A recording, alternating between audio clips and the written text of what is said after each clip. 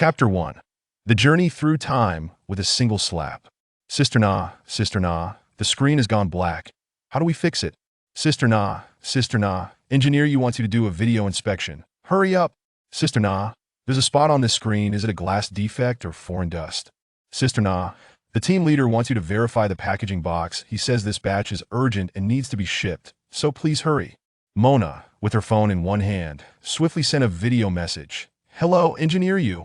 Wow, you're looking more handsome by the day. Is it for the inspection? Could you hold on for a moment? Look at how busy I am. As she spoke, Mona panned her phone around the production workshop, focusing particularly on the clattering assembly line, which was filled with machines that were continuously operating. Her little ploy was evident. She was hoping for a moment's respite. On the other end, she heard engineer you say, okay, you finish up first and contact me when you're done. Mona then remarked, you're the best, handsome. Next time, they'll treat you to milk tea. We'll talk later. She then strode purposefully over to the girl with the black screen, pointed and commanded, swap out the screen cable first. If it doesn't light up, come back to me. She turned a corner towards the packaging team, snapped 2 quick photos with her phone, and said, all set. Pack it up, pay attention to the appearance, check for loose screws, and remember the nameplate and accessories. Make sure nothing is left out. A normal packaging will suffice. With a twist of her waist, Mona returned to the assembly line, casting a glance at the television that was said to have a glass defect or foreign dust. Damn it. After being here so long, I still can't tell the difference between a glass defect and foreign matter. Keep your eyes open. With that, Mona slapped the LCD screen, making a sharp noise as the assembly line suddenly halted. The lights in the workshop flickered and went out. Suddenly, the television crackled, emitting sparks before bursting with a loud explosion. The first thought that crossed Mona's mind was, damn it, I'm finished. At 30, I haven't even had time for love, and now I've just been killed by my own slap. What kind of cruel fate is this? Amidst the screams and gasps around her, Mona's vision darkened, and she collapsed to the ground. In a forest that obscured the sun, a fainted girl lay upon the withered, yellowing leaves. After an indeterminate amount of time, Mona was awakened by the sound of dripping water on her face. As she blinked and slowly opened her eyes, intense pain coursed through her body. She sat up gingerly, rubbed her aching head, and gradually regained her senses. Wait, wasn't it the television that exploded? Am I still alive? What the hell is this? That unscrupulous boss didn't even send me to the hospital for a rescue. Did he really intend to leave me for dead? Just wait until I get back. I'll scare him to death and extort 100 or 80,000 from him. I could live a life of leisure after that. While Mona was still lost in her musings about the future, she was suddenly splashed by another drop of water on her face. She reached up to touch it and found it sticky. What is this? Looking up, her soul nearly left her body. This was no water. It was a large emerald python, flicking its tongue and drooling, its vertical red eyes regarding her as if she were a sumptuous feast. Instinctively sensing danger, Mona began to retract her feet, bracing herself for a 100-meter sprint.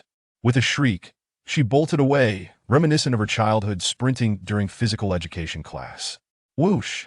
The wind rushed past her ears. Hey, little female, where are you running off to? The voice sent a chill down Mona's spine, causing her hair to stand on end as cold sweat poured down her back. Oh my God, the snake can talk. Help! She trembled, continuing to run. Yet the emerald serpent slithered leisurely behind her, although it moved slowly. It covered a distance of about 20 meters with a single-shaped maneuver. After about 10 minutes, Mona could no longer run. She squatted down, propping herself up with her hands like a panting puppy, gasping, I can't run anymore.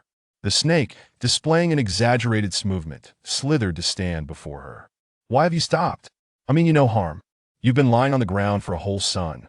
If I truly wanted to eat you, I would have been watching you from the trees. Mona's mind buzzed with confusion. I come from the 21st century. What tribe could there possibly be? However, since I'm here, I might as well adapt. Drawing from her past experiences of persuading clients, she prepared to engage the snake. Suddenly, she noticed that this man was completely unclothed, standing before her in all his glory. Looking up, she found herself staring directly at his midsection, her face flushing red as a tomato. Wait, isn't that supposed to be just one? Why does he have two? Damn it. The men of this beast world are indeed different from those in modern times. At that moment, the voice of the system echoed in her mind. Host, don't be surprised. He's a snake beast. Snakes naturally have too. Mona felt a tickle in her nose and rubbed it, only to find her hand coated in blood. What the hell is happening? Although I've never been with a man, I've watched enough films with my girlfriends to know this is too much. She quickly covered her face, loosening her fingers slightly to sneak a peek. You should put some clothes on first. Upon hearing this, the snake's vertical pupils transformed into slits, glowing a bewitching red, as if a fire was igniting within him. He swiftly retrieved a piece of thin green fabric from his waist and wrapped it around himself, resembling a mini skirt tailor-made for him. Mona quickly dropped her hands, revealing her starry-eyed admiration. Could it be that he, like her, possesses a system? She then prepared to charm this seemingly masculine, yet serpentine beast. You've been guarding me for a whole day, or rather an entire sun. You know, I've lost my way from my tribe. I've been feeling unwell and can't recall what happened before. Just now, I heard you mention this place is called Legia Forest. By the way, what's your name? My name is Bishia, and I'm a level 4 warrior of the tongue snake tribe. Bishia proudly displayed his left arm, revealing 4 luminous rings resembling large golden bracelets tattooed on his skin. In the beast world, males are born with battle markings that signify their strength, categorized into 10 levels. Those without markings at birth are considered disabled beasts, shunned by their tribes, or relegated to being servant beasts. Mona realized, wow, had I known I would be transported here, I would have studied harder in school. Now I'm regretting not knowing anything about ancient history. Suddenly, the voice of the system chimed in again. Host, it's all right if you don't know. You can bind with me and scan various species. Mona sprang to her feet suddenly, startling Bishia, who took a step back. Concerned, he asked, little female, what's wrong? Are you in pain? Or is it your nose bleeding again? Mona shook her head mechanically. I'm dizzy, my whole body hurts, and I'm very hungry. I have no strength left. Vixie's expression softened with concern as he stepped closer to her. I can carry you back to my tribe. It's not safe for a little female like you to be here. If I hadn't been watching over you yesterday, you would have already been snatched away by a wild beast. Plus, you don't even remember where your tribe is. Just come back with me. The beasts in my tribe are friendly. Bishia thought to himself. According to the rules of the beast world, whoever finds a female gets to keep her. As long as he could take the little female back to his tribe and spend time with her, she would eventually grow fond of him and become his mate. The little female bore no scent of a beast, only her own delicate fragrance, the kind that could capture a beast's heart. That's why he had watched over her for an entire sun, drooling at her face. Yes, he must take her back to his tribe. He wanted to be her first beast husband. In the beast world, there are far more males than females, typically 1 female paired with 5 males. Mona was still contemplating how to return to her tribe, for in this wild and beastly world, she was utterly alone, and remaining in the forest would inevitably lead to her demise at the jaws of a creature. Unexpectedly, a delightful surprise arrived, and she eagerly nodded, exclaiming, very well, very well. I truly have nowhere else to go, so I shall accompany you to your tribe. When my kin comes searching for me, I hope it won't be too much of an imposition. With that, she set off but suddenly stumbled, exclaiming, ouch, with a thud as she fell to the ground. Mona had forgotten about her earlier predicament, while Bishia, with his hands still poised to assist, gazed at her with palpable embarrassment and guilt. Do not move, I shall carry you back to the tribe, he declared. Bishia slipped his arms around her waist and calves, gently lifting her up. In an instant, he transformed into a great python, wrapping his tail around her as she sat upon his serpentine form. His massive head turned to face her. Little female, hold on tight. If you feel unwell, just call for me. Mona nodded mechanically, replying, I understand. Bishia then turned his head and sped off, with Mona only perceiving the trees whizzing past a velocity rivaling that of a high-speed train. On this fleshy express, Mona shamefully succumbed to slumber. In her dreams, she encountered her colleagues from the workshop, anxiously calling her name, as the wailing of an ambulance siren pierced the air below the company building. Medical personnel soon arrived, lifting a stretcher beside her. A doctor listened to her heart with a stethoscope and shone a small flashlight into her eyes, before uttering words of condolence as they draped a white sheet over her from head to toe. Even in her dream, Mona realized she had perished in that world. Tears streamed from the corners of her closed eyes, her heart aching not just for the life she had lost, But for the home she had labored a decade to acquire, its ownership papers still fresh in her grasp. The 2 potted money trees, a water tank filled with lotus flowers, and the handful of goldfish she had purchased merely 3 days prior all would soon meet the same fate as their owner. Her heart shattered, irreparable in its grief. Bishia sensed that something was amiss with the female in his grasp, slowing his pace. Turning his head, he beheld her tear-streaked face, his heart constricting with silent anguish and his breath growing erratic. In a flurry, he licked the tears from her cheeks with his forked tongue, softly calling out, little female, what troubles you? Please awaken, please awaken." Mona felt a tickling sensation on her face, as though someone were teasing her with feathers. Groggily, she opened her eyes. "Bishia, have we arrived?"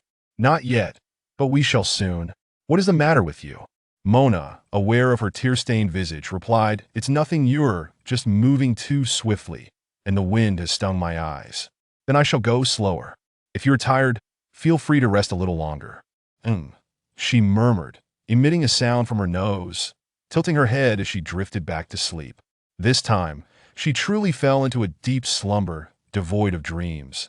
And when she finally awoke, another day had dawned. Unbeknownst to her, Bixie's return to the tribe with her in tow would create quite a stir. Chapter 3. The Priest's Divination of the Future. Bishi carefully settled Mona within his cave, gently placing her upon a stone bed. Fearful of any potential harm, he layered the bed with several hides to ensure her comfort. Seeing no signs of her awakening, he made his way toward the chieftain's dwelling. "Chieftain, are you at home?" Bishi called out from outside the cave. "Who is it?" A stern-faced, robust male emerged from within, marked by 4 luminous stripes upon his arms. Exuding an air of authority, "Oh, it's you, Bishi. What brings you here?" the chieftain inquired. "Chieftain, I rescued a young female from the Lijia forest, and I wanted to inform you about it, for she is destined to be my mate," Bishi exclaimed with a hint of excitement. "Ah, you've taken a liking to a female, have you? With so many eligible females in the tribe vying for your attention, even the esteemed first mate position, you've chosen this one instead? She must possess some extraordinary qualities," the chieftain teased, witnessing Bishi's embarrassment as he nervously tousled his flowing green hair. His face flushed. "She is indeed exceptional in every regard. She has captured my heart completely, which is why I seek your assistance in conducting the mating ceremony," Bishi confessed, his heart racing with anxiety, for he had not consulted the young female, nor even knew her name before making such a unilateral decision. "Come, let us go see this young female. Summon the esteemed priest," the chieftain ordered. "Of course." Bishi transformed into his serpent form, swiftly making his way to another cave. "Esteemed priest, the chieftain requests your presence to meet the young female in my cave," Bishi announced as he entered. Inside the cave, a stone table was adorned with several vibrant red fruits. The esteemed priest, clad in a flowing black robe and adorned with colorful feathers from an unknown bird, examined a turtle shell closely, his keen eyes scrutinizing its intricate patterns. With a sigh of relief, he proclaimed, "At last, the moment has arrived." Bishi often observed the priest talking to himself, and in a flurry of urgency, he repeated his purpose, only to be met with the priest's calm response, "Are we not leaving yet?" "Ah yes, let us go." Bishi quickly transformed back into his beastly form, carrying the priest toward his cave. The priest, having lived for over 100 snow seasons, appeared aged, yet his bright, astute eyes belied his years. Upon arriving at the cave entrance, they encountered the chieftain. The 3 beasts entered the cave together. Bishi, being a solitary creature, had lost his father, mother, and siblings during the beast tide of a past snow season, leaving him alone in the world. His cave contained only the stone bed and a few hides stacked in a corner. Nothing more. "Young one, if you wish to take a mate, you ought to make your cave more accommodating. You must prepare salt crystals for her, hunt more game to feed her, and preserve hides to fashion her a skirt. The snow season is fast approaching, and though our Tengsha tribe does not hibernate, we cannot recklessly venture out to hunt during that time," the chieftain lectured, his tone shifting from authoritative to paternal. "I understand, chieftain," Bishi replied, scratching his head, feeling somewhat embarrassed as the 3 beasts stood by the stone bed. Observing Mona, she remained in slumber, her gentle breathing causing her chest to rise and fall. Due to the aftermath of her previous ordeal, and having lain in the forest for an entire day, she was likely in need of rest to alleviate her aches. The priest scrutinized Mona, muttering to himself, Why is this young female so short and slender? Could there have been an error in the divination? No, the guidance of the beast god cannot be mistaken. Upon seeing Mona's face, understanding dawned upon him that it truly is her. The beast god has blessed us. He clasped his hands in prayer before her. An unusual gesture that left both the chieftain and Bishi bewildered. Esteemed priest, what is the matter? They both inquired simultaneously. The priest placed a finger to his lips, signaling for silence. Chieftain, arrange for a patrol to guard outside Bishi's cave. No one is to enter. Once that is settled, return with Bishi. I have important matters to discuss with you both. The three beasts dispersed to fulfill their tasks, the chieftain sensing the gravity of the situation. If the esteemed priest, a sage of over 100 snow seasons, was taking such precautions, something significant must be at stake, that he hurried to the plaza, ringing a bell for the first time since taking office. The sound reverberated through the tribe, causing the inhabitants, young and old, to rush to the plaza in a state of alarm, fearing an attack from rogue beasts. Some young females and cubs cried in fear, trembling as they awaited the chieftain's orders. Everyone, please calm down. There is no attack from rogue beasts, so do not panic. The chieftain raised his hands in an effort to soothe the crowd, upon hearing that there was no threat. The gathered beasts breathed a collective sigh of relief, their racing hearts gradually settling as they awaited the chieftain's announcement. Today, the bell was rung to announce a significant matter.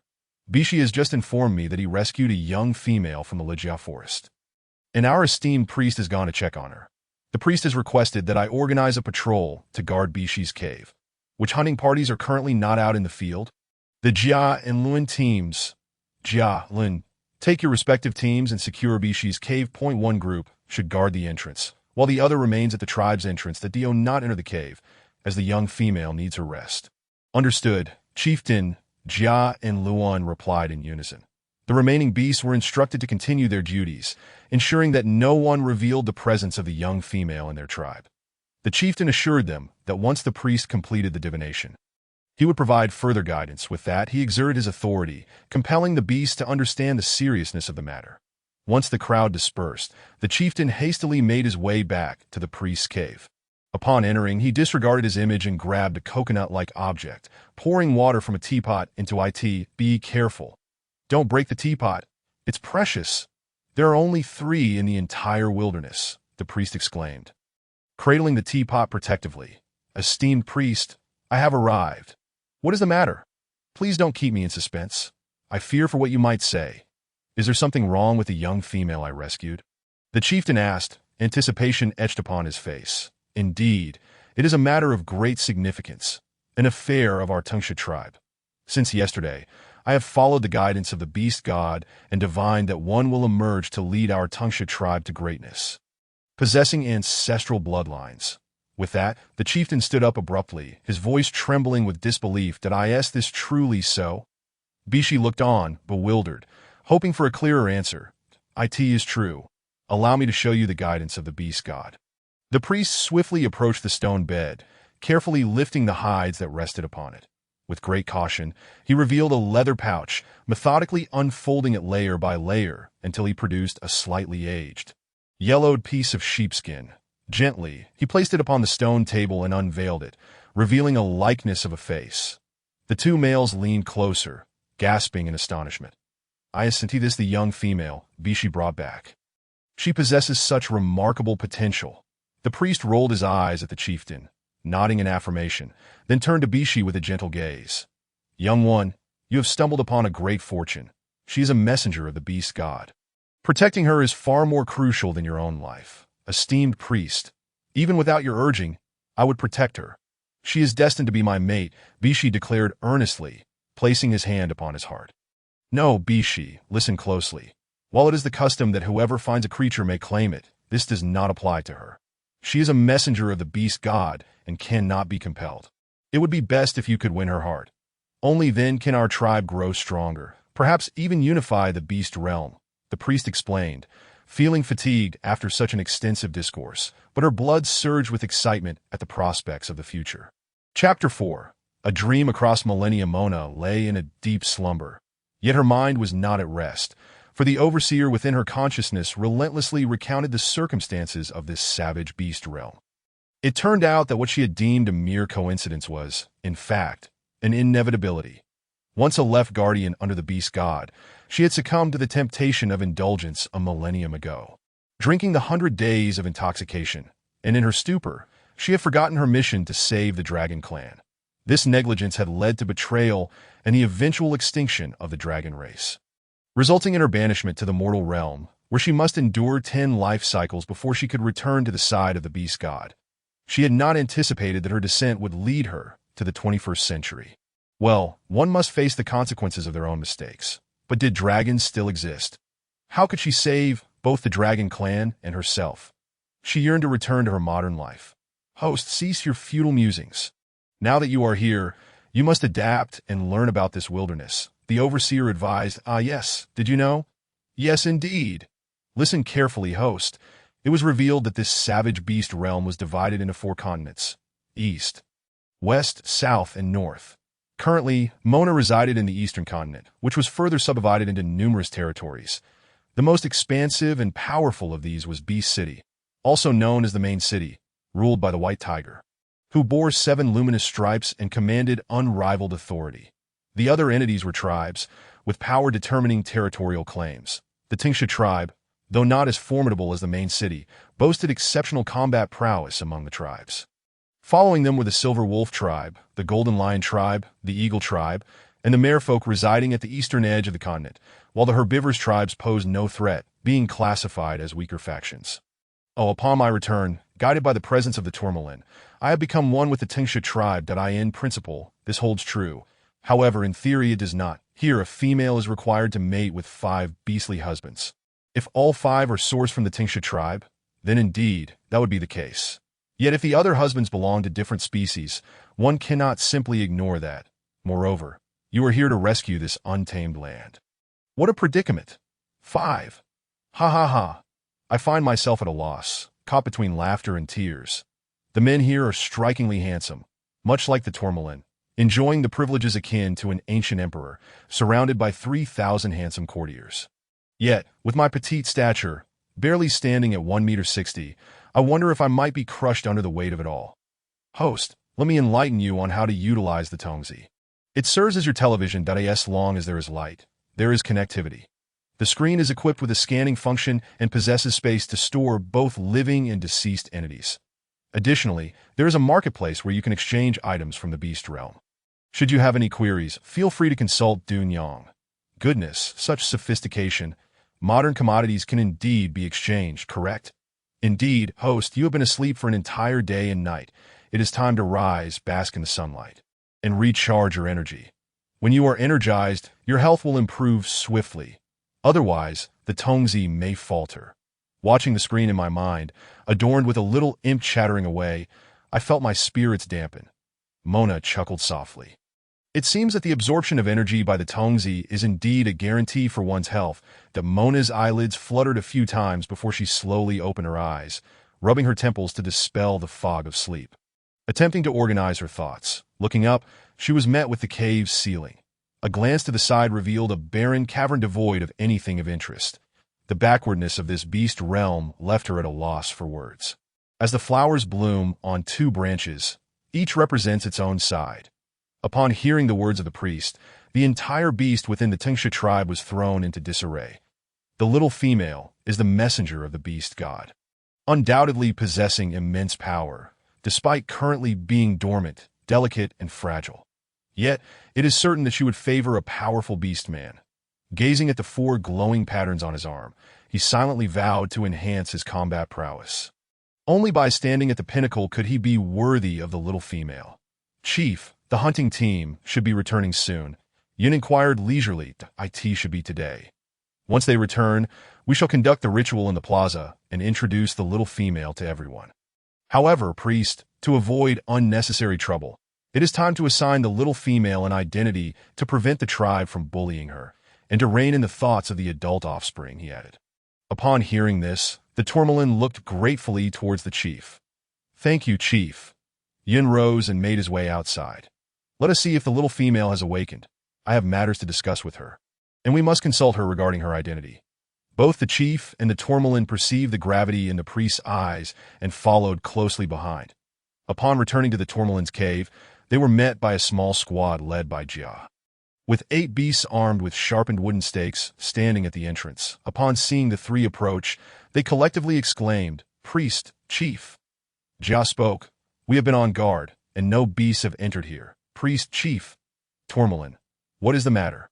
Mona happened to arrive at the cave entrance just in time to witness this scene. That it was clear now. Her identity might have been discovered.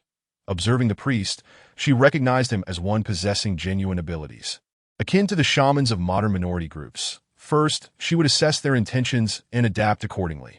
Even if the worst came to pass, she could always retreat into her space for refuge. Mona pondered various possible outcomes while the Tourmalin swiftly approached her, placing a hand on her waist. "How are you feeling? Are you hungry?" he asked with genuine concern. "That I'm hungry and thirsty," Mona replied softly. The Tourmalin slapped his forehead in exasperation. "To go inside and rest.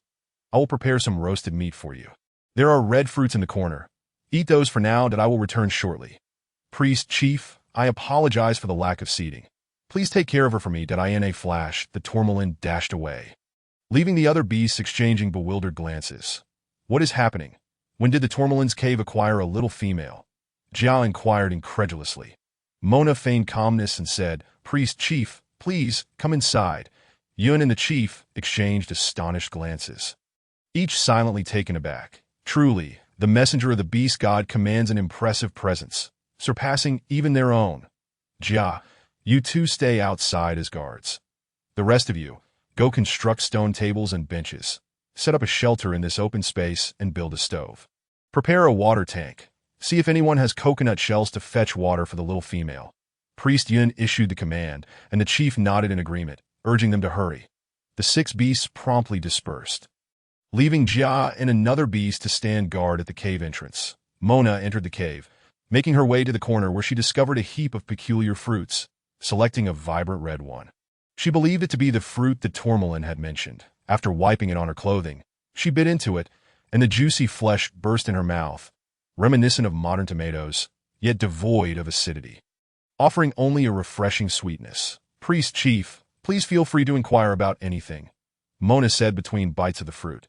Priest Yin gazed at Mona, his eyes shimmering with excitement, his old face flushed. "Little female, what is your name? Where do you come from? Are you of age?" "My name is Mona. I come from above, and yes, I am of age. I asked that all. They underestimated me. I have successfully navigated the wits of modern, astute business owners. How could I be outmatched by these 2 unsophisticated beast men?" Mona took another bite of the fruit. The priest and the chief were now thoroughly convinced that Mona was indeed the messenger of the beast god, as she hailed from above. "Thank you for your arrival, and we are grateful that you chose our Tungsha tribe to provide you with a definitive identity. We hope you will assume the role of shaman within the tribe.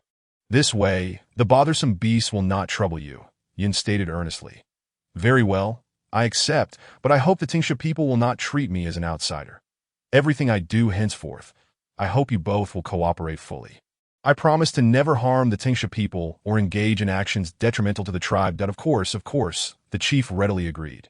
"Little female, from now on, you shall be known as the shaman, a true member of the Tungsha tribe. That we will consistently present you as such to as the priest. I could foresee your arrival. Others from different tribes may also do so. This will help avert conflicts that could arise from the desire to claim you." "Very well, let us proceed as the priest suggests. Thank you for safeguarding me. I shall consider this my home," Mona replied, placing a hand over her heart, a gesture of both oath and promise. Chapter 5. The priest displays his skills. The Tourmalin entered the cave, carrying freshly roasted meat wrapped in leaves. Hearing Mona's words, the turmoil within the beast's heart suddenly settled, a hint of sweetness emerging. "She is willing to stay. Perhaps she has accepted me. Shaman, I have roasted meat for you. This is the tender belly meat of the hum-hum beast. It is the first time I have prepared it. Please try it. If it does not suit your taste, I will make you something else." The Tourmalin inquired with eagerness, for her acceptance signifies she has become the shaman. "Already? Thank you," Mona said, extending her hand to take the offering. However, upon examining the dark lump wrapped in leaves, she nearly retched. This hardly resembled roasted meat, but rather a charred piece of wood. "I just ate some fruit. I'm not very hungry. I will wait for the hunting team to return before eating," she replied. The light in the tourmalin's eyes dimmed, resembling an ancient well devoid of ripples. Even his green hair lost its luster, appearing lifeless. His shoulders drooped in a pitiable manner, and his pale lips moved silently. Seeing the tourmalin in such a state softened Mona's heart. She wrapped her arms around his waist, resting her head against his chest, feeling the thumping of his heart. "That I do not disdain you. I simply have a unique palate. I will teach you about it in due time. Yes, I will strive to learn. Shaman, please do not reject me, nor abandon me. Of course, I want you. You are so beautiful, so considerate, and so strong. Plus you can cook." The tourmalin was a solitary beast, strikingly handsome, radiant, and immensely powerful. The females in the tribe did not shy away from him due to his solitary nature. Rather, several newly matured females aspired to be his first wife. Yet he maintained his distance, hoping to encounter a female who would capture his heart. And now he had found her, yet feared he was unworthy of her. His heart felt as though it had consumed 7 or 8 lemons, filled with a sourness. Enough of this self-pity. My tourmalin is the best, Mona declared, rising on her toes to plant a kiss on his cheek. Boom! Countless fireworks erupted in the tourmalin's mind, with the phrase "my tourmalin is the best" echoing endlessly in his thoughts. He reached out to touch the cheek that the little female had kissed, feeling as though he would never need to wash his face again. Happiness arrived so unexpectedly. He remained blissfully unaware of their conversation. Simply standing there, dazed, priest, chief, tourmalin, little female, the hunting team has returned. You must come and see. Some beasts are injured. Hurry, hurry. Where are they? In the plaza. A throng of beasts rushed towards the plaza. Before they even arrive, a female's wail pierced the air. "Da. Please do not die. I am carrying your child. You cannot leave us. Make way. I need to see." Yun approached, and the beasts immediately parted to create a path. "That, oh dear. This is grave. May the beast god protect us." Yun sighed upon seeing Da's injuries. Mona leaned in to take a look and gasped. Good heavens, his intestines are spilling out. His abdomen has been torn open, and the bone of his lower leg is exposed. Held together only by skin. In this beast realm, there was likely no concept of surgery, and without it, he would surely perish. Given the severity of the injuries, even an operation might not save him. Host, it is a perfect opportunity for you to shine, and the commander is here to assist you. Where can you find medical equipment? Upon encountering this patient, it is fortunate that we have just initiated the process. I shall give it a try, treating a dead horse as if it were alive. Yun Chief, allow me to attempt this. Upon hearing Mona's declaration, the assembled beasts turned their gazes towards her, a mix of astonishment, curiosity, disbelief, and a greater sense of wonder about who this young female was. "That do you have confidence?" Yun inquired urgently.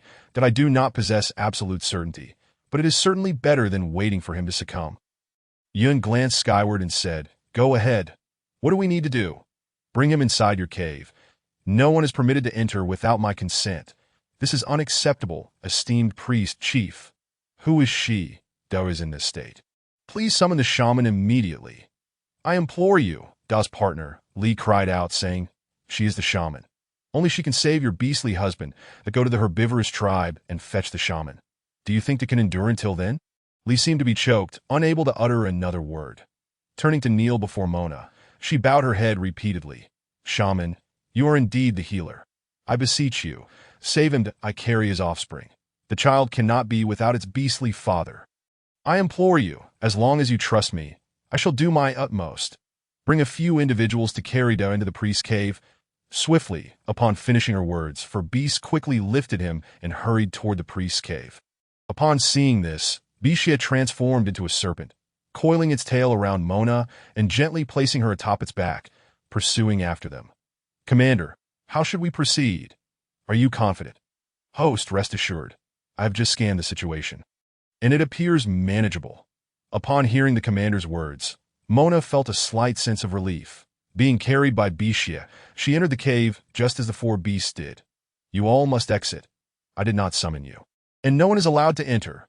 Bishia, you guard outside." A throng of beasts hurriedly exited the cave.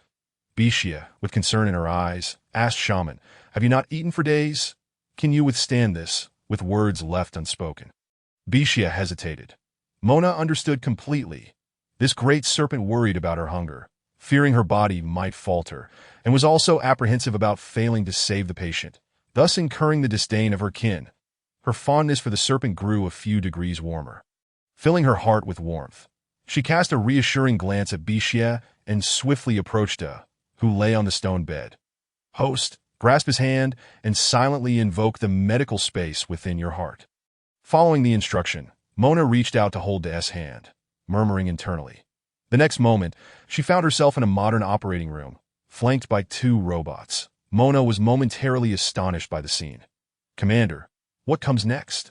Adjust the robots beside you to operational status, and that will suffice. How impressive. Mona extended her finger and activated the 2 robots into work mode. Within a few breaths, the robots sprang to life. And as they lay unconscious, the robots did not administer anesthesia. Instead, they utilized a solution to cleanse the wounds, tidying up the exposed intestines, repositioning them back into the abdomen, then grasping a suturing needle, meticulously stitching each layer, applying medication, and covering with bandages. Next, at the location of the broken leg, they separated the fractured bones, cleaned them, realigned them, secured them with pins, and sutured the skin, applying a splint and casting in a seamless flow of actions. Mona's mouth formed an O shape in astonishment. After completing the surgery, the commander scanned once more, confirming that no area had been overlooked. Mona held Da's hand, and in an instant, they returned to the stone bed. Watching Da's chest rise and fall gently, Mona knew she had succeeded. Bishia summoned Li and the priest to enter. Upon hearing Mona's call, Bishia quickly relayed the message, and they all entered the cave. Yun and Li rushed to the stone bed, while Bishia approached Mona, gently embracing her, feeling as though he possessed the entire world. Are you all right? Are you tired? I just prepared some mincemeat for you. Please eat a bit. All right, I am indeed quite hungry. Bishia helped her to sit beside the stone table and swiftly flew outside the cave. Shortly after, he returned with a bowl of minced meat. Mona inhaled its aroma, her stomach growling, and she accepted it with both hands, drinking eagerly. Oh, this is delicious. My Bishia is the best. He learned to cook minced meat in no time. Mona generously praised him. Bishia's face flushed crimson, his eyes sparkling with delight. He had never cared for a female before and had much to learn. Yes, a heavy responsibility lies ahead. Seeing Da still breathing on the stone bed, Yun and Li felt relieved. Li turned and knelt before Mona, expressing her gratitude. Thank you, esteemed shaman. Thank you, esteemed shaman. She continued to bow fervently. Mona rose and helped Li to her feet, saying, We are all from the same tribe. There is no need for formality. It will take some time to awaken. Please take good care of him, that he will have a fever tonight. Use this to wipe him down. Mona handed her a bottle of alcohol. Li stared at the transparent bottle, stunned into silence for a moment. Take it from the shaman. When you finish using it, return it to the shaman, and do not speak of this to anyone. Understand? If word gets out, your entire family will be banished from the tribe. That Li observed the priest's stern expression, glancing at the transparent bottle, and understood the gravity of the situation. She nodded vigorously, swearing, I swear to the beast god that I shall never betray the shaman or my kin. If I do, may I perish in the belly of a beast. As Li finished speaking, a halo of white light surrounded her. That my goodness. Such oaths truly exist. I must be more cautious in this beastly world. Mona mused, nodding in agreement. Li, you stay here to care for Da. We shall return to the square for the ritual. Li nodded, her eyes filled with concern as she gazed at Da. Mona and the group of beasts returned to the square, where the chief, upon seeing their arrival, immediately rang the bell. Clang, clang, clang. After 3 rings, all the beasts fell silent. Today, the hunting team has returned, bringing back an abundance of food, and it is safe. Our tribe now has a shaman. Tonight, let us hold a bonfire celebration. Everyone prepare. A chorus of enthusiastic howls erupted from the crowd. The atmosphere reached a fever pitch. In the beastly realm, a bonfire celebration is a gathering where females select their mates. The adult males had long awaited this moment and were fervently preparing. Some hoisting stone jars, others cleaning wild beasts, some gathering coconut shells and stone bowls, and others hauling firewood, creating a joyful scene. Nestled in Bishia's embrace, Mona smiled contentedly, thinking that this journey through time had turned out quite well. Observing the vigor of the beasts in the square, she felt curious about how to roast meat and prepare minced meat. Having eaten 2 meals of meat, she wondered if there were any other staple foods available. Upon witnessing 5 or 6 orcs placing a dismembered wild boar, the grunting beast, into the large stone cauldron at the center of the square, preparing to bury its head, tail, ribs, entrails, and trotters, I could no longer contain myself that I sprang forth from Beat-Side's embrace, pointing at the orcs and exclaiming, "Are you truly going to bury this?" "Indeed, shaman," they replied. "What remains are merely bones, with hardly any meat, barely enough to fill the gaps between our teeth. The entrails are foul and putrid, and the scent of blood attracts wild beasts.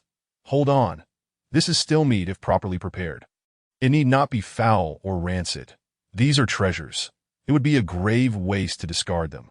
The orcs, who were currently dismembering another beast, halted their actions, exchanging glances filled with apprehension, fearful that any misstep could result in waste. After all, in the beastly realm, wastefulness is the gravest of sins. Yun and the chieftain, upon hearing my voice, immediately approached. Yun asked kindly, "Shaman, do you mean to say these can be consumed?" The chieftain and the other orcs gazed at me with hopeful yet anxious expressions. In previous snowy seasons, we had resorted to cooking whatever meager food we could find, but the taste was something I would rather forget. "Yes, but they must be properly prepared. Allow me to teach you how. Bring the remaining parts here, and we shall process them together." Beat-Sai moved closer to Mona. "Shaman, what must we do? Are there any nearby streams or rivers?" I inquired. "Yes, to the south of the tribe, there flows a small river where we obtain our drinking water. 2 males fetch the entrails, head, tail, and trotters point 2 females. Join me in washing the entrails." Upon hearing this, 2 males promptly stepped forward to assist Beat-Sai, while the females grimaced, covering their noses, their expressions steeped in disdain. "Shaman, allow me." Yun, standing beside the chieftain, interjected, "Surely, such cooperation is unnecessary." Yun, a priestess and a wise being who had lived through countless snowy seasons, was not one to be burdened with such tasks. The chieftain signaled, and 2 females stepped forward, hand in hand. Mona swallowed hard. One of the elder females resembled a beauty emerging from the mist of Jiangnan, dignified, graceful, gentle, and exuding an air of scholarly charm, akin to a modern intellectual. The younger one, with slightly curled auburn hair, possessed striking features, alluring eyes, and a figure that left little to the imagination, her short beast skin top failing to conceal her beauty, her long, slender legs glistening in the light. Truly, she embodied the phrase enchanting beauty. "Shaman, I am the chieftain's mate, named Ro, and this is my female offspring. Hongshang, we are here to assist you." Mona, upon hearing their voices, withdrew her gaze, marveling at the striking appearance of the beasts in this realm. They would undoubtedly be top stars in the modern world. Oh, very well. Let us proceed." The 6 of us made our way toward the riverbank. That was Mona's first experience outside the tribe, and along the way, a palpable silence enveloped us, as if they were wary of disturbing their shaman. Mingled with a sense of reverence, Mona glanced around, her eyes catching sight of plants resembling scallions and ginger by the roadside.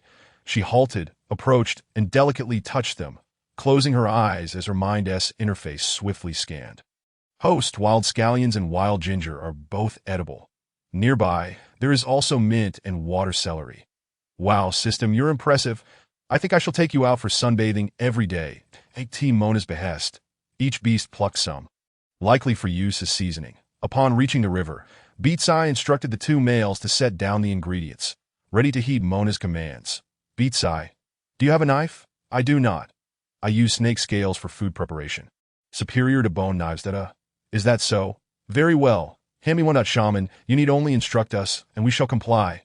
Come, scrape off the hair from the head, tail, and trotters. You 3 males handle this task. Ro and Hongshang. Come here." The 2 beautiful females approached, and as Mona strained to lift a length of pig intestine, Ro extended her hands to take it. "Shaman, allow me to assist you. First, locate the end of the intestine and turn it inside out. It may have a foul odor. Plug your nostrils with this to mask the stench. Hongshang, you do the same." Mona distributed a few mint leaves to the 2 females. Moments later, their fingers danced deftly, moving with remarkable speed. Meanwhile, the 3 males swiftly scraped and cleaned. Mona quietly inquired of the system, "System, may I exchange items? You currently possess 50 points, granted by the rescue system. Are you certain you wish to exchange? A pack of salt, a pack of flour, and a bucket of soy sauce. How many points for each? 30 points total, 10 points for each item. Beatsai, come here, Mona called for Beatsai, explaining that she needed to retrieve items from the cave for cleaning. It would be alarming for them if she conjured items from thin air. Beatsai obediently approached, transforming into a serpent to return to the cave. Mona retrieved salt and flour, wrapping them in a corner of beast skin before returning to the riverbank. On a smooth stone, she laid out the intestines, sprinkling them with flour and salt, kneading vigorously with both hands. Ro and Hongshang followed suit. In no time, they had cleaned the intestines and rinsed them in the river. The three males mimicked Mona's actions, ensuring everything was spotless. We made our way back to the square, where several large pots of boiling meat were bubbling, filling the air with a rich aroma.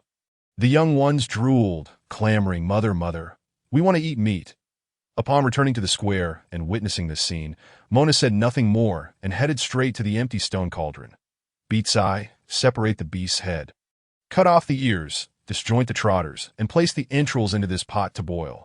Beatsai and the other two orcs moved without hesitation, adding meat and water. Starting the stew, Mona took out the ginger, using the snake scale given by Beatsai to slice it, tossing it into the pot.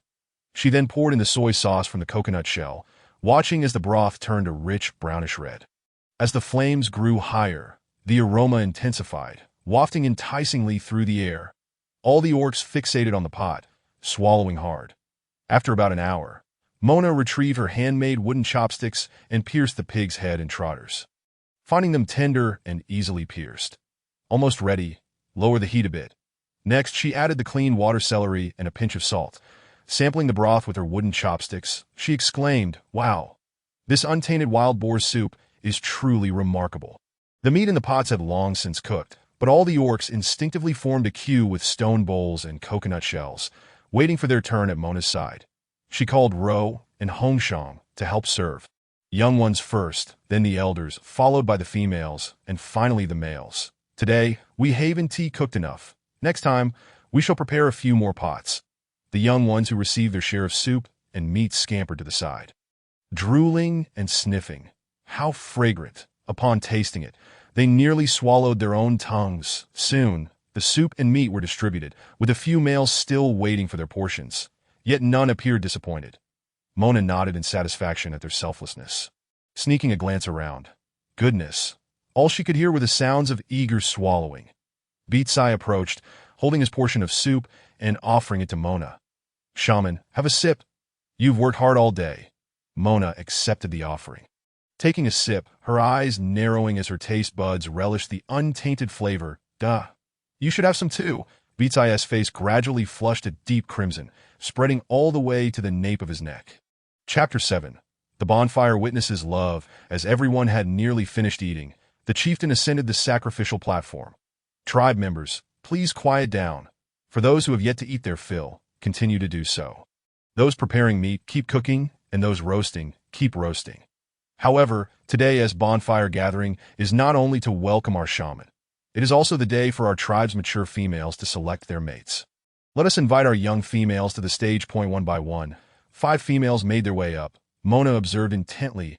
"Oh my." Hongshang leads the procession. The other 4 are unfamiliar to me, but at the very least, they are all beauties, quite pleasing to the EYES. The 5 lovely females stood on the sacrificial platform. The males below erupted in cheers, accompanied by whistles of admiration. Indeed, throughout history, men have always been creatures driven by their baser instincts when confronted with beauty. Mona nudged Beatsai with her elbow. "Beatsai, do any of these 5 beauties catch your eye?"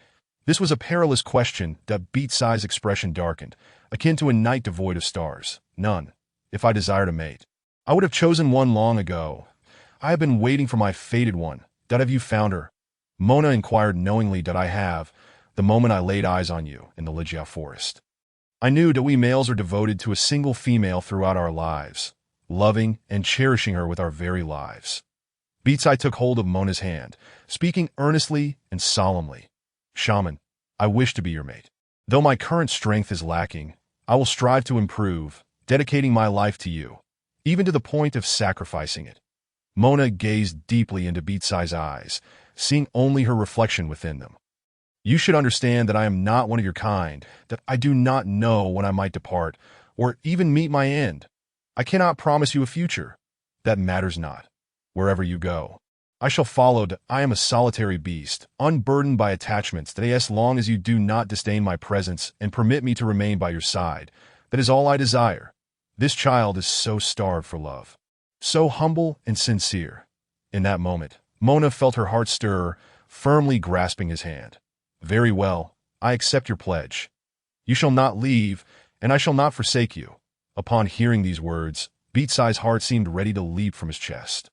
A radiant smile bloomed upon his face, and the tenderness in his eyes appeared to overflow. Upon glancing at the stage, 1 or 2 male orcs had already positioned themselves beside the 5 females.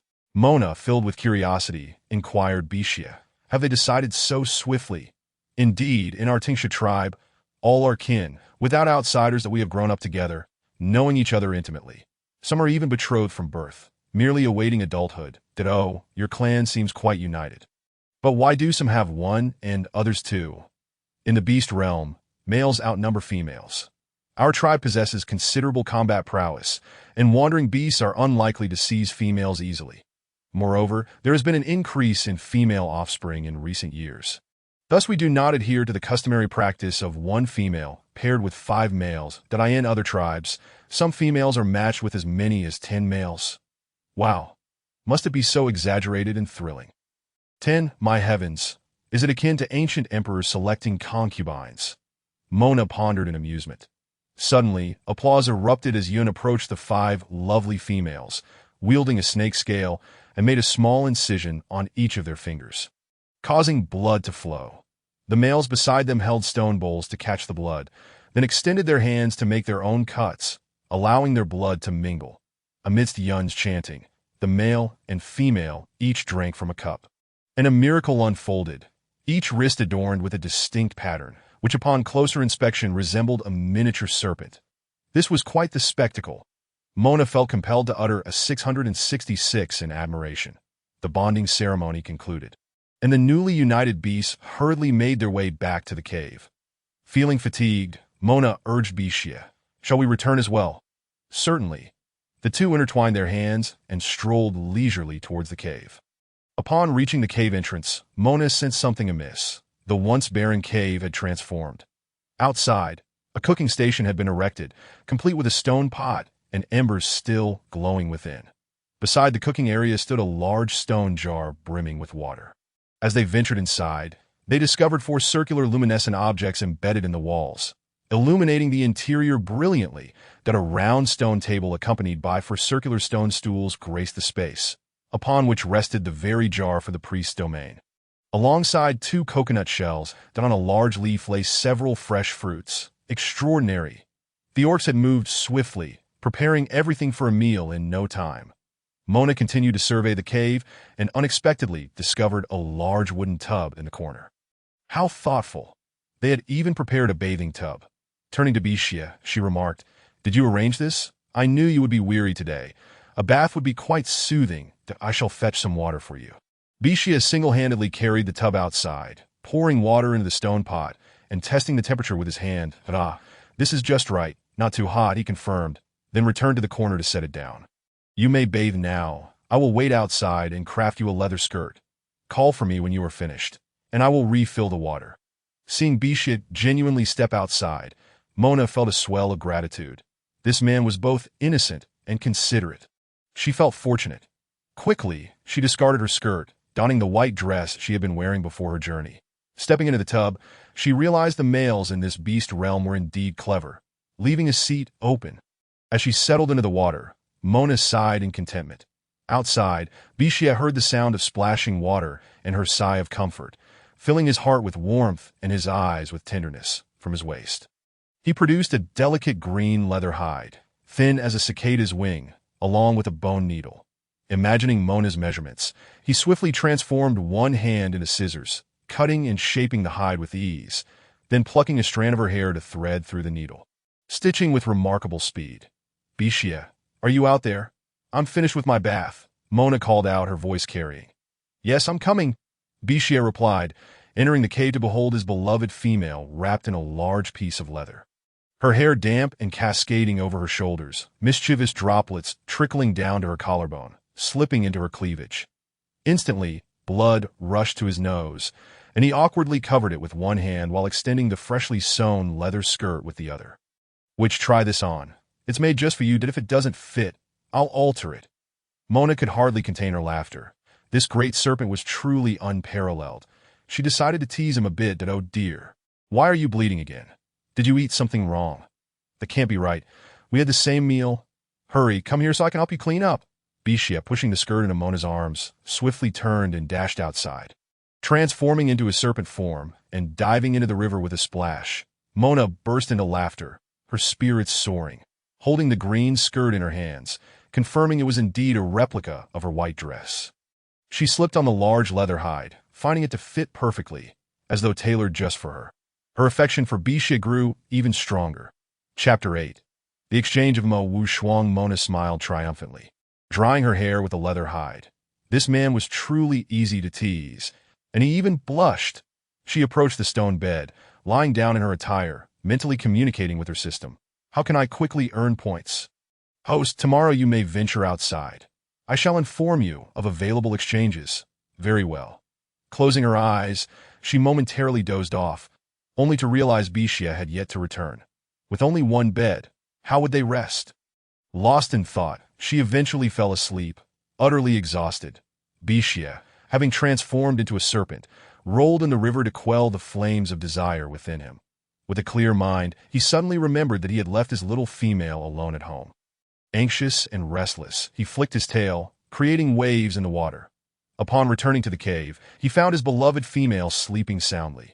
Leaning closer, he admired her features: delicate willow-like brows, butterfly wing lashes, a finely sculpted nose, and plump, rosy lips with dimples subtly visible even in slumber. The more he gazed, the more captivated he became, losing control of himself. He placed a gentle kiss upon her forehead, murmuring, "Sleep well, my female." Then he coiled beneath the bed, drifting off to sleep. The days and nights in the beast realm extended nearly twice as long as in the modern world, equating to a 48-hour cycle. After a 24-hour slumber, Mona awoke revitalized. Yawning and shedding tears from her eyes, groggily rising. Upon stepping onto the ground, she was taken aback by its softness, instantly wide awake. "Bishia, what are you doing? You scared me this early in the morning." Bishia had awakened the moment Mona yawned, though he feigned disinterest, choosing to remain close to her, even on the ground. "Which, you're awake. I'm preparing roasted meat for you." "More meat? Is there no other food?" "Perhaps rice." "What is rice?" It's a grain that grows in clusters on grass, yellow in color." "Oh, that exists in the herbivore tribe. When you have time, I'll take you to CIT.its the warm season." And the herbivore orcs are starting to cultivate. Upon hearing this, Mona could hardly contain her excitement. "Let us go now." "Which Bishia, are you home?" A voice called from outside the cave. The two hurried out to find Hongshang and Jia approaching. Mona greeted them with a beaming smile. "Last night was brief. Congratulations to the newlyweds. Wishing you an early birth of beastlings." Hongshang blushed, her charm heightened from the previous night's festivities. "Please don't tease me." But Jia has been quite good to me," she remarked, casting a sidelong glance at Jia, who beamed with sweetness. "This is the roasted meat Jia prepared for me. Do try it." "Wow, your male is so considerate. Preparing breakfast so early. I'm truly envious." Jia fidgeted shyly at Mona's teasing, scratching his head. Bishia felt embarrassed. He had merely wished to spend more time with her and had not anticipated the need to prepare breakfast for his female. It was a blunder, a miscalculation. He wondered if the witch would despise him for it. The thought of her disapproval pained his heart. "Witch, I will prepare food for you next time." His voice dripped with guilt. "Very well, I'll be waiting." "Hongshang, Jia, we are heading to the herbivore tribe. Would you care to join us?" "Absolutely. We came this morning to see if you needed assistance. Since they were going, let Jia bring his small team along." Hongshang made her decision, and Jia had no choice but to comply in the beast realm. After forming a bond, males must heed the wishes of females. Jia instructed them to wait at the tribe's entrance while he summoned his small team. A gathering of beasts assembled at the entrance, setting off towards the herbivore tribe. Mona leisurely perched upon Bishia's back, savoring the swift journey through the beast realm. Along the way, she activated her system, scanning for potential exchange items. Perhaps near the forest's edge, only wild vegetables and fruits were available. What do you plan to exchange for at the herbivore tribe? Hongshang inquired while riding on Jia. I'll see what's available and exchange for anything I can. The journey was filled with scenic views and cheerful banter. They soon arrived at the herbivore tribe, nestled within a valley, where the trees were sparse. The path had been meticulously cleared by the orcs, leading to neatly cultivated fields, with freshly sprouted crops thriving in the soil. Mona smiled, feeling she had made the right choice. Ideas began to form in her mind on how to encourage the Tengsha tribe's orcs to start planting as well. Upon reaching the tribe's entrance, 2 guards trembled in fear, kneeling before them. "My lord, we did not know if our tribe had offended you. Please spare us." Bishia raised his hand, commanding, "Riza, we are here to bring the witch to your tribe. Summon your leader." One orc, trembling, stood and transformed into a sheep, hastily making his way into the tribe, while the other bowed deeply, inviting them inside the tribe. Mona was intrigued by the structures resembling Mongolian yurts, crafted by the orcs. Indeed, wisdom transcends time and era, as there will always be exceptional individuals. No matter the age, they arrived before an expansive haystack. They came to a halt. "Esteemed elders, please make yourselves comfortable. Our chieftain will be here shortly." Upon entering the haystack, they discovered a hidden world within. An array of handcrafted bamboo chairs, tables, baskets, containers, mats, fans, bowls, and chopsticks, an astonishing collection of bamboo-related items. Mona became increasingly resolute. This herbivorous tribe must ally with the Tengsha tribe. Hongshang, too, seemed quite intrigued by the bamboo baskets. "Jia, I must have this one for gathering fruits." "Very well, please hand it to me." Jia cast a quick glance at the leading orc, who promptly removed the basket from his back. "That I shall await your instructions." "Chieftain, these serpent beasts wish to barter." The earlier orc addressed the chieftain and another companion immediately upon noticing their presence. Mona, upon hearing the voice, snapped back to attention amidst the clutter. "Chieftain, I am the shaman of the Tengsha tribe, here to exchange for some seeds and bamboo products." Shaman. Welcome, welcome. What seeds do you wish to exchange for? I shall have them prepared. I require all the seeds your tribe possesses. Additionally, I would like 3 sets of each bamboo product." "Very well.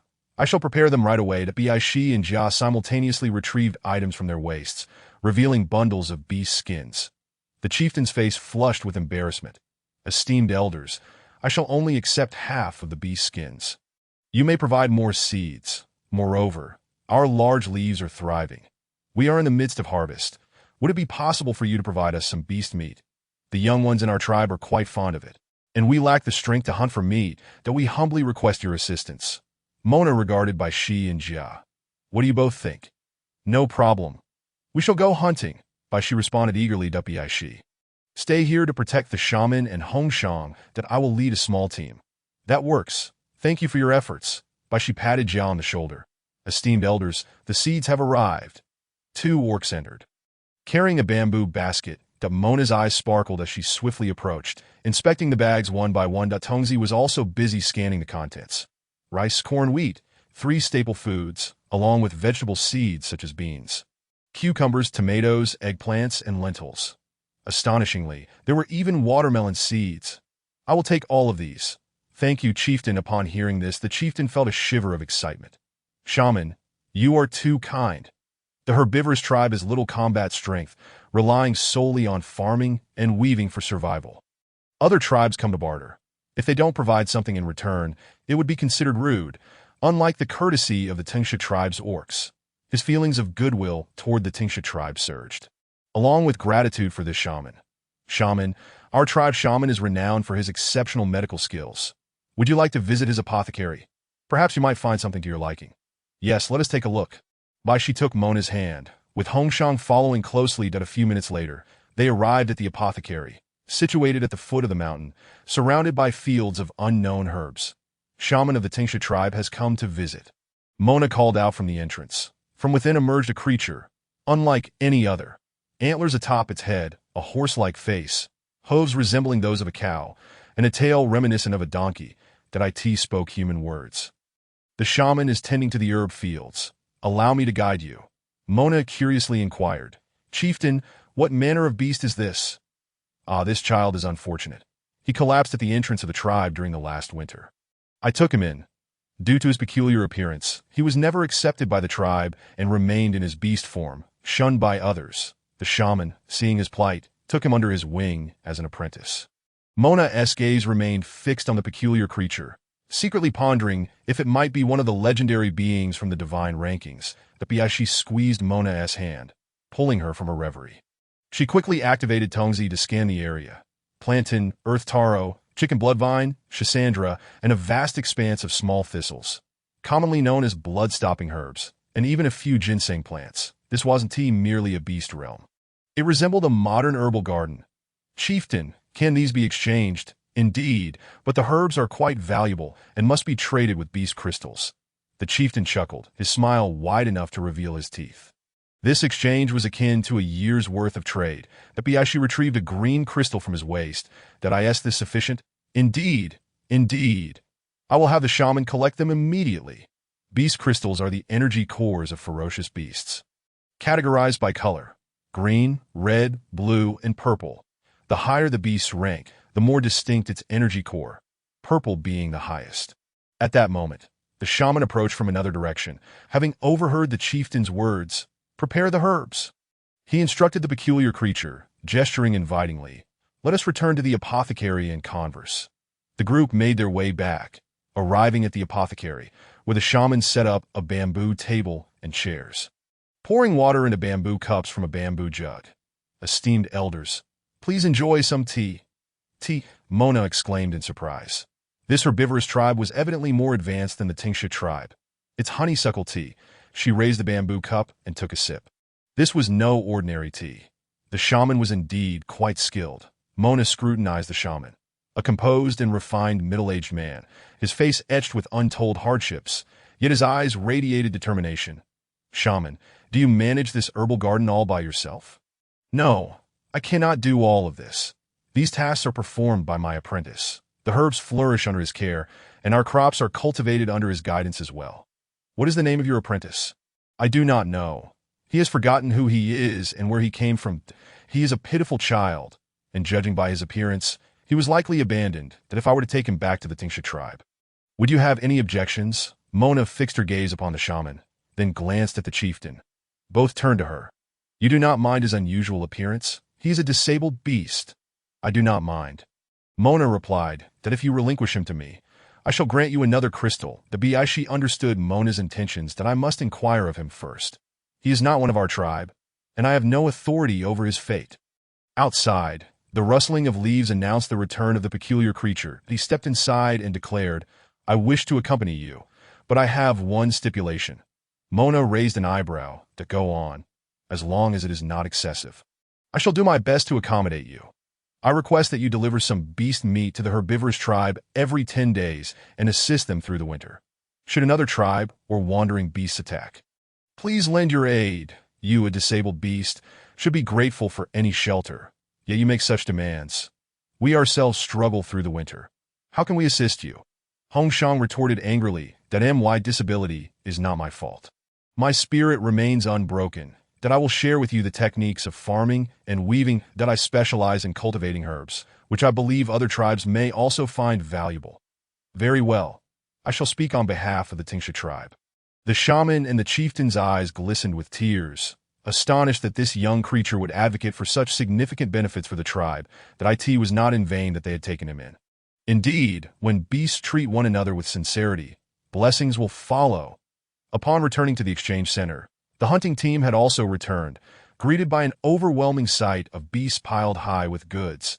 The chieftain's hands trembled, and he stammered, thank you, esteemed elders. The beast gods will bless you. He pressed his right hand against his heart and bowed at a 90-degree angle. The orcs carried their bountiful supplies back home. On the way, Mona inquired of the peculiar creature, what is your name? I do not know. Then I shall bestow a name upon you. You are my servant. Please grant me a name, as you are my master. Please name me. Since you have forgotten yourself, let your surname be Mo with such a unique appearance and abilities. Henceforth, you shall be known as Mo Wushuang. Indeed. Thank you, master, for the name. Wushuang shall serve diligently and vow never to betray. As the words left his mouth, he shimmered with a flicker of starlight, but it vanished in an instant. Chapter 9.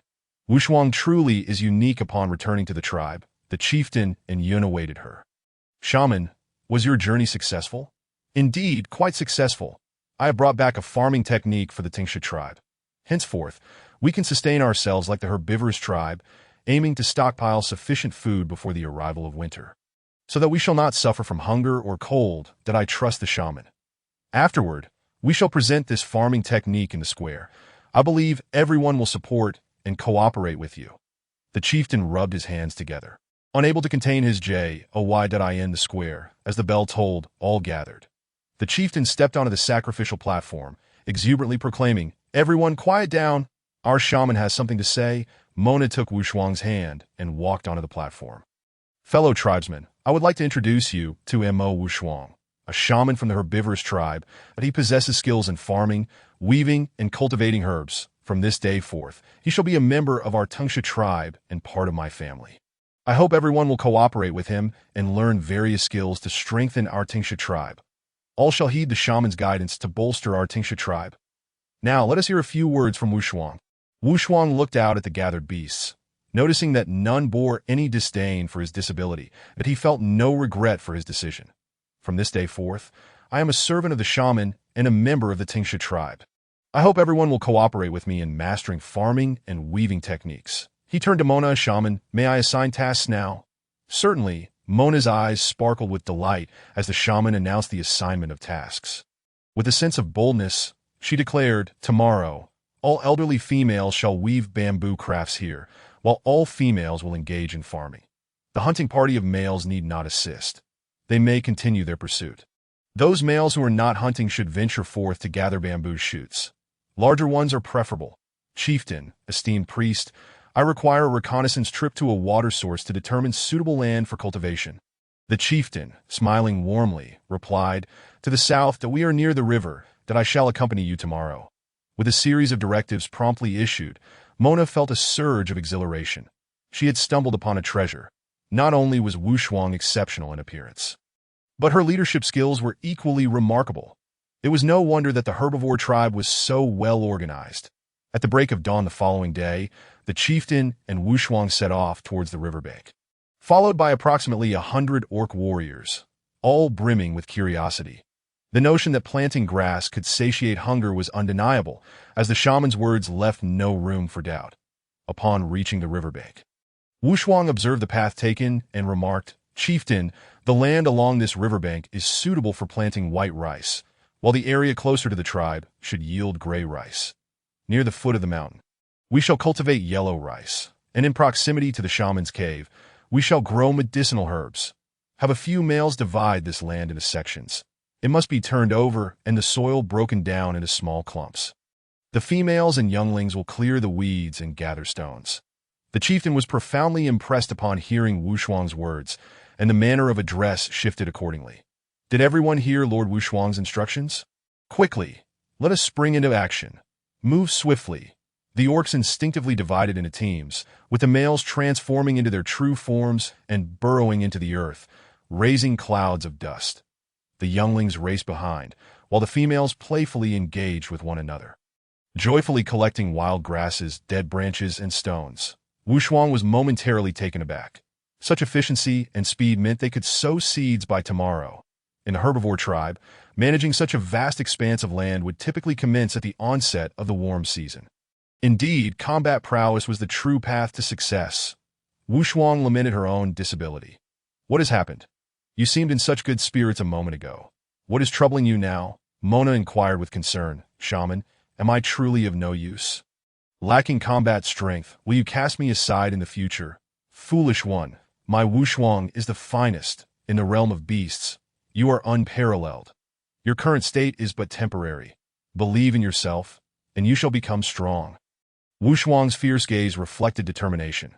From the moment she first laid eyes on Mona, she had been captivated by her spirit. Being a disabled beast, she felt unworthy to gaze upon her for too long. Yet, when Mona offered to take her along, she had selfishly made excessive demands, never expecting that Mona would still agree. Henceforth, she could remain as a companion, which rendered her life as a beast somewhat fulfilled. Let us guide our kin in the cultivation of this land. Chieftain Wushuang Bixia, we must seek the shaman. I have matters to discuss.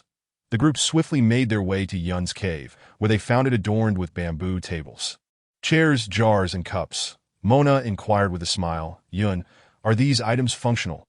Indeed, they are quite useful. Thank you, shaman, for considering me, Yun replied. Chieftain, I have brought Wushuang and Bixia here to discuss several matters regarding planting. Speak freely. We shall support you unconditionally. The first matter concerns Wushuang's involvement in the process, that we shall excavate the land along the riverbank deeply, raising the surrounding soil to create a reservoir that we will burn dead leaves and branches to produce ash wine, which we will collect from the tribe in a few days to pour into the water, allowing it to ferment for some time, that we shall refer to this land as the rice paddy, designated for cultivating white rice. The seeds must be soaked and germinated before being scattered in the paddy to encourage growth. Once the seedlings reach a certain height, we will transplant them into the rice paddy. Mona gestured to indicate the height. When the time comes, I will provide a demonstration for everyone. The second matter pertains to gray rice. The soil must be fine, elevated, and furrowed in rows. It is advisable to sprinkle some wood ash before planting. The third matter concerns yellow rice, which can be sown wherever land is available. So we shall prioritize white and gray rice for now. The cultivation of medicinal herbs will be entrusted entirely to Wushuang. Wushuang, if you find yourself lacking in anything, do not hesitate to seek our assistance. The rapid succession of instructions left the chieftain feeling uneasy that if we are planting, who will hunt? Our tribe has always relied on meat. We have never subsisted on grass. Shaman this. Chieftain, please remain calm. The shaman will manage everything. Yun cast an apologetic glance at Mona. Chieftain, let us proceed to the square. The male should have returned with bamboo shoots. Let Wushuang teach the elderly orcs to weave, that I shall also demonstrate my skills to ensure that every member of the tribe possesses a weapon. As the group made their way to the square, Yun pulled the chieftain back, speaking earnestly. Chieftain, regardless of the shaman's actions, we must support her, that we must have faith. She is the messenger of the beast god and will not harm us. What transpired today must not occur again. The chieftain was drenched in cold sweat. Realizing he had misspoken to in the square, the orcs gradually returned, and Wushuang directed them to stack the bamboo to one side, igniting a bonfire. Today, I will teach you how to weave tables. This should be relatively straightforward. With a bone knife in hand, Wushuang deftly divided the bamboo into 4 equal segments and sliced the remaining bamboo into similarly sized pieces. She took a section of bamboo, roasted it over the fire, and with a quick twist, bent it into a curve. After shaping the joints and assembling them, a table was completed before the awestruck eyes of the onlookers. Tribe members, have you learned? Indeed, they replied, enthusiastically engaged in the task. The elderly orcs found their own value in contributing to the tribe. Males, gather around. I will teach you how to craft a weapon, Mona declared, and the males eagerly focused on her. Anxious not to miss a single move, that we shall first create a simple bow, complemented by arrows. When we find suitable materials, we will enhance our designs. Wushuang, carve the bamboo into halves, smoothing the surfaces and gently heating them to form a bow shape. Wushuang immediately set to work. Bixia, do you possess any sturdy beast sinew? Indeed, Bixia responded, producing a pure white sinew. This is from the fierce beast's eye. It is quite resilient. Excellent. Wushuang, attach it to both ends of the bow, and then fashion the bamboo arrows, ensuring one end is pointed and the other is tied with feathers. The males of the beast realm displayed remarkable dexterity, and soon Wushuang held a simple bow and arrow in her hands. Mona instructed Bixia to draw the bowstring, aiming at a tree 100 meters away. Whoosh! The arrow struck the trunk with precision, eliciting loud cheers from the surrounding males. Shaman, shaman, shaman. The chieftain's voice quivered with excitement and a hint of stammering urgency. Quick, assist me in examining this. Upon approaching the tree, he reached out to inspect the arrow's impact. His first attempt failed, revealing that even the chieftain was not without struggle, being a level 4 warrior with a sudden burst of strength. He shook the tree. May the beast god protect and bless my Tengsha tribe. I give thanks to the shaman and to Wushuang. The young males, having witnessed the weapon's efficacy, clamored to have Wushuang craft more. Such a weapon allowed for long-range attacks, enhancing the safety of their kin. Moreover, it was accessible to all, regardless of age or gender. As the orcs knelt in gratitude, they expressed their heartfelt thanks from the totem. Glimmers of white light emerged, bestowing blessings upon the gathered orcs once more. Hope filled their hearts, and the spirit of the tribe surged with enthusiasm. Chapter 10. The orcs sample white rice under the collective efforts of all. The tribe's planting and weaving progressed in an orderly fashion. Everything unfolded seamlessly. A month later, the white rice seedlings thrived, and today marked the beginning of their transplantation. Mona divided the harvested white rice seedlings into manageable bundles, each containing 3 to 5 stalks, which were then carefully inserted into the water paddy, maintaining a spacing of approximately 20 centimeters in all directions. Upon witnessing this, the orcs rushed to the paddy, and with their combined strength, they completed the task of several dozen acres in just one morning. Mona, massaging her sore back, emerged from the water, exclaiming, "Today, everyone has worked hard. Tonight, we shall feast as a tribe." No one is permitted to be absent. After over a month of shared experiences, the tribe had come to understand Mona's character. Her forthrightness and decisiveness left no room for hesitation. Thus, a few orcs playfully suggested, "Shaman, after all our hard work in planting, might we sample the flavors of white, gray, and yellow rice?" Mona paused thoughtfully, realizing they hadn't yet tasted their efforts. "Indeed, tonight, we shall have a grand rice tasting. However, we must trade for it from the herbivore tribe. Have we prepared the meat for their exchange as promised to Wushuang?" "All is ready," came the reply. "Then let us bring some to trade for rice and large leafy vegetables. Those willing, let us depart." Bishia transformed into a serpent, coiling his tail around Mona and gently lifting her onto his back.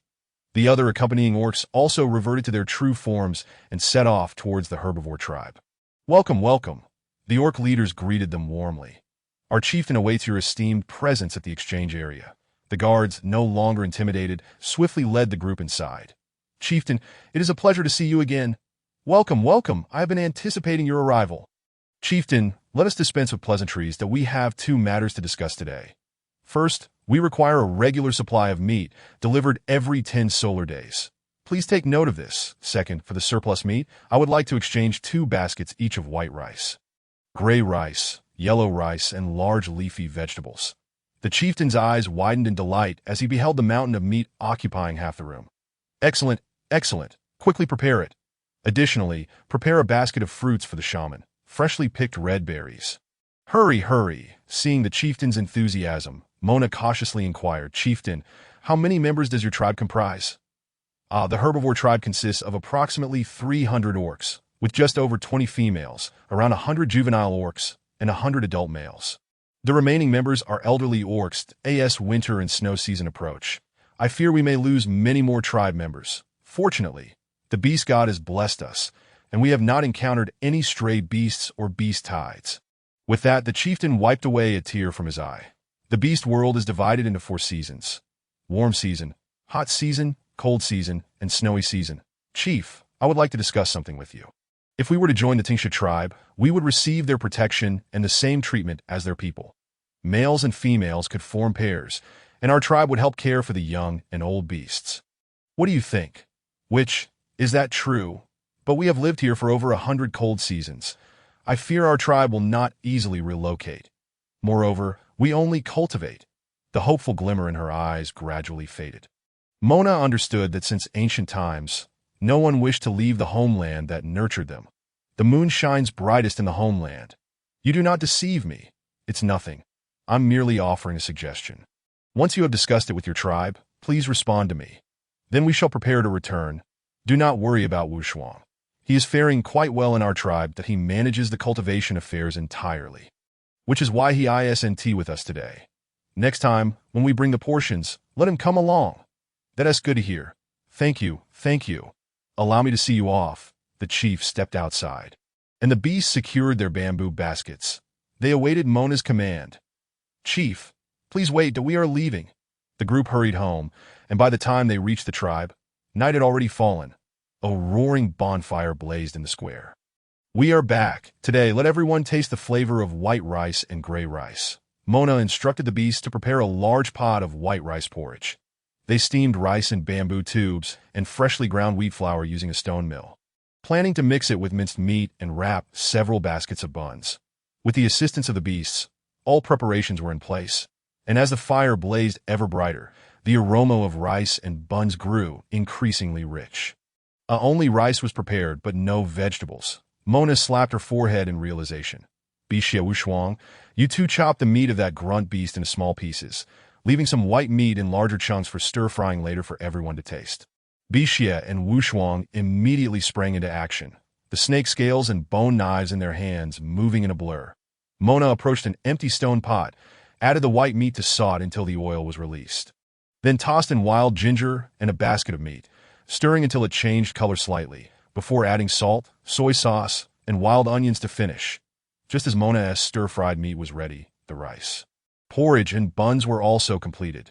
The beasts exchanged knowing glances, eagerly awaiting their share. The soft red-clad ones distributed porridge and buns among the beasts. Then they scooped a ladle of stir-fried meat from Mona's pot. The beasts nearly swallowed their tongues in delight. This was incomparably more delicious than the roasted or boiled meats of yore. Happiness arrived so suddenly that the beasts felt a bit dizzy. And at that moment, only eating mattered. The priest Yuan and the chief also indulged, their bellies round and full, genuinely praising the delectable food of this herbivorous tribe, which was not only delicious but also filling. A few baskets were sufficient to satiate so many tribesmen. Priest, which, won't our harvest diminish? Look at your lack of ambition. The witch has her own plans. Yin interjected, jesting that the priest's seemingly reproachful words were, in fact, a veiled inquiry directed at Mona. Chief priest, rest assured, I checked the days. We can cultivate for 2 seasons, and additionally, I plan to domesticate wild beasts. Domesticate wild beasts? They do not harm humans, do they? That sounds too dangerous. Wushuang took up the chief's words. Chief, we can start by raising non-threatening wild beasts, such as cooing beasts, long-eared beasts, and horned beasts. Wow, Wushuang, you are truly remarkable. Then the matter of the enclosure will be entrusted to you, and the task of capturing wild beasts will be assigned to the hunting team. Well, it's settled then. After feasting, we shall desire rest. Bixia Wushuang, let us go home. The 2 beasts rose to follow, with Wushuang recalling the basket of red fruits he was carrying. Over the past month, they had been constantly on the move. Bixia never mentioned forming a pair, but he couldn't help but think about it. Wushuang dared not even consider it, let alone mention it. Each night, the 2 beasts endured torment, while the ones involved slept soundly without a care. Chapter 11. Mistakenly entering the Valley of Affection after a restful night. As the sun rose, Mona opened her eyes to the handsome face of Bixia. Good morning, Bixia. Come, breakfast is ready. I've added minced meat and large leaves that dear Bixia is the best. Mona got up and walked to the large stone jar outside the cave.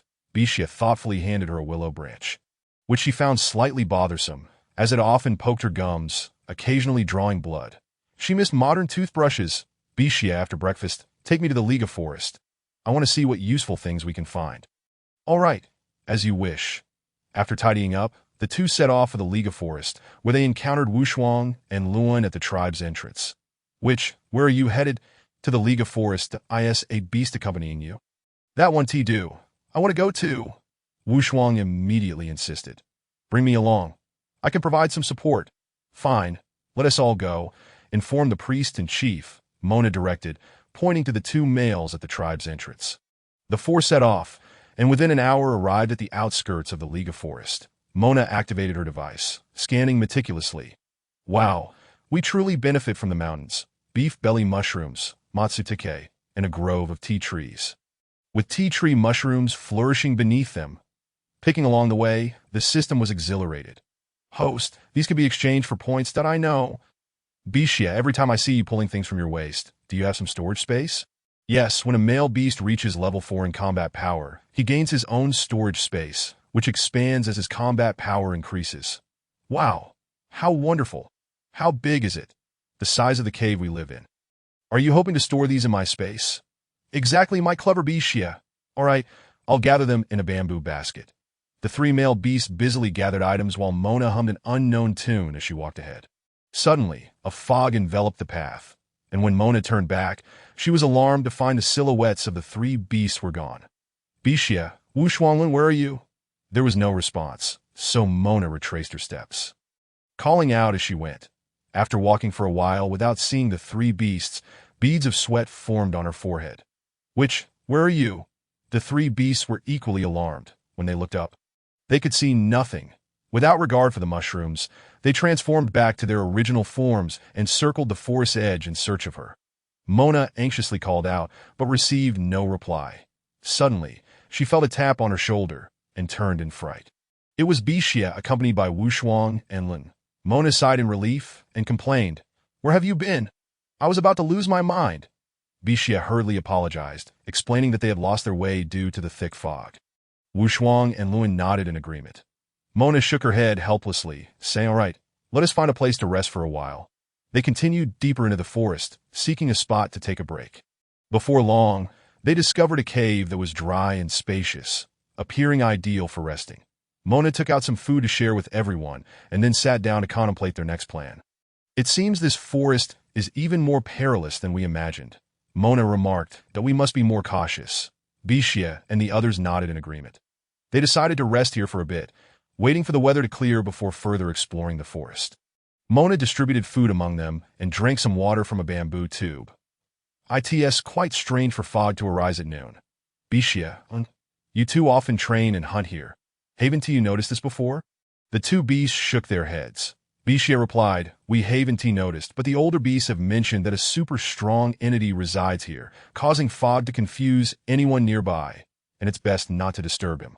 When he is absent, there is no fog, so the super strong entity has returned. That is merely a legend. We young males have never encountered him. Today's situation is also the first of its kind. Thus, we should remain vigilant, for we do not know whether he is friend or foe." That Bixia's face was filled with worry, and Luan and Wushuang also became watchful, cautiously observing the outside of the cave. Time passed slowly, and as the fog gradually dissipated, Bixia and Wushuang flanked Mona, leading her onward while Luan kept a lookout behind them. The four arrived in a valley where the air was filled with the fragrance of blooming flowers and chirping birds. Deep within the valley, a pool of water bubbled and steamed. Mona excitedly screamed, "Ah, this is a hot spring. I want to take a bath." The three beasts blushed collectively. Could such words be spoken in front of males? Yet Bixia nodded obediently. Retrieving a bee-skin skirt and a large piece of hide he usually prepared for Mona, which you must be weary as well. Soaking in the spring will help you relax. "We will guard the perimeter. Call us loudly if you need anything." "Understood. Go ahead." Mona reached out to touch the water, finding it to be around 60 degrees Celsius. She glanced at the steps leading down. Unable to resist any longer, she quickly removed her bee-skin skirt and descended the steps. Sure enough, there was a large, smooth stone at the bottom. Sitting upon it, Mona marveled at how formidable nature could be, forming this artificial warm pool complete with steps and seating. Truly extraordinary. Beneath the surface, a pair of deep eyes stared intently at her, eyes that really her. After a millennium of tearing through time and space searching for her, he had not anticipated finding her here. Unable to contain his excited heart, he burst through the water, standing before Mona. Mona was rendered speechless by the sudden turn of events, her gaze fixed in a daze upon the man before her. His eyes reflected a tumult of emotions: excitement, affection, helplessness, and eventually, a hint of grievance. He continued to gaze intently at Mona, as if fearing that a mere blink might cause her to vanish into thin air. Bewildered by the unusual expressions flitting across his face, Mona stammered, "Do we know each other? Why are you staring at me? I am not delectable, and my kin are outside. Do not act recklessly." A rumbling laughter erupted from the man's chest. "Little one, you remain unchanged from a millennium ago, neither taller nor wiser, though you have grown in other aspects." With that, he cast a meaningful glance in a particular direction. Mona immediately covered her chest with her hand, indignantly retorting, "You lecherous old rogue, do not attempt to get close. Step away, or I shall call my kin." "Little one, do you truly not remember me? I am Long Ying, your brother in shadow. Take a good look at me. Reflect earnestly." Long Ying's voice was urgent, his eyes pleading. Mona stared at the man before her, searching her memories for any trace of her shadow brother, but found herself at a loss, noticing her confusion. Long Ying felt a pang of disappointment as he sighed softly. "Little one, there is no need for fear that I harbor no intentions to harm you. I simply yearn to find you. After a millennium, I have finally awaited your return." Mona remained vigilant, questioning, "Who exactly are you? Why do you claim to have awaited me for 1,000 years? A flicker of pain crossed Long Ying's gaze as he recounted an ancient tale. He revealed that he and Mona had once been lovers, but he had fallen into a deep slumber after a great battle. Upon learning that Mona had been cast down to endure tribulations and had encountered a black hole, he exerted every effort to tear through the fabric of time and space to reclaim her, yet had found no leads until today, when he fortuitously sensed her presence. Mona was filled with shock and uncertainty upon hearing this narrative. She was torn between believing this man before her or dismissing him as a deceiver.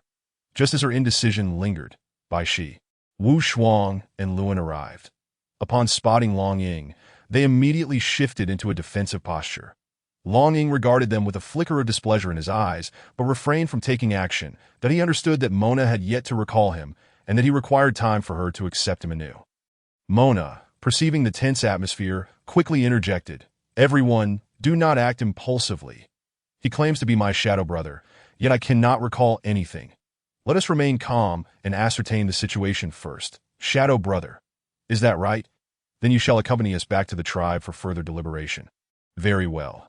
Emerging from the water, he donned his garments slowly, that Mona's eyes widened in astonishment at his physique, charisma, and the black attire that rendered him reminiscent of a celestial prince from the realm of 3 lives.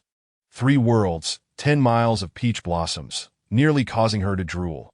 Chapter 12. A millennium of love. The group returned to the tribe as twilight descended, and upon hearing the news, the priest and chief hastily made their way to the cave of Bai Shi. As the 6 gathered, Long Ying sat regally in the main seat, allowing the 5 to scrutinize him. His presence exuded an aura of authority that rivaled that of the ancient Qin Shi Huang, compelling all to submit. That my lord, you claim to have known our witch for a millennium and to have been in love, yet our witch has only recently joined the tribe, and her bone age is still that of a youth. Yet to form a bond, the priest inquired cautiously, fully aware of the danger of provoking this powerful entity. You doubt my words? Very well, little one. Do you wish to remember the past? I would be willing. But there is no trace of you in my mind. Consume this, and you shall be whole once more. The process may be somewhat painful, yet your strength will surge, and your physique will undergo significant transformation. With that, he conjured a radiant purple crystal from thin air.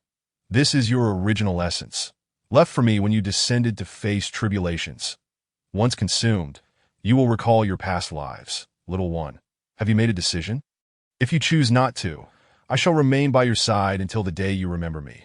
The witch hesitated but ultimately accepted the purple crystal and swallowed it. Instantly, a look of anguish crossed her face, and her body began to tremble.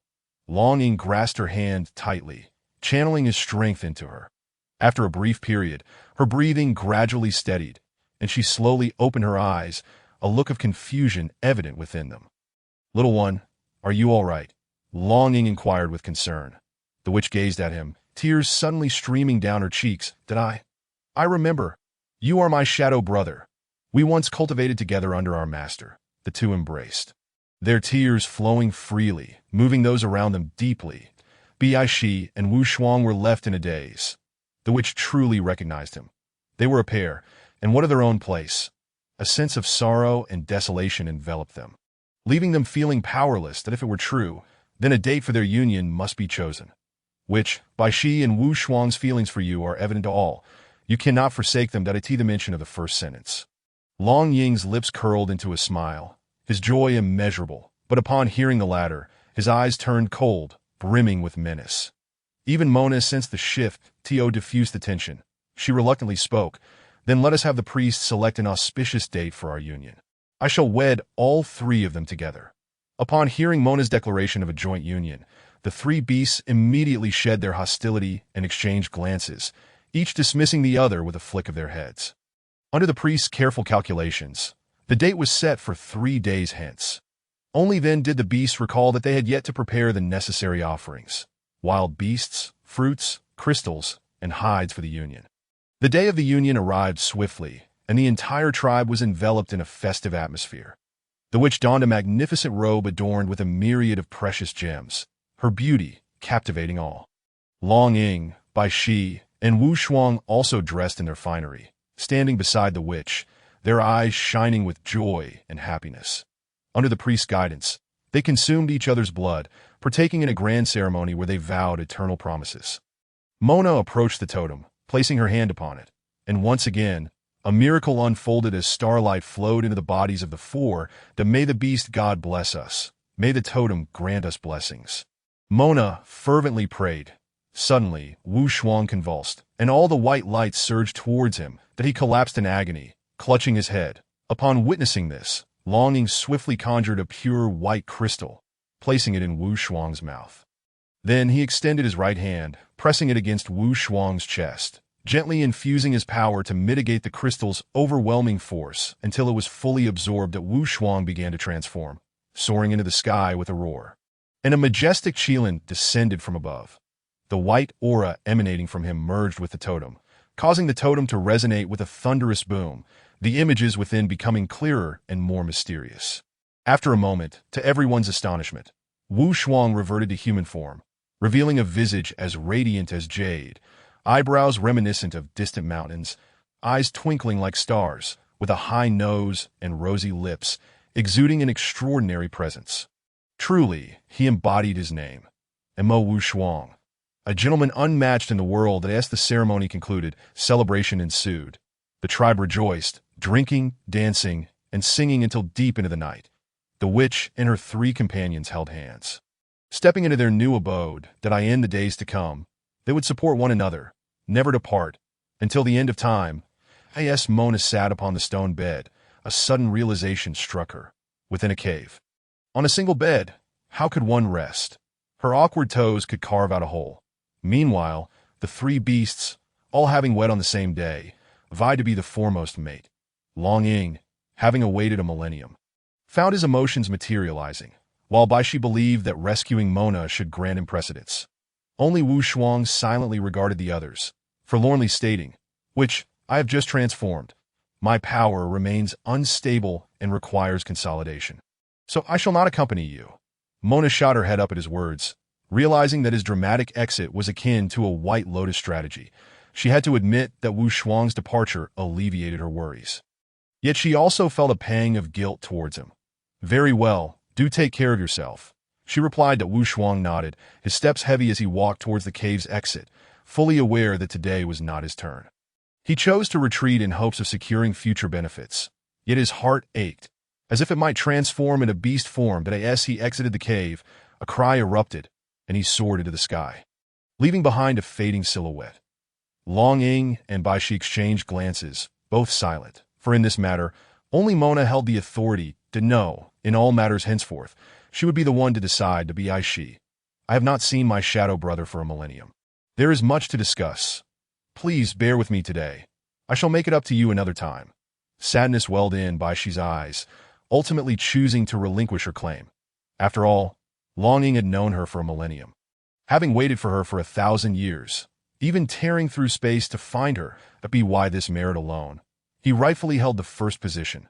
Moreover, he was likely the superpower spoken of by the elder beasts. In the beast realm, strength reigned supreme. Enough that at least we have wed. They have not driven me away. What more could I desire? Enjoy your conversation. Longing, take care of the witch's well-being, she advised before transforming into a serpent and slipping away. Longing took Mona's hand, both of them seated upon the bed. With a wave of his hand, a pair of shimmering diamond rings appeared. "Little one, will you marry me?" Mona's eyes sparkled with delight as she exclaimed. "How do you possess this and know its meaning?"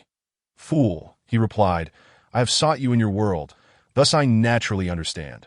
Longing placed the ring upon Mona's hand, declaring, "This is our token of love, binding us for eternity." Overcome with emotion, Mona shed tears and leaped into Longing's embrace. "Brothering, thank you," she whispered. Longing gently wiped away her tears, saying, "Do not cry, or your beauty will be marred. From this day forth, you shall be my wife. And I vow to protect you, ensuring you suffer no harm." Mona nodded, resting her head against Longing's chest, basking in his warmth. The two held each other closely, Longing's hand cradling Mona's face as he gazed at the beloved figure before him. Unable to contain his emotions any longer, that he leaned down and kissed her. Mona, taken aback, felt as if the air had been drawn from her lungs, her hands instinctively pounding against Longing's back, as he momentarily withdrew. She gasped softly, and he seized the opportunity to slip his tongue into her mouth, entwining it with hers in a passionate embrace. Mona melted into a puddle of warmth, collapsing onto the bed. "Little one, is this all right?" Longing asked breathlessly. Yes, she consented, and upon receiving permission, he grew bolder. "Brothering, wait a moment," Mona blushed, saying, "If we continue like this, we want to end up with a baby, will we? If so, will it be human or beast?" Longing's heart sorted her words, but he felt a greater respect for her. He gently kissed her forehead and replied, "It should be human. I am of the dragon clan, and you are of the human race." "That is good. I was worried it might be an egg." She laughed heartily. After their lighthearted banter, Longing shifted to a more intimate topic, and they engaged in a fervent lovemaking session. Exhausted, Mona kicked him lightly, saying, "Brothering, please fetch some hot water. I wish to bathe, as I feel sticky all over. Want to bathe? I shall take you to the Enchantment Valley for a soak in the hot springs." "That's so far. How do we even get there?" Longing casually snatched a large animal hide and wrapped it around Mona from head to toe. With a princess carry, he vanished into the cave. In the blink of an eye, they arrived at the hot springs. Mona, incredulous, was carried into the water by Longing. "How did we get here so quickly? I employed a spatial contraction spell. Now do not question it. Just relax and enjoy, while I give you a massage." Mona closed her eyes in bliss, savoring the moment with soft hums. Yet, the newly awakened man could hardly contain himself. His hands began to explore her body. Suddenly, Longing recalled the rejuvenating green crystal he possessed and raised his hand. "Little one, come, consume this green crystal, and your body will feel much less sore." Of course, he had selfish motives as well. Mona obediently opened her mouth, resembling a hungry bird, and Longing placed the crystal inside, following it with a fervent, possessive kiss. Mona tilted her neck to accept the kiss until dawn broke, and only then did Longing feel fully satisfied. He kissed the now peacefully sleeping Mona and carefully lifted her out of the water, using the hide to dry her off as he gazed at the red marks adorning her body. A deep sense of fulfillment washed over him. Suddenly, he noticed a green dragon coiling around her chest, and within him, countless little dragons soared. "Little one, thank you. I love you." Upon returning to the cave, Mona remained asleep. The three beasts had not yet gathered, waiting patiently. Bixia prepared minced meat porridge, while Wushuang brewed bone soup with ginseng, eagerly awaiting the awakening of their beloved. As evening fell, Mona finally stirred. Bixia, with concern, inquired, "Which have you slept so long? You must be hungry. Hurry and wash up. Have some minced meat porridge." With that, he handed her a bowl. Mona accepted it, while Wushuang arrived with a stone basin. "Wash your face." Witnessing her two devoted beast husbands, Mona felt a surge of joy. "Where's Brothering?" she asked. The two beasts exchanged glances, their expressions forlorn. "Damn it. Eating 10 lemons couldn't be this sour." Bixia grumbled, "That I don't know. He took you back and left without saying where he was going. But he is a formidable warrior. In the beast realm, he can hold his own without worry. That I know. I'm so hungry." Mona awkwardly changed the subject. Balancing the affections of her beast husbands was proving to be a challenge. She smiled sweetly at both beasts, consuming the porridge and soup in delight.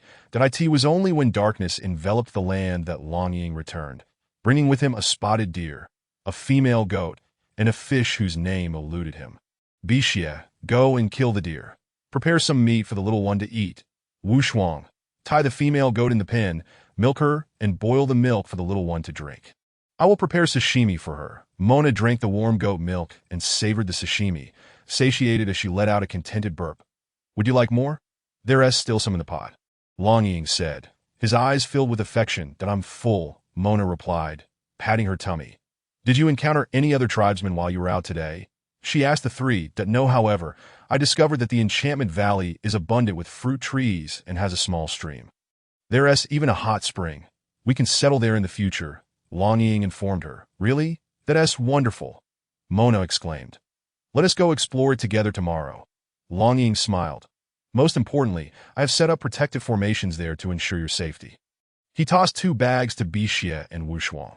These contain green crystals for energy recovery. The little one is new to this world and cannot endure too much strain. Take care not to overexert her.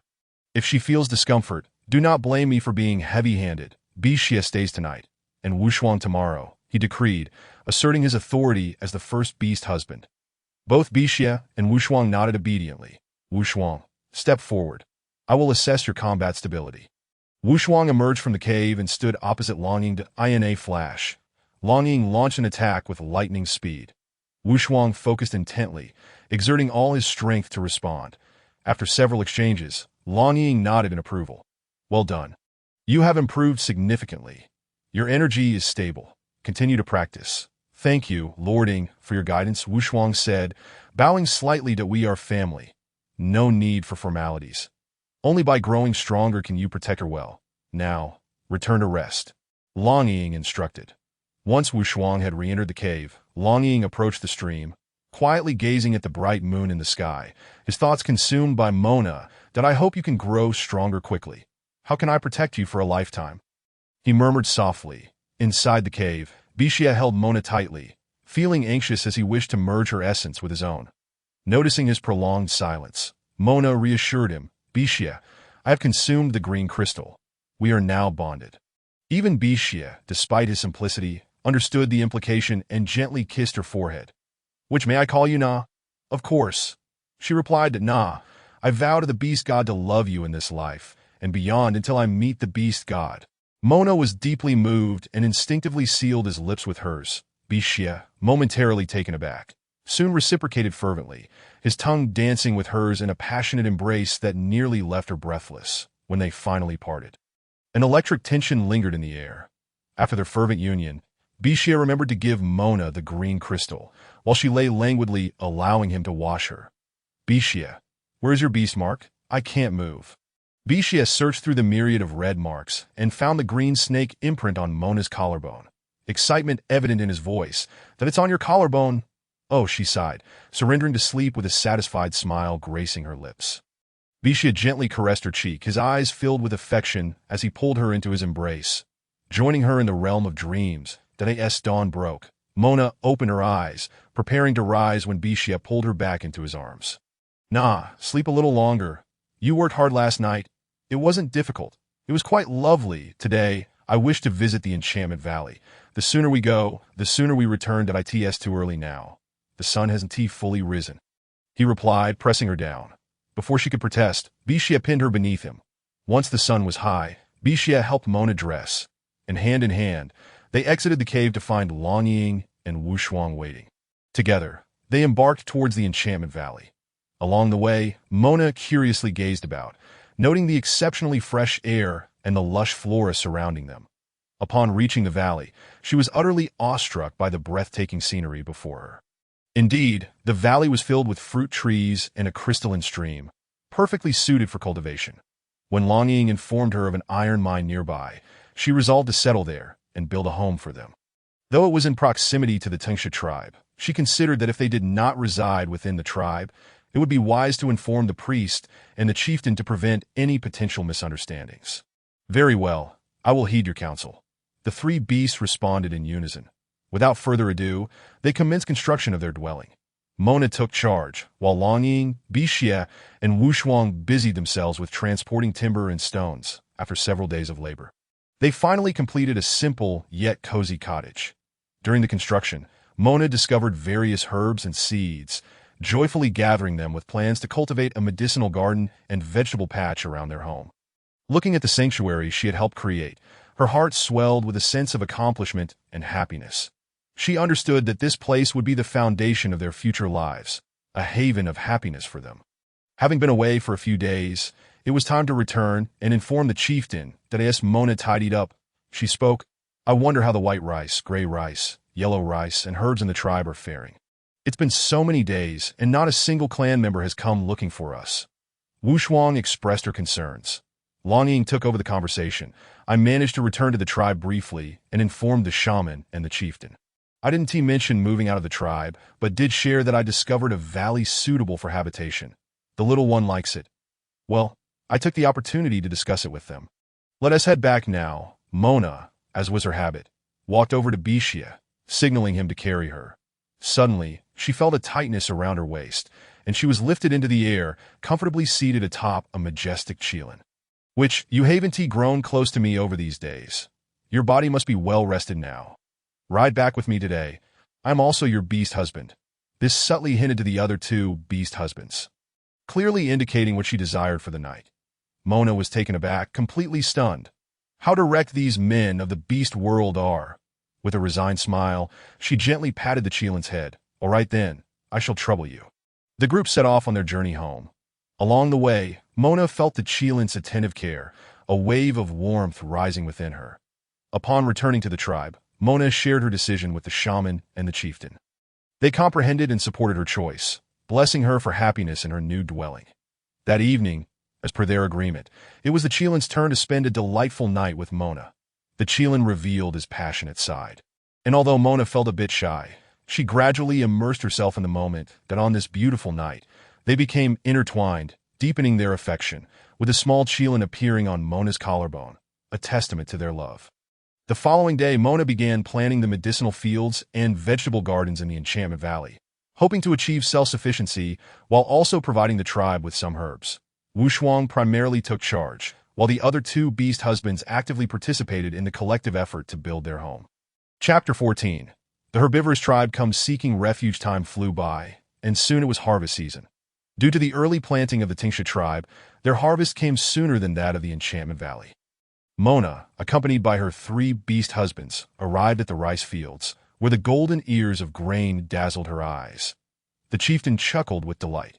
Which ever since we started consuming the white rice, the elder and younger beasts of the tribe have been vigilantly guarding the rice fields, patrolling everywhere. Indeed, there have been instances of the humming beasts and flying beasts attempting to steal some. Now that harvest time is upon us, their vigilance has only intensified. Thank you all for your hard work.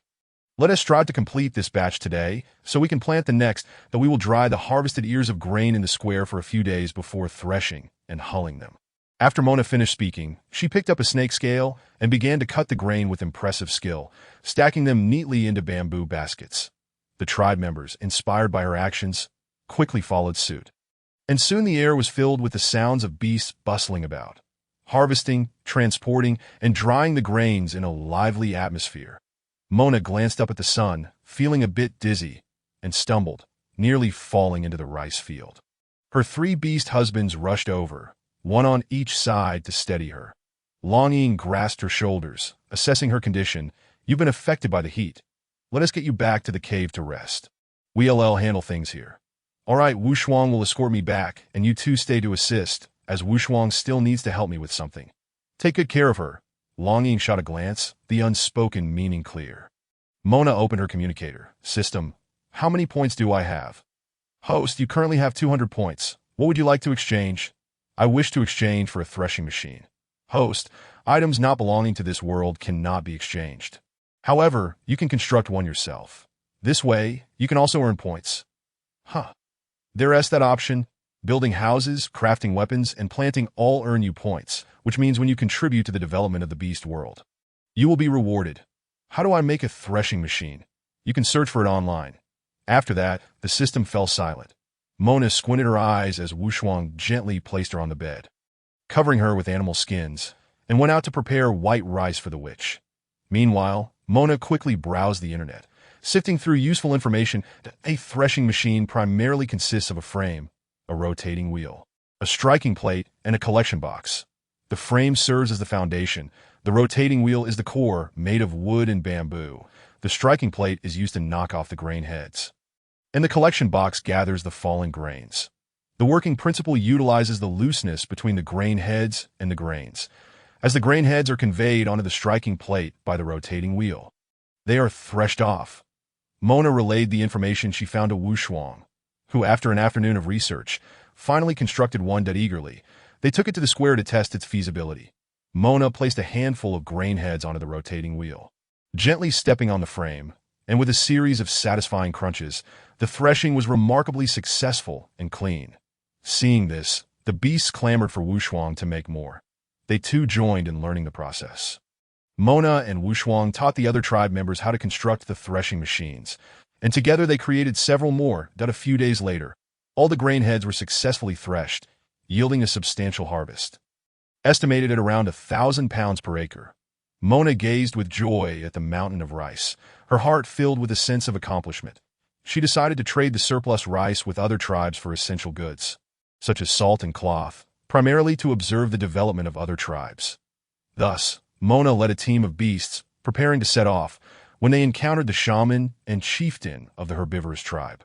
Upon seeing Mona, the shaman and chieftain were overwhelmed with emotion, tears streaming down their faces. "Which please save our tribe," they implored, kneeling before her. Wu Shuang rushed over to assist them, asking urgently, "Shaman, chieftain, what has happened?" as they were helped to their feet. They looked at him with curiosity. "Sir, do you recognize us? I am Wu Shuang, Mo Wu Shuang. A few days ago, the Tingsha tribe sent you a portion of our provisions that I hadn't heard of any troubles." Wu Shuang sob. "Our tribe was attacked by roaming beasts. Many of our tribe members were killed, and many females were taken. We fought desperately to escape and came to seek your help. Wu Shuang, which please save our tribe? If we wait any longer, they will all be slaughtered." The males of the Tingsha tribe were enraged that I in the beast world. No tribe would dare to attack the herbivorous tribe, as they lacked combat strength. Any such aggression would be met with collective retaliation from other tribes. Only shameless roaming beasts would dare commit such heinous acts. "Chieftain, I implore you to help them," Wu Shuang pleaded. What do you think?" The chieftain asked Mona. "Of course, we will help." All willing males stepped forward. With a resounding cheer, all the males of the Tingsha tribe stepped forward in unison. "Thank you all for your willingness to assist. In the beast world, for our Tingsha tribe to flourish, we must unite, rallying all who can stand together. Chieftain and shaman, please rest here. I will lead them to rescue their tribe members without delay. We must depart at once." Bishia carried Mona as the beasts transformed into their beast forms, kicking up dust as they sped forth. Upon arriving at the herbivorous tribe, Mona was left in shock. It was completely different from what she remembered. Everywhere there were ruins, and many injured beasts lay scattered on the ground, the air thick with the stench of blood. Mona felt a sharp pang in her heart and quickly directed everyone to tend to the injured. Meanwhile, Mona dispatched a few swift beasts to trace the whereabouts of the roaming beasts to locate the abducted females. Before long, one of the beasts returned with news of the roaming beast lair. Mona led the team stealthily closer, launching a surprise attack. After a fierce battle, they successfully rescued the captured females. However, during the fight, Mona sustained serious injuries and fell unconscious. Wu Shuang and the other beasts were frantic, trying every method to heal Mona, but her condition remained dire. In a critical moment, Long Ying informed Wu Shuang and Bishia that a special herb was needed to heal Mona's wounds, that he knew that Mona might be pregnant with dragon offspring and needed a dragon pearl for nourishment. Without hesitation, Long Ying embarked on the difficult journey to find the herb and the dragon pearl. Meanwhile, under Bishia and Wu Shuang's guidance, the herbivorous tribe relocated to the Enchantment Valley, constructing grass huts on the outskirts and clearing land for farming in preparation for a new life. With the reconstruction of the herbivorous tribe and the upcoming planting season for the Tingsha tribe, Bishia and Wu Shuang took turns watching over Mona daily, their hearts heavy with anxiety. How many days had she been in a coma? Why hadn't she awakened yet? When would Long Ying return with the herbs, shaman, chieftains, and shaman? When will she wake up? Bishia weakly inquired. The shaman approached, grasping Mona's wrist and carefully feeling her pulse. This condition isn't solely due to her injuries. She is pregnant. This child is growing, drawing nourishment from the mother's body, causing her to remain in a coma. That's impossible. She isn't gone into heat. How could she be pregnant? Wu Shuang vehemently denied. Bishia nodded in agreement that I cannot be mistaken. Her pulse indicates she is indeed pregnant, and the term is still early. If this is the case, can we give her green crystals to help her awaken? You may try. Green crystals can help restore the body, that maintain the nourishment of the mother body. What is truly required is the elusive illusory bud herb, a legendary plant I have glimpsed in an ancient tome. However, I have heard that the Silver Wolf clan possesses a specimen, which is passed down through each clan leader as a legacy, that is it possible to exchange or trade for it. I am willing to comply with any demands they may have. The two beasts urged eagerly, do not rush. First, give the shaman the green crystal to sustain their energy. Lord Long Ying has gone to seek the herbs, and he should know what the shaman requires.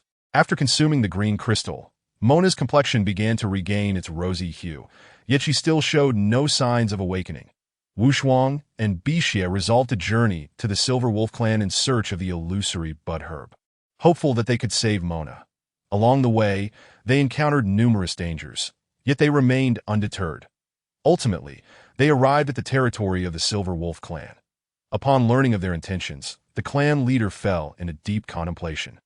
The illusory bud herb was a sacred treasure of their clan and could not be easily relinquished to outsiders. However, moved by the sincerity of Wu Shuang and Bixia, as well as their affection for Mona, the clan leader was swayed. After much negotiation, he presented two conditions. Wu Shuang and Bixia must complete a formidable task for the Silver Wolf clan, and his offspring, the young clan leader, must become Mona's beast husband in order to obtain the illusory bud herb. Without hesitation, Wu Shuang and Bixia accepted the terms, fully aware of the disadvantages this decision posed for themselves, yet undaunted for the sake of Mona that we wish to meet the young clan leader first. If his strength or qualities are lacking, we will not agree, but we can negotiate alternative conditions. Haha. Rest assured, Qingli's combat prowess is at level 6, and he is also exceptionally handsome among the Silver Wolf clan. The two beasts rolled their eyes at such self-praise. Just then, the young clan leader arrived. Father, I heard you intend to give the illusory bud herb to others. That cannot be allowed, for it is our clan's legacy. Wu Shuang and Bixia exchanged glances before looking at Qingli, reluctantly conceding that he indeed possessed striking good looks. The clan leader discerned their thoughts and remarked, "What do you think? My son is quite remarkable."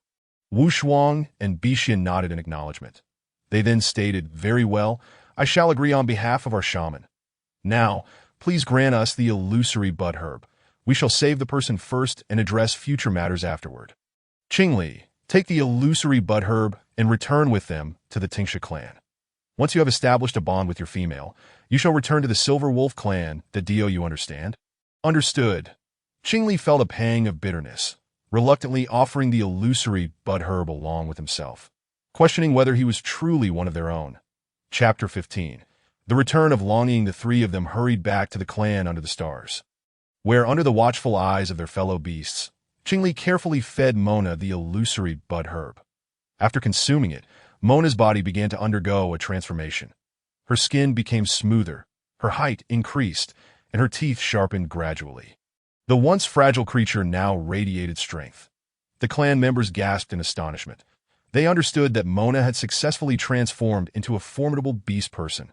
Qingli and the other two breathed a sigh of relief, their efforts finally yielding fruit. Next, they would assist Mona in acclimating to her new form and teach her how to harness her newfound power.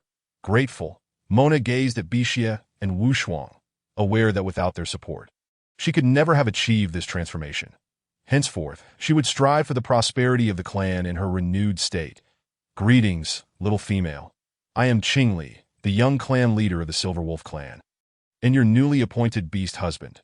Qingli flicked his flowing white hair with a hint of arrogance, enhancing his allure.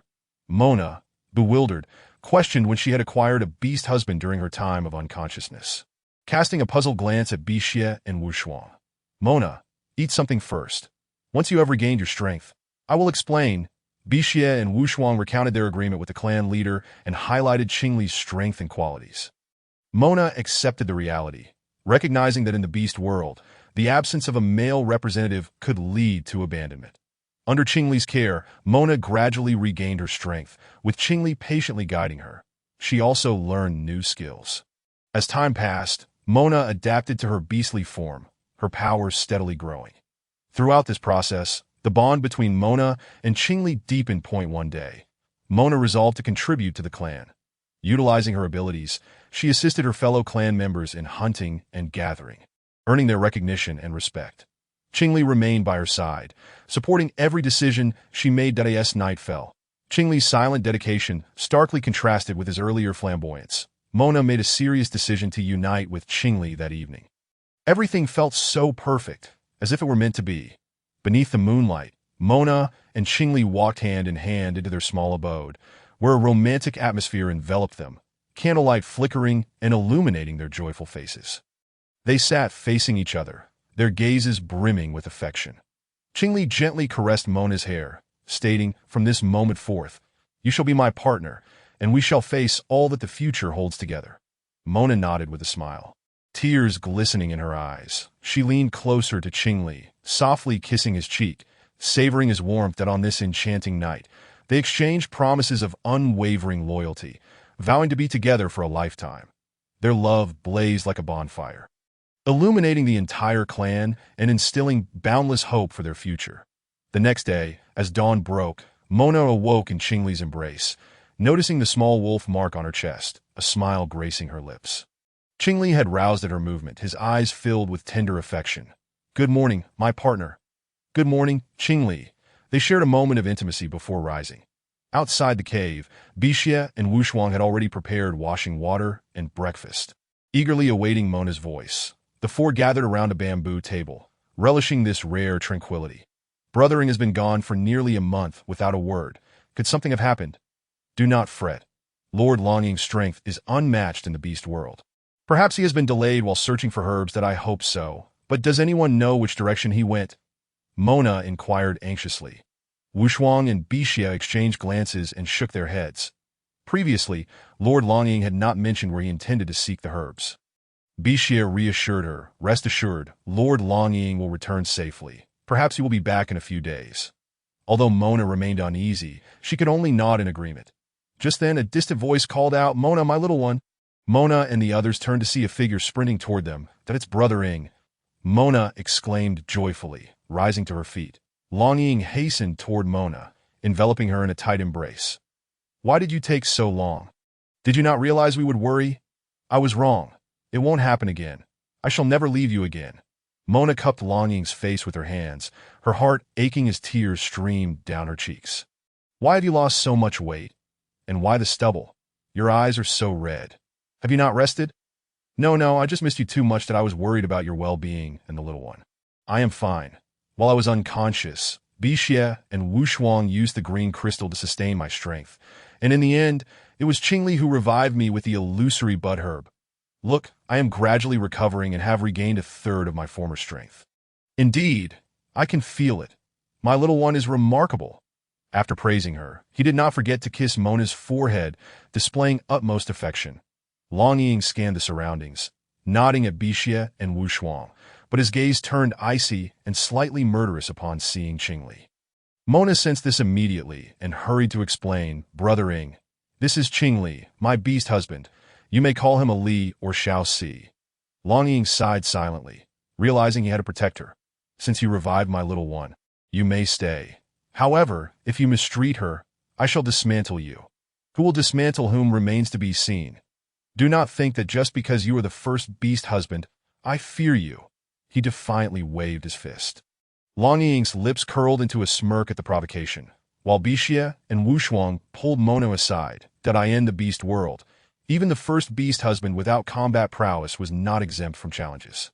"Let us see then," Qingli retorted, exuding a powerful aura. Longing waved his hand, sending Qingli crashing out of the cave, causing him to spit blood, hastily wiping his mouth and struggling to rise. The tension escalated. Mona quickly intervened. "Enough. Please do not fight. Brother Ing, Qingli treats me well. You need not worry." After hearing Mona's words, Longing's expression softened slightly, but still shot a warning glance at Qingli. "Did I trust you will not let me down." Mona approached Longing, gently linking her arm with his. Upon witnessing this, Qingli subdued his aggression, understanding the significance of Mona's position in Longing's heart and not wanting to cause her distress. "All right, everyone is weary. Let us eat something together." Seizing the opportunity to break the stalemate, Bixia invited everyone to sit down. Thus, the group gathered around, enjoying delectable food while temporarily setting aside their earlier conflict.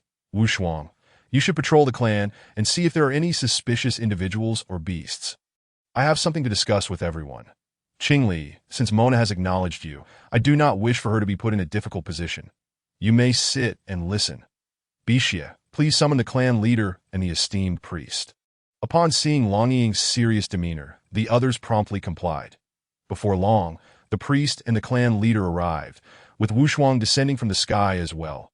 "Priest, clan leader, little one, during my recent quest for medicine, I traversed numerous locations.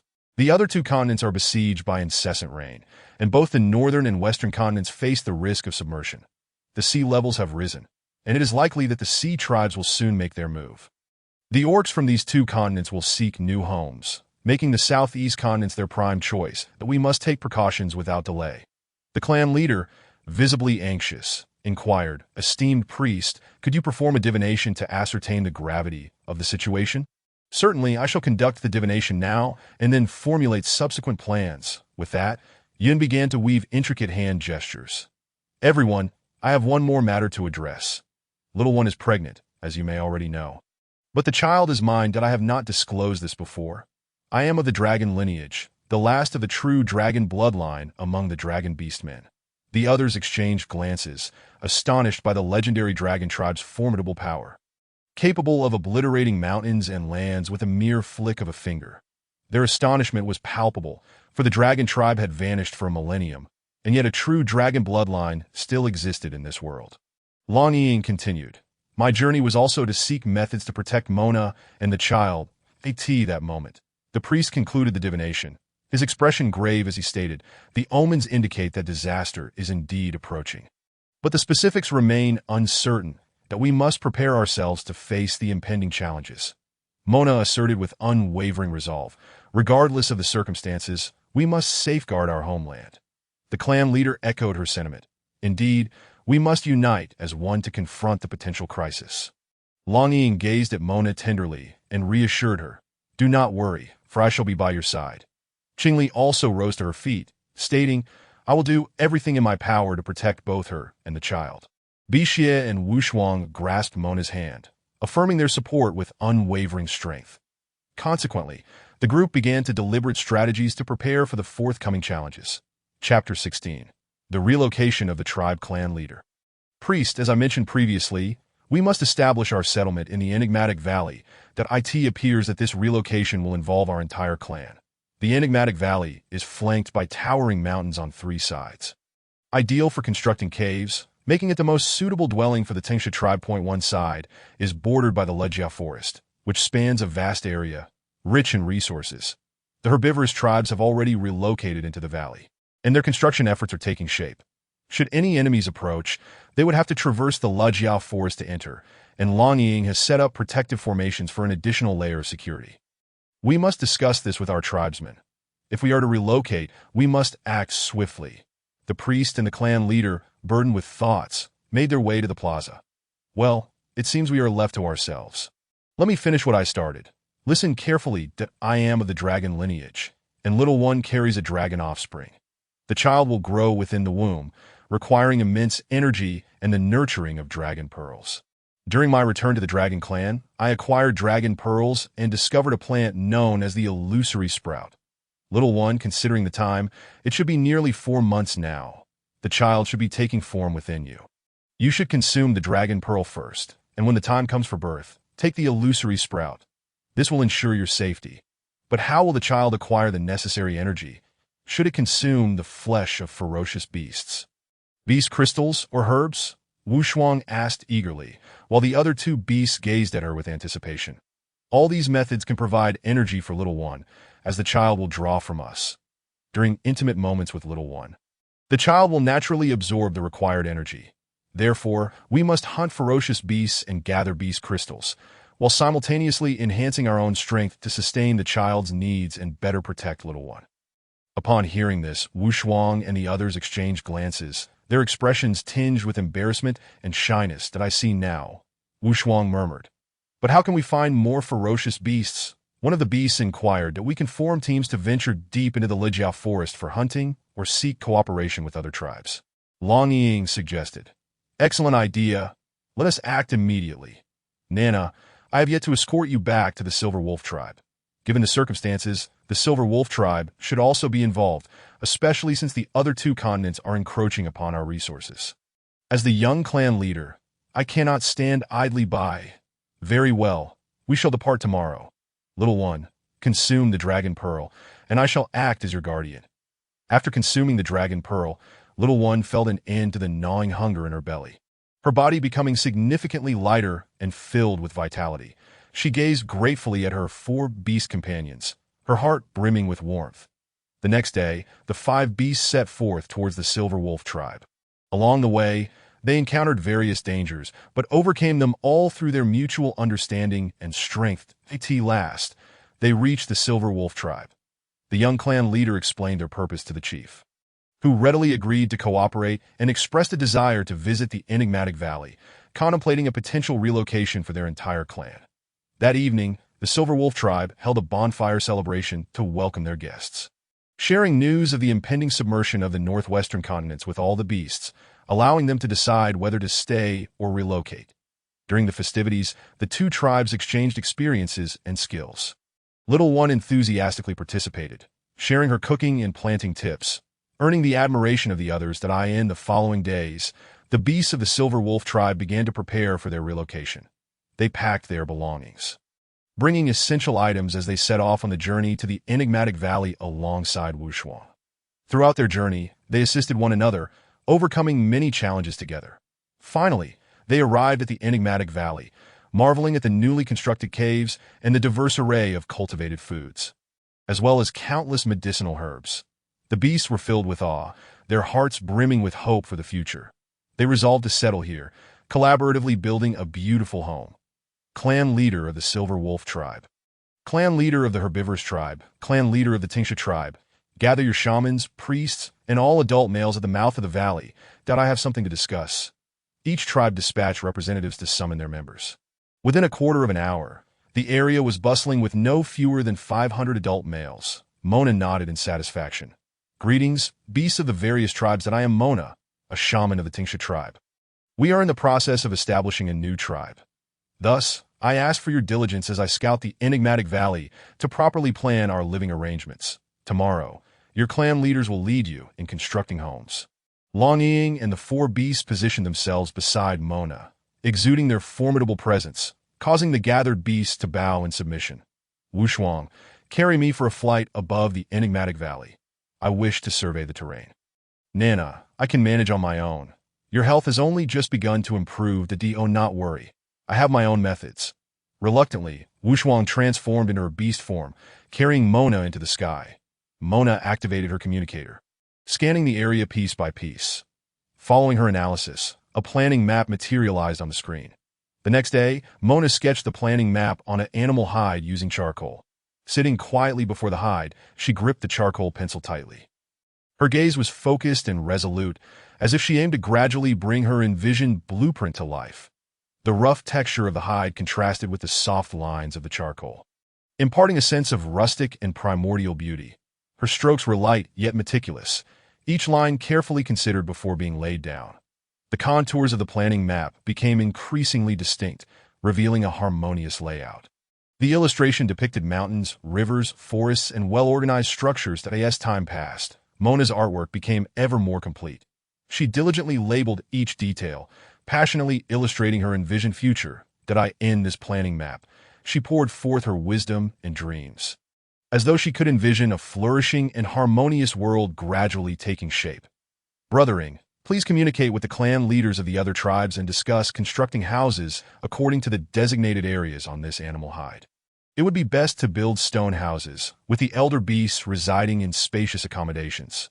Once completed, we can install warm beds to shield against the cold during the winter and snow seasons.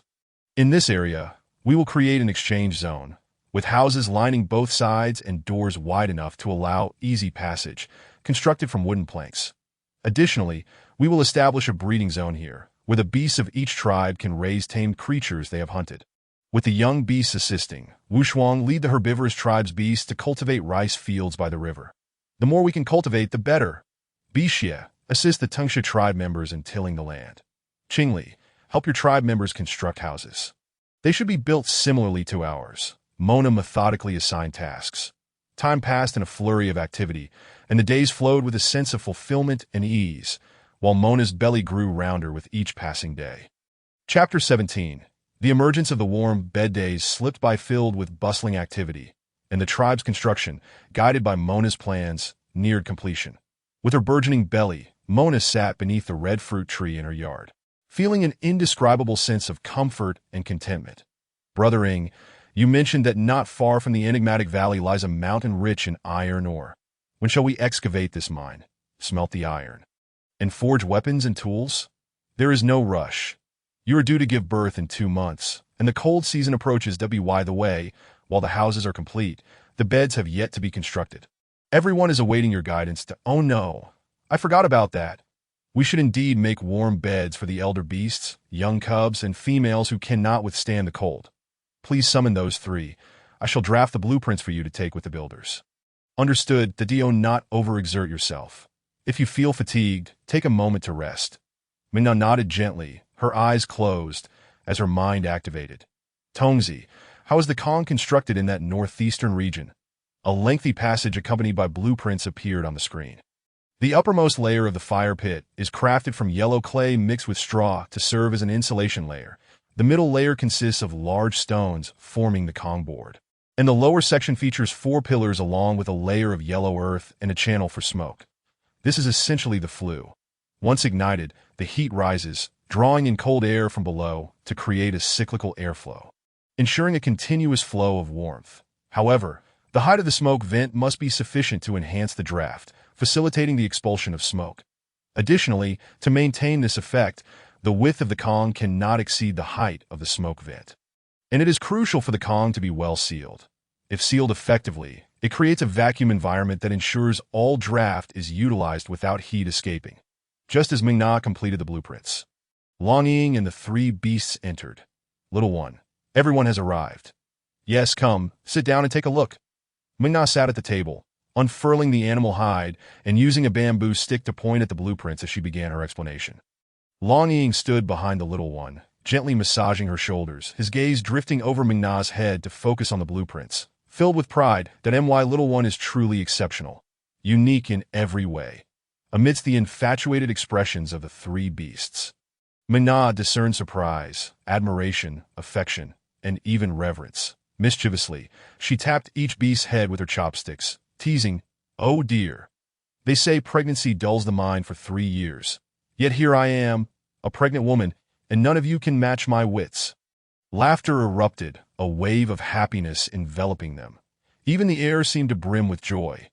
"Everyone, take your places, my beloved beasts. The fire pit needs to dry for about a month, just in time for the cold season when our kin move in." "At your command, my esteemed partner," the 4 beasts replied cheerfully. "Can we harvest the second batch of crops now?" "Wu Shuang, it should be ready in about 10 days. We cannot afford to delay the fire pit and rice harvesting as the warm season is swiftly drawing to a close. You 4 get busy, strive to complete everything before the cold season arrives. Brothering, please make a trip to the mine and bring back some ore. I need to study the iron content thoroughly." The 4 beasts promptly set off to fulfill their tasks. Longying headed to the mine in search of ore, while the other 3 beasts led the kin in constructing the fire Kong. Mingna, not one to idle, directed the kin in harvesting the second batch of crops, her pregnant belly proudly protruding. 10 days later, the fire Kong was finally completed and dried, coinciding perfectly with the maturation of the crops. As Mingna organized the kin to store the grains in the granary, she also began to analyze the iron content of the ore. During this busy and fruitful season, Mingna exhibited unparalleled leadership and wisdom, her efforts winning the loyalty of her kin. Due to the bountiful harvest, Mingna and several clan leaders decided to hold a bonfire celebration that evening in the heart of the Enchantment Valley. With an improved quality of life, ample food and herbs, and numerous mature females in various tribes coming into heat, this was a significant event for the tribe, as continuity of generations was essential for its growth. "Esteemed leaders, I wish to discuss a matter with you," Mingna began, her smile radiant. "Speak, which, as long as we can manage it," the leaders replied in unison. Mingna chuckled before continuing, seemingly delighted by the topic at hand. "Let us not keep it a mystery," which, she said, her expression suddenly serious, "that I propose that our tribes engage in mutual partnerships. The herbivorous tribe lacks combat capability, but possesses agricultural skills, while the Silver Wolf tribe excels in battle, yet lacks this knowledge. The males of the Flying Serpent tribe slow down during the cold and snowy seasons, with some entering a state of dormancy. Hence, the safety of the females is not well assured. To unify the 3 tribes, such partnerships are vital, especially as many males have been courting the females of the herbivorous tribe during this time. I agree."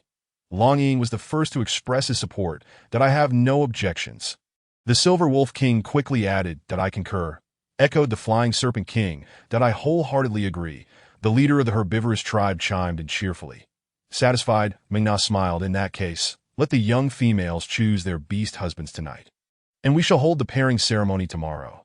However, We still need to prepare some items beforehand. With that, Ming-Na began issuing commands, and everyone sprang into action. The entire tribe was engulfed in a festive atmosphere, each face beaming with happiness. "Where shall we set up our altar?" Ming-Na inquired, recalling that there had been no plans for this. "Right here at the central point that we leveled the ground and constructed stone blocks. However, we have yet to find a suitable place to house the altars and totems of the two tribes," Qingli responded, glaring indignantly at Bixia. Ming-Na sensed that there was more to this. Why had she been left in the dark? "Brothering, what is going on?" The Silver Wolf King and the Flying Serpent King bowed their heads in silence, leaving Ming-Na further puzzled. "Little one, each tribe has its own totem, and the offerings differ. So we thought it best to select a place where both tribes could worship together. However, we have not found a suitable location, and thus this matter has been postponed," Long Ying explained. After a moment of contemplation, Ming-Na smiled and proposed, "Let us build it nearby, designating two distinct areas for each tribe's totem and offerings. This will facilitate the kin's worship while also reflecting our tribe's inclusivity and unity." Everyone agreed with Ming-Na's suggestion, promising to complete it before the pairing ceremony the next day. As night fell, the bonfire celebration commenced. The young men and women from each tribe donned their finest attire, dancing and singing around the fire. Leading the festivities were the elder females, preparing bamboo tube rice, meat porridge, steamed buns, and dumplings, while the elder beasts simmered bone broth, and the males of the herbivorous tribe took charge of grilling and stir-frying meat. The Flying Serpent and Silver Wolf tribes busily set up the altar and hung totems. Everything unfolded in an orderly and harmonious manner. Ming-Na reclined languidly in Long Ying's embrace, observing the other three beasts. "You've all worked hard, my beasts, little one. You can rest easy. Let them handle it, as they are quite capable though." "In what way are they capable? It is rare to hear you praise someone." "I want to hear more." She playfully pinched Long Ying's cheeks, her playful demeanor causing the nearby beasts to swallow nervously, their lower halves involuntarily bowing in respect, an undeniably awkward moment. Noticing the unusual behavior, Ming-Na's cheeks flushed slightly, and she cleared her throat. The beasts snapped back to reality, quickly regaining their composure. Just then, a gentle figure in red approached with a steaming bowl of soup. "Sister, have some soup to nourish yourself." Ming-Na accepted the bowl and took small sips. Red Garment looked at her with concern. "Sister, you have truly worked hard today, but seeing everyone so joyful makes it all worthwhile." Ming-Na nodded with a smile. "Indeed, it brings me great comfort to see everyone thriving. By the way, how are things between you and Haisha?" Red Garment's face turned crimson. "We are doing well." Ming-Na chuckled mischievously. "My sister is shy. If you like him, you should express your feelings boldly." Red Garment lowered her head in silence. Haisha was a level 5 warrior from the Silver Wolf tribe, strong and powerful, and they harbored mutual affection, secretly savoring their sweet feelings. Meanwhile, the bonfire continued to resonate with laughter and song, while Ming-Na and her beasts cherished this warm moment. The next day, as all the adult females ascended the altar, the males below erupted in excitement. The beast husbands chosen the previous night were largely mutual attractions, for in this world, there exists an alternative rule. The challenge to showcase one's strength could also captivate a female's heart. This year, with the intertribal pairings, there were more options. The ceremony proceeded smoothly as the priests from both tribes sang blessings. Many couples pledged their vows of companionship for life under the watchful eyes of the beast gods. After the ceremony, Ming-Na gathered the leaders and elders from each tribe to discuss the future development of the tribe. Ming-Na proposed that in addition to advancing in agriculture and hunting, they should cultivate more craftsmen and artisans. She aspired to construct larger dwellings and create more exquisite tools and handicrafts, making the production of pottery and iron smelting imperative. Everyone expressed their agreement and commitment to actively prepare for iron smelting and pottery making. The craftsmen began to explore new construction techniques, while the artisans attempted to create unique artistic works. As Ming-Na and her beasts prepared to return home, they were surrounded by the amorous atmosphere of the newly paired couples. Exhausted, Ming-Na found solace in Long Ying's embrace. "How delightful it is! Once we pass through the cold and snowy seasons, we will have many new cubs. What of our little one? Is he doing well?" The beasts, noticing Ming-Na's weariness, were eager to know about her and their child's condition. "He has been growing rapidly and requires more energy." "Wu Shuang is with the little one tonight, correct?" "Yes, I am." Long brother, please advise me on what to pay attention to. We will take turns. Tonight you will be with Qingli, and tomorrow I will be with Bika. Be sure to monitor the intake and release of energy. Bixia, we shall hunt fierce beasts after returning home. Mengna and the beasts each found rest. That night, Wu Shuang and Qingli carefully accompanied Mengna, making sure not to disturb her or the child within her womb. That as Longying and Bixi ventured out to hunt ferocious beasts. They aimed to provide ample nourishment for Mona and the children. The following dawn, upon awakening, Mona felt significantly revitalized. She gazed at the unwavering guardianship of Wu Shuang and Qingli beside her, her heart brimming with warmth. After enjoying breakfast, Mona commenced guiding the artisans in the crafting of pottery. She aspired to create more practical and aesthetically pleasing vessels to enhance the convenience of the tribe's daily life. Simultaneously, Longying and Bixi returned with their quarry, sharing the bounty with the tribe's members, who collectively relished a sumptuous feast that in this delightful atmosphere. The tribe grew increasingly united and affectionate, eagerly anticipating future progress. Chapter 18. Pottery making. Mona directed everyone to excavate a large pit, channeling water from the river using segments of bamboo. They selected a sticky yellow clay, which was then screened, washed, and ground to eliminate impurities, resulting in a fine powder suitable for pottery. The prepared powder was thoroughly mixed with water to form a paste, which Mona shaped into a clay bowl using a smooth stone. After crafting a well-formed bowl, she placed it on a nearby rack to sun-dry. Did everyone see that? This is just one of the processes. Once it dries in the sun and is subsequently fired, it becomes a pottery bowl. Of course, some items are frequently used and urgently needed, so feel free to shape them as you wish, provided they remain functional. That if this batch is successful, we can trade with other tribes or the main city. Which can we also trade our bamboo products as well as white rice, gray rice, yellow rice, and herbs? Inquired a year-long orc. That we can trade bamboo products but not the others. Our tribe has only recently merged, and our overall strength is not yet formidable. It is unwise to attract attention from other tribes. White rice, gray rice, yellow rice, and herbs are essential for our survival and must not be disclosed. That you all understand. Understood. Which? The orcs replied, feeling ashamed, having forgotten the brutality of fighting for food after a few months of peaceful living. An elder orc seeking to conserve food ventured away from the tribe to find a quiet place to await death. Mona did not afford them much time for melancholy. The cold season is fast approaching, and we cannot afford to waste time. You continue with the shaping here, while I lead a portion of the orcs to dig the kiln. Once the pieces are ready and dried, we will commence firing on the other side. Bixi and Wu Shuang, you two keep a watchful eye here. Anyone who is inattentive or lax shall be sent away. Understood. Which, Longying and Qingli made their way to the foot of the mountain to locate a suitable site for the kiln.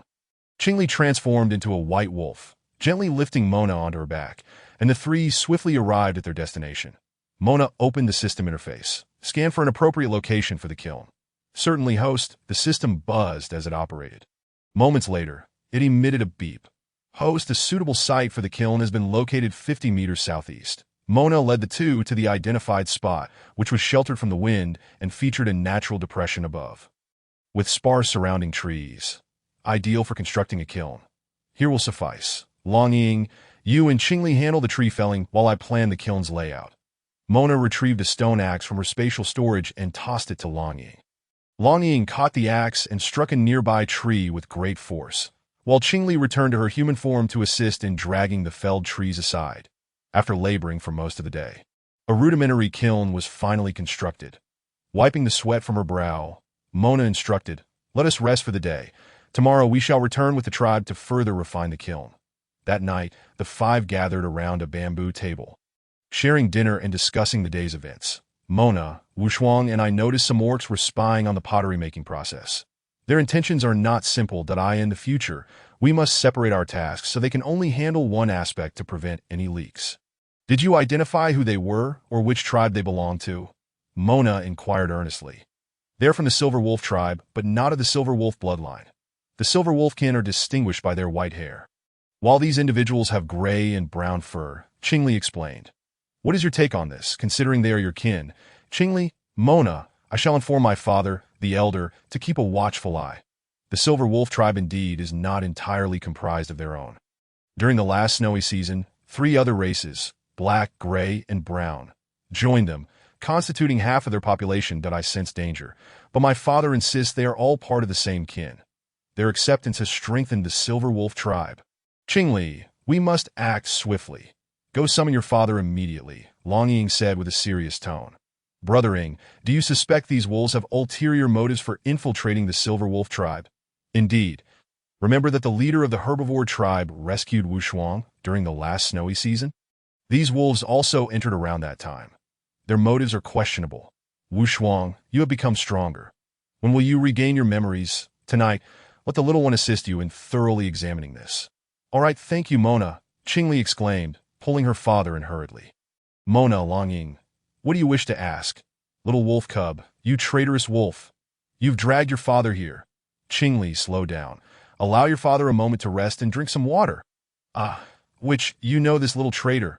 Had I not shamelessly sought a partner for you, you might still be out there hunting beasts. Tribe leader, there are no outsiders here. That I wish to inquire about something that I heard from Qingli, that the black, gray, and brown wolf races joined during the last snowy season. The tribe leader squinted, recalling, indeed, it was during the last snowy season when the snow fell incessantly, enough to engulf an adult orc. Fortunately, our tribe shaman foresaw this and took precautions by relocating to the cave. The stone and wooden houses of the tribe were all lost during that year's snow disaster, resulting in numerous casualties among the orcs. The shaman of the Tungsha tribe likely foresaw it as well. When the gray, black, and brown wolves sought refuge, they claimed it was due to the snow disaster, and our tribe suffered losses too, so we took them in to bolster the Silver Wolf tribe.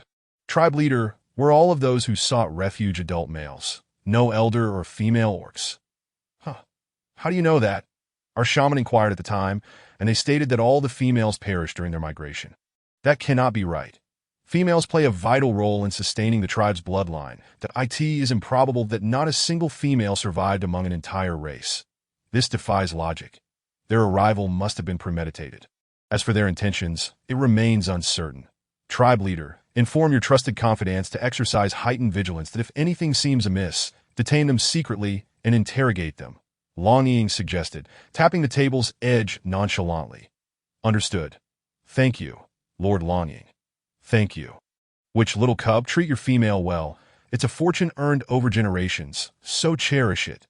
The tribe leader continued to chatter, forcibly pulled away by Qingli. The group remained silent for a moment before Long Ying spoke again. Bishi, your Tungsha tribe comprises entirely of your kin, so do not worry excessively. However, during this upcoming mating ceremony, some wolves will be pairing with Tungsha females, that is long, as they harbor no ill intentions. They will not become rogue beasts and pose no threat to the females. Yet, we cannot dismiss the possibility of spies seeking to uncover the tribe's developments and the creation of various tools. Once the pottery is completed, we shall select individuals to venture to the mountainside to smelt iron and forge weapons. Indeed, what do you all think? If there are no objections, we shall heed Brother Ying's counsel. The three beasts nodded in agreement. Little one, did the two attendants fare well last night? How is the cub? Mona blushed at the question, shyly nodding. The cub seems to enjoy it. Today he has been very quiet. Good. Today we shall all accompany you. Make sure to keep a close eye on Wu Shuang. That is for your secret. There is no need to conceal it from them. We are all your beast husbands. And your well-being is of utmost importance. Mona gazed at the four, her heart filled with gratitude and sweetness. That I possess a system, much like yours, that provides a spatial dimension for exploration and includes a robotic medical space capable of healing. It can also facilitate exchanges, but items must be scanned by the system to confirm trades.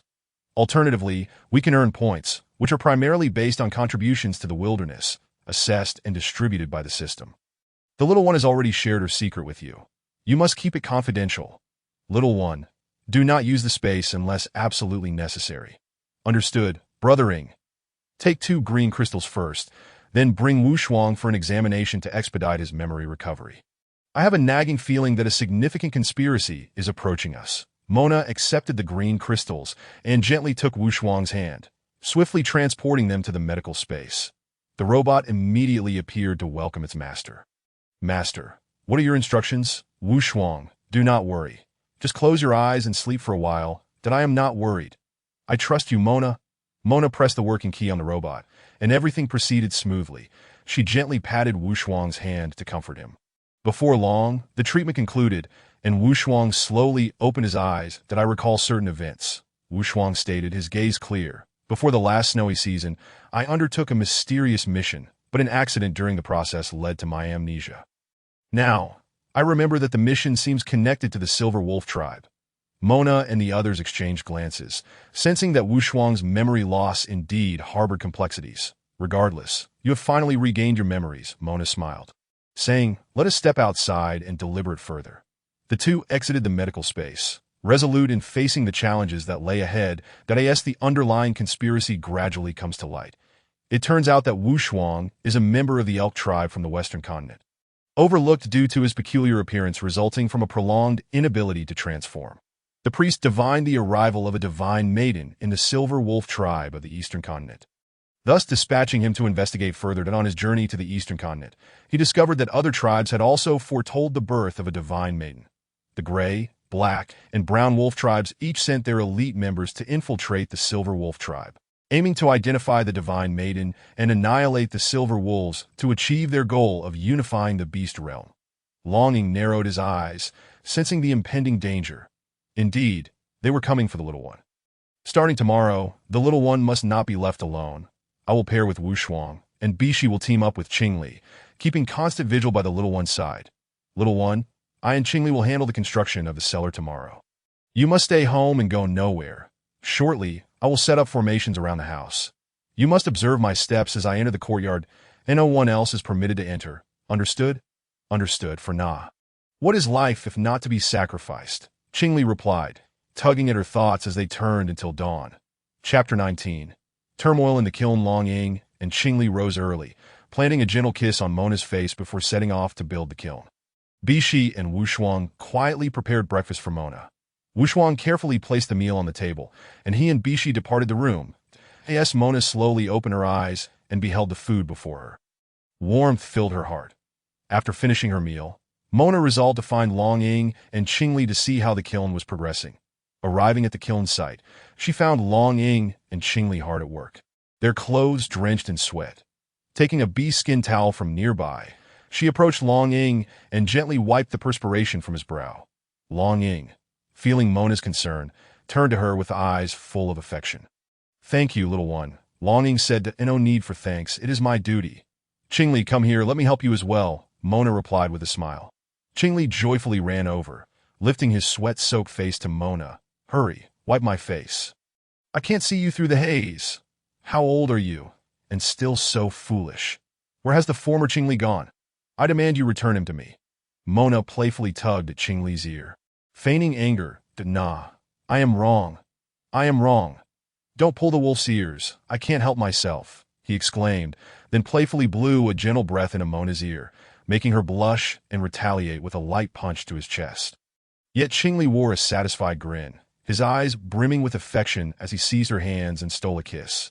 Little one, we agreed you would stay home and not wander. Be good. I will escort you back. I won't return. I would be bored alone at home. Just watching you all work makes me feel secure. Be obedient.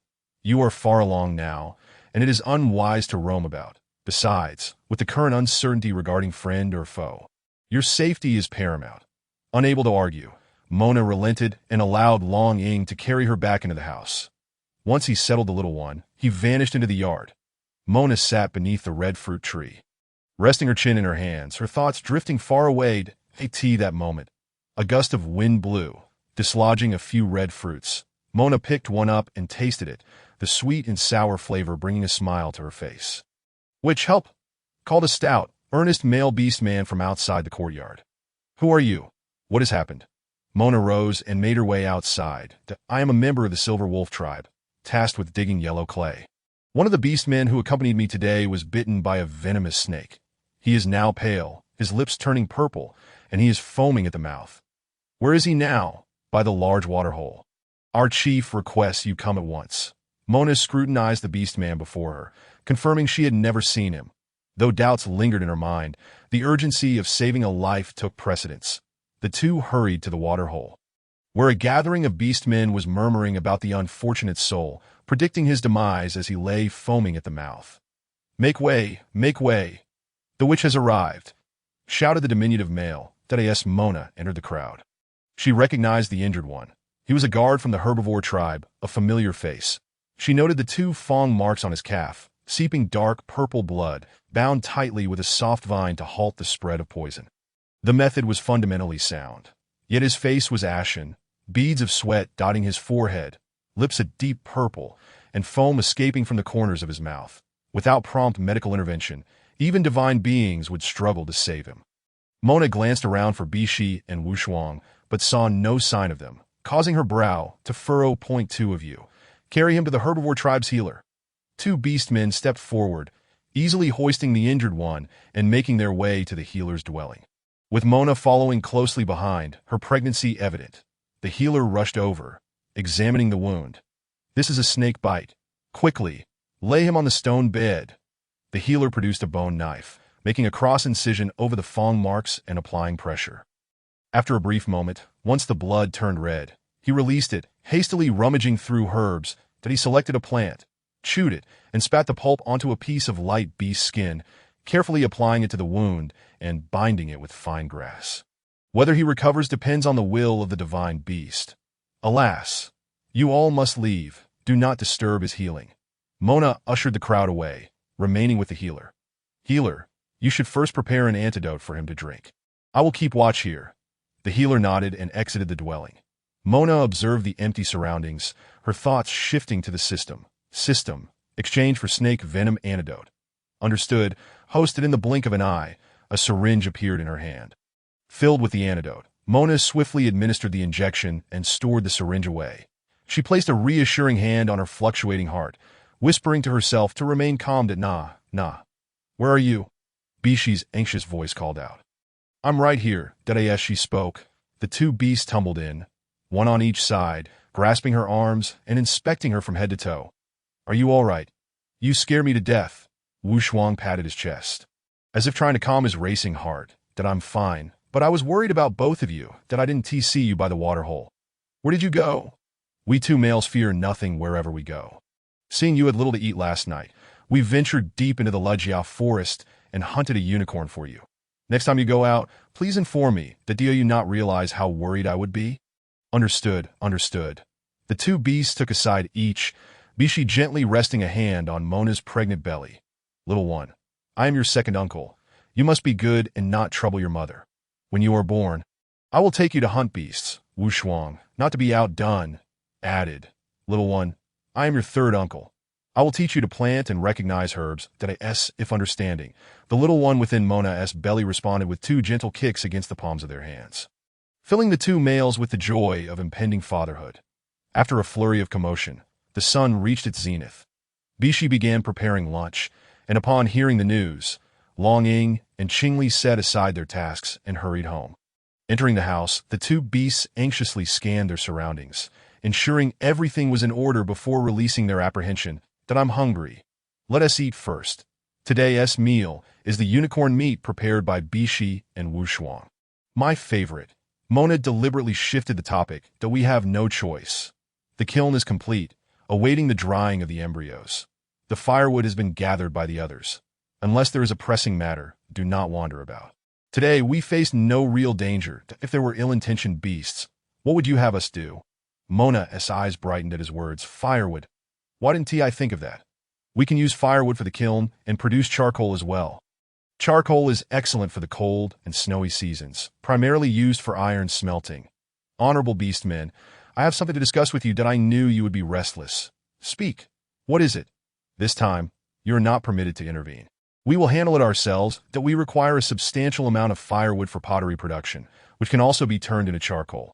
This charcoal is beneficial for the cold and snowy seasons, primarily for iron smelting. After lunch, I will explain how to produce charcoal. Each beast pondered during their meal, and it was not until Mona set down her chopsticks that they followed suit. Mona activated the system, researching how to make charcoal. Goodness, the process is quite similar to pottery. The only difference is the addition of a smoke vent to the kiln. Once the smoke is cleared, the wood will be thoroughly burnt. Then we seal the smoke vent and the fire channel.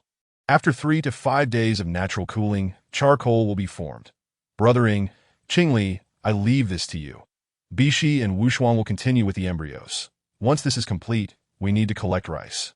I wonder how the second harvest will fare. After the rice is stored, we can discuss iron smelting and weapon forging. Iron smelting and weapon forging can wait. Let us discuss it after you give birth. Longing decisively refused. Once the four beasts tidied up, they repeatedly reminded each other that if anyone called, not to open the door to strangers, and to wait for their return. Chapter 20.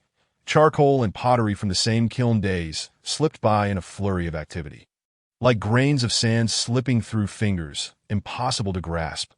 The pottery was placed in the kiln, and the firewood was neatly stacked in another. Light the fire, came the call, followed by the roaring flames that engulfed the kiln. Above the two kilns, thick smoke billowed until dusk, when it finally began to dissipate. Longing promptly summoned the orcs to block the smoke outlets. The charcoal kiln was complete, while the pottery kiln continued to burn and add firewood. If the temperature during firing was insufficient, it would affect the longevity of the pottery, leading to cracks or even outright breakage.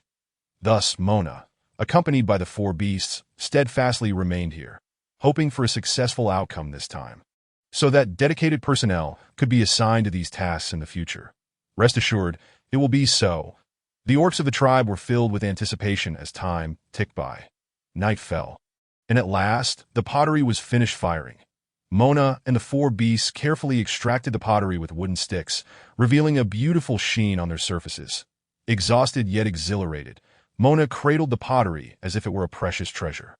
This success signified that the tribe could possess more high-quality pottery in the future. The next day, all the orcs of the tribe gathered together to celebrate this historic moment. Everyone praised the new pottery, expressing their eagerness to learn the art of pottery making. From then on, pottery became a significant activity for the tribe, and Mona generously imparted her knowledge to others, laying a solid foundation for the tribe's future prosperity. All of this stemmed from that night of perseverance and effort. Haisha, have you managed to inquire whether that shaman is indeed a goddess? The gray, black, and brown wolf orcs congregated deep within the Lejia forest, where a black wolf orc was questioning Haisha, who had recently bonded with Hongshang, that I asked, and Hongshang said the shaman is a native female of the Tingsha tribe, that I also subtly inquired whether she taught about the heated Kong, rice planting, charcoal burning, and pottery making. However, she claimed it was her large beast husband and the three beast husbands who taught her. It cannot be. During the pottery-making lesson, it was clearly the small female who spoke. There must be something concealed here. Why not capture that female and subject her to harsh interrogation to see what she reveals? Yes, let us capture her, but that small female is always accompanied by two beast husbands. And the tribe members protect her both openly and covertly, that it will be difficult to act. You fool, didn't we manage to bring her out last time? As long as we employ some tactics. We need not fear she won't take the bait. Speak quickly. How shall we proceed? We have been here for 2 snow seasons and still haven't accomplished our task, if we cannot find the goddess.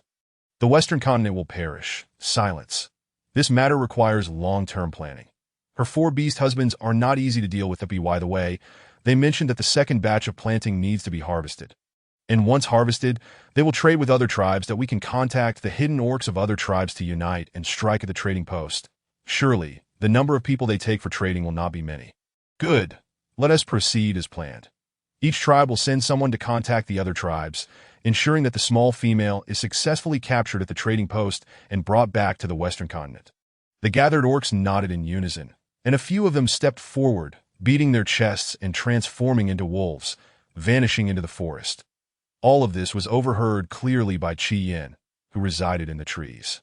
Capturing the small female, who can plant, burn charcoal, and make pottery, could it be that the Eastern continent is more civilized and advanced than the Northern continent? If given the chance, I must meet this small female. Could she truly be a goddess? Chi Yin transformed into a bird and followed the pack of wolf orcs. Arriving at an unfamiliar tribe, he observed the orcs there, unhurriedly engaged in their tasks. Elder orcs, young orcs, and even females were all busy. Soaring above the tribe, Chi Yin rubbed his eyes with his feathers, hardly able to believe what he saw. The well-organized stone houses, the varying heights of thatched roofs. The grand and imposing square, the golden ears of grain, the vibrant red fruits, the fragrant herbs, the pottery glimmering in the sunlight, and the diverse bamboo-woven products, along with the charred wood from the burnt logs. Is this truly a small tribe? It is hard to believe, so neatly planned and so creative. Qian decided to observe the situation before attempting to meet the small female the wolf orc spoke of. He flew to a tree near the square. Watching the movements below that moment, he noticed a figure, a heavily pregnant female being supported by two orcs. Behind her trailed two more orcs. It must be said that this small female had a petite frame, evoking an instinctive protective urge in the males. Her fair skin and the smile adorning her face melted into Qian's heart instantaneously. Even her pregnancy did not diminish his infatuation at first sight. For beast husbands, this must be the small female those wolf orcs were speaking of. Qian's heart tightened. But no, I must warn her of the danger. She must not attend the trading post. Qian spread his wings and flew towards Mona. Landing before her, Mona gazed in astonishment at the beautiful little bird, having never seen such a peculiar creature before. Qian spoke. Little female, you are in danger. You must not attend the trading post. Mona looked at him in confusion, not understanding his meaning. Qian hurriedly explained. A group of wolf orcs plans to capture you at the trading post. Upon hearing this, Mona's expression grew serious. She looked gratefully at Qian and said, Thank you for your warning. I will be cautious. Qian nodded and then took flight. Mona turned to her four beast husbands and said, It seems we must alter our plans. The four beast husbands nodded in agreement. They decided to deploy measures in advance to eliminate any spies within the tribe and avoid potential dangers. Simultaneously, they prepared for any unforeseen circumstances. Chapter 21. Clever schemes to eliminate spies, little one. Do you have any plans? Hongshang told me that Haisha occasionally inquires about the tribe's situation. Hongshang cleverly evaded his questioning, but one thing is certain. Haisha's feelings for Hongshang are genuine, and we can utilize the bonded females to exert control over these orcs. This is a good idea. Bonded males are loyal to their females. Persuading them should not be a significant issue. However, how can we inform these females without alerting their partners? Bixia raised a question. The wolf tribe orcs wish to learn about the tribe. We could tell them there are iron mines to forge weapons. It is harvest season. All females should stay behind to gather crops, while all males go to the mines to dig. We can leave Jia, Luan, and Ada's squad to guard the tribe just in case. During this opportunity, I will explain the matter to the females regarding the tribe's survival. They will not dare to treat it lightly. Additionally, I will prepare some herbs to make these males feel weak, allowing us to capture them in one fell swoop. They will not easily consume what we offer them. No, they will. After the harvest, we will hold a bonfire gathering, letting the priest offer blessings. Everyone will drink the blessing wine, Mona said confidently. But what if the bonded males refuse to surrender? Wu Shuang inquired. Then we kill them all. Qingli declared assertively. Kill, kill. All you know is to kill. We must protect the little one, that the tribe has few combat-capable males. We must strive to make them feel a sense of belonging, that they are part of the tribe. If we truly need to kill, it won't be up to you. Qingli rolled her eyes in frustration, but upon reflection, she realized the logic in it. Stealing a glance at Mona, she saw that she was not angry, and thus stuck out her tongue, falling silent. Bixia Wushuang Qingli, you will inform the leaders of each tribe. Tomorrow, we will gather in the square when the bell tolls and begin harvesting the grains. Ingu, you will arrive a little later and mention the mining matter as well. Then proceed according to plan. The next day at dawn, the bell in the square tolled repeatedly, and the orcs gathered in the square. The three tribe leaders ascended the platform, with the Tingsha tribe leader speaking first. Fellow tribesmen, before the cold season arrives, we must expedite the harvesting and storage of our crops. The three tribes have decided to commence harvesting today. Wait, esteemed leaders, fellow tribesmen, I have an important announcement to make. Long Ying swiftly arrived at the sacrificial platform. Murmurs spread among the crowd below. What could be more important than harvesting crops? Indeed, harvesting is crucial. It is the foundation for us to survive the snow season. However, this is even more important. I have discovered a mine, an iron mine, which can be used to forge weapons that we will no longer need to engage in close combat with ferocious beasts. Instead, we can attack from a distance. The Tingsha tribe members are the most qualified to speak on this matter, as each of them possesses a simple bow and arrow. I do not believe it. We have always hunted, and casualties are inevitable. If what you say is true, demonstrated. A brown-haired orc from the Silver Wolf tribe retorted. The rest of the orcs echoed in agreement, one after another. Mona exchanged glances with her four beast husbands. The bait had taken.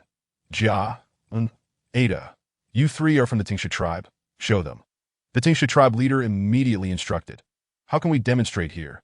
There are no beasts to hunt. Another gray wolf orc scoffed that in our tribe, we have domesticated Ho beasts that can be hunted. The leader of the herbivorous tribe responded promptly. Let us go and witness for ourselves that a group of males headed towards the breeding grounds. Jia, Luin, and Ada walked at the center of the crowd with their bows and arrows. Upon reaching the entrance of the breeding grounds, the three halted, as the Hoha beasts inside were startled, running about in panic. Snorting and panting, heading straight for the crowd. The orcs all retreated, while only Jia, Luin, and Ada stood firm at the entrance. They drew their bows and, with a surge of strength, released their arrows. Whoosh, whoosh, whoosh. 3 bamboo arrows flew towards the necks of the Hoha beasts. Howls of agony erupted as the beasts fell to the ground, raising a cloud of dust. The males, who had never witnessed the power of bows and arrows, were left dumbfounded. Could it really be this formidable? There was no need to transform into beast forms to fight the beasts, and from such a distance. Marvelous. Simply marvelous. I yearn for it. Truly desire it. What shall I do? Males with strength in their arms are welcome. Herbivores lacking combat prowess may also partake, as can females, elder beasts, and younglings. How astonishing! Tisk, tink, tink. A chorus of admiration ensues as the elder beasts, females, and younglings prepare to demonstrate the hunting of the cuckoo for your viewing. Mona languidly spoke as she watched Hongshang, Xiaoqi, and an unnamed elder beast stride towards the enclosure of the cuckoo. They too stood outside the enclosure, drawing their bows and letting loose arrows. One shot, one cuckoo. Even as the cuckoo attempted to take flight, it flapped a few times before succumbing to its fate. The demonstration concluded. Thunderous applause erupted behind them, everyone eager to possess this weapon, especially since it was forged from iron. Thus more lethal. The males gazed at Longing with starry eyes. Lord Longing, where is this iron mine? When shall we commence mining for weapons? Everyone, please remain calm and listen to me, Mona interjected. Today, all females elder beasts, and younglings shall harvest crops. All males shall accompany me to the mine. Let it be known that any male who does not join shall forfeit the opportunity for newly crafted weapons. The black, brown, and gray wolves' eyes glinted with avarice, and Mona and her companions observed this with delight. Everything is progressing according to plan. Lord Longing, if all males are to mine, then who shall guard the tribe? The timid herbivore tribe leader spoke, embodying a fear of death. Jia and Lin, you two shall lead your divisions to guard the valley entrance. No beast is permitted to enter or exit. Violators shall face execution. Longing declared with authority, exuding his formidable presence. Fear not, Lord Longing. Our arrows are not to be underestimated. Males, follow me, Longing commanded, leading the way as the 3 beast husbands followed closely, with other beasts hastily keeping pace. Meanwhile, Mona led the elders and younglings to the harvesting grounds, while Jia and Luin stood guard at the valley entrance. Upon reaching the harvesting area, Mona assigned tasks. Elder beasts to harvest, younglings to transport, and females to thresh and dry the grains. Thus, only the females remained in the square. Those females who recently formed pairs gather around for an important discussion. Over 30 females led by Hongshang stepped forth, and Mona summoned them to the sacrificial platform to sit together. Supported by Ro, she faced the assembly of females. Sisters, I have 2 crucial matters to discuss that must be addressed. Please speak, Shaman, Hongshang sensed Mona's intent.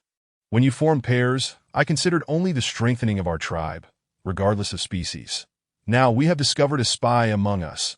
Those from the Silver Wolf tribe, the gray, black, and brown wolf beasts. They are spies from the western continent, infiltrating the Silver Wolf tribe with ulterior motives. Upon hearing this, the females erupted in a chatter. Indeed, I trust the shaman, for Haisha often inquires about tribal matters, raising my suspicions. Have any of you sisters experienced similar questioning from partners belonging to these 3 tribes? Hongshang's remark struck a chord. My partner has asked me as well, and I told him I knew nothing. You acted wisely. Even if it is your own partner, one must be cautious if they have not received our totem's blessing, for they are not true tribesmen. Caution is the key to longevity, Ro, as the tribal matriarch was more aware. Shaman, I do not wish to lose Haisha. He is truly exceptional that I asked there any way to lead him away from darkness and into the light. I too do not wish to lose my partner. Came a soft weeping from a female who had bonded with a wolf beast. I understand that all of you love your partners dearly. This brings me to my second point. Once the harvest is complete, we shall prepare to trade with other tribes, and also inform them of the sinking news from the northwest continent. As far as I know, there are spies in other tribes, even in the main city. Mona took a sip of water and continued that I plan to hold a grand bonfire celebration after the harvest. Allowing the priest to bestow blessings that on that day, I will poison the drinks, rendering them immobile, so we can capture them. You must keep a close watch on your partners, persuading them to pledge allegiance to our tribe. And under the witness of the beast god, and before the totem, swear an oath of eternal loyalty. Very well, we shall persuade them, for the sake of our tribe and ourselves. All the females brimmed with determination. Their spirits emboldened at that moment. Chapter 21. Clever plans to eliminate spies too, that Mona continued to lead the beasts in harvesting, while the mining efforts led by Longing encountered challenges that a sharp-faced beast from the Grey Wolf tribe stepped forth. Questioning Longing, Lord Longing, do you really claim that this dark stone is iron, or it appears otherwise? Are you deceiving us? Indeed. There are stones everywhere. This entire mountain is filled with them. There cannot possibly be that much iron ore. Perhaps you are truly deceiving us. With such free time, we might as well hunt, securing more pelts and beast crystals for the winter season. Yes, that makes sense. The Wolf Tribe spies exchanged banter, their simple aim being to tarnish Longing's reputation and seize control of the iron mine. If they could indeed forge iron, they would strengthen their tribe and dominate the beast realm effortlessly. However, Longing would not indulge them. He declared, those unwilling to mine may leave the tribe, that we do not harbor idlers. Before he could finish, he was interrupted by Wushuang's cough. If everyone doubts, we can attempt to smelt a small amount first. If successful, we can then fully engage in mining. What does everyone think? Agreed. We shall heed Lord Wushuang's words. A dove from the Tingsha tribe responded. The beasts, relying on their combat prowess, smashed down with palms and fists, breaking apart the iron ore. Longing exchanged a glance with the three beast husbands, then seized the opportunity to return to the tribe that I in the square. Longing found Mona. Little one, have you managed things here? All is well. They will keep watch. How goes it on your end? Longing relayed the spies' provocations and their intentions to seize the iron mine. Wushuang is quite astute. His suggestion to smelt some iron for weaponry serves multiple purposes. First, to intimidate them. Second, to compel them to mine better for us, as we should not waste free labor. Third, to exploit their greed to attract other spies. And fourth, they wish to uncover who can smelt iron to seize the opportunity to capture them. Little one, do you hold such admiration for Wushuang? A hint of jealousy seeped from Longing's words that do not fret. Brother Ing and Wushuang are truly in sync, that you. Longing affectionately ruffled Mona's hair, that I hurried back to request the formula for iron smelting. As I shall need it shortly, let us return home. I wish to show you something. Longing embraced Mona and vanished from the square. Upon returning home, Mona guided Longing into the space and opened the system. System, how does one smelt iron? Please hold on, the system replied. Lines of text appeared on the screen, accompanied by videos. Longing was momentarily taken aback, but quickly regained composure, his keen dragon eyes fixated on the screen. Eager not to miss a single step. The primitive iron smelting process primarily consists of the following steps. Collecting iron ore. First, one must acquire iron ore and break it into small pieces for collection. Processing the ore. Place the iron ore into a stone pit and use impact to gradually crush it until it is reduced to a fine powder. For the immensely strong beasts, this is merely a trivial task. Preparing clay. Collect yellow clay. Add straw fragments to enhance its strength, and mix in water to achieve a sticky consistency. This process is familiar for making fire pits, thus not much of an issue. Constructing a bellows. First, tie together a bundle of straw to form a handle. Then mold the clay into a cake and neatly affix it around the straw handle, leaving an opening at the bottom for airflow. This creates a rudimentary kiln. Heating and smelting iron. Ignite the straw bellows to elevate the kiln's temperature rapidly. Add charcoal to reach the iron's melting point. Then introduce the iron or powder and layer it with charcoal for combustion. Throughout the heating process, continuously stack layers of charcoal to ensure the temperature can transform the iron or powder into iron. Extracting the iron block. After several hours, gently knock away the brittle clay to retrieve the mixture of iron and impurities. Removing the charred exterior to obtain pig iron. Forging the pig iron. Once pig iron is acquired, heat it to melting point, forming molten iron, which can then be poured into molds. Allow it to cool to shape desired items. Finally, heat it again and hammer it on stone to refine its form. Sharpening the edges. When the desired item takes its initial shape, find a sharpening stone to grind the edges, rendering them sharp. Thus, the desired object is successfully created. Mona's first thought was of bows and arrows, all crafted from iron. However, that was not feasible at present, given the wolves' predatory gaze. Bamboo would suffice for now. Once they dealt with them, she would first create arrowheads, allowing them to hunt fierce beasts as a trial. How shall I obtain the mold for these arrowheads? System, can I exchange for an arrowhead mold? Yes, host, please select a style, and I will deduct points accordingly. First, I must remind you that you currently have 500 points. Mona chose a suitable arrowhead mold for beasts, resembling a three-sided pyramid, akin to modern bullet heads. This design minimized air resistance while ensuring stability and greater range. The system deducted the corresponding points, and she instructed Longing to proceed with crafting at the mine. Longing summoned 3 other beastmen. Following the system's prompts step by step, and at last succeeded in crafting some iron arrowheads that he picked one up, examining it closely, and nodded in satisfaction. These arrowheads are sharper and sturdier than stone tools. They will undoubtedly greatly aid our hunting efforts, Bijia exclaimed with excitement. Then no, Qingli interjected, her eyes glinting with a ghostly green light. They are not merely for hunting, but if used in the conquest of tribes. They can both defend and attack. Moreover, our entire tribe consists of warriors. Longing smiled. Indeed, shortly I shall demonstrate the power of iron tools to you all. That he took the arrowheads and molds to the mine, where the orcs gathered around curiously. What is this? It looks so sharp, they murmured in intrigue. Longing showcased the arrowhead's prowess, effortlessly hitting a distant tree. Wow, incredible! If we possess such arrowheads, hunting will surely become much easier. The orcs exclaimed in awe, observing their reaction. Longing felt confident in his success that as long as you follow the methods I teach you, you will be able to produce even more iron tools. Our tribe will undoubtedly grow stronger, he encouraged. The orcs eagerly responded, impatient to learn the art of iron forging, especially the foreign wolf tribe, whose greedy eyes were fixated on the arrowheads.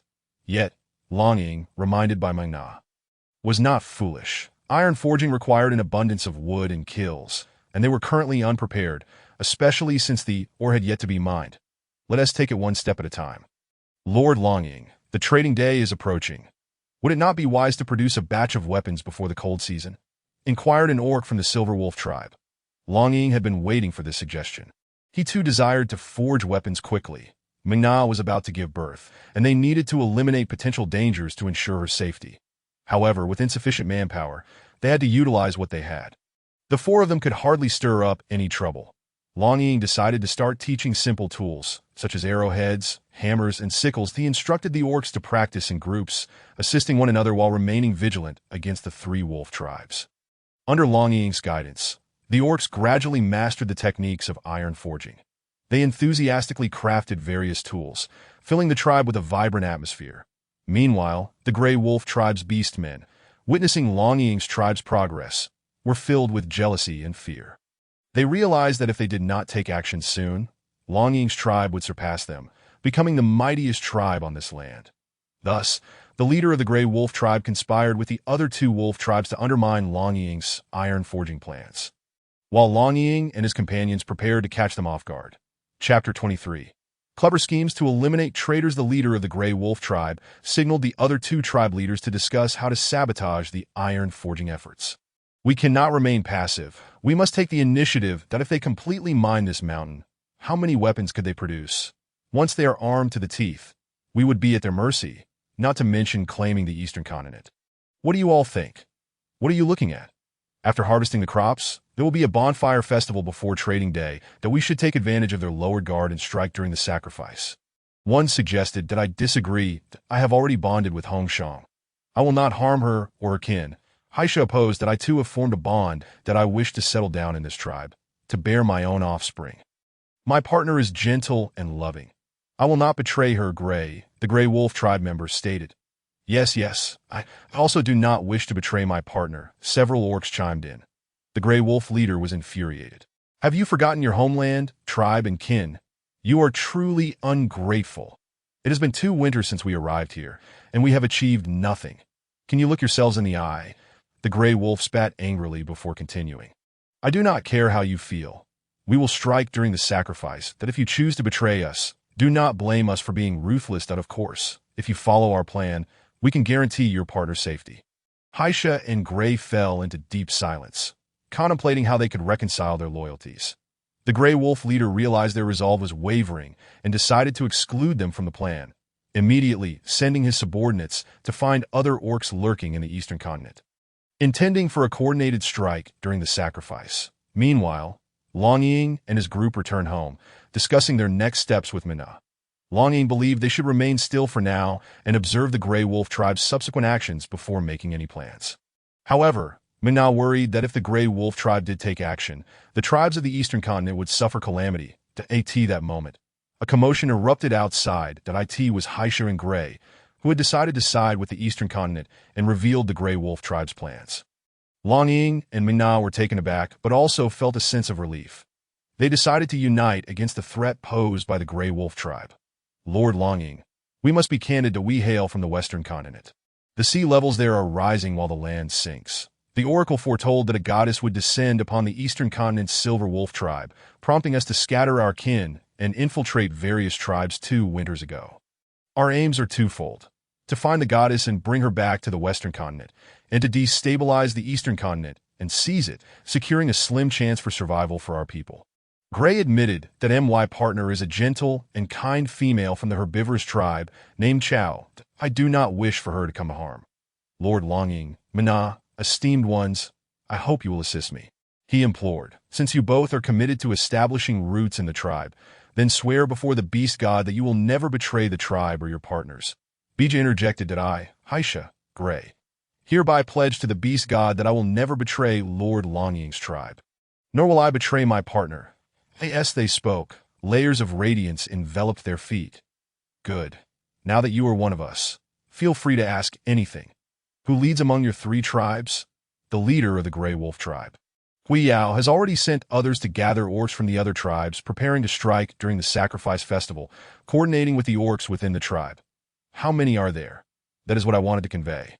We have about 200 infiltrators divided among 4 tribes. 100 are hidden in the main city, and of the remaining 200, we are not afraid, as the combined strength of the Tingsha tribe and Silver Wolf tribe can secure victory.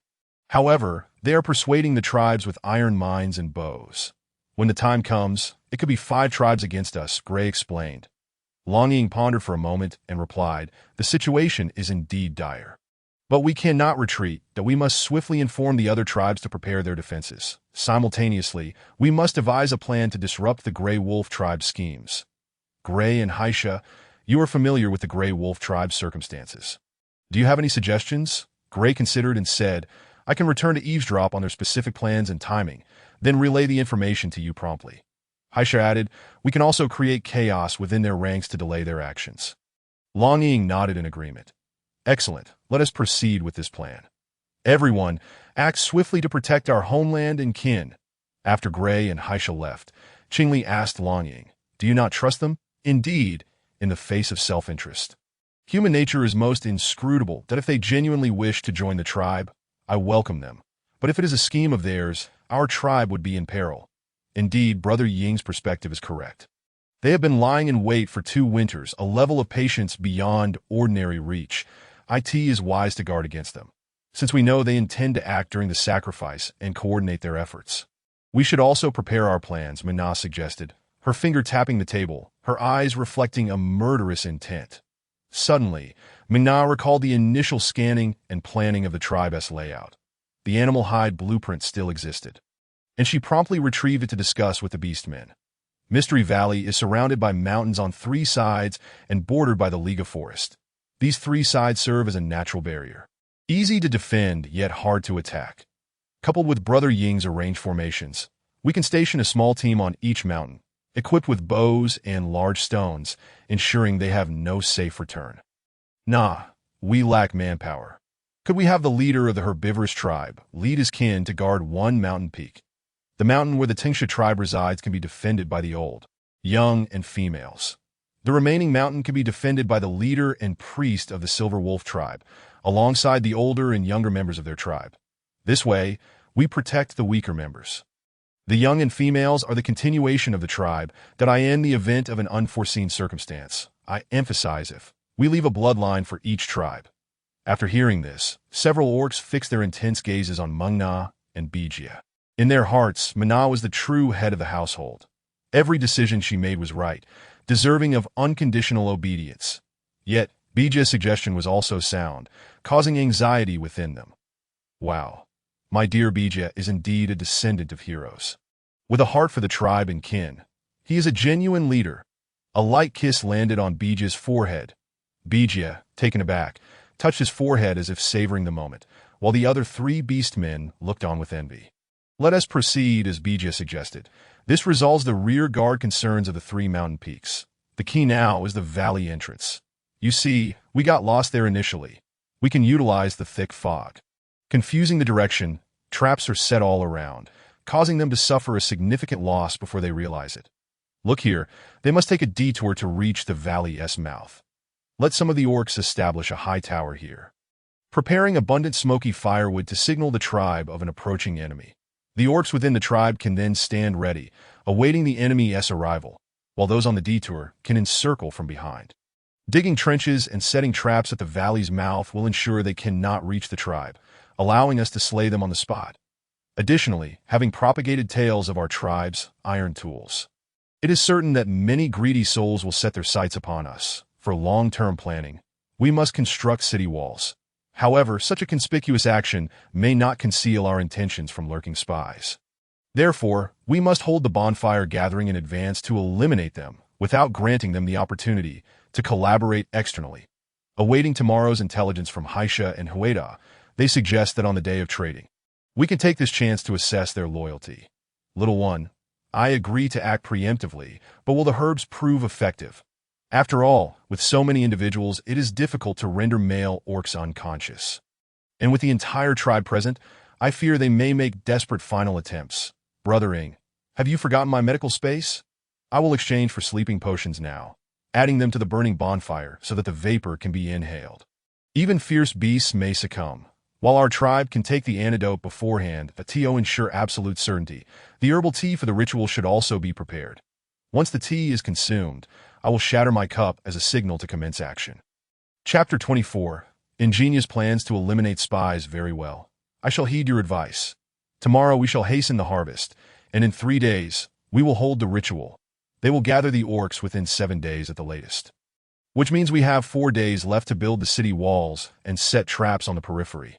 Longing grasped Mona's hand, his expression solemn and serious. However, our manpower is still insufficient, and time is too tight.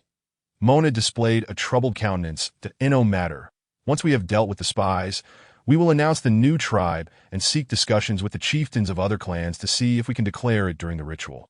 Longing stated. The following day, Longing arrived at the square, proposing to expedite the harvest.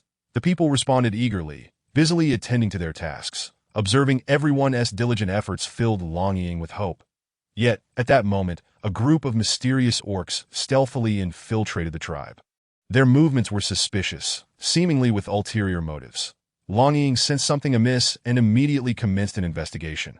With the assistance of Haisha and Hueda, he discovered that these enigmatic orcs were indeed subordinates of Huyao, the same ones who had conspired to contact other spies and were clandestinely sabotaging the farmlands, attempting to delay the harvesting process. They had been lingering around the mines. Their objective was clear: to push the ritual back, facilitating an internal and external coup to seize control of the tribe. Aware of the grave situation, Longing resolved to lead 3 beastmasters and a contingent of orcs to eliminate these mysterious invaders. As night fell, Haisha and Hueda stealthily guided Longing and others to the temporary encampment of Huyao's subordinates. Under the cover of darkness, Longing's group successfully surrounded the mysterious orc stronghold. A fierce battle erupted. Huyao, we have surveyed the iron mines and witnessed the might of their bows and arrows, as well as their waterfield crops, that I must say, this truly is a paradise that we promise to fulfill your request. Aiding in the ritual to capture this tribe, you must find every means to delay. Our tribe will arrive after 7 days. Agreed. It is settled. All female orcs within the tribe shall belong to my Grey Wolf clan, while the iron mines and crops will be divided equally. Very well. The two feigned camaraderie with a hug. Longing S group could no longer endure the charade. He took the lead and engaged the enemy in close combat. His agility was remarkable, with each strike precise and forceful. Haisha and Hueda led the other orcs in a flanking assault, creating a pincer movement. Through their coordinated efforts, the mysterious orcs gradually found themselves at a disadvantage. Ultimately, Longing personally beheaded the enemy leader, concluding the battle with a decisive victory and eradicating the threat posed by Huyao. 3 days later, the harvest was successfully completed and the ritual bonfire gathering was held as scheduled. Mona and her family quietly prepared all necessary arrangements, awaiting the two priests to chant blessings and offer sacrificial wine. Fellow tribesmen, to celebrate the tribe's recent remarkable growth and our current prosperous life, we hold this celebration feast. The King of Serpents stood on the sacrificial platform, beaming with joy. I invite the two priests to bless our people. Mona immediately called out. Once the two priests completed their chants, several orcs approached carrying stone jars, distributing the sacrificial wine among the crowd. The orcs lined up, receiving their portions in bamboo bowls, returning to their respective places. As the bonfire blazed, the atmosphere became increasingly vibrant. Hueda, have you seen the leader? An orc from the Grey Wolf clan inquired. Did no. Huyao is absent. He feigned looking around. This is unexpected. On such an important occasion, he should be present to manage the situation. I haven't seen him all day. He mentioned going to meet the orcs over there to discuss the division of the tribe and its wealth, Huisha whispered. Could it be that the negotiations fell through and he was detained? You all should take the opportunity to check. Time waits for no one. I will go with Hueda. You all act according to the situation. Huisha and Hueda exited the square, their intentions concealed, considering they were of the same kin. The three Wolf clan orcs gathered closer, quietly deliberating on their course of action, while Mona announced, fellow tribesmen, let us celebrate our bountiful harvest, the emergence of pottery, and the advent of bows and arrows. Raise a toast. Cheers to the beast god, to our ancestors, to the shamans. Cheers. The crowd roared with enthusiasm, raising their bowls and downing their drinks. The orcs of the three Wolf clans, seeking to avoid detection, similarly drank their fill. With Huyao absent, they lacked a guiding force and gathered together, precisely as Mona desired. At this moment, Mona signaled the four beast masters to silently push the neighboring orcs back, allowing the younger and stronger males to take their place. Seeing the orcs retreat to a safe distance, Mona shouted, now. With a swift motion, she shattered her bamboo cup. Upon witnessing this, the orcs surged to their feet, fiercely charging at the foreign tribesmen. The three Wolf clan orcs inhaled the sleeping smoke and herbal tea, caught off guard and swiftly met their demise, dying with unclosed eyes. Thus, a potential crisis was quietly resolved, with two beast masters standing beside Mona. From this day forth, our tribe shall be renamed the 10,000 Beast Tribe, uniting the three clans under Longing as the Great Chieftain, Bishi as the Second Chieftain, Wu Shuang as the Third Chieftain, and Qingli as the Fourth Chieftain. The priests of the Serpent Tribe and the Silver Wolf Tribe shall relocate their priestly quarters to jointly oversee the tribe's rituals. The original chieftains of each clan, the chieftain and elder of the Serpent Tribe, the chieftain and second elder of the Silver Wolf Tribe, the chieftain and third elder of the Herbivorous Tribe, and the shaman of the Herbivorous Tribe, shall manage the herbal affairs of the 10,000 Beast Tribe and be responsible for training more shamans, relocating to the Shamaness Hall. The hunting teams of the Serpent and Silver Wolf Tribe shall remain unchanged. Is there any dissent? Speak up if there are concerns. Longing and the others exuded an imposing presence. The crowd fell silent. Even the sound of breathing was audible. Very well, there appears to be no dissent. I will now recount the events that have transpired, hoping for your calmness and assistance in the many tasks ahead. Mona stood upon the platform, detailing the recent occurrences. Upon hearing her words, the orcs felt a lingering dread. Thank the beast god. Thank the 10,000 Beast Tribe for granting us a new life. Haisha and Huidao informed me that there are 4 days until the external threat arrives. Our immediate priority is to construct the city walls, dig trenches, and set traps. Each of the 4 chieftains shall lead you in these efforts. The safety of the 3 mountain peaks will be overseen by the elders. During this time, we shall refrain from hunting, striving to complete all defenses within 4 days. Under Mona's guidance, the construction of the 10,000 beast tribe proceeded in an orderly fashion. United in purpose, the city walls rapidly rose, the trenches were excavated, and the traps were meticulously set. Simultaneously, the 4 chieftains led elite warriors in round-the-clock patrols, safeguarding the peace of the tribe, while the elders remained stationed atop the mountains, vigilantly observing their surroundings.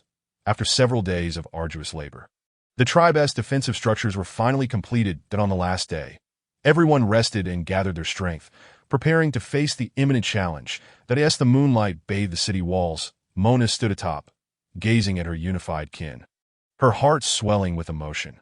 She understood that no matter the challenges that lay ahead, they would face them together. Chapter 25. The first encounter with the enemy. The moon gradually lost its luster, and the sun slowly rose. After a night of tense peace, the orcs exhaled in relief. The logistics team, comprised of Yun and Hongshang, efficiently distributed bamboo tube rations and buns. None dared to underestimate the situation, as everyone understood that the decisive battle would come either today or tomorrow, with worries lingering about whether there would even be a tomorrow. Mona's family stood atop the city walls, sharing breakfast.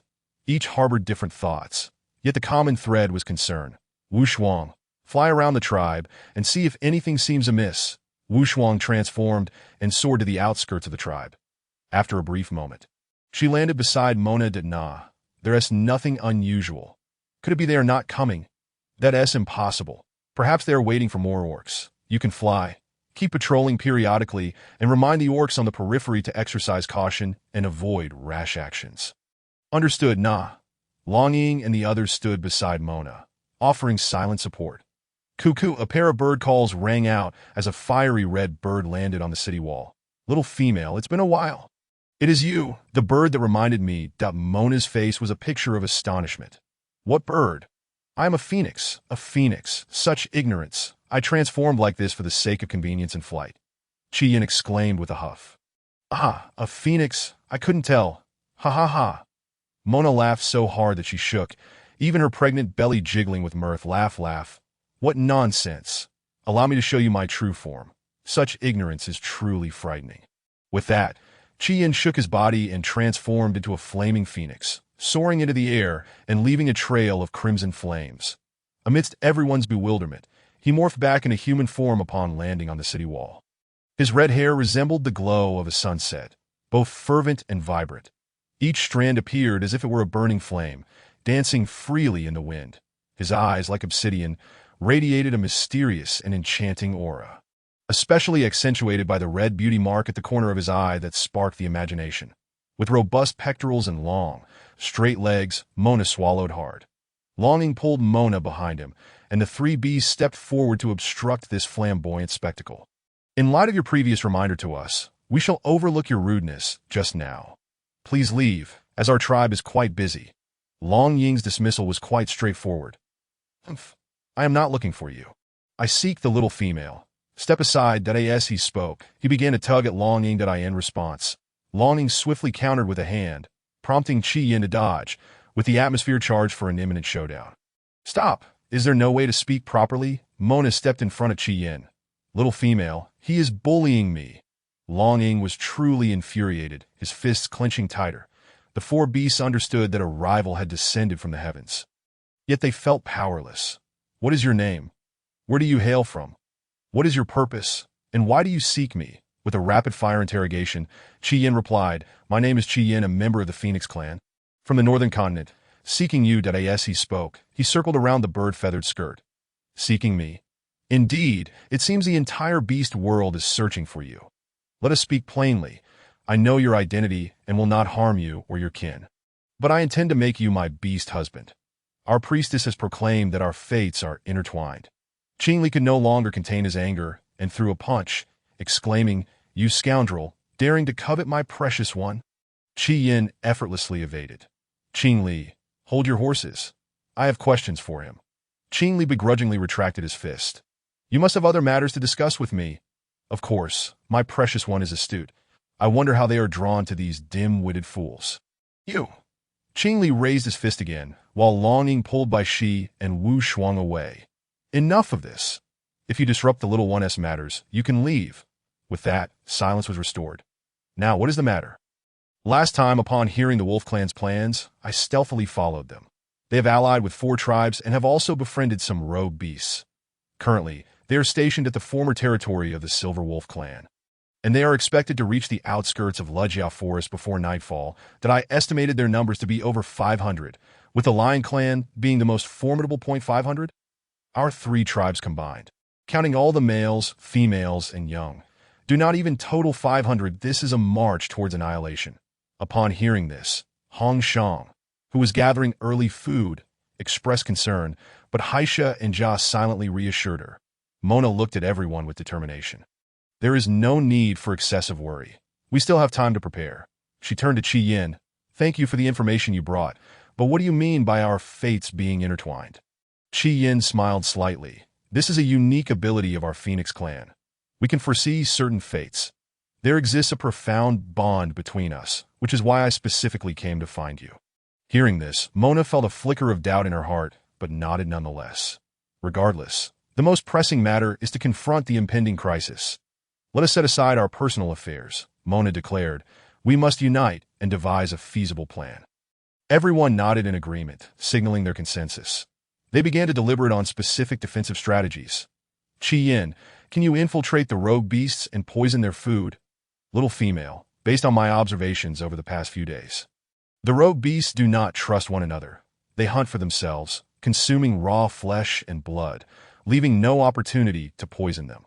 However, the beastmen from these tribes are particular about their food, making them susceptible to poison. The rogue beasts are not worth lamenting. There must be both good and bad among the beastmen of this tribe.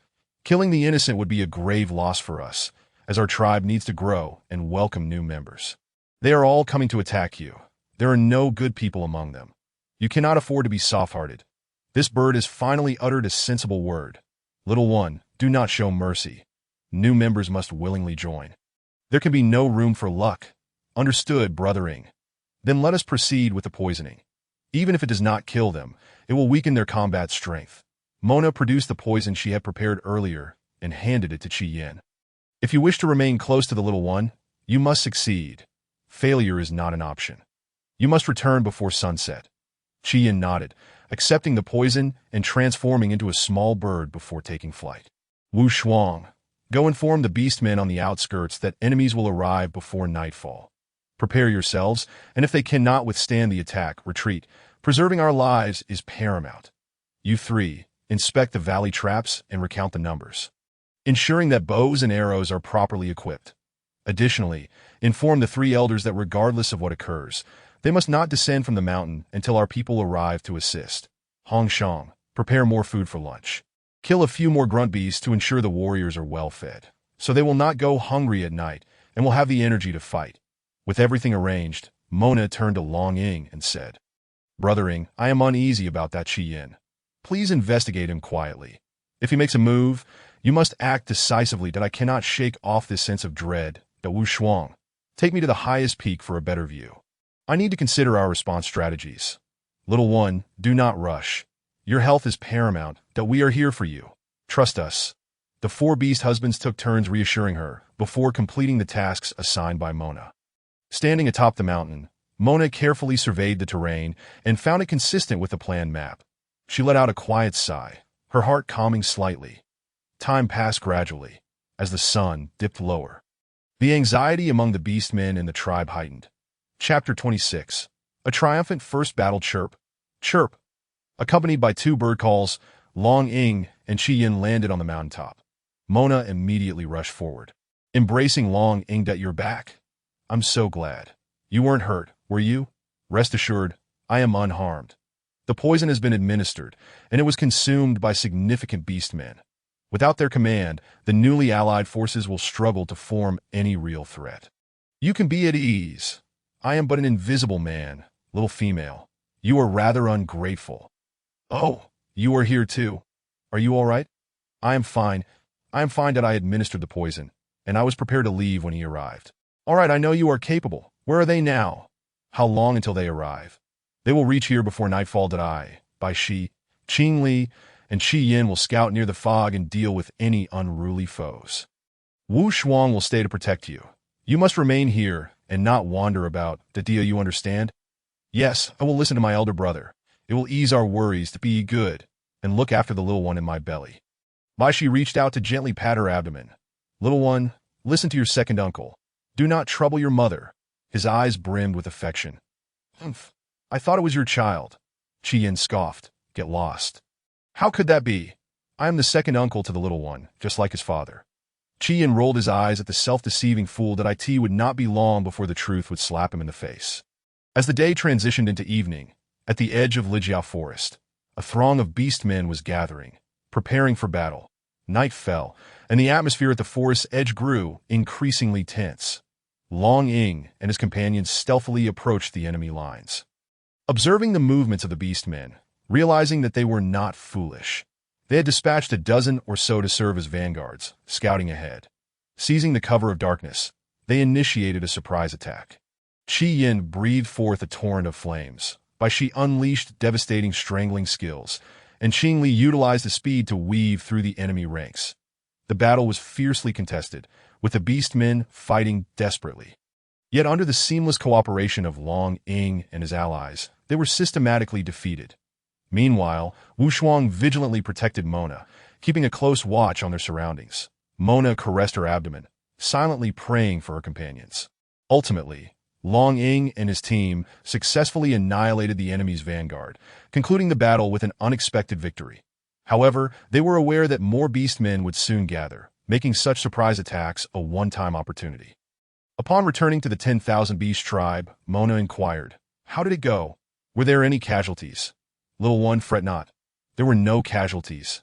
Everyone is well, and we eliminated a dozen or so beastmen, who were merely the enemy scouts. Once they realize something is amiss, they will launch a large-scale assault. This serves as a warning. If they remain obstinate, we will have no choice but to show no mercy. Compassion is not for those who do not know gratitude." The group stood high, gazing into the distance. As the smoke began to rise from the winding paths, everyone understood that battle was imminent. Mona employed her previous strategy, instructing Long Ying to sprinkle the sedative among the firewood. Allowing the smoke to disperse, the beastmen poisoned at noon began to succumb, collapsing one by one. A male beastman from the Lion clan, upon witnessing this, shouted, "Damn the Wolf clan. They dare to use us as targets. Once we conquer their tribe, we will settle the score." Now, all the orcs transformed into their formidable forms and charged forward with unbridled ferocity, striving to seize their target with utmost haste. The air was thick with an impending sense of chaos, akin to a tidal wave of beasts crashing forth, shaking the very ground beneath them. Ferocious creatures surged towards the valley's mouth in a disordered frenzy. Alas, the sound of thuds echoed as the leading orc fell straight into a trap. Skewered by sharpened bamboo stakes, the steep hill, laden with boulders, crumbled down, crushing 3 or 4 orcs, leaving them bloodied and battered. Simultaneously, some orcs drew their bows, beginning to reap lives with ruthless precision. The disheveled horde of orcs reached the valley's entrance. They were struck dumb by the sight before them. Towering walls, ablaze with fierce flames, illuminated the night sky as if it were day. The walls were brimming with orcs wielding weapons, their gleaming armaments radiating an ominous chill, clearly indicating their extraordinary nature. "Leader, they have long been prepared. We find ourselves in a dire predicament. What shall we do?" At that moment, the chief of the Lion tribe was overwhelmed with regret and despair, realizing he had underestimated the opponent's cunning and might. After a fleeting moment of hesitation, he resolved to order a retreat. However, a commotion erupted among the orc ranks, for their escape route had already been cut off by orcs flanking them from the mountains. Emerging from the shadows, they obstructed the Lion tribe's path, making a gruesome slaughter inevitable. The Lion orcs, gripped by terror, scattered in all directions, yet found no refuge. The Dragon Shadow and his companions launched their merciless assault, their agility and decisiveness proving lethal. In the blink of an eye, The battlefield was strewn with the corpses of the lion tribe. Mona stood atop the walls, directing her kin to rain arrows and stones upon the enemy, delivering devastating blows. The air was thick with smoke, and the cries of battle echoed incessantly. As time progressed, the lion tribe found themselves increasingly beleaguered, realizing the precariousness of their situation and beginning to entertain thoughts of surrender. However, Dragon Shadow and his allies would not relent, pursuing their foes relentlessly and denying them a moment's respite. Ultimately, the lion tribe was compelled to make a final stand, their eyes filled with a glimmer of hope as they gazed toward the valley's entrance. Wu Shuang, immediately scout the valley mouth for any lurking orcs. This place is swarming with lion orcs, and there are no wolf tribe members, contradicting the 500 orcs mentioned by Qi Yin, and the numbers we observe from afar do not align. Mona urged anxiously, pushing Wu Shuang forward. Shadow brother, gather the tribe and return to the stronghold. Seal the gates. Hurry quickly. Dragon Shadow and the other beast men, perplexed but obedient, swiftly complied. Everyone returned to the stronghold and secured the gates. They beheld the wolf tribe arriving with the remaining orcs and the vagrant beasts at the entrance to Wu. You are indeed clever, but did you not anticipate that we would send a scouting party to feign an attack? Your traps and barriers are now rendered useless. These worthless scraps are destined to become our targets. You are the beast man serving under Huyao, the one who summoned me to treat snake venom? Mona questioned, her brow furrowed in confusion. Open your eyes and behold. He is the sage of our western continent, Lord Ashes. What is Huyao to us? An orc from the Grey Wolf tribe scoffed disdainfully. Wu, I appreciate that you still remember me.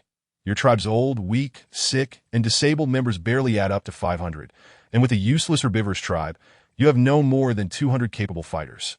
Comply and open your gates to welcome us in. Given our shared months of cohabitation, I assure you I will not slay anyone in your tribe, Ashes proclaimed with an air of triumph, his face brimming with confidence as if everything was under his control. Just you and your ragtag group. Do not flatter yourselves that if you seek battle, then let it be so. Those who dare to threaten my tribe shall meet their end, no matter how far they may flee. Mona's blood surged with fervor as she exuded an aura of indomitable spirit, reminiscent of a valiant warrior on the battlefield. If you wish to drink my hospitality, be prepared for the consequences. Very well, the battlefield is blind. Take heed of your own safety. Mona cast aside her prior kindness, resolved to eradicate the threat entirely. Meanwhile, Ashes continued to command his forces, urging the beastmen to transform into their beast forms, with the mammoths leading the charge. Their towering stature and robust limbs, coupled with their lengthy trunks, caused the ground to tremble with each swing. If this continued, the gates would soon be breached. Even more infuriating were the vagrant beasts. Among them the vulture orcs, who transformed and soared towards the city walls. Qi Yin and Wu Shuang immediately confronted them, engaging in aerial combat, with Qi Yin unleashing torrents of flames, but the sheer numbers of their adversaries rendered a stalemate. Ashes was still directing his orcs, utilizing stone spears and rocks to assault Qi Yin and Wu Shuang, while positioning orcs to block incoming arrows, buying more time for the mammoths. The orcs gathered in a triangular formation, awaiting the moment the gates would crash open, prepared to enter the stronghold in an orderly and swift manner. Point 1 could not deny that Ashes possessed a sharp mind and formidable military acumen, making him a formidable adversary. As the stronghold gates threatened to yield, Mona's anxiety surged. Quickly, call for the chief. Check how many points we have left. Redeem them all. I require lethal gas poison immediately. Host, such a potent weapon would disrupt the peace of the beast realm, and the beast god may impose penalties upon you. Are you certain? Certain. The penalties are yet unknown, but inaction will spell disaster for the tribes young and old alike. Host, please think it over. There is no time for deliberation. Hurry and also procure gas masks. In an instant, Mona found herself clutching for bottles adorned with skulls, while a large wooden chest filled with gas masks appeared at her feet. Without pausing to ponder, she called upon Dragon Shadow, Bixia, and others. Shadow brother, Bixia, Qingli, distribute these masks to all the orcs on the walls. Do not question my orders. Just do it quickly. At that moment, an overwhelming aura emanated from Mona, instilling fear and respect. Once the gas masks were distributed, Mona instructed Dragon Shadow and the others to grasp the bottles, shatter them among the enemy ranks, Their primary objective was to neutralize the mammoths and breach the gates. A bloody battle was now unavoidable as the bottle shattered at the gates. The green gas rapidly diffused. The orcs, detecting the noxious fumes, quickly succumbed to weakness, collapsing in agony. Dragon Shadow darted through the mammoth ranks with lightning speed, striking with precision, closely followed by Bixia and Qingli. Haisha and Huda also charged in, surrounding Dragon Shadow for protection. Wushuang, Qian, do not linger in battle. Come down quickly, Mona shouted, cupping her hands to amplify her voice. Qian unleashed a wide arc of flames, driving back the vultures, while he pulled Wushuang down from the battlefield, executing a smooth glide to land beside Mona. Mona wasted no time assessing their injuries, swiftly equipping them with gas masks. You must assist Shadow Brother immediately. Qian, transform into your true form. Use your wings to disperse the gas more swiftly and widely. Wushuang, provide cover for Qian. The two beasts exchanged glances before soaring towards Dragon Shadow. Ashes sensed the shift in circumstances and attempted to withdraw his orcs, but it was far too late. The toxic gas proliferated swiftly, rendering many orcs incapable of fighting. Witnessing the enemy's plight, Mona exhaled in relief. She commanded her kin to prepare defenses against any desperate retaliations from their foes. Mona gazed upon the suffering of her enemies. A flicker of pity welled within her. Yet she understood the harsh realities of war. Clenching her fists, she resolved to protect her tribe.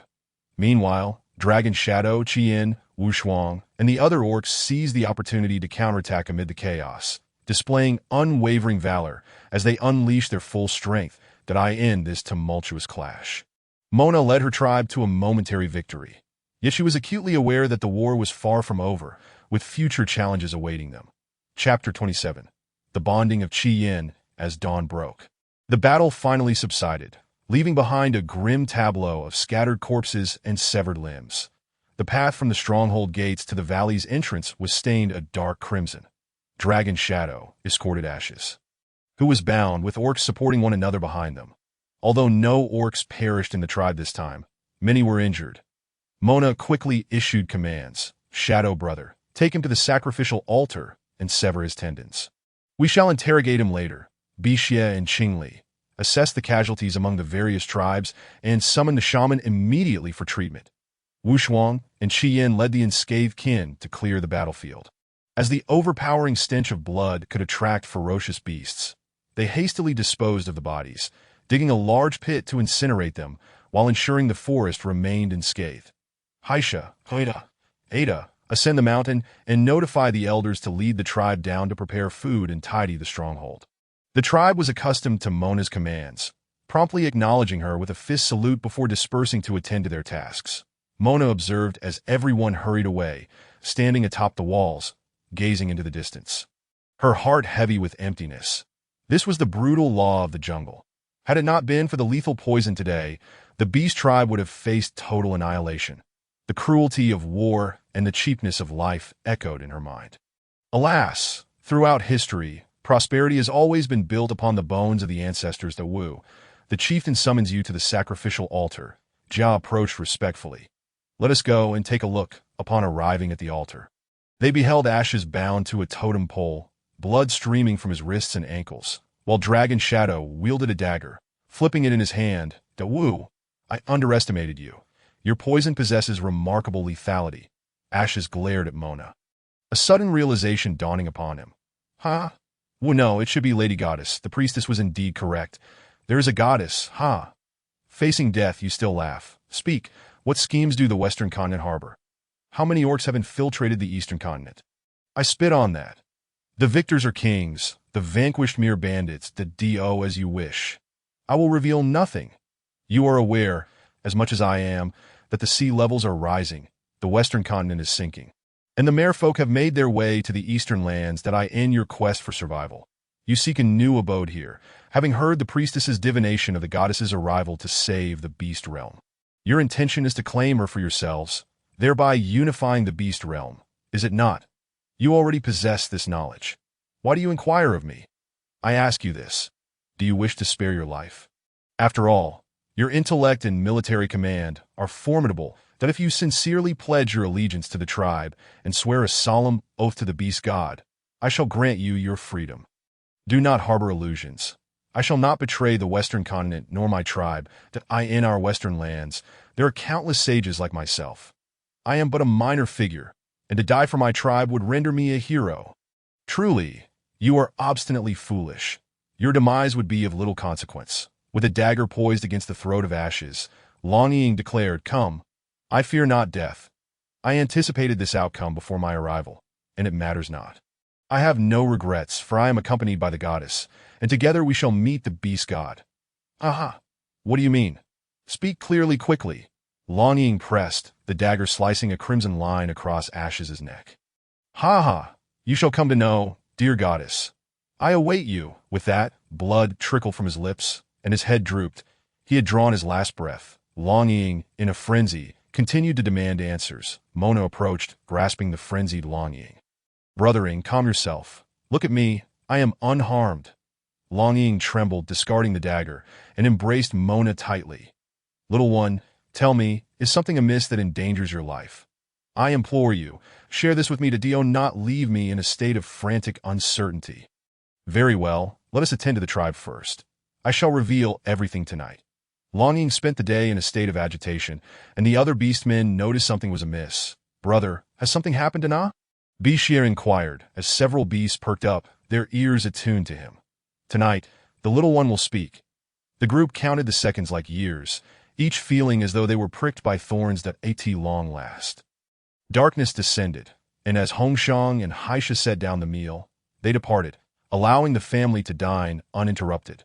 After the meal, Mona gathered everyone around, her expression serious. "Brothering, do you recall the dreams I had during my days of unconsciousness?" Longing nodded. "Yes, you remained in a deep slumber. I believed you were with child and required the dragon pearl and illusionary grass." Mona sighed and continued, "During those days of slumber, I traversed into my past life and received a legacy. In truth, I am a descendant of the beast god clan, endowed with divine lineage and mysterious powers that I studied under the beast god alongside you, brothering. The priest of the Western continent foretold that I could save the beast realm. Hence they dispatched Ashes to seize me. If I were to be taken by them, the beast realm would face immense calamity." The room fell silent, the beasts gazing at Mona in astonishment. "However, there is no need for alarm. I have consulted the system, and the poison I have exchanged will affect the balance of the beast realm, that I must pay a price, but it shall not endanger my life. This also implies that I may encounter greater dangers ahead, and I hope everyone will stand with me against external threats." Mona spoke with unwavering resolve in the face of unknown risks. Longing was the first to rise, expressing his willingness to protect Mona at all costs. The other beastmen quickly echoed their readiness to fight alongside her. "Little female, when will you become my mate?" Came a sudden interruption from Cheyenne. At this remark, the atmosphere thickened, as if thunder had cracked through the air. Qingli sprang to her feet. "You foolish bird! How can you think of such things at a time like this? Have you lost your mind? You are the one who has lost your mind. Your entire family is foolish." Qian retorted angrily. "Qian, do not add to the chaos at this moment. That I ask there's something we are unaware of regarding your sudden desire to mate?" Longing asked urgently. "Indeed, our Phoenix clan possesses foresight. The little female has utilized a weapon that does not exist in the beast realm. The beast god will bestow punishment. The most likely consequence is premature birth, and the little female carries 2 offspring, 1 male and 1 female. The male is nurtured by the dragon pearl, absorbing the energy of all the fathers, while the female cannot withstand such nurturing and requires the blood of our Phoenix kin to thrive. What you feel is the movement of the male. The female lies in silence, and if she were to be born prematurely, she would not survive. Point 2. "Are you certain?" Mona exclaimed, alarmed, for Chian's words rang true. Only 1 offspring had been responsive. The other beast men grew anxious, and Longing trembled all over. Point 2. Dragon offspring. 1 male and 1 female. Good heavens! A female dragonling. The dragon clan has not seen a female offspring in a millennium. How fortunate we are! His gaze fixed intently on Mona's belly, as if trying to see through to the little ones within. "Let us mate now." Several beastmen brandished bowls and knives, seizing Chian's hand, ready to draw blood. Qian, flustered, stepped back in a panic. The others glared with fiery eyes. "What are you hiding from? You were the one who proposed mating." Little female, speak up. Do not let them act recklessly. Mona shifted her gaze from her belly to the assembled beastmen. Speak, what must I do to save the female offspring? Little female, you misunderstand. Mating is a matter of mutual consent between us, not dictated by their whims. Instantly, the beastmen were taken aback, realizing the absurdity of forcing Chien into a union without consulting Mona. An awkward silence ensued. Very well, by the beast god's will, I willingly take Chien as my mate. With these words, the dagger grazed her fingertip, blood dripping into a ceramic bowl. Chien smiled to be why the beast god's will. I willingly take Mona as my mate, forsaking all others, to live and die together. With a swift motion, the dagger plunged into Chien's chest. The other beasts were taken aback. The union could be sealed with mere blood from the fingertips. Yet this one was particularly ruthless. Chien, unfazed, held the bowl steady, collecting his heart's blood until it was nearly half full before withdrawing the blade with a clang and passing the bowl to Mona, urging her to drink first. Without hesitation, Mona took a sip and handed the bowl back to Chien, who quickly drank as well before returning it to her, encouraging her to finish. The mating ritual was thus successfully completed. The other beastmen, sensing the moment was intimate, quietly retreated to their quarters, leaving Mona and Chien gazing into each other's eyes. Chien produced a phoenix feather, placing it in Mona's hair, gently caressing her soft strands. His eyes twinkled with affection as he murmured, "My dear, you are finally my mate." He pulled her close, their lips unintentionally meeting, to avoid harming the little ones and to make a favorable impression on Mona. Chien was exceedingly tender throughout the night, attending to her every need, making her feel as if she floated on clouds that as dawn broke. The two, entwined in slumber, showed no signs of awakening. The four beastmen had prepared breakfast and warm water. Yet after waiting, still, they did not emerge. Qingli grew anxious. What if Na is in trouble? I knew that foolish bird was a simpleton, that I must go in and check. With determination, Qingli burst into the room, only to find the two wrapped in each other's embrace, stirring a tempest of emotions within her. Foolish bird, rise. Na is hungry. The other three beasts stepped forward to the bedside. Quiet down. Keep your voices low. She sleeps deeply because she is tired from last night, and there is another reason. The female offspring is awake, absorbing heart's blood. Upon hearing Chien's explanation, the others eased their breaths, turning their gazes towards Mona. They noticed a flame-like red mark appearing on her forehead, strikingly beautiful, her complexion flushed, and her breathing steady. Chien signaled for them to step outside. Once there, he explained, the mark on her forehead is a sign of our union. My darling has consumed my heart's blood, and the female offspring must be nourished. She is likely to sleep the entire day. From now on, I will provide her heart's blood every other day, striving to ensure the female offspring is well nurtured before any punishment befalls us. Very well. During this time, you shall be in charge of the little one, that if the female offspring grows up smoothly, your contributions will be invaluable. No need for thanks. What need is there for formality among family? If the female offspring thrives, my dear will be well, for I am also her father. Long Ying patted Chien's shoulder. Bixier embraced him, and Wushuang exchanged a fist bump, a silent understanding among men. Daily heart's blood, but do take care not to exhaust yourself. Now, foolish bird, eat something first. I shall visit the shaman to procure some ginseng and prepare a nourishing soup for you. Qingli's concerned words held a hint of sarcasm. Chapter 28. Premature birth approaches. Mona spent her days lost in slumber, her belly swelling like a balloon. The 5 beastmen attended to her with utmost care, reluctant to leave her side. Poor Chien, who was tasked with providing heart's blood every other day, had grown noticeably thinner. Even his once vibrant, fiery locks dulled. Boss, how many seasons will your dragon offspring carry? It must be 2 seasons by now, and we still do not know what the female offspring will be like. Na's belly seems on the verge of bursting. Qingli rambled, almost to himself. The little one should give birth during the cold season. But the beast god's punishment could arrive at any moment without warning, and we have no signs to guide us that we will take turns watching over her. As for the rest, let them go about their business. I truly have no mind for anything else. Neither do I. The others echoed in unison. Do not disturb me. Even in sleep, I cannot find peace. Little one, you are awake. Are you hungry? How do you feel? The little ones have not caused you distress, have they? Not at all. I merely feel sleepy.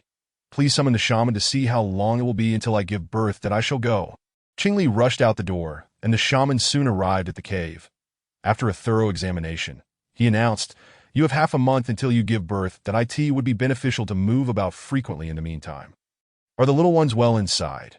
Ming-Na felt a twinge of anxiety, for the cubs had grown strong solely by drinking the blood from her heart. She feared for their well-being. "Which chieftains, you need not worry. I have checked on the cubs, and they are all thriving. Just prepare the necessities for their arrival." "Thank you, esteemed healer," she replied, bidding farewell to the witch, with the support of the 5 beast husbands. Ming-Na slowly exited the chamber. The sun shone brightly outside, and as she took a deep breath, she reveled in the essence of nature. "Oh, how beautiful!" she exclaimed, her spirits lifted by the stunning scenery. The 5 beast husbands, witnessing her joy, also felt a sense of relief. "Brothering, who do you think the cubs resemble? Surely they take after me." Qi Yin exclaimed, his voice brimming with excitement, that a light slap landed on his head. And he grumbled, "Who dares disturb me? It's me. The cubs resemble their dear father, while you, a latecomer, are merely a foolish bird. They certainly take after you." Laughter erupted among them, as they supported one another, reveling in mirth. Ming-Na understood that the beast husbands merely wished for her to remain cheerful and not fret excessively for the cubs. How wonderful it was to experience this beastly world. To encounter the 5 beast husbands. Heaven had treated her kindly, that if she could successfully deliver the second treasure, her life would be deemed complete. After the witch doctor's visit, Ming-Na had consumed heart blood during the day, and had enjoyed a period of clarity. She utilized this time to remind her beast husbands to set up watchtowers, erect barriers, dig traps, fortify the walls, and forge weapons. The beast husbands grew stronger with each passing day. Bixie and Qingli restructured the 2 tribes, while Wushuang expanded the arable land. Longying and Qi Yin remained close to Ming-Na, guarding her closely as the cold season approached. The last trading day of the fiery season slipped by unnoticed, and no one dared to mention it. Finally, on a night that heralded the onset of winter, Ming-Na's water broke. The 5 men, in a state of panic, assisted her into the bedroom, anxiously awaiting the arrival of new life. Qingli dashed out to summon the healer, while Bixie hurriedly sought the priest and Yun. Longying half-embraced Ming-Na, propping her up against the bed's headboard, while Wushuang held her hand, offering comfort.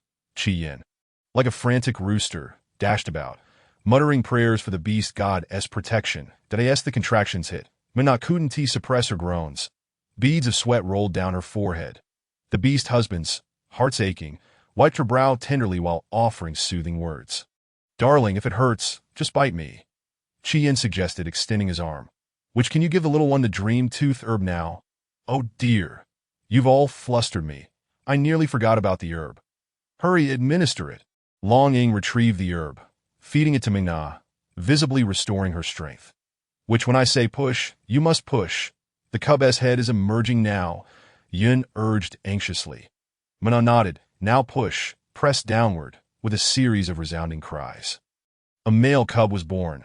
Its chubby little face, rosy lips, and innocent gaze were utterly irresistible. 2 small protrusions adorned its forehead, and its slightly curled black hair still bore remnants of its mother's placenta. Its lotus-like arms flailed up and down, while Yin swiftly used serpent scales to sever the umbilical cord, wiping it down with warm water-soaked animal hide. Upon cleaning the left arm, a gasp escaped. "Blessings from the beast god. The little one is born with 6 level star patterns. A blessing for the 10,000 beast tribe. A blessing for our clan. Which esteemed chieftains, congratulations."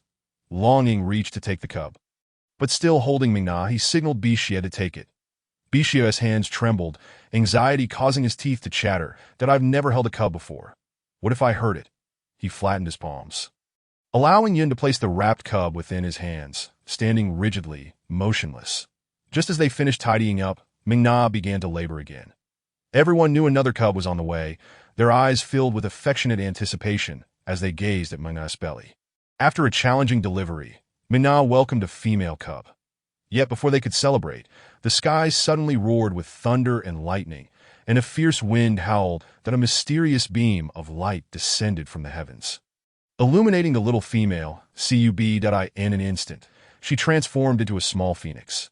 This astonishing sight left everyone dumbfounded, realizing it was a gift from the beast god, not a punishment.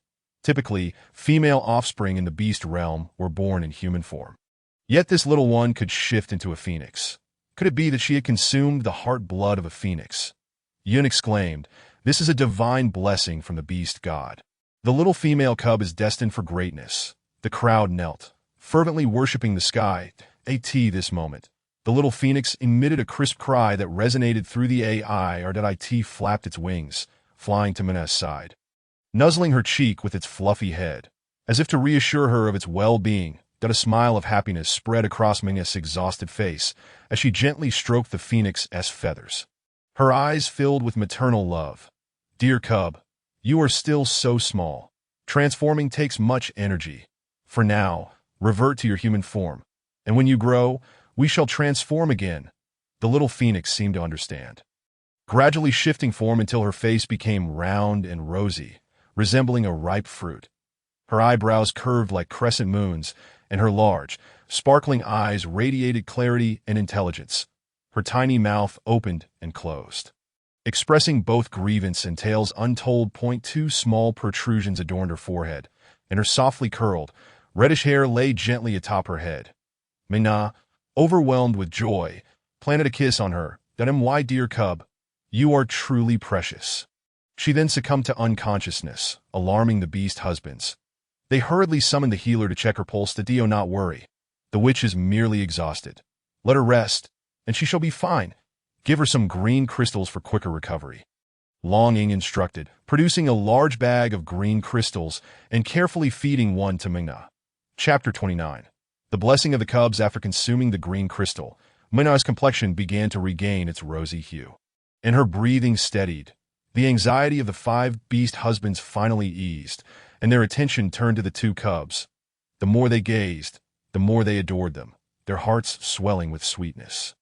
Long Ying cradled the male cub, tears glistening in his eyes as he tenderly kissed the little one's face, prompting gales of laughter from the tiny creature. It flailed about, twisting its head as if to express its disdain for its father's kisses. "Dear cub, I am your father. I have awaited you for a millennium. Anyone can see you are her father. Those unaware might think you an ancient specter," Chi Yin teased. "Stop stealing kisses. She is my cub. Did you not see her transform into a phoenix? Quickly, hand her over." He lunged forward to take her. Long Ying, still holding the female cub, forgot he had another one, and Chi Yin followed suit to snatch it from him. Bish's arms felt stiff, but he refused to let anyone else hold the cub, stubbornly maintaining his grip. "Cub, I am your second father. Look at me." The little dragon cub's dark eyes twinkled as it grinned sweetly, cooing in delight, causing Bish's eyes to narrow with joy. "Let me hold her." Wu Shuang reached out to take the cub. "Cub, I am your 3rd father, and I too, I am your 4th father. Dear cub, when you grow up, I shall take you hunting," Qingli added, eager to assert his presence. When Mina finally regained consciousness the following day, the 2 cubs were undeniably important, yet the 5 beast husbands had not forgotten her, diligently providing her with green crystals at intervals. Mina was recovering swiftly. "Brother Ying, where are the cubs? They've been taken to the tribe by those beast fathers to show off." "What is there to show off? Others who paired with us have already had their 2nd child. Little one, there's no rush for a 2nd child. Focus on your recovery first. Here, drink some soup made from the goo-goo bird." Mingna complied, sipping from Long Ying's hand. "By the way, what do the cubs eat? Do they need to be nursed?" "No need. Don't be fooled by their small size. They are born with hunting instincts. The dragon cubs thrive on fresh water and will feast on fish and shrimp caught by their fathers in the river. When they grow up, they will hunt fierce beasts themselves. It truly that remarkable. They are just a day old. They will begin speaking in about 3 days. I merely carry them in my womb, and they require no care after birth. How wonderful! Care is still needed. You have yet to name them. You are their father. You name them. You name them. Whatever you choose, I shall adore. The male cub shall be named Long Rue, and the female cub shall be named Long Meng. What do you think? Lovely names. They shall be Long Rue and Long Meng. In 3 days they will speak. Let us summon the priest for a blessing." "Very well, as you wish. Inform the beast fathers and notify the elders." Long Ying nodded in agreement. In the blink of an eye, 3 days passed, and the two little cubs could now utter words. Father, Mother. Their sweet voices melted Minna's heart. Royer Mingming, Minna embraced them, affectionately nuzzling against them. At that moment, the priest arrived at their home to bestow blessings upon the two children. As the group approached the sacrificial altar, they found all the tribe's people gathered. Mingna was deeply touched. The priest, holding his staff, chanted ancient incantations that a beam of light emanated from the tip of the staff, enveloping the two children. After a moment, the priest smiled and declared, "These two children are under the protection of the divine. They shall undoubtedly become great beings in the future." The tribe's people erupted in cheers, celebrating this joyous occasion. Minna held one cub in each arm, approaching the totem of the soaring serpent. "Cubs, place your hands on the totem and receive its blessing." As the two younglings placed their hands upon the totem, threads of impatient white light eagerly surged forth, leaving the assembled beast men in a state of awe, kneeling in reverence, murmuring incantations. Thus the miracle unfolded once more.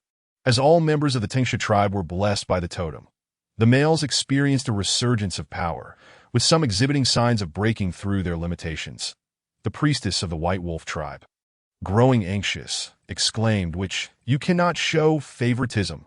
Our Qingli is also your beast husband. Grant blessings to our kin." The beastmen of the White Wolf tribe bowed fervently, their pleas for blessings rising in fervor. Mona, cradling her two young ones, approached the White Wolf totem, allowing her offspring to reach out to it as she spoke words of blessing. In a wondrous display, strands of dark red light cascaded towards the White Wolf tribe. And as the radiance dissipated, the elder of the tribe howled to the heavens, joined by the other wolves, their eyes shimmering with a faint red glow. Their white fur became even more lustrous and smooth, and the battle markings gleamed with golden light. The beasts were profoundly grateful, completely surrendering to Mona and her family. After the blessing ceremony concluded, the 5 beast husbands escorted Mona and the children home, receiving an abundance of blessings and gifts along the way. Upon returning, Mona embraced her children, her heart brimming with happiness and gratitude. "Thank you, my beast husbands, for giving me such adorable children," she said, gazing lovingly at the 5. "It is our duty," they replied in unison. "You are our female leader and the mother of our children. We shall always protect you." Mona and her 5 husbands tenderly cared for Longrui and Longming, cherishing every moment of their growth. "Mother, I am a dragon cub. Why can I sense the totems of the snake and the wolf?"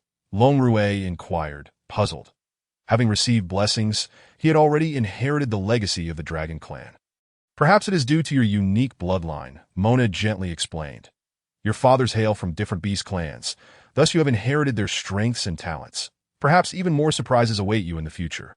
Longrui nodded, an expression of determination in his eyes that I will surely grow stronger to protect Mother and my sister. Mona smiled with contentment, stroking Longrue's head. "Yes, Mother believes in you. But remember, strength is not everything. Kindness and love are equally important, that I know. Just like I am not the cub of Qi Yin father. He loves Mother and me for his kindness, which is why he gave me his heart's blood to drink. Indeed, all fathers love you. You must honor them well as you grow." "Understood. Mother, we certainly will," the 2 little ones promised, puffing out their chests. Chapter 30. The Nightly Ritual. Little one, what are your plans for the cold season? I intend to further develop our tribe to prepare for the arrival of the snowy season. It is not too cold yet, so we can trade with other tribes and see how many beastmen covet our tribe, which will help us strategize. Long fell silent. By the way, Brother Ing, how is the charcoal production going? Have we stored enough? Every beastman household should have a firebed by now. How about the pottery? We must also equip our weapons. Everything is progressing smoothly. Tomorrow I will take you to see, he replied. Great. Let's go check it out tomorrow. Now let's get some rest. Mona, still adjusting to the aftermath of her pregnancy, felt an overwhelming desire for sleep. The eyes of the beast husbands gleamed with anticipation. Mona, having consumed the illusionary tooth grass and been restored by the green crystal, was in perfect health, and they all wished to share her bed. Little one, which of us 5 do you wish to sleep with? The beast husbands wore expressions of delight, eager for her decision. Mona was momentarily taken aback, glancing at her husbands in embarrassment. That I just gave birth. Can't I sleep alone? No, the husbands replied in unison. Before the silly bird joined us, When Rue needed energy, it was two of us who took turns caring for you during sleep. Now it must be at least one. Qingli declared with authority. Mona understood her husband's intentions. She wished to be fair and suggested, how about we take turns according to when we bonded? One person per night. How does that sound? That works. Let us do as our precious one says. With that, Ming Ming and Qian picked up the female cub and headed toward their room. Seeing this, the other beast husbands realized it was Longying and Bishia's turn. Come, cub, let us go sleep with your father, Bishia said, scooping up Rue. Wushuang and Qingli exchanged glances, touched their noses, and proceeded to their respective rooms. Little one, I will prepare your bed, Longying said with swift and decisive movements. Mona shrugged and smiled, brothering. We're like an old married couple now, with cubs and all, and you're still so eager. Little one, I will always be eager for you. Come here. He patted the well-prepared bee-skin bed. The two embraced on the bed. And as Mona shared her visions for the future, Longying could not resist sealing her lips with his, conveying everything without words. After all this time, you still need to learn how to breathe. He teased, licking his lips and smiling as he caressed Mona's mouth. You want me to be serious about such matters? Yes. They laughed and played, their affections gradually intensifying, soft kisses falling like fine rain. Accompanied by whispers and low growls, as the morning sun cast its radiant glow, Mona stirred awake, her gaze falling upon Longying's ruggedly handsome face. She reached out to trace his features, only to have him grasp her hand and kiss it. Good morning, little one. Good morning, brothering. Get up, get up. I am starving. Longying's eyes sparkled with affection as he helped Mona don her clothing. Together, hand in hand, they made their way outside. Mother, father, good morning, little ones, such good kids. Mona kissed each of their cherubic faces, then lifted Ming Ming to sit in her lap. The family enjoyed a warm breakfast together. Which chieftains? I am Jia, and I have matters to discuss, Jia called from the entrance of the courtyard. In the beast world, males were not permitted to casually enter their bonded females' homes. Wushuang set down his bowl and stood to greet Jia, mindful of the protective barriers Longying had set that he led Jia to the shaded area beneath a red fruit tree. Please have a seat. We are having breakfast, so wait a moment. Jia sat stiffly, his movements rigid, reminiscent of a modern soldier. Yet internally, he felt uneasy. The family approached Jia. What is it? Mona asked, curious since it was usually Hongshang who sought her out. Which I wish to discuss with the chieftains. The cold season has arrived, and it is still not too chilly, but our tribe is running low on salt that I propose leading a team with Luan to trade charcoal with other tribes in exchange for salt. Is that acceptable? Have we stored enough charcoal in our tribe? Mona inquired, glancing at her husbands who nodded in agreement. Very well. Where do you plan to trade first? And where will you obtain salt afterward? I had not planned on a specific destination, which is why I sought the guidance of the chieftains that is it possible for us to go together and return before the snow season? Jia expressed his trepidation, knowing that the witch had just given birth, and the chieftains would likely be reluctant to journey. Then take your two teams and request an additional team from the White Wolf tribe to accompany you. The chieftains instructed. Jia's eyes sparkled with excitement as he rubbed his hands together, his smile stretching from ear to ear. Thank you, chieftains. Prepare carts for transporting goods, ensure you bring bows and arrows, and utilize bamboo to hold pottery, cushioning them with dried crop stalks to prevent breakage. Since we are going, we must be thoroughly prepared. Jia, notify the other teams. We depart in 3 days. Jia turned to leave, his excitement causing him to trip over his own feet, landing with a thud that elicited laughter from the others. You lot, come here. I'll teach you how to build carts, Mona said, casually snapping a branch from the red fruit tree and beginning to sketch in the dirt. We need to find planks of this width and length, smooth them down, and raise 3 sides with more planks to prevent items from falling out, leaving one side open. Then we will use 2 sturdy logs as balance beams and attach wheels at the bottom. Little one, I can do this. I've seen it done elsewhere when I came looking for you, Longying stated. That's wonderful. Then let us aim for 1 cart per person that we will all go together. And you can construct a shelter on top to shield us from rain and cold. Mona exclaimed joyfully, eagerly anticipating their first expedition into the beast world, having only traversed the old Tingsha tribe and the mysterious valley since her arrival. Longying and the 4 beast husbands ventured into the Lajiao forest to gather the necessary planks. Observing the towering trees reaching for the sky, Longying selected the largest and sturdiest, and they worked tirelessly, each carrying a tree back. Upon arriving at the tribe square, the beastmen preparing for trade were gathered. Longing explained the steps, and everyone got to work. The square buzzed with energy as Longing utilized a hollowing technique to craft the cart handles, transforming the trees into wheels and constructing simple yet effective carts. Mona stood beside her cart, admiring its smooth finish. Brothering, you are amazing. This is as polished as if it had been coated in grapefruit oil.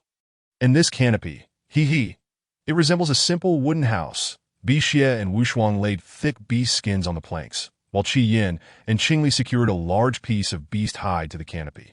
Qi Yin even fashioned a curtain from the bird feathers he had collected over the years. In a word, it was simple, sophisticated, and of high quality. Chapter 31. The departure trade time truly flies.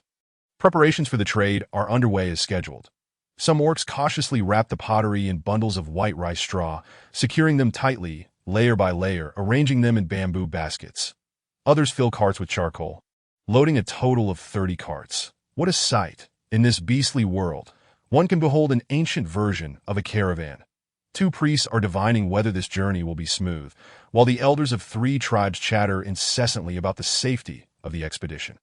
Mona glances at the 2 priests, and upon seeing them nod, she shouts, "Let us set off." Instantly, the scene becomes spectacular. The orcs of the Tingsha tribe transform into their beast forms, their tails curling around the cart handles as they begin to crawl forward. The Silver Wolf tribe morphs into their wolf forms, extending their heads to slip the beast laces around their necks, following suit. The early days of winter are not yet too cold. The brilliant sun hangs in the sky. Though it does not scorch, the travelers do not find their journey arduous. Passing through the old territories of the Tingsha and Silver Wolf tribes, Bixie and Qingli take the opportunity to investigate. The Tingsha tribe shows no signs of habitation by orcs, while the Silver Wolf tribe has been thoroughly ravaged by previous wolf spies. The orcs of the Silver Wolf tribe are despondent yet resigned. Fortunately, they moved early, or they might have faced dire consequences. Brothering, with so many supplies, let us head directly to the main city. Mona peeks out from behind the feathered curtain and inquires, "Indeed, let us expedite our journey and return to the tribe sooner." "My heart is always uneasy, fearing trouble back home," comes the reply. "Bixie, Qingli, please notify everyone to quicken the pace and head straight to the main city for trade." After a round of instructions and arrangements, the orcs unleash their full potential, akin to a modern high-speed train, as trees whiz past in a blur and sparks fly from the wheels. They endure the elements for 3 days before finally reaching the main city. At the city gate, tribes gather to trade, each laden with their orcs and bundles of furs, awaiting inspection for entry. Suddenly, they spot this beastly convoy, halting their movements and parting to allow Mona's group to pass. Standing at the city gate is the lord of the city, Hu Yao, his eyes gleaming with greed. "Jinjue, go inquire which tribe they belong to, what they are trading, and what that cargo they are dragging is. Will they trade as well? First, arrange for them to stay at the outer exchange. Dispatch 2 teams to guard them, and prevent other tribes from approaching." "Understood, my lord." Jinjue leaps down from the city wall, intercepting Longing, that he clenches his fist against his chest in salute, asking, "May I inquire which tribe you are from? What brings you to the main city for trade? How long do you intend to stay?" "We are from the Wan Beast tribe, here to trade homemade pottery, charcoal, and bamboo products. The duration of our stay is yet to be determined," Longing replies, returning the salute with a fist. "Very well, please follow me. We need to register you here. Each of you will receive a wooden token for entering and exiting the city gates. Your numbers are few, but your goods are plentiful. There is no room for you in the inner city, so you will stay next to the outer exchange. The exchange will hold your goods for 1 green crystal per day. That IT may be a bit pricey, but we have 2 teams of strong warriors to ensure the safety of your cargo." "Understood," Longing responds nonchalantly. "Brothering, are we done yet? The little ones and I are starving."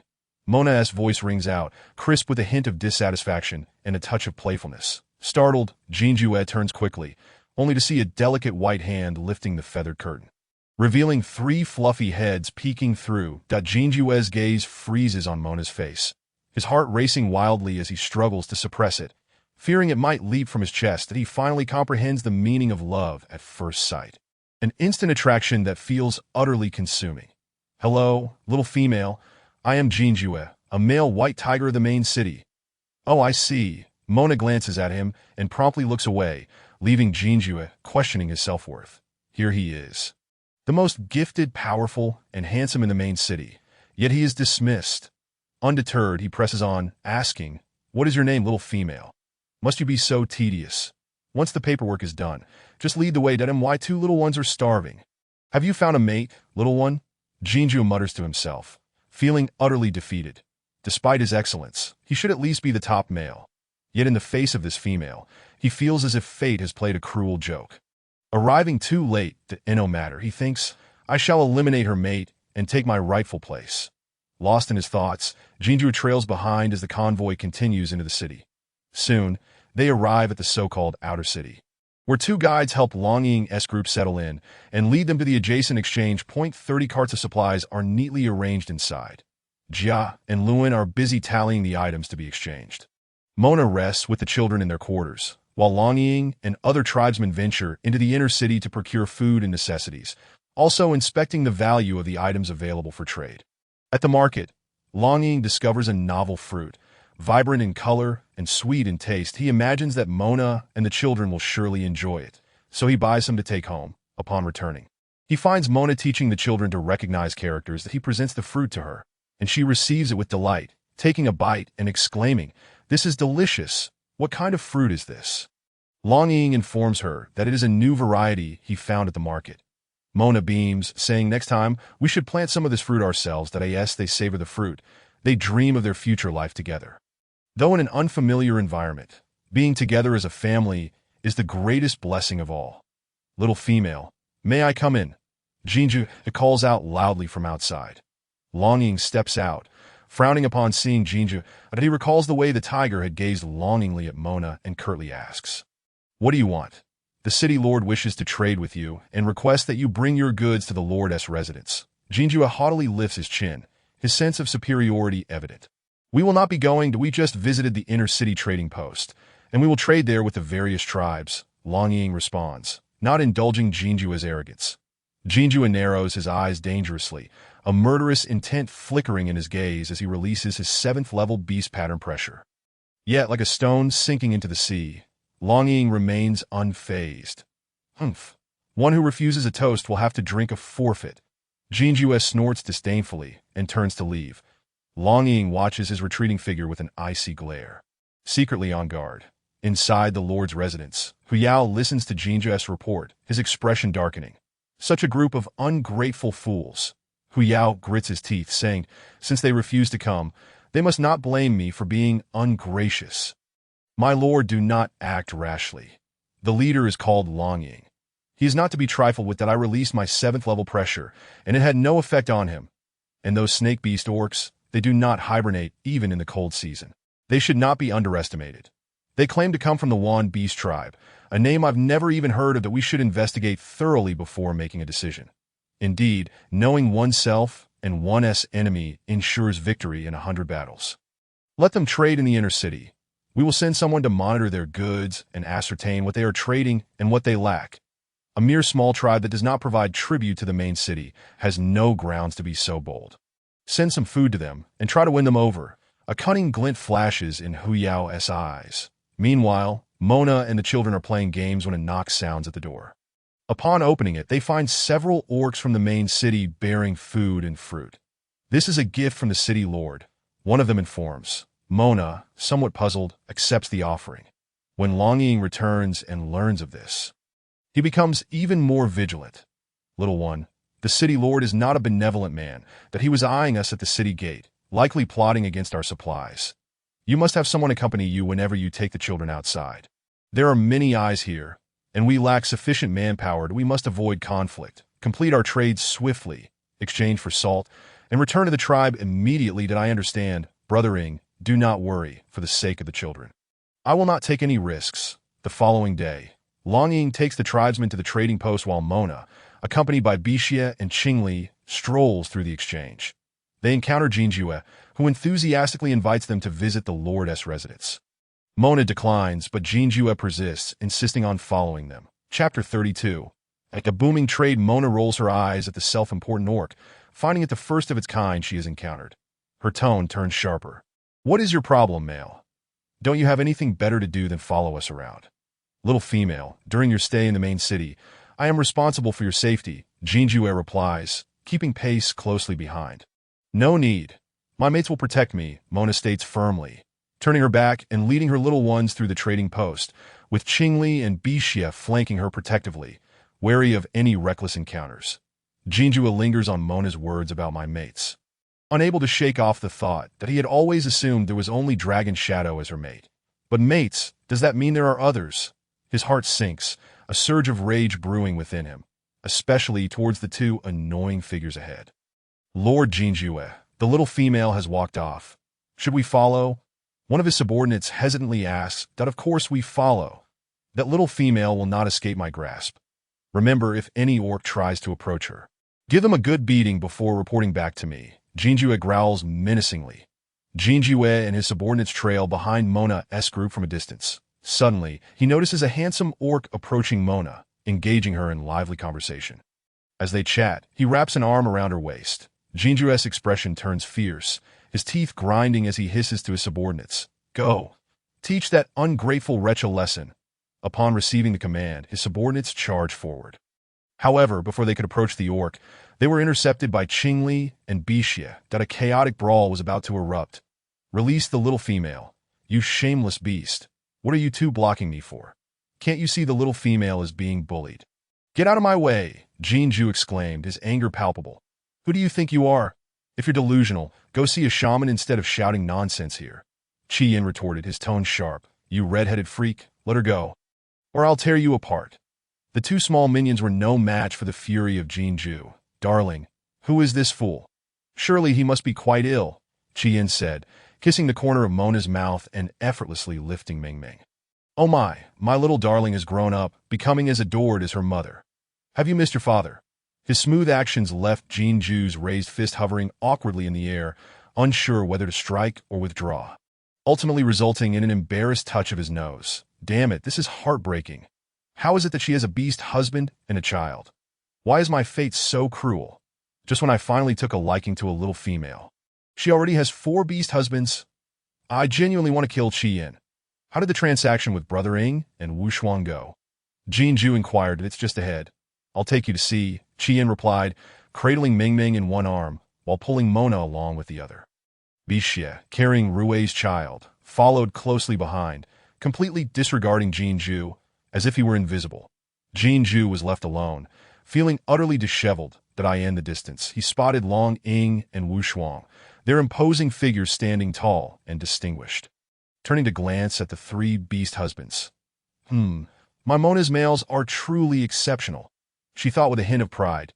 Brother Ing, Wu Shuang, I've come to see you, Mona called out, raising her hand vigorously. Slow down. Be careful not to bump into anything or fall. Wu Shuang stepped forward, naturally reaching out to tuck a strand of hair behind Mona's ear, using a beast hide cloth to wipe away the non-existent sweat from her face. Meanwhile, Jinju, following closely behind, felt as if thunder were crashing down upon him, scorching him to the core. That it was over. She was so friendly with all 5 of them, her smile never fading. That I can't harm them, nor do I dare. That am I destined to be 6th? 6th place? No way. Why should that be? In terms of status, combat prowess, and looks, I have not lost. He raised his head and silently assessed the 5 individuals. They were indeed handsome, but none could compare to him. Jinju was unwilling to concede. Lord Jinju, little females prefer those with great combat strength. You are powerful, the strongest in the main city. You are also handsome and charming. She may not know you now, but once she does, won't she be waiting eagerly for you to mark her? One minion flattered, while another added, exactly. She must be blind not to notice our Lord Jinju. Enough. You flatterers are just buttering me up, and all I get in return is a hard knock. Jinju exclaimed. Who gave you the audacity to say she is blind? You are the blind one. Your entire family is blind. What nonsense is this? He cursed, yet such complaints did not hinder their approach to Mona. Brother Ing, how did the transaction go? Mona asked excitedly. Do we have some pottery left? A bit of charcoal. A few bamboo tables remaining, and the rest has been exchanged. Our cart has some tribes wanting to trade, and I wanted to ask for your opinion. Qian explained. Of course, let's trade, but don't make it too cheap. Mona's eyes sparkled with excitement. That in modern times, There was no time for shopping. She could only browse online. But now it was different. She wanted to indulge in some shopping. Jinju cleared his throat and interjected. What do you need? I can assist. Mona shot him a glance, choosing not to respond. Qian tightened his embrace around Mona, glaring at Jinju as if to assert his claim. Just then, Longing spoke up. We do not require assistance. Thank you. Jinju's expression darkened. Yet he forced a smile. No need to be so polite. We are all friends. Mona, uninterested in further engagement with Jinju, turned to Long Ying and said, Brother Ying, let's go browse other stalls. With that, she took Qian's hand and walked away. Watching Mona's departing figure, Jinju silently vowed that he would make Mona his mate, but Mona's presence captivated the gaze of the male orcs flanking the trading post. Ever since she bonded with Qian, the flame mark on her forehead made her appear as ethereal as a celestial being. Noble and pure, to be admired from afar but never touched. Unintentionally, Mona spotted cotton, potatoes, and sweet potatoes. Although they differed greatly from modern varieties, she had her connections. Qian, could you ask them how to trade for this white flour? Mona urged, shaking Qian's arm. Hello, esteemed female. This is called shushu flour. 10 bee skin bags for 1 green crystal. That I'll take however many you have. With a wave of her hand, Mona made her decision. Qian had Bixia bring the cart, counting the number of beast skin bags. While Qingli was responsible for loading them onto the cart, to their astonishment, it filled an entire cart with only 3 beast crystals. Qian generously settled the bill. Only Mona knew she had struck a lucrative deal. Her smile stretching from ear to ear, Mona continued her journey to the next target. Bixia, ever observant, brought over another cart, earning silent thumbs-ups from Qian and Qingli. This guy was reliable and diligent without seeking favor. Uncle, what is this called, and how can I exchange for it? Mona asked, examining the sweet potato, which resembled a modern winter melon. The rabbit tribe orc, with his prominent front teeth, responded, Esteemed female, hello. This is a unique crop from my rabbit tribe. With 2 varieties. The one in your hand is called Dimyuma fruit, and this is Dihong fruit, but he lifted a potato beside him for Mona to see. Unable to contain her laughter, Mona asked, why is it called Dimyumu and Dihong? In modern times, only during worship did one speak of the Earth God and Earth Mother. But here, even food had uniquely whimsical names that it was truly amusing. Esteemed female, the Dimyuma fruit has a sweet taste, while the Dihong fruit is a bit astringent. Our tribe's females and younglings love the Dimyuma fruit. You should trade for some, the rabbit uncle implored. Chapter 33. The thriving trade. How many of these Dihong and Dimyuma fruits do you have? I'll take them all, Mona declared boldly. Thank you, esteemed female, Rabbit 1, Rabbit 2. Hurry and bring both types of fruits, the rabbit tribe orc exclaimed excitedly. Uncle Rabbit, why didn't you mention how many green crystals to trade? Esteemed female, just 1 green crystal will suffice, the rabbit uncle mustered the courage to say. Qingli, give him 2 to... Qingli retrieved 2 green crystals from her waist and handed them to the rabbit uncle. Thank you. These foods aren't worth 2 green crystals. One will do. Father, sister, 1 green crystal won't save her. Please accept it, Rabbit 1 said anxiously. Benefactor, which tribe are you from? Once we rescue my sister, we will prepare more Dimyumu and Dihong fruits for you. Rabbit 2 vowed solemnly that in no need. Just for your family's love and mutual support, you are worth 2 green crystals, Mona said earnestly, linking arms with her 2 beast husbands. Stop dawdling. There are too many eyes here. Take the green crystals and quickly leave the city to save your daughter. Thank you. The 3 of them supported each other and hurried away. What started as a small episode unexpectedly turned into a significant aid for the tribe, but as the saying goes, you reap what you sow. Mona and her companions continued their exploration of the market. Mona, you've done a great deed today, Qingli remarked with a smile. That it was merely a small effort, Mona replied with a smile. Suddenly, a commotion erupted ahead.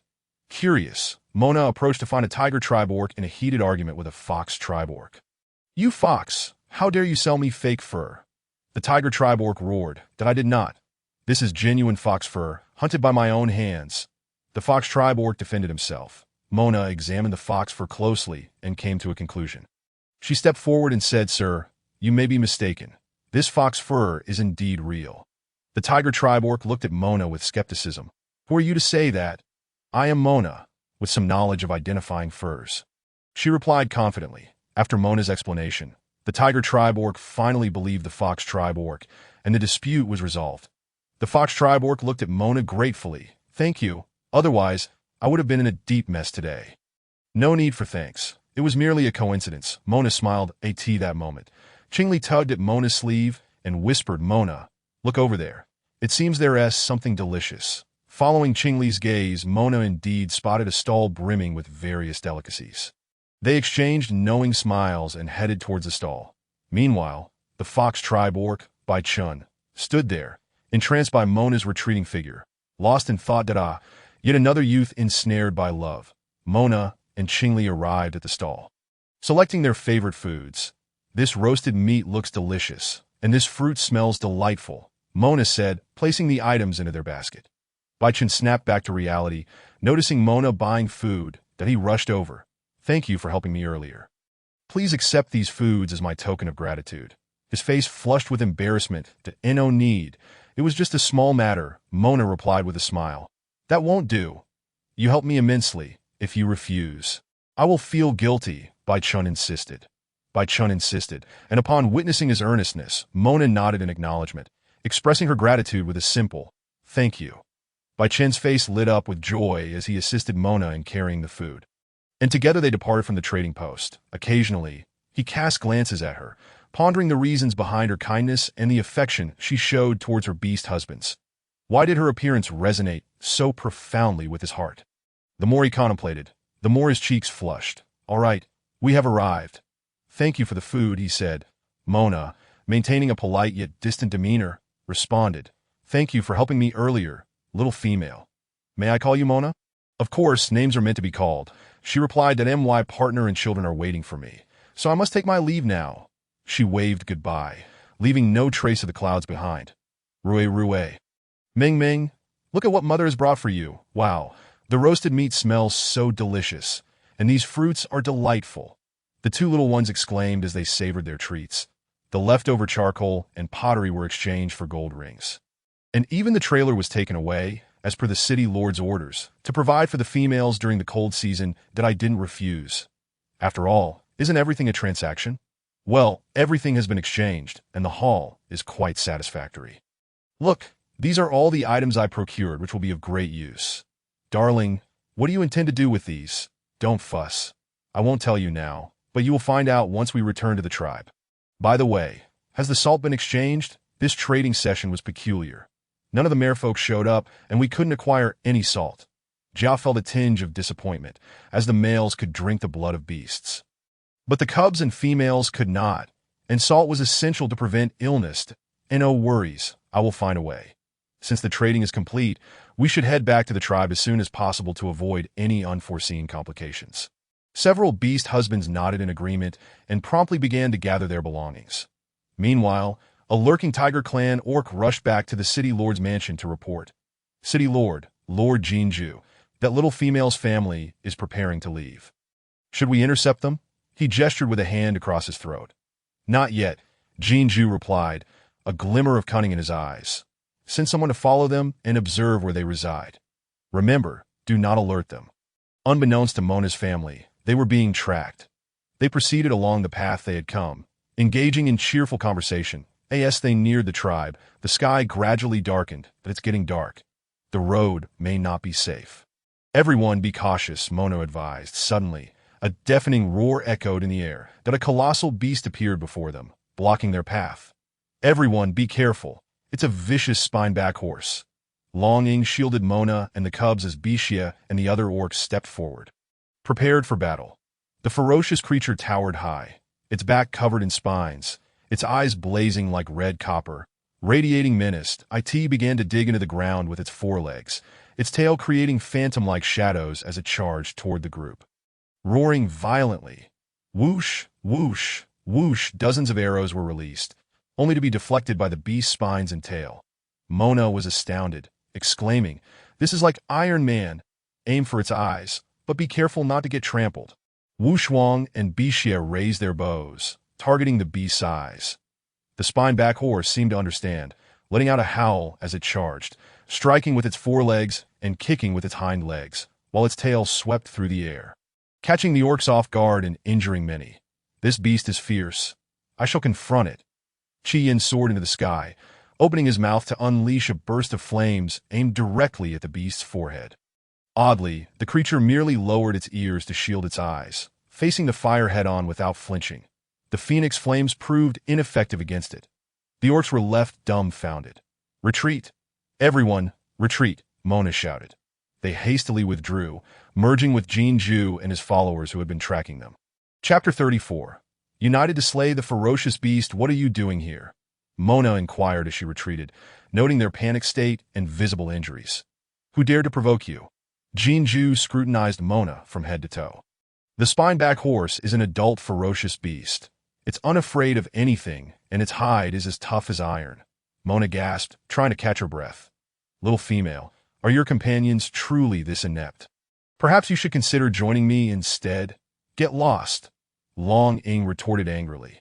Chi Yin, protect Mona and the cubs that if necessary, fly far away.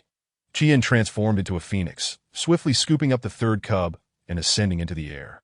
Long Ying formed a hand seal, establishing a formation that ensnared the spine-back horse, which thrashed about wildly. The air shimmered with waves of energy. Long Ying drew his bow, smearing his own blood on the arrowhead.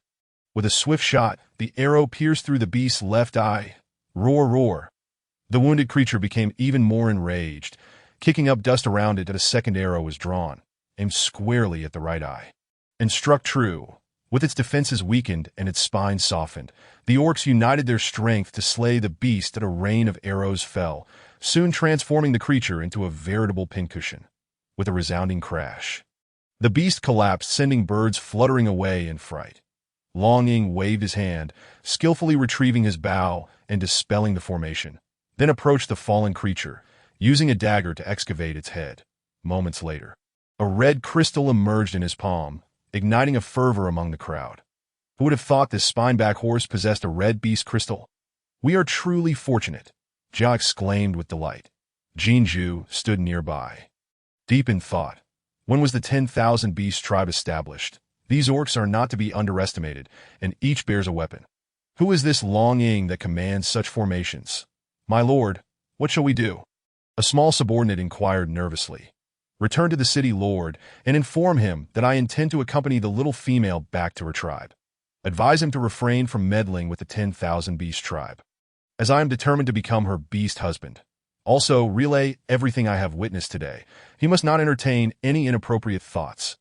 Understood? Understood. I understand, the subordinate exclaimed, hurriedly departing. Long Ying, well done. You truly possess remarkable skills. I have decided to return to the tribe with you. You will welcome me, won't you? Jin Ju remarked that I am well aware of your intentions.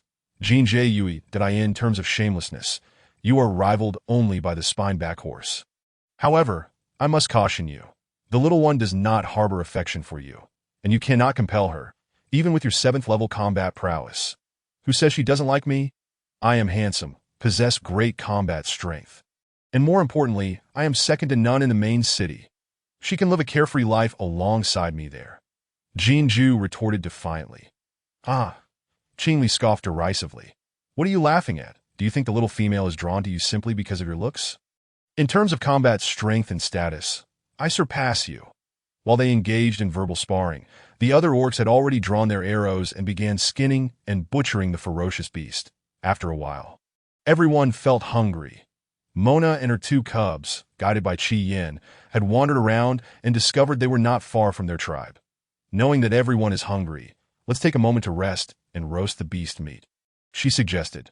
The members of the 10,000 beast tribe understood Mona's habits well. Some orcs set up a fire and retrieved clay pots, while others gathered firewood and fetched water, working in perfect harmony.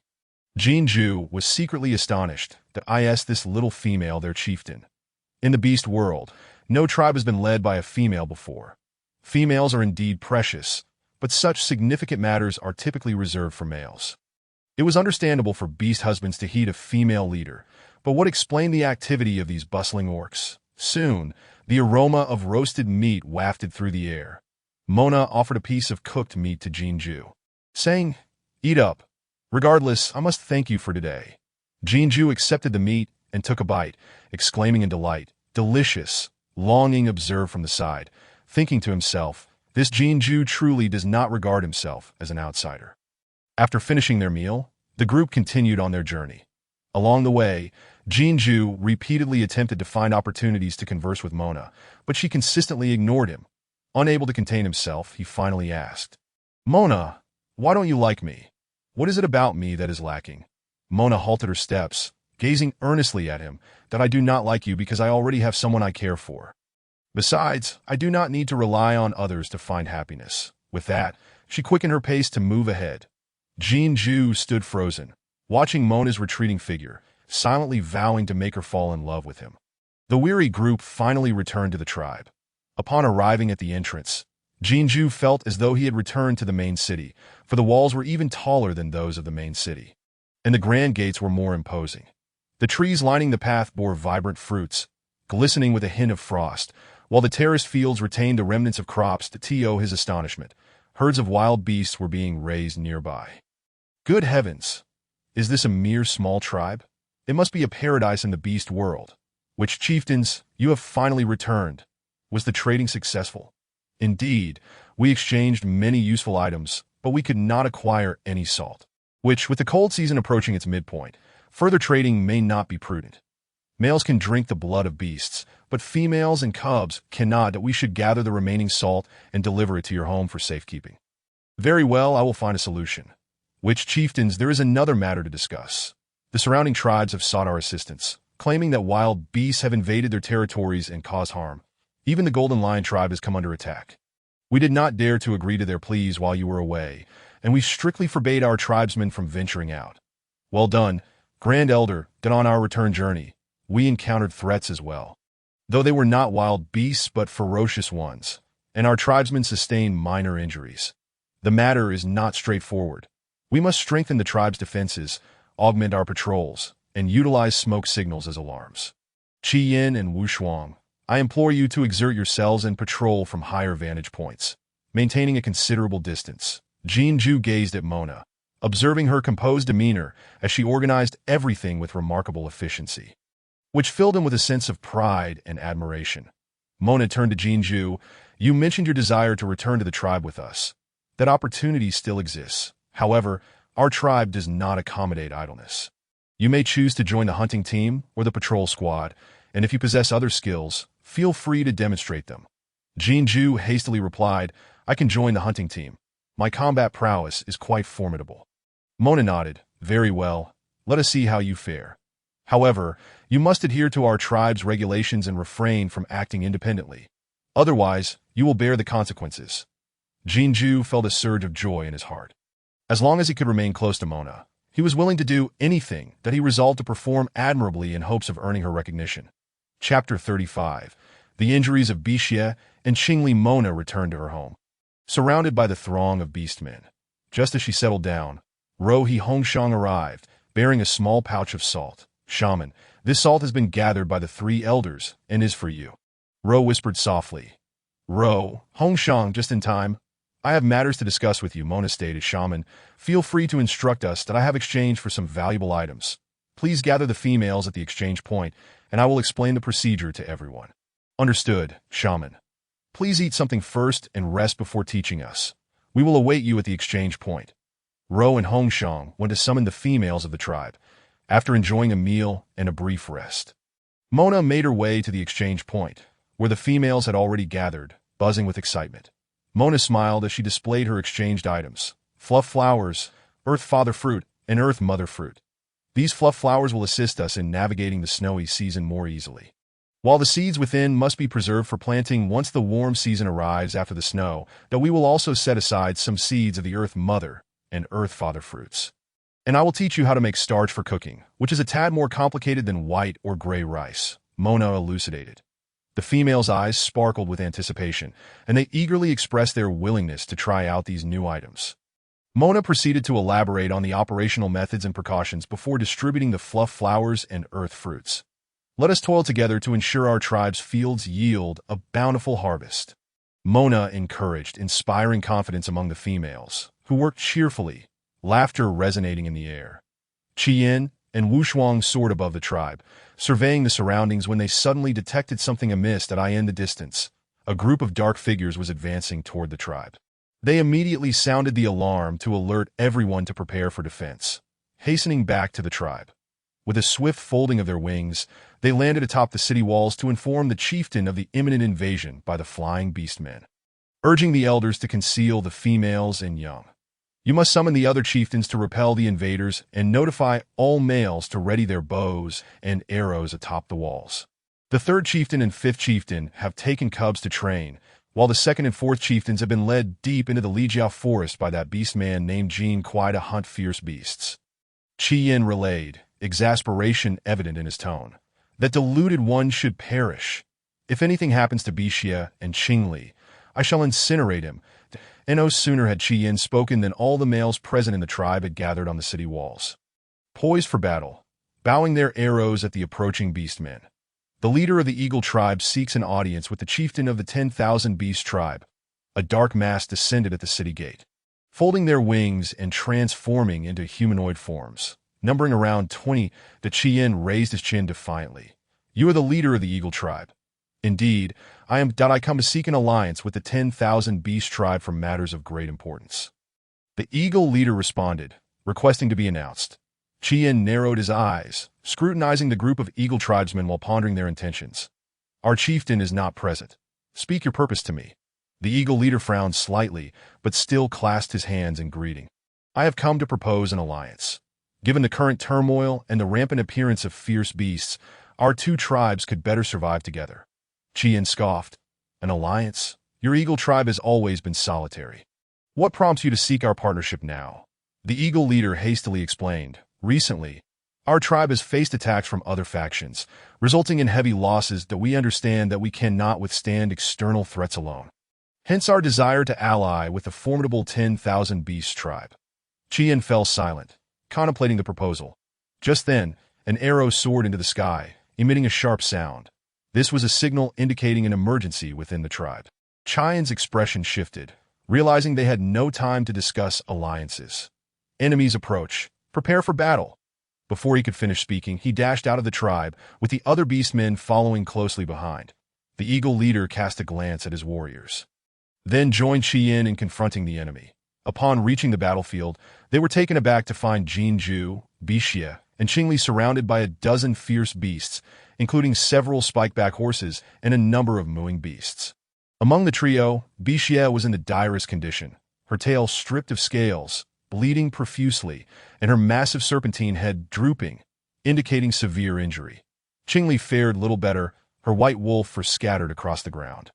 A piece of her scalp torn away, blood trickling into her eyes, making her already crimson gaze appear even more tragic.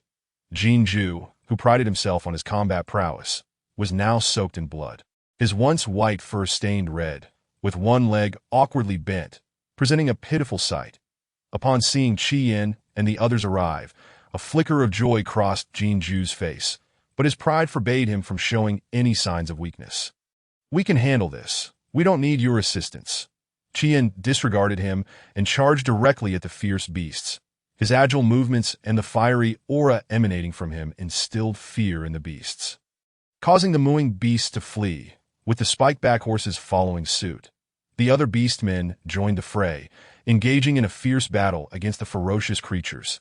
The Eagle leader led his warriors to exploit their aerial advantage, launching attacks from above while using their claws to rescue Qingli and the others from their encirclement, providing support to their comrades on the ground. That a bloody battle unfolded outside the valley, filled with roars and the sounds of conflict. Inside the exchange point, Mona suddenly felt the beast marks of Qingli and Bixia burning with intensity.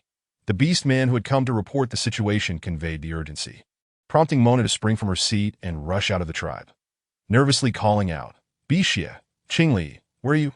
Please be safe. Ultimately, through the combined efforts of all, the fierce beasts were repelled, and the crisis was averted. After the battle, Qi Yin approached Jinju. Do not act so impulsively next time. Fortune does not always favor the bold. Jinju scoffed. I do not require your pity. With that, he limped away. Qi Yin shook his head in resignation and turned to the Eagle leader. We will discuss the matter of the alliance once we have resolved our internal affairs. The eagle leader nodded. Very well. I shall await your news. That he then led his warriors away down on the battlefield. The beastmen began to clear the aftermath and tend to the wounded. Mona arrived shortly thereafter. How did you sustain such severe injuries? Be careful when lowering them. Gently now. Shaman, activate the healing system. Host, they are in beast form and cannot enter the system. You may use your healing spell to alleviate their suffering. Healing spell? Do I possess such a thing? You do, though you have yet to realize or utilize it. What must I do? I am uncertain. Longing should know. Where has Brothering gone? He has taken the cubs for training. I do not know his whereabouts. Nana, you can summon him through the beast mark. How do I summon him? Speak quickly. Simply drip your blood onto the beast mark.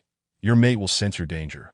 Without hesitation, Mona bit her finger, applying her blood to a dragon beast mark. Meanwhile, far away on the southern continent, Longing felt a sharp pain in his chest, spitting out a mouthful of blood. Father, what ails you? The two cubs asked anxiously, supporting Longing. Your mother is in trouble. We must return to the tribe. Longing scooped up the two cubs and, with a blink, appeared before Mona. Chapter 36. Awakening the healing spell. Little one, where are you injured? Longing parted the crowd, urgently seeking the familiar figure. Brothering, Bixia and Qingli are in critical condition. You must teach me the healing spell. Longing, seeing the little one's anxious expression, felt a wave of tenderness wash over him and quickly reassured. Do not worry. I will first examine their wounds. That he approached Bixia and Qingli, meticulously assessing their injuries and discovering the severity of their conditions. Little one, the healing spell requires a significant amount of spiritual power and a level of skill that you currently do not possess. However, I can use my spiritual energy to stabilize their injuries temporarily, Longing explained. With that, Longing pressed his hands together and began to chant a spell that a green light emanated from his hands. Enveloping Bixia and Qingli, the glow gradually receded, and their injuries were alleviated. Thank you, Brothering. The little one expressed gratefully that no need for thanks.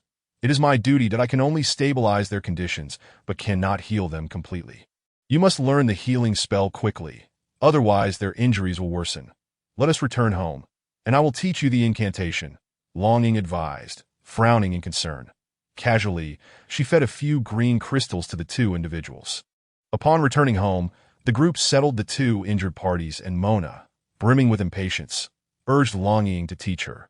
Sitting beside Bixia, Mona attempted to mimic Longing's hand gestures in conjunction with the incantations, practicing over and over again. Yet the emerald light eluded her.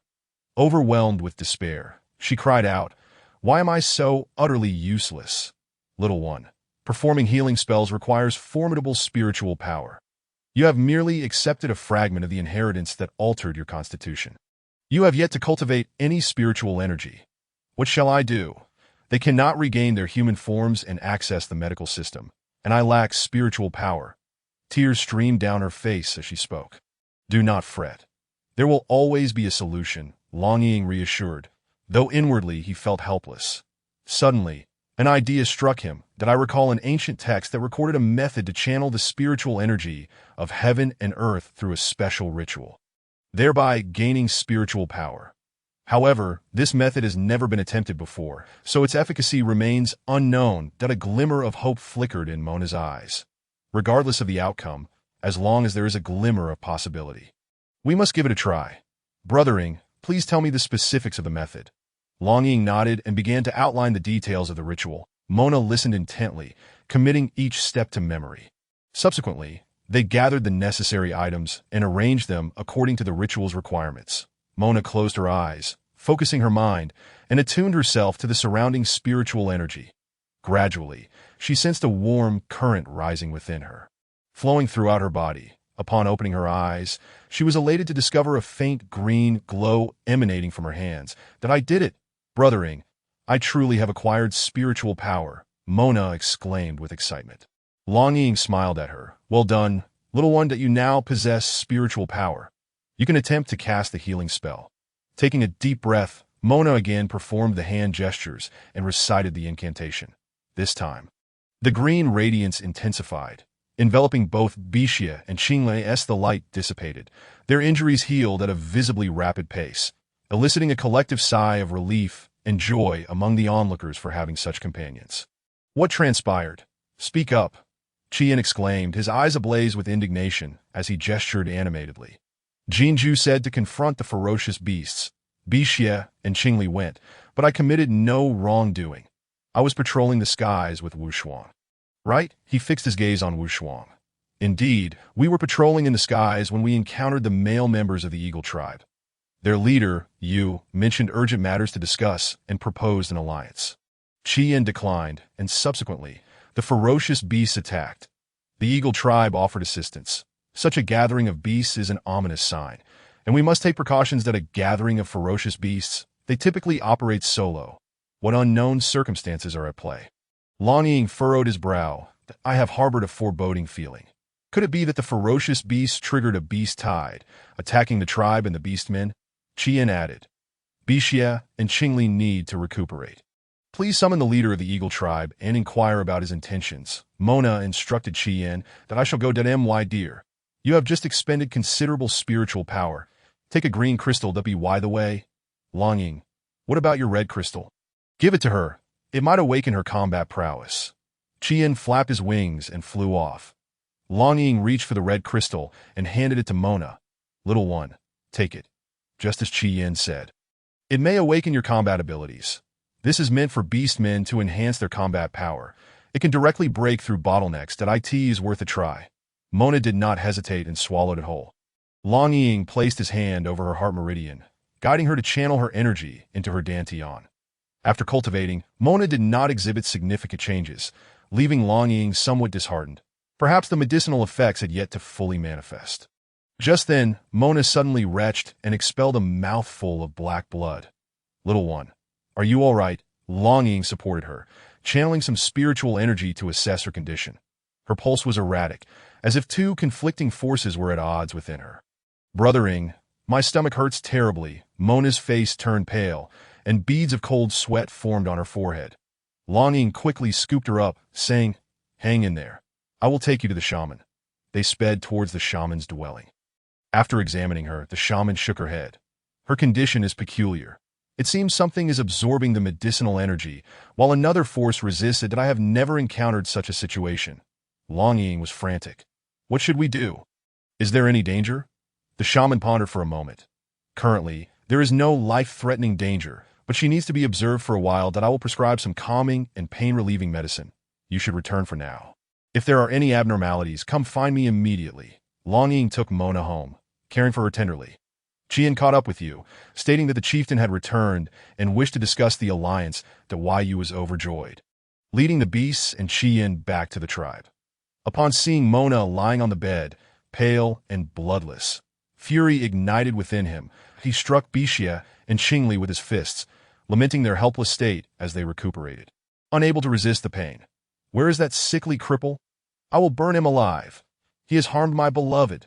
Qian screeched like a mad rooster. Jinju, aware of his transgressions, sat by the hot spring, contemplating life, neglecting to tend to his broken leg, lost in a daze. Enough with the noise. The little one and the others require rest. Leave, Long Ying commanded, his authoritative tone silencing the commotion that asked the first beast husband. His words carried weight, and one by one, they departed. Kai, you two keep a close watch over mother and father. The younglings nodded in agreement. Long Ying gathered them in the dining hall, which also served as a council chamber, summoning 3 elders, 2 priests, as well as Haisha and Hua. Eagle tribe leader, you expressed a desire for an alliance. Share your thoughts. Long Ying stated directly why you regarded Long Ying seriously. Recently, ferocious beasts have been appearing frequently and aggressively, injuring many members of our tribe, that I fear they may band together to attack our tribe. Hence my wish to ally with you to resist them. Long Ying's brow furrowed slightly. He understood the gravity of the situation, but also recognized that forming an alliance was not a simple matter. You reside atop the cliff. How can you still be attacked? There exists a flying beast resembling a dragon beast man, equipped with wings and sharp claws, capable of breathing fire. We were attacked by one previously, suffering considerable losses. This moment, Haisha interjected. An alliance is indeed a commendable idea, but we must devise a detailed plan to safeguard both parties' interests. Hueda concurred precisely. We must also consider how to address any potential variables. The assembly buzzed with discussions, fervently exchanging ideas. Ultimately, Longing resolved to dispatch some warriors alongside you to investigate the situation regarding the ferocious beasts while also ensuring that the shaman did her utmost to treat Mona. The preliminary arrangements for the alliance were established, and Longing felt a slight sense of relief, yet he recognized that numerous challenges lay ahead. Chapter 37. Another pregnancy. Longing gazed at the pallid Mona lying on the bed, guilt gnawing at his heart. Holding her hand, he whispered, "Little one, I am sorry for burdening you so much. It is also my fault for being reckless and selfish in urging you to consume the red crystal. Please do not let anything happen to you." Tears streamed down his face, falling drop by drop on Mona's hand. "It is my fault. I thought the red crystal would be beneficial for her, yielding unexpected gains. I never anticipated it would harm her," Chien lamented, slapping his face in self-reproach. "That do not blame yourself." Mona wished to avert this scene. The two priests discerned the underlying issue. Wu Shuang looked expectantly at the priests. The shaman mentioned that something is consuming the red crystal, while another force resists it, causing the abdominal pain and surging energy. That if I am not mistaken, this should be related to the awakening of spiritual power. Or perhaps she is pregnant. Yin stated calmly. "Pregnant? How could that be? It has only been a short while, and she hasn't even gone into heat." Wu Shuang exclaimed in horror. "The little one's constitution is unique. She can conceive even without going into heat. Rui and Meng are examples of this. But what is the connection between the pregnancy and the two conflicting forces?" Qian questioned, utterly perplexed. "There are records in the ancient texts of my Silver Wolf tribe. When a female is pregnant, the offspring may exhibit ancestral traits, leading to instances where they consume beast crystals to strengthen themselves. Rui and Meng may also be products of such ancestral traits. The maternal body requires an immense amount of energy. As you all know, the moonlit herb, which our ancestors left for females during pregnancy, is crucial. The moonlit herb is incredibly rare. Where can we find it now?" Yun, after a moment of reflection, replied, "Indeed, the moonlit herb is seldom seen, but it is not entirely impossible to obtain. That I recall reading in ancient texts that the moonlit herb typically flourishes in areas rich in spiritual energy. We could send people to search the nearby mountains or forests. Perhaps we will make a discovery. Furthermore, I will inquire with other tribes to see if they have any leads. Regardless, we will not abandon hope. I will return to the Dragon Clan ruins to search again. I once found a specimen there."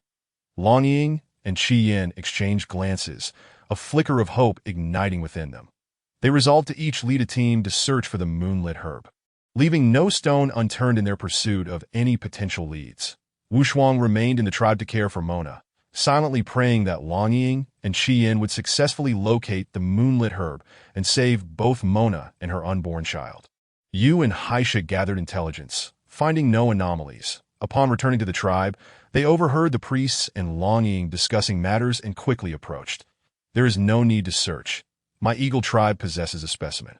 I can offer it to you, but the alliance must be finalized. That as long as you present the moonshadow grass, I shall acquiesce to any demands for an alliance." "Very well, great chieftain and esteemed priests. My sole desire is to lead my kin to reside within your beast tribe. Simply grant me a mountain peak. There is no need for further offerings, as we are self-sufficient, and our only wish is to unite against external foes." "Leader Yu, your forthrightness is commendable. On behalf of the beast tribe, I extend a warm welcome to you." Longing performed a respectful gesture. "Great chieftain, you are too courteous. I shall fetch the moonshadow grass and inform my kin of the relocation." With a majestic leap, you transformed into a soaring eagle and took flight, the eager gazes of the crowd lingering until he vanished into the horizon. "Longing, can we trust this eagle clan? You seems to possess a strong sense of loyalty. I accept him as a friend." Qi Yin unabashedly expressed admiration for Yu's character. "You all are creatures of the sky, naturally understanding one another's hearts."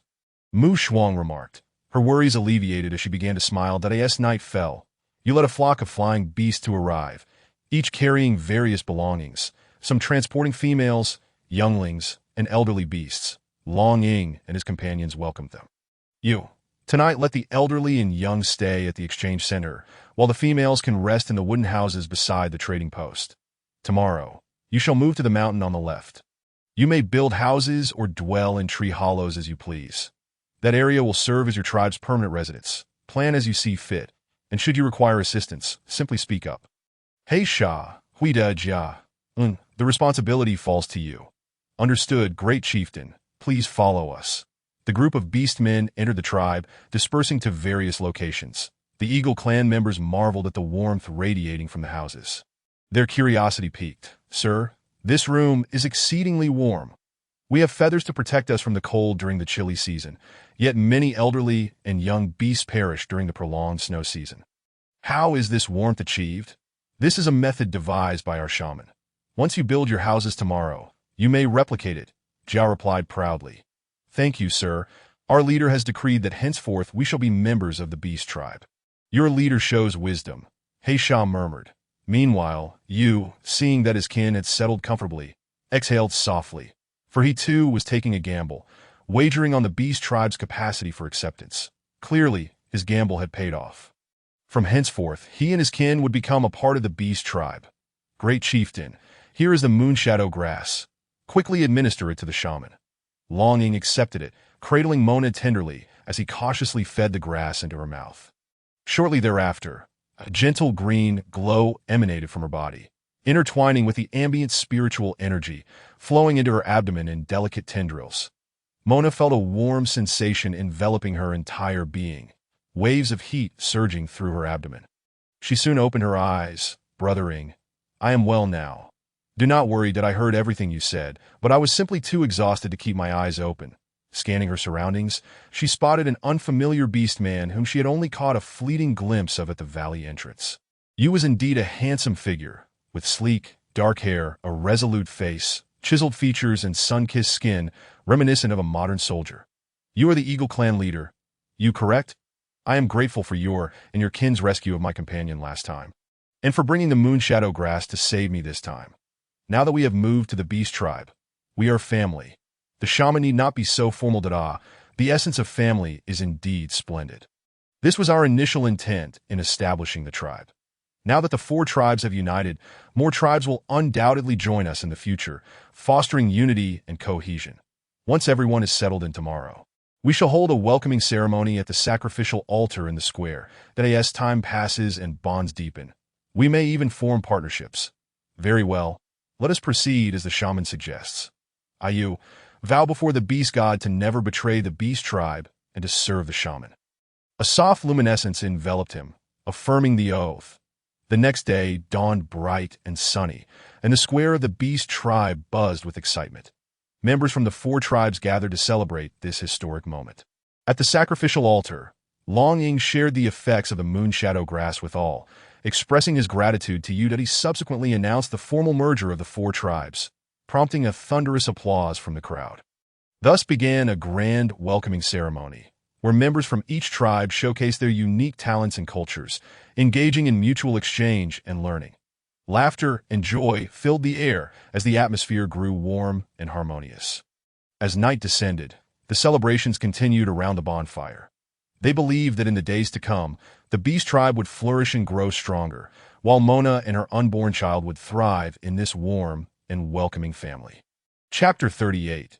The frenzied accumulation of resources long and quietly assisted Mona as they discreetly exited the sacrificial altar, taking a seat in the courtyard, gazing at the starry sky and relishing this rare moment of tranquility. Brothering, I am with child again.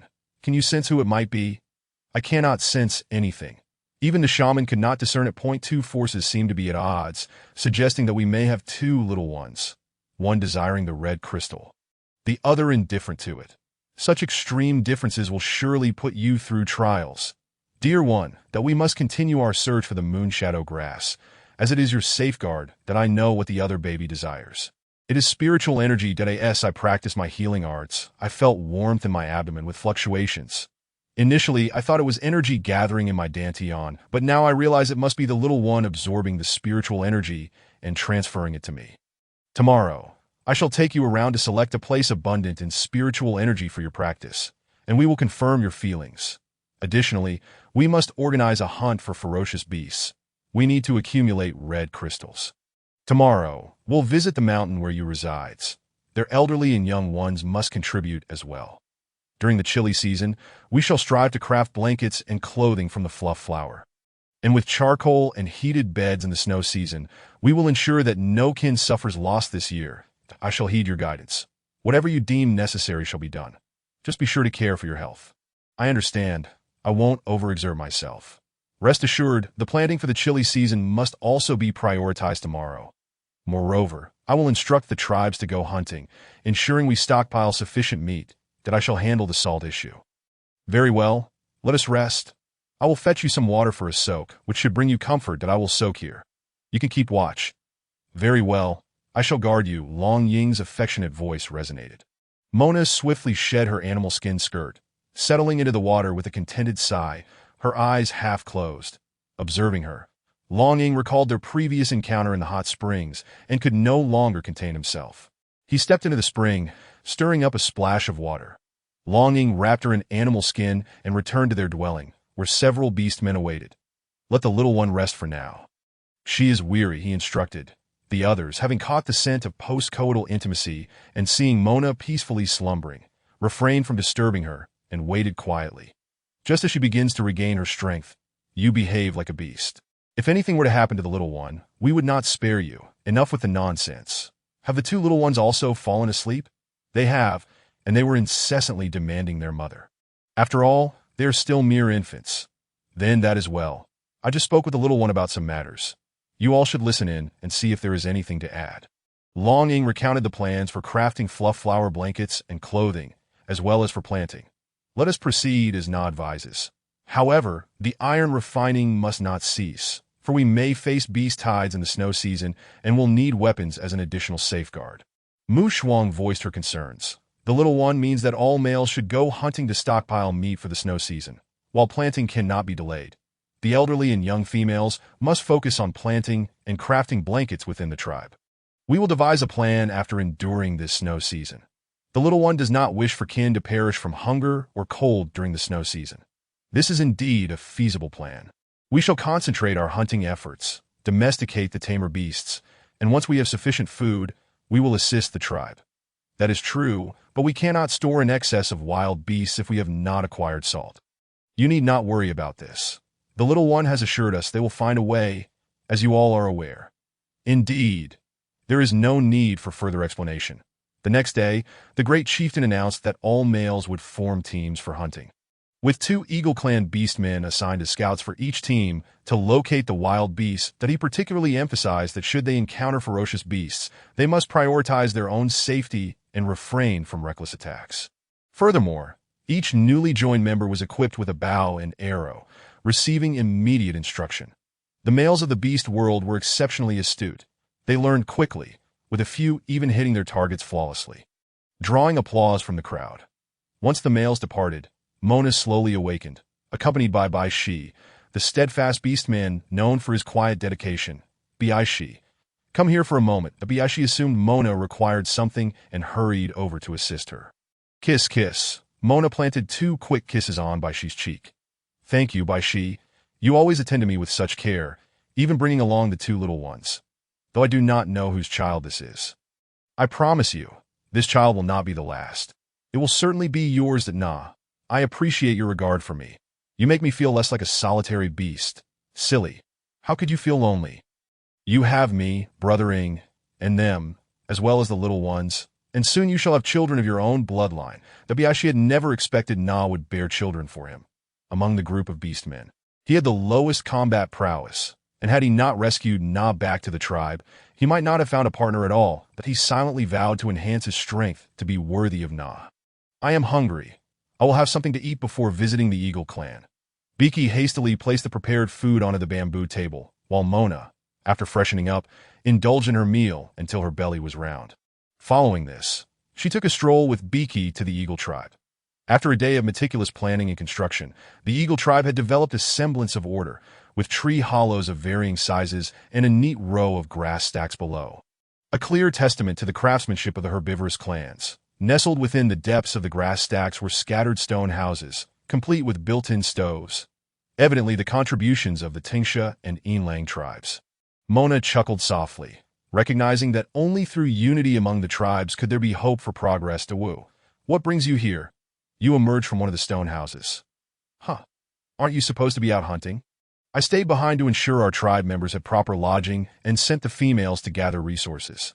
Now, we are allies, which makes us one family. Whatever we eat, you shall eat as well. What we utilize, you shall too. It was agreed upon during our alliance that you would grant us a mountain peak, while the rest we would manage independently. That I understand your strong-willed nature and your commitment to promises. But now that we are allied, you are part of the Wanshou tribe, one family. Thank you, Wu. There is another matter at hand. All the males have gone hunting to stockpile meat for the snowy season. Of course, they can also raise livestock, which is more convenient for you eagles, such as the cuckoo birds and long-eared rabbits, which are low risk and easy to rear. That I intend to take the females to the exchange center to assist in making quilts and planting. Very well. I shall summon the females at once. If needed, the old and young can lend a hand. That would be splendid. Thank you. Leader Yu gathered the eagle tribe members. Mona scrutinized them closely. They all bore hooked noses, some more pronounced than others. Yet each was striking in their own right. Fellow tribesmen, Leader Yu has briefed you, and I require your assistance. Rest assured, your efforts will not go unrewarded. Listen closely. When we arrive at the exchange center, all will heed the instructions of the priestess. Anyone who causes trouble will be expelled from the tribe. That we understand, Leader. Mona and Biki led the group directly to the exchange center, where the earlier arrivals were already hard at work, fluffing the cotton flowers amidst a symphony of laughter and joy. The Eagle tribe members observed this harmonious scene with a touch of envy. Yet their inherent pride as avian beings prevented them from fully engaging, leaving them in a state of indecision, neither advancing nor retreating. Draped in soft red garments, several females immediately rose to their feet, each taking a female by the arm and entering the throng to demonstrate how to extract seeds from the cotton flowers. The other females, responding with cheerful smiles, began teaching them how to fluff, compress, and create the necessary quilts. Soon, the eagle females adapted to the atmosphere, working systematically and smoothly. Mona gathered the older males in the square, igniting a bonfire and instructing the elder tribe members to teach them how to cook, steaming buns and boiling noodles. The older eagles felt a pang of discomfort, as these were foods typically consumed by females and young ones. Has the Wanshou tribe truly become this affluent? Old friends, do not be astonished. We eat this daily. Look at me. Do I still seem like an elder? I feel capable of hunting as well. But the priestess has instructed us to fulfill our respective duties. We elders contribute to the tribe as well. Just wait. Work will commence shortly. A piercing eagle cry echoed from afar as a large eagle descended upon the square, carrying 2 wild boars, with living long-eared rabbits and cuckoo birds bound to its claws. Come help me. I'm being crushed. The eagle warrior gasped. We're coming, old friends. Time to get to work. 2 warriors swiftly untied the live animals, binding the long-eared rabbit's feet with rope and severing the cuckoo bird's wings with sharp blades before transporting them to the herbivore tribe's rearing grounds. Meanwhile, 2 others released the wild boars, dragging them towards the creek. The eagle tribe members exchanged puzzled glances, unsure of what was transpiring. Eagle companions, follow along. Let me show you a different method of handling beasts. A throng of individuals followed suit, leaving the older tribe members behind, seemingly awaiting something. Another eagle cry resonated, landing in the square. The elder tribe members divided tasks. Those who would rear animals did so, while others processed the meat, creating a seamless cycle of efficiency. At the creek, the elder known as Uncle Gu, once a hero in his prime, had retreated from the front lines due to a leg injury sustained during the beast tide. However, his deft knife skills continued to earn the respect of all beasts. Let me tell you, every part of the beast is consumable, even the innards. You must be joking. We eagles are not picky, but we cannot stomach innards. The priestess has taught us how to clean and prepare them. You'll see during lunch just how we've wasted so much in the past. As the wild beasts continued to arrive in steady streams, the eagle tribe members eagerly joined in, stacking neatly arranged loads of meat, heads, limbs, and innards all packed into 2 carts. The young cubs and Mona awaited by the kiln, where dozens of clay pots stood in AROWAS. Several elders delivered the processed wild meat. Mona instructed the cubs to rub salt on each piece and neatly arrange them in the clay pots, Initially, everyone understood that salt was a precious commodity, with only a small bag gathered from several tribes. So they were cautious, fearful of wasting even a grain. Little did they know that the priestess had several jars, a blessing from the beast god, granting them freedom from salt scarcity.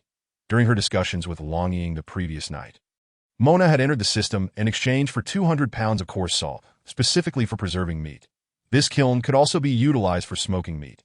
Truly a stroke of genius. Mona observed the cubs diligently at work, her heart swelling with joy. Little ones, come find me when it's time to eat. Work hard, and we will smoke the meat tonight, ensuring we have provisions to last through the snowy season. Your efforts will determine whether we feast during the snowy season. With a playful wink, Mona ignited a blush among the young beasts, causing them to hasten their salting efforts. Mona looked up at the sky. It was midday, and it was time to prepare lunch in the square. A hearty meal would provide the energy needed for work. Suddenly, she recalled the slogan from her modern dining hall days. If you don't eat with enthusiasm, there's something wrong with your brain. Beaky carried Mona to the square at a leisurely pace. After several bonfire gatherings, Mona observed that these elder beasts possessed the potential to be contemporary chefs. With the right combination of seasonings, they could prepare a feast fit for an emperor: roasted lamb, cuckoo birds, long-eared rabbits, even roasted fish. Stir-fried dishes included ears, intestines, hearts, livers, kidneys, and ribs. Stews featured heads, limbs, and tails of wild beasts, while steamed dishes included cuckoo bird eggs, buns, and dumplings. Boiled offerings comprised sweet potatoes paired with bone broth and white rice. Fried delicacies featured natural pork cracklings and mixed gray rice flour. The entire tribe, or rather, the entire enchanting valley, was permeated with an irresistible aroma of food. Ruerue and Mengmeng flitted about like two voracious gluttons, darting from east to west, one hand tearing at a bird leg while the other snatched up cracklings. The siblings reveled in their feast, while the other beasts dotingly cautioned the two young leaders to take their time and watch for burns. "Thank you, elder beasts, I know." Another bite sank into the chicken leg. Mona instructed Beaky to ring the bell. After 3 resounding chimes, the square began to fill with people. Elder beasts, females, cubs, and males, all lined up in their respective areas. The hunting team returned with the food, ushering in a grand, modern buffet-style meal, adhering to the age-old tradition of respecting the elderly and cherishing the young. Elder beasts were the first to select their food, and the Eagle tribe's older members were taken aback that I in their previous tribe. Nay, in their memories of beastly life, elder beasts were relegated to picking at leftovers and, during snowy seasons, even resorting to snow for sustenance, all merely for survival. Yet here, the elder beasts were treated with respect and dignity, deeply grateful for Leader Yu's alliance. Tears glistened in the eyes of the elder beasts, overflowing with heartfelt gratitude. Yes, it was the Eagle tribe's turn. They gazed at the array of food, unsure where to begin.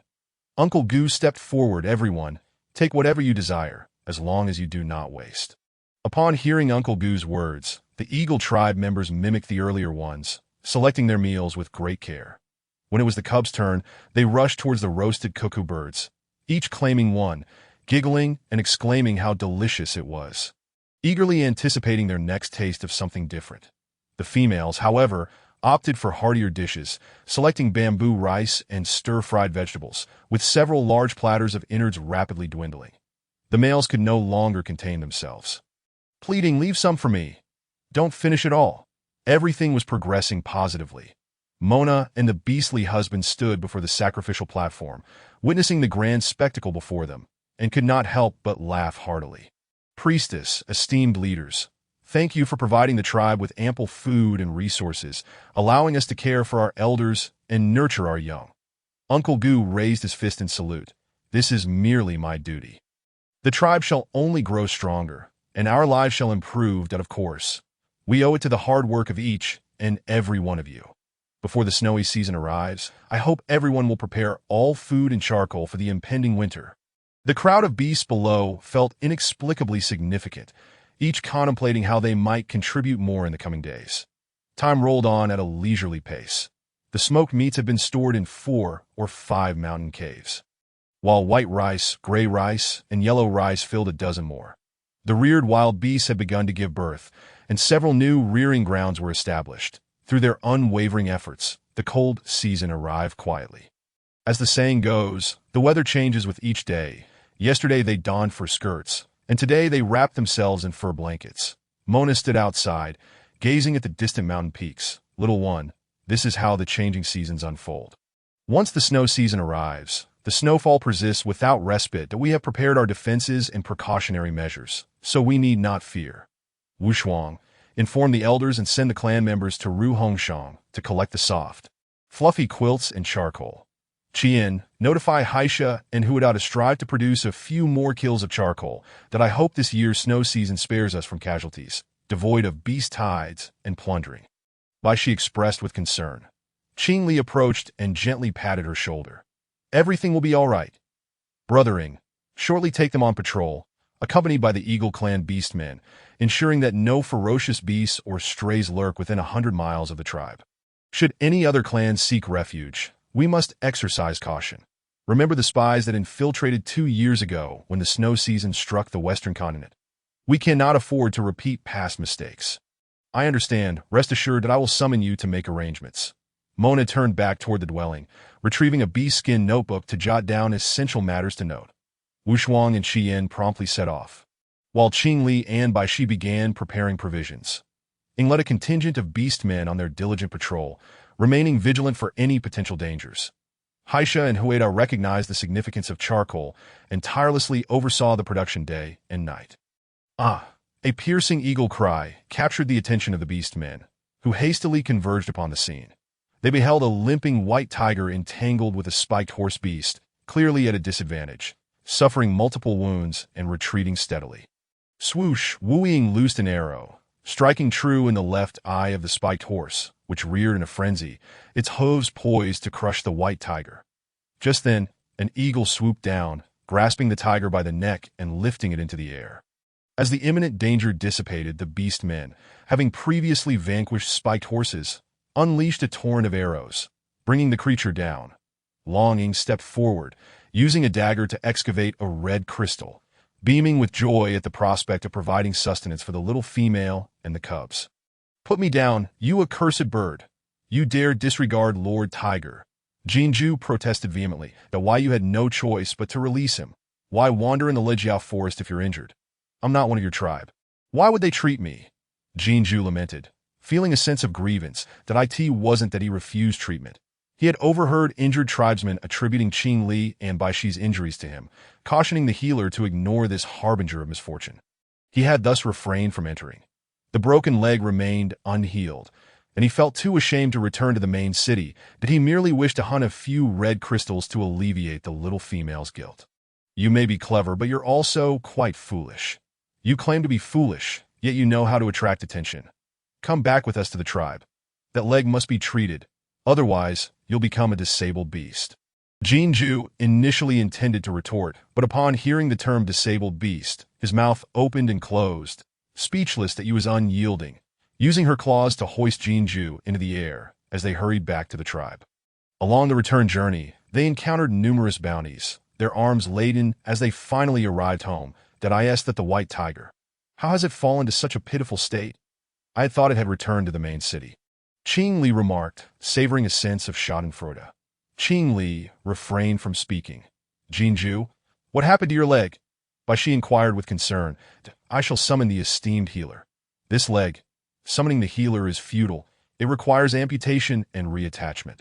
And it has already healed improperly, Mona stated matter-of-factly. Jinju was aware of his leg's dire situation, growing increasingly anxious. Little female, you have a solution, don't you? I beg you, save me, and I will become your loyal beast.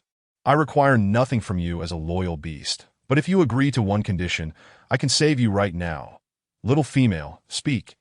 As long as it does not contravene morality or involve the unjust slaughter of innocents. I shall agree. Once your leg is healed, return to the main city. Persuade the city lord to ally with us. There are orc spies embedded in both the northwest continents, including many in your main city. Their intentions are clear, to seize control of the eastern continent. Longing interjected. Given the current situation, the ferocious beasts in the depths of the forest have begun to emerge, though we have not seen any stray beastmen. Either they have been wiped out or subdued by other tribes or orcs. With this information, the matter becomes grave that if things proceed poorly, We may face total annihilation on the eastern continent, with females reduced to sexual slaves and males subjected to servitude. This cannot be allowed. I must return to the main city immediately. Jinju hobbled away, limping. Stop. Do you wish to abandon your leg and join the ranks of the disabled beasts? Jinju found himself unable to take another step. Frozen in place, Bi-Shi. Take him to wash up, change his clothes. He reeks. Then administer the tranquilizer, Mona said, shaking her head in distaste. After Bi-Shi led Jinju to wash and change, she fed him the tranquilizer. Mona then procured 2 wooden sticks and instructed the others to wait outside. Mona activated her medical space, guiding Jinju inside, where she placed him on the surgical table and initiated the robotic work mode. The robot utilized a scalpel to scrape away the necrotic tissue, taking an X-ray to assess the alignment of the bone. With a crack, the bone was fractured, followed by another snap as it was realigned. Jinju grimaced in pain, even in slumber.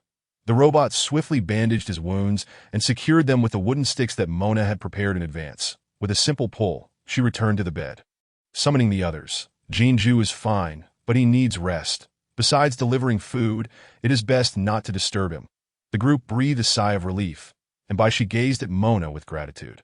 Thank you, Mona. Without you, Jinju's leg might have been irreparable. Mona smiled and shook her head. It is all for the tribe that I hope he recovers swiftly and returns to the main city to fulfill our plans. As the cold deepened, the beastmen within the tribe huddled indoors, warming themselves by the charcoal fire, cooking their meals over it.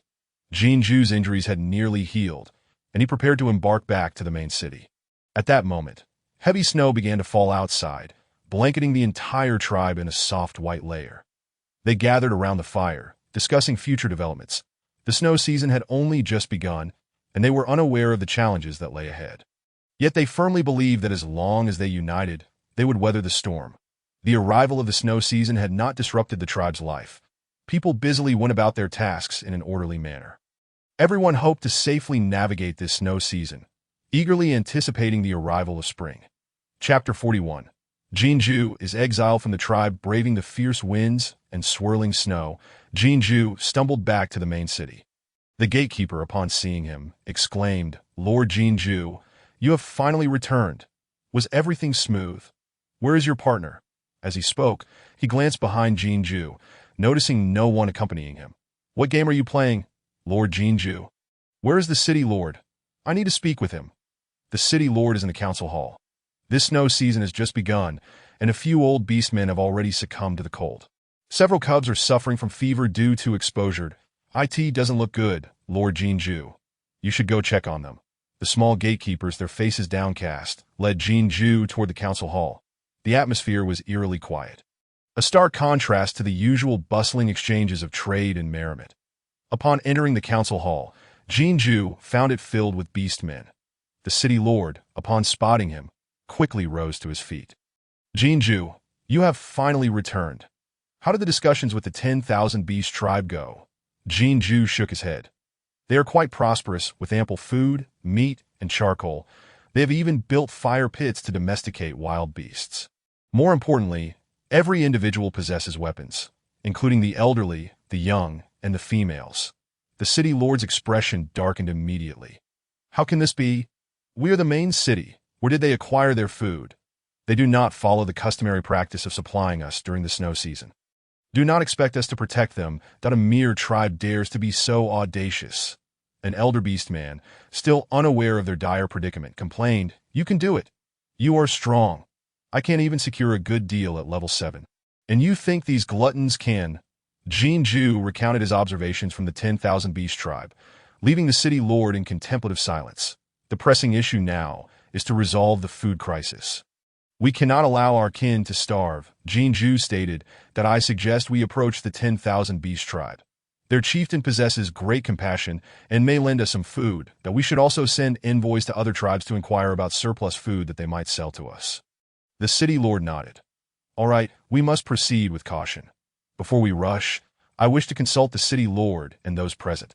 If the 10,000 beast tribe offers us food and medicine but demands our allegiance, what are your thoughts? Jinju, do you wish to be exiled from the main city?" Jin Yao's eyes narrowed dangerously. "And no need to rush. I can leave on my own. You are all solely concerned with your power. Without regard for the lives of RK, IN, to my knowledge, the 10,000 Beast tribe is currently composed of 4 tribes: Tungshi, Yinlang, Shichao, and Songying. Their chieftain also serves as an elder of the 10,000 Beast tribe. Only the chieftain holds such a position, while the rest are mere beast folk. After hearing this, the city lord remains silent for a moment before responding. We cannot consider this matter yet. After all, we are the main city and cannot bow to a mere tribe. Let us focus on surviving this snow season, that we cannot allow those cubs to languish and die without intervention. At that moment, a healer stood up and suggested, I have an idea that we could gather some herbs to brew medicine for the cubs. Perhaps it could save their lives. Jinju's eyes narrowed slightly. That is a good idea. You should search the mountains for suitable herbs, without mentioning the heavy snow blanketing the entire forest, even during the warm season. You were hardly prepared, were you? The main city, what a load of nonsense that is, entirely relying on the tributes from the smaller clans. Now, with the snowstorm raging, the roads have become untraceable, and you still await tributes? Even in the main city, lives are being lost. How could the smaller clans fare any better? It is truly foolish. The city lord, Jinju, fell silent. Did I ask there truly no other course of action apart from this? Yes, we all await our demise together. With no food, no medicinal herbs, no warm clothing, and not even firewood prepared. Jin Yao, is this how you govern as the city lord? How dare you question me? Ha! You are outrageous. Jin Yao's beard quivered in fury. Get out. In the name of the city lord, I hereby expel Jinju from the main city. From this day forth, the honor and disgrace of the clan, as well as the life and death of individuals, are no longer connected. City lord, please no. Jinju, in his youthful arrogance, spoke without thinking. Forgive him. An orc who had a good relationship with Jinju stood up, along with 7 or 8 others, all his hunting companions. Jinju, you truly have your supporters. So many plead for your sake. Are you not harboring rebellious thoughts and coveting the position of city lord? How dare you say, I am inactive? A sharp gaze swept over the crowd. He bellowed angrily, seize these traitors. The orcs were taken aback. How did a discussion about borrowing food turn into accusations of treachery? And now weapons are drawn. What a mess. I am a traitor, Jin Yao. Tell me honestly, who has been responsible for the clan's development in these years? Was it you, since we have torn the mask off? I disdain remaining in the main city, and I hold your position in contempt. Let me remind you, virtue does not match position. Do take care of yourself. Jinju strode away, and the orcs who rushed and made way for him. Seize him, kill him on the spot. Jin Yao shouted in exasperation. Yet not a single orc moved. Those who had previously pleaded for Jinju stood together protectively as he departed the city gate. Jinju looked up at the iconic characters of the main city, feeling a heavy heart, nearly shedding tears. The fierce wind and snow obscured his vision. Be careful. Everyone. Jin Yao is dangerous. Those who defy him will seek every means to eliminate him. If you can no longer endure, find refuge with the Wanshou clan. They are easy to get along with, and everyone performs their duties there. It is a paradise in the beast world. Jinju's face revealed a longing. Indeed, I, on behalf of the Wanshou clan, welcome you all. Qi Yin emerged from around the corner of the city gate. What brings you here? If I did not come, how would I know about the failed alliance? Na was worried about your injuries not healing completely.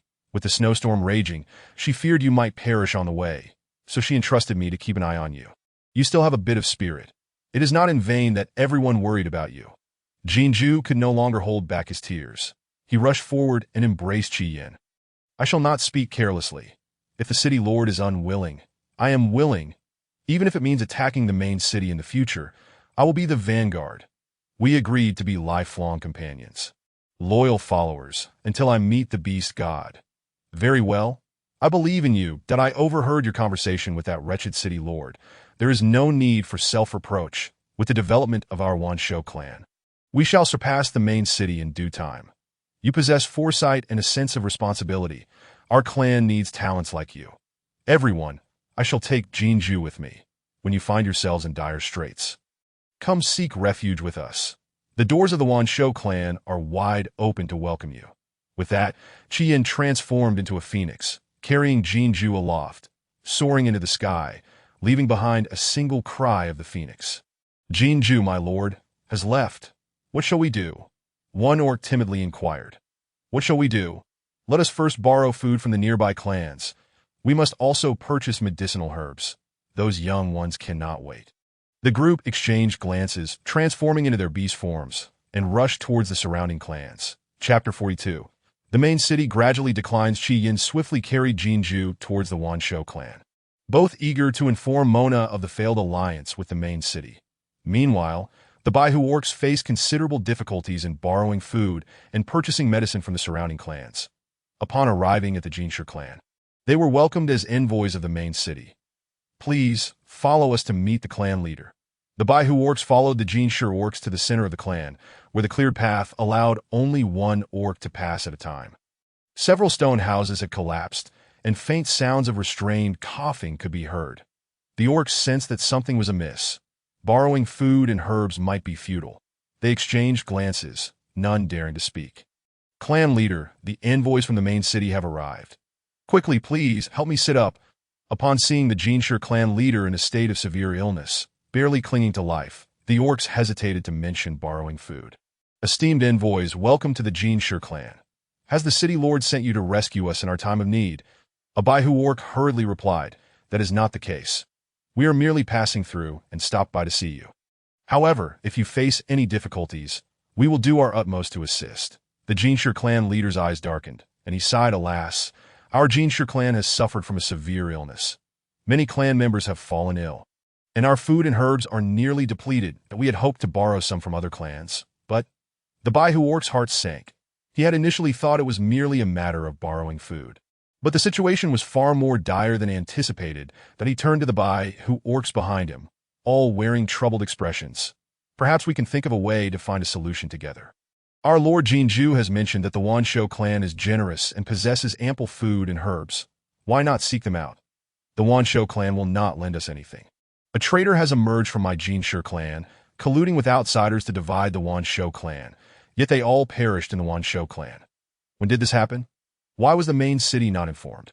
It was during the summer season, when those outsiders, the Wolf clan, arrived last winter, claiming their clan was besieged by beast tides, with only a few of them left, that I saw they were all adult males, capable of fighting, and thought to take pity on them, so I took them in to strengthen my Jinshu clan. Little did I know they were all spies from the northwest continents, attempting to swallow my eastern continent. The Jinshu clan leader coughed again, his breath unstable, and continued, envoys at that time, the Yinlang clan had spies who defected to the Wanshou clan. They saw that the Wanshou clan had discovered iron mines and forged weapons, and they became envious.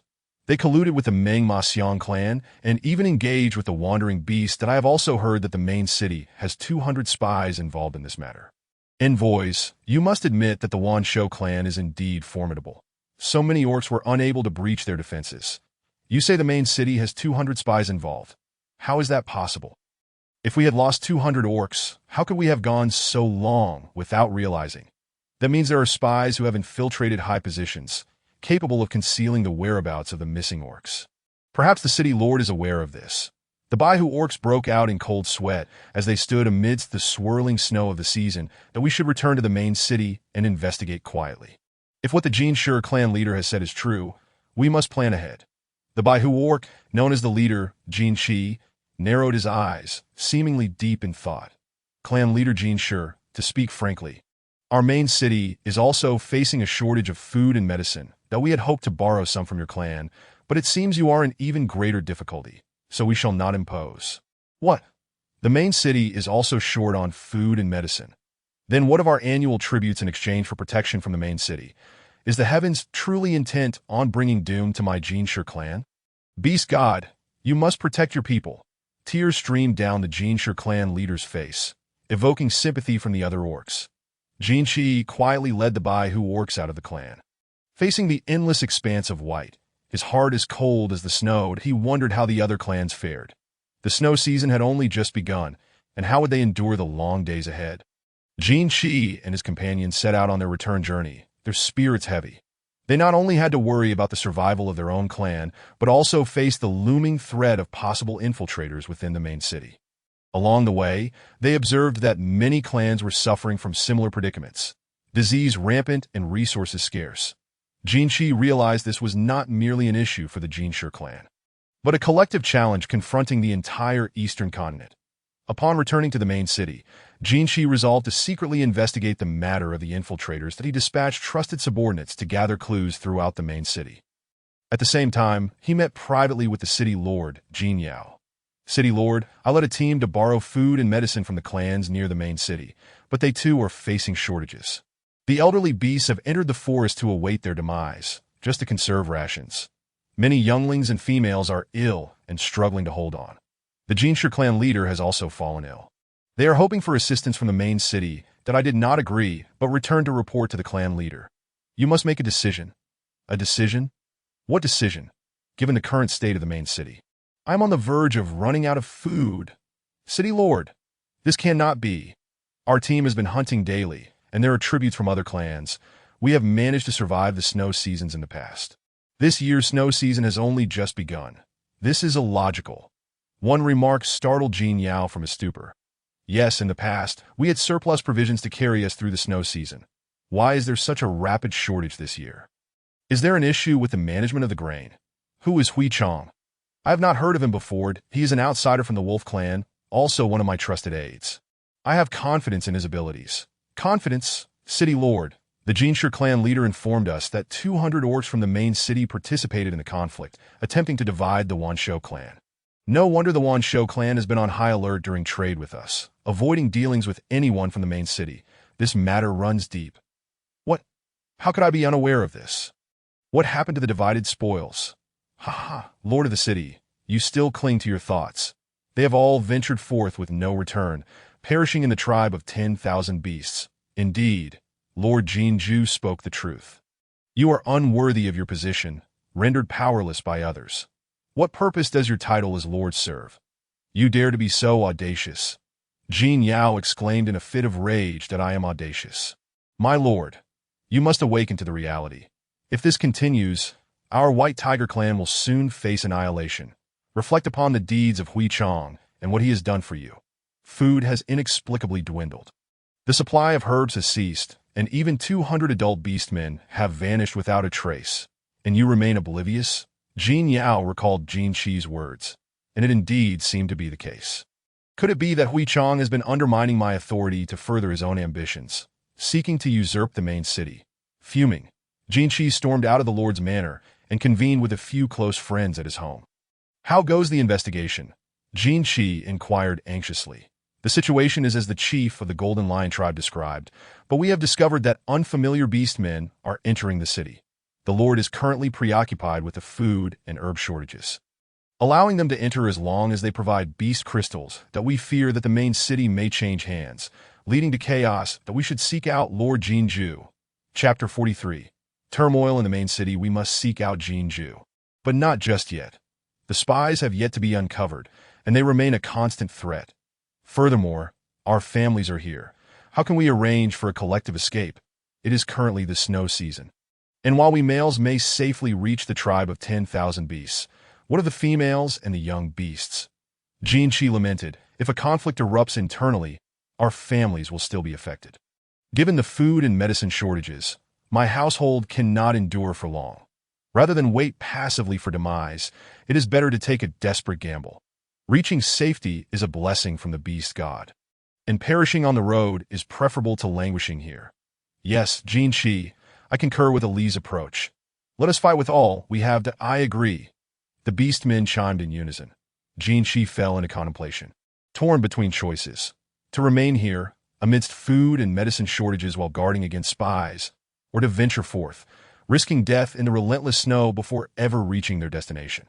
How can one achieve a harmonious resolution? His brow furrowed deeply, as if he could crush a fly. Jin Shi, we have been brothers for years, and I understand your concerns.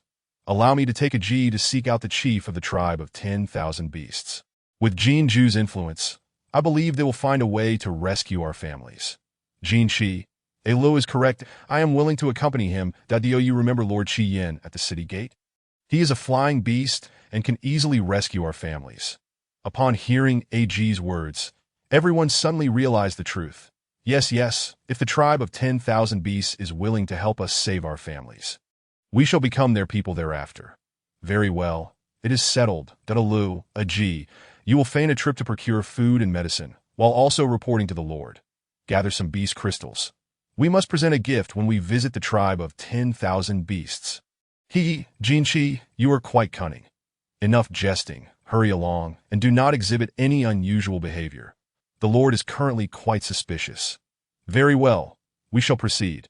Inform your families to prepare, and Aji and I will return home briefly to inform ours. This matter must not be leaked. There are many unfamiliar beastmen in the city who may be spies, so the family must remain tight-lipped. Jinchi cautioned repeatedly. Dadalu and Aji promptly reported the situation to the Lord and successfully procured some beast crystals.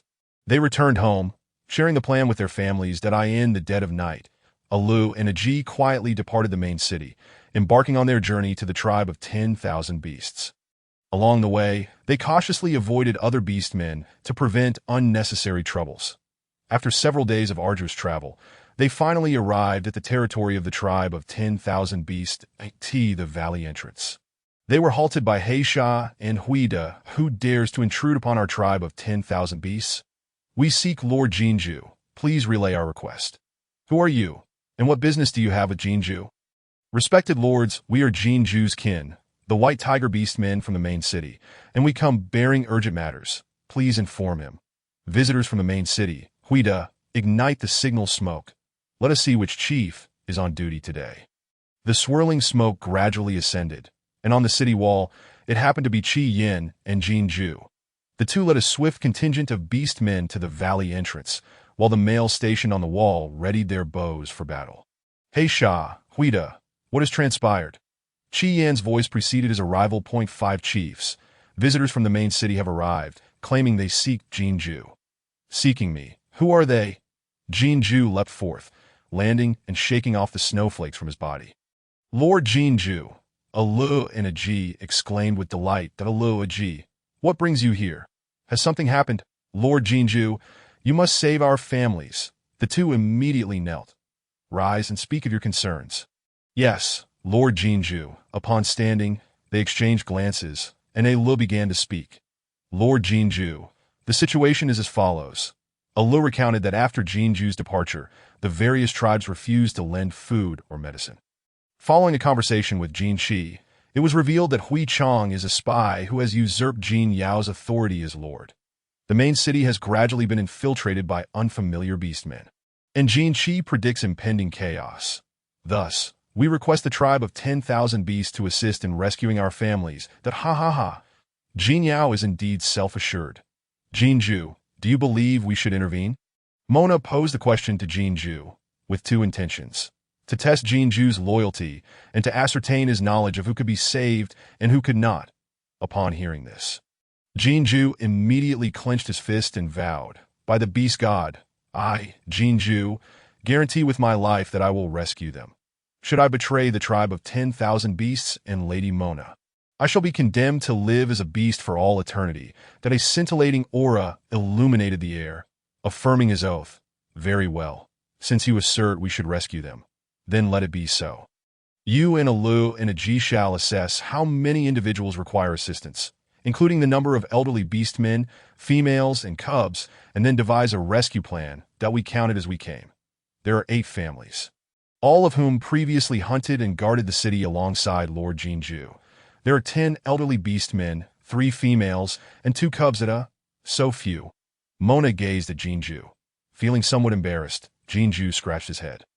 Jinshi has formed a partnership and has 2 cubs, while none of us have formed partnerships. One of the females is Ali's younger sister, Aya, who is still underage, and the other is Aji's mother. The elderly beastmen are all our fathers. After our mothers passed away, our fathers lost their homes, and it is fortunate they have not become wandering beasts. A few are still injured from the beast tide.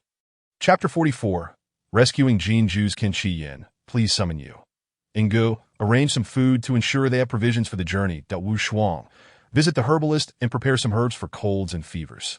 Bai Shi, check if there are any available accommodations in the tribe. Qing Li, see if the Silver Wolf tribe has any spare rooms. Let us ensure they have a place to rest upon arrival. Upon hearing Mona's well-structured directives, Alu and Aji finally understood what Lord Jinju meant by the tribe of 10,000 beasts being exceptional. They both knelt in gratitude, thanking Lady Mona and the chiefs profusely.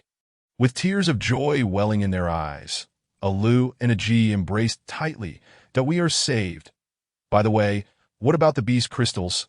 Alu produced a beast hide pouch from his waist and handed it to Mona. Lady Mona, these are the beast crystals Jin Shi had us obtain under the pretense of procuring food and medicine from Jin Yao. Please accept them. Please accept them, little female. It will ease our minds as well. Very well, I shall accept them. Once you have made contributions to the tribe, I will consider it a reward. Thank you, Lady Mona. Lady Mona, do you require my assistance? You entered, bringing with him a chill. Yes, I need your help. Just give your order. We are family, no need for formalities. These two are Alu and Aji, white tiger beastmen from the main city. According to their account, there may be unrest in the main city, and we must assist them in rescuing their families. They will become members of our tribe of 10,000 beasts from now on. What would you have me do? I require approximately 30 valiant warriors from the Eagle clan to discreetly escort their families away from the main city and ensure their safe return to the beast tribe. Very well. When shall we depart? As soon as the provisions and herds are prepared, we shall set off immediately. I shall return to inform the tribe and make the necessary preparations. Gather everyone here. Each individual should receive a bow. For added security in the event of danger, the Yu nodded and soared to the mountain peak, summoning 30 adult males. After explaining the situation, they all flew toward the council hall. Meanwhile, the food and herds were ready, and Mona instructed the elder to fetch weapons. The warriors of the Eagle clan, as we embark on this mission to rescue the Jinju tribe members. Let us prioritize safety and refrain from inciting further conflict. The Great Chief, the Third Chief, and the Fifth Chief shall accompany us. Report any incidents to the Great Chief and adhere to his directives. Understood, esteemed shaman. For safety's sake, each of you shall receive a bow and arrow. May you remain calm in the face of adversity, though we do not seek trouble, yet we are not afraid of it. Our objective is to quietly bring back the Jinju tribe members. The Eagle warriors lined up to receive their bows, and Long Ying, Wu Shuang, Qi Yin, Jinju, and you stood at the entrance. Lord Jinju, we wish to accompany you as well. You too should remain here. There is no room for additional passengers. With a commanding shout, they set off that a dark mass swiftly moved toward the main city in the sky. The journey went smoothly, and they successfully entered the city. However, contrary to their expectations, on the day following Aji, Li's departure, the subordinates of Hui Chong discovered the truth. Hui Chong incited Jin Yao, the city lord, saying, "My men have uncovered that Aji, Lu has sought refuge with Jinju, rather than procuring provisions and herbs. We have been deceived. What? They possess such audacity to betray me. City lord, to be safe, we must detain their families, especially Jinju and Jinshi. Jinju is swift, but his father is here. If Jinshi dares to rebel, we shall execute his 2 offspring as a sacrifice. Summon the forces as per Hui Chong's orders. Immediately station guards at the homes of Jinju and Jinshi. Should there be any sign of disturbance, show no mercy." Jin Yao remained oblivious. Believing he was in control, unaware that all of his subordinates were loyal to Hui Chong, Jinju led the others in rescuing the families of the other beastmen, relocating them to a cave outside the city. From Aji's mother, they learned that only their households and Jinshi's were heavily guarded under the watch of the city lord. Jinju arrived outside his own residence, where silence reigned. "Jinju, are you certain this is the place?" Qian asked softly. "Absolutely. I have lived here for over 20 years. I cannot be mistaken," Jinju affirmed with a nod. "Very well. Let us split up. Qian, you lead a team to scale the wall from the left. Wu Shuang, you take a team to rescue those at Jinshi's residence, to be mindful of concealing your presence, should we be discovered. Act decisively." Long Ying quickly assigned tasks, and the group responded quietly, dispersing. Just as Qian's team scaled the courtyard wall, they were spotted by the patrol, and a fierce battle ensued. "There are ambushes, stay alert." Qian cautioned while fending off enemies. The other beastmen, hearing the commotion, quickly rushed to assist. Soon, the clash of swords and cries of battle filled the air. Jinju's father, bound within the house, struggled intensely, emitting muffled sounds. The door burst open, and Jin Ju's eyes blazed crimson. "Father, you have suffered," he exclaimed, hastily untying the ropes. Qian entered the room as well that do not dawdle. "We have ample time ahead that I will escort uncle to the cave to join the others, while you lead the remaining tribe members to support Wu Shuang." Jin Ju carefully helped his father on a Qi Yin, who transformed into a phoenix and soared towards the cave. The engaged beastmen gazed upwards in bewilderment. "You quickly retreat and assist Wu Shuang in rescuing Jin Q." I doubt why you nodded and transformed into a soaring eagle, seizing Jin Ju and emitting a piercing cry as they flew toward Jin Qi's home. Upon hearing the call, the eagle warriors of the Eagle clan also transformed into eagles and pursued that a fierce battle raged at Jin Qi's residence, where the presence of two young cubs made the adults hesitant to fight.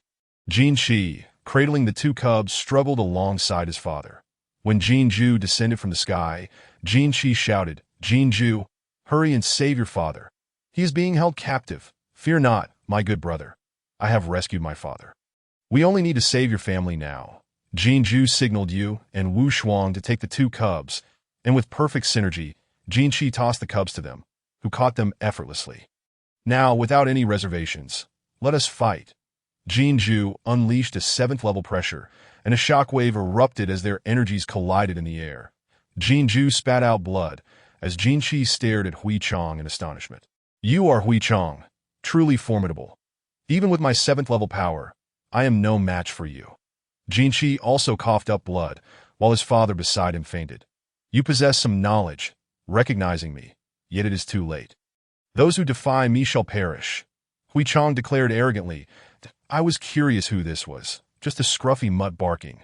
Long Ying strolled in leisurely. "You lot are utterly useless. I leave for a moment. And you are all injured. What a disgrace."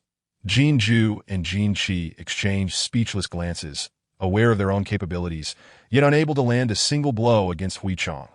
"Long Ying, do not underestimate him. He is at least level 8. Do not engage directly." "What of level 8? Come, receive a palm strike and test your mettle. You are quite audacious." The two exchanged blows, their fists connecting with force, creating ripples in the air as Jin Qi and Jin Ju supported one another.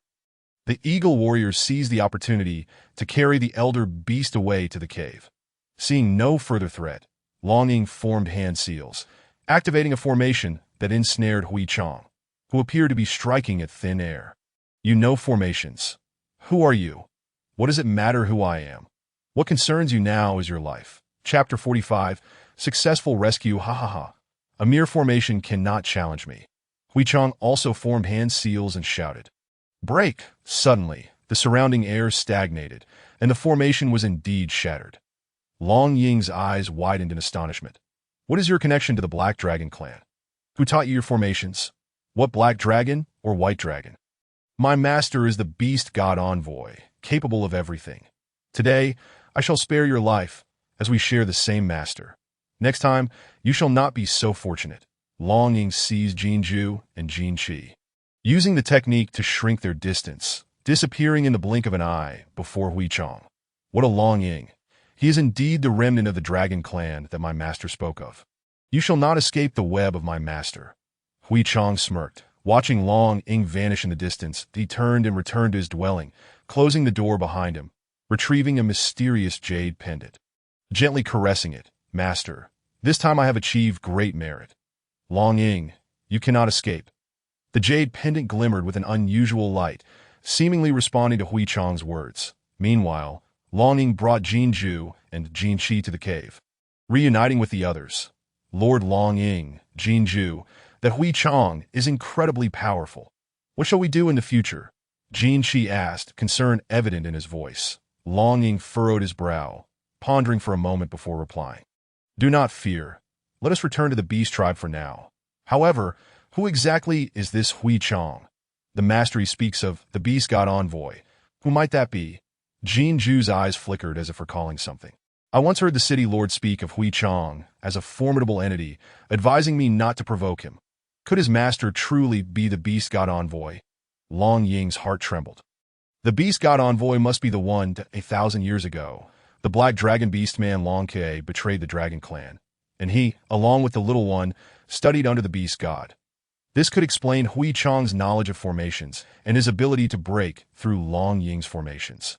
Indeed, their situation had become perilous. Regardless, we must swiftly find a way to counter Hui Chang and minimize potential dangers. For now, let us return to the tribe. Long Ying stated resolutely that everyone unharmed. Those who are injured, take the green crystal and consume it. Jinju Jinshi, please count the numbers that Wu Shuang. Distribute food for everyone. We shall depart immediately after eating. Thankfully, there were no casualties. Only Jinju and Jinqi's families had sustained injuries. The Eagle warriors demonstrated their advantage, crawling on the ground as the beast men climbed onto their backs, and under Qi Yan's lead, they hastily returned to the beast tribe, standing atop the city wall. Mona gazed intently into the distance, not blinking as she took out a large, fluffy beast skin coat and wrapped it around her, even tying a lovely bow beneath her neck. Let us wait at home. The wind and snow outside are too fierce. Catching a chill would be unwise, that if you do not care for yourself, you must care for the cubs. Let us wait a little longer before returning home.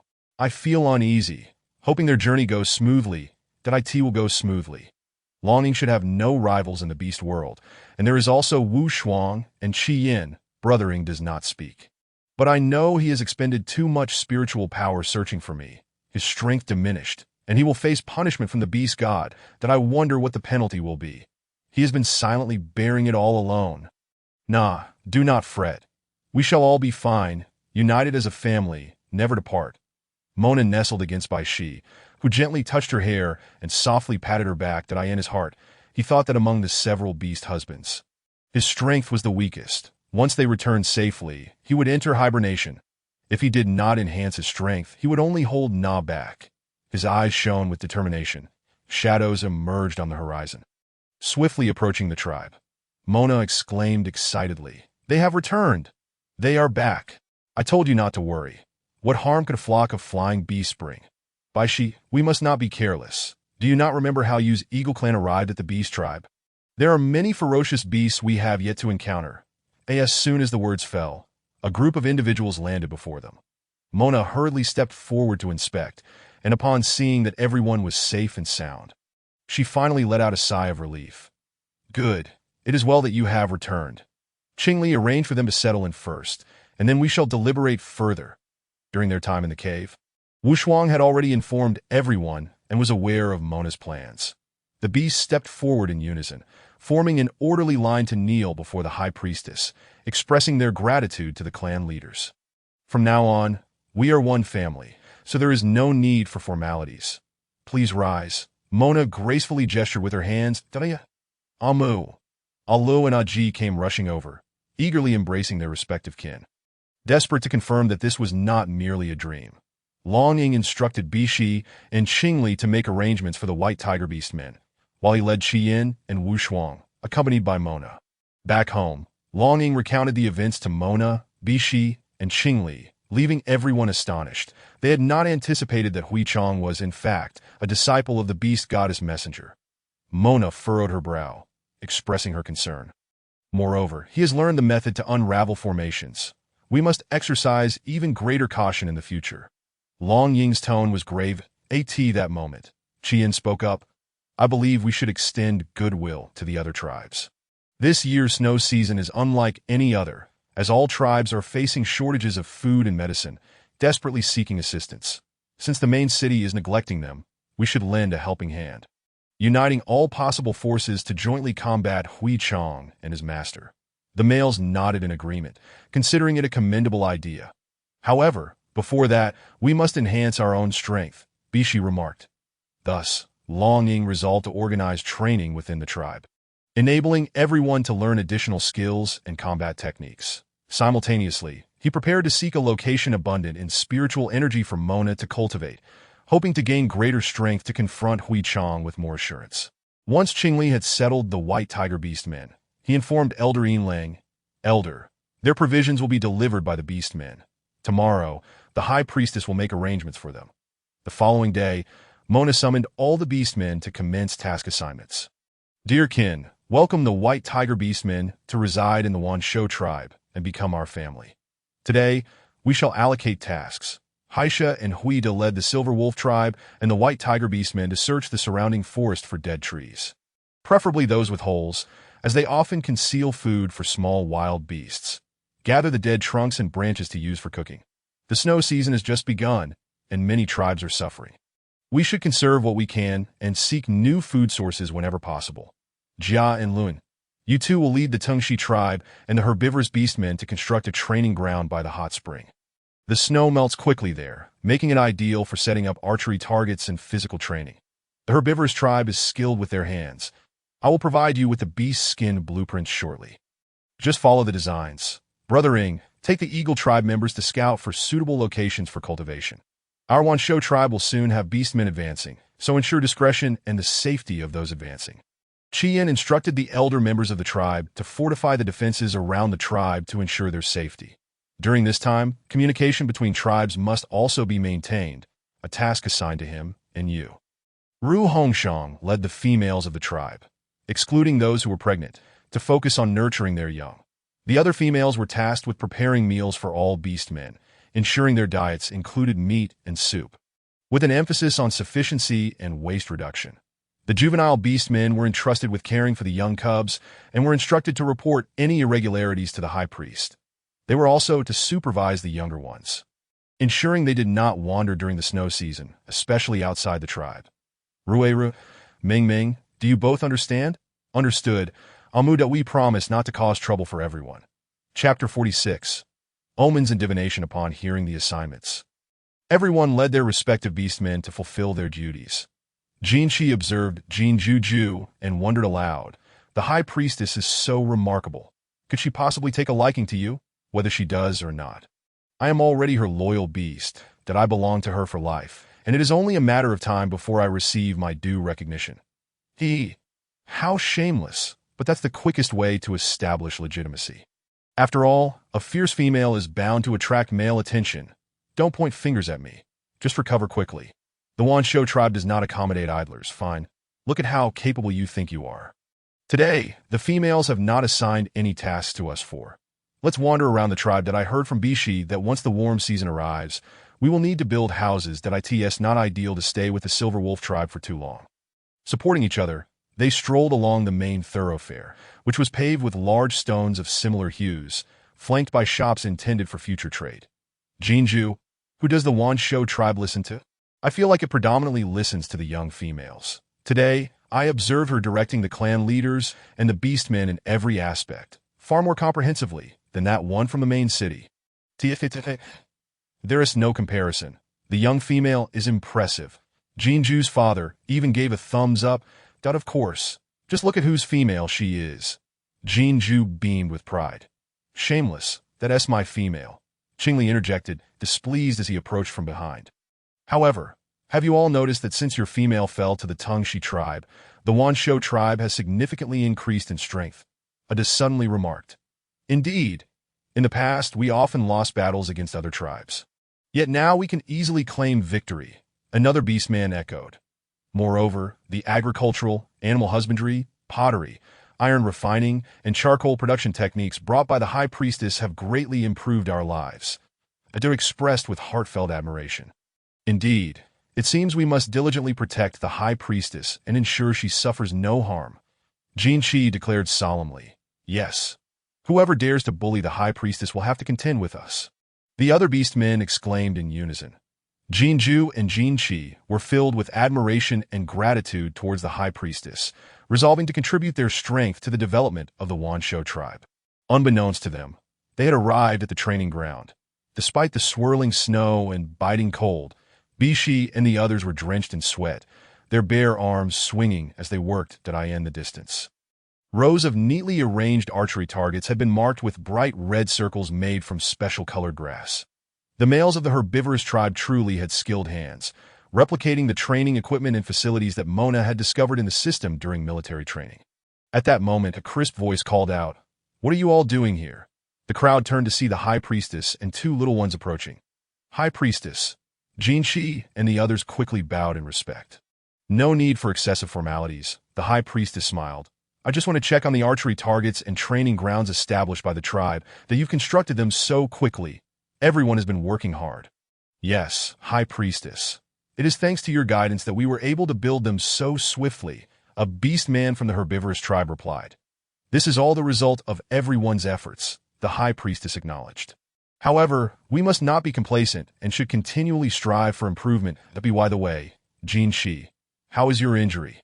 Thank you for your concern, High Priestess. It has improved significantly, Jin Shi replied. That is good to hear. The High Priestess said, you all should practice more when you have the chance to enhance your strength. Yes, High Priestess. Everyone responded in unison.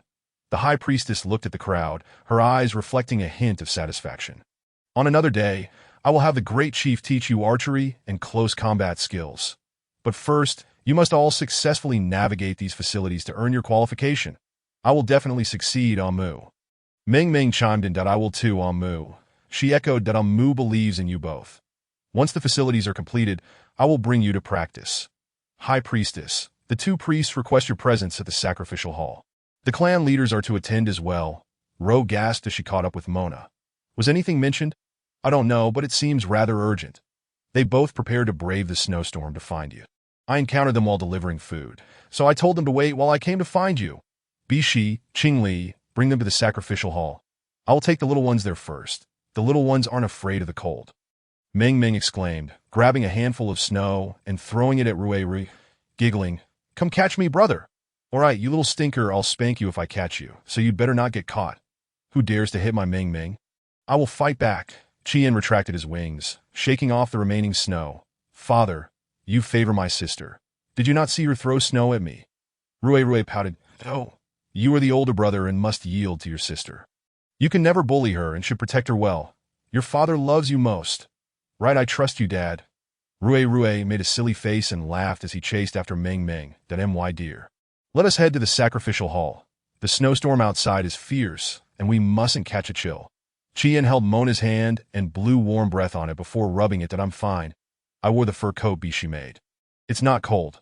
Let us go. The group made their way to the sacrificial hall. Jean, eager to join, found himself standing in place, scratching his head, filled with anxiety. Jinju, hurry up, Mona called out. Coming. Jinju hurriedly followed. High Priestess, esteemed clan leaders, you have arrived. Yin greeted them while glancing around. The Great Chief will arrive later. He went to the outer forest, Yin added. All right, let us enter. It is chilly outside. Yin ushered everyone inside. Upon entering, they discovered the Silver Wolf tribe's priest hunched over, appearing ready to collapse. Mona, alarmed, inquired, What has happened?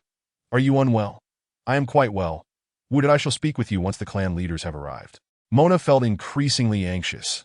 It seemed that significant events were unfolding. Bixia, quickly provide the High Priestess with a piece of green crystal to soothe her. Bixia took the green crystal, assisting the High Priestess in consuming it, and helped her to the side of the hearth. The divine eyes of the High Priestess now appeared inexplicably vacant. What brings you two priests to seek us? Long Ying and Wu Shuang hurriedly entered. Everyone is here. That is good. Now, I shall discuss the divination we conducted today. Yun gently patted the High Priestess's back, aiding her in regaining her composure, since he brought back the Baihu clan members. The High Priestess and I have been engaged in divination. The omens indicate that the snow season will be tumultuous, heralding war, a beast tide, and even plague. The High Priestess conducted a life divination, revealing that the main city intends to assault our tribe in 10 days, with the aid of high-ranking beastmen. Our tribe is in grave danger. A confrontation with the main city is inevitable. But I did not anticipate it would occur so swiftly. Mona thoughtfully analyzed the situation, considering that the city lord might be sidelined, possibly under house arrest, or even assassinated. Gray Chong governs the tribe. The beastmen gradually arriving are likely the high-ranking ones from the Western continent. Chapter 47. Forming an alliance with the Wolf Eagle clan. Have Heisha and Greater returned. They possess some understanding of the beastmen from the Western continent. I shall find them, Qi Yin responded as he stood up. From what I gathered from the ashes, wise individuals like him are rare in the Western continent. Gray Chong is also from the Grey Wolf clan, and he may very well be a sage of that clan. Yet he is a high-ranking beastman, and even Jinju cannot contend with him. Greta should be familiar with him when he arrives. We must inquire thoroughly to uncover any weaknesses. We must take the initiative. Mona tapped on the table, slowly voicing her thoughts. Shortly after, Qi Yin returned with Heisha, and Greta Mona directly inquired. Greta, do you recognize the powerful Grey Chong from the Grey Wolf clan on the western continent? Greta nodded, responding, he is one of the mightiest warriors of our clan, reputed for his extraordinary strength and speed.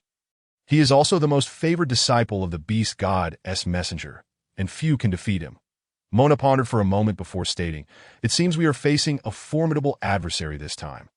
However, we cannot afford to remain passive. We must devise a strategy to cope with this predicament.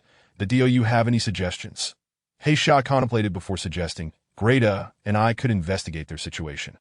We are unaware of who has come from the eastern continent, so we should first gather intelligence on their plans and strategies, identify their weaknesses, and then formulate a corresponding countermeasure. That sounds perilous. Heisha, if they discover the two of you, you may not return, Mona countered Wu. I just recalled that Grey Chong possesses a spirit communication jade, which allows him to contact his master, the beast god's messenger. I believe he has made contact once, and the jade instructed Grey Chong that he is in the main city while Ashes is in the Silver Wolf tribe. What are they truly after? Having meticulously orchestrated this for so long, Yin queried, astonished. Their intentions are evident. To seize the eastern continent. No, that is not the entirety of it. That I deduce it concerns the two offspring, specifically the Dragon Clan. The High Priestess narrowed her eyes, articulating each word. The IT is indeed connected to me. I have clashed with Grey Chong before, and he has mastered formations specifically designed to counter me. Only one person could accomplish this, and that is the traitor Long Ke of the Dragon Clan from a millennium ago, who once studied under the Beast God alongside me, and the little one brothering. I have no recollection of him. I do not remember such a person. You have traversed too many reincarnations. It is normal to forget. Today, we have found a place rich in spiritual energy. You must intensify your cultivation, Qi Yin continued.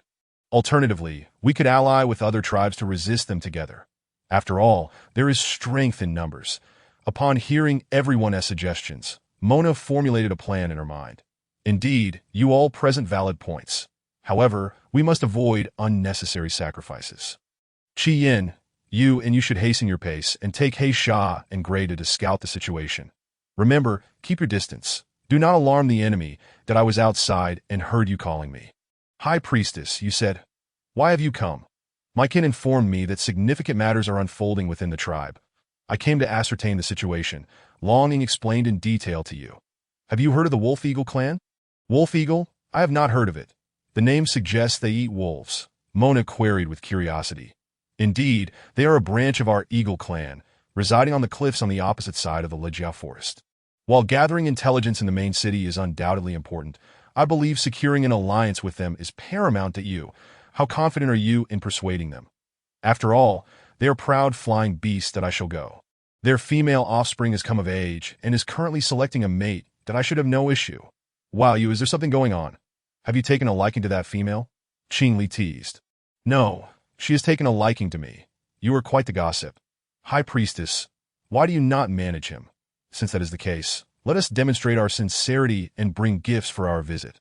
However, with the two priests foreseeing a great battle in 10 days, will we have enough time? We will have time.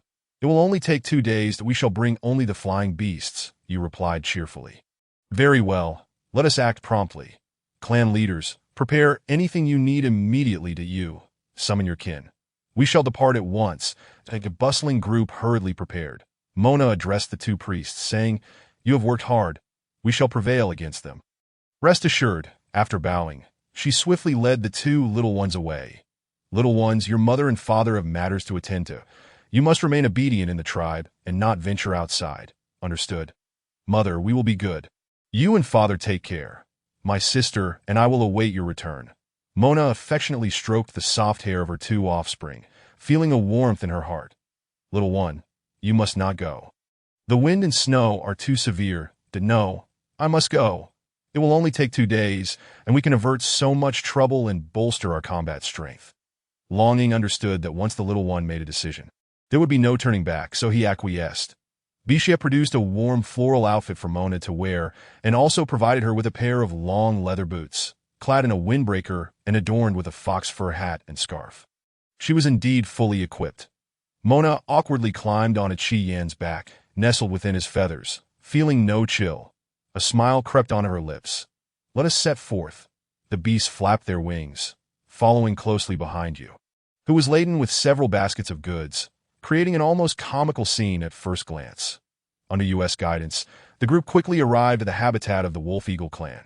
The terrain was steep and the cold winds fierce. Yet you skillfully led them to the Wolf-Eagle's lair. Upon seeing you accompanied by so many, the leader of the Wolf-Eagles displayed a hint of wariness at you.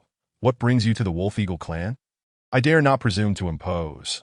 I have heard that your female offspring has come of age and is seeking a mate, so I have brought some modest gifts to propose a union. You replied.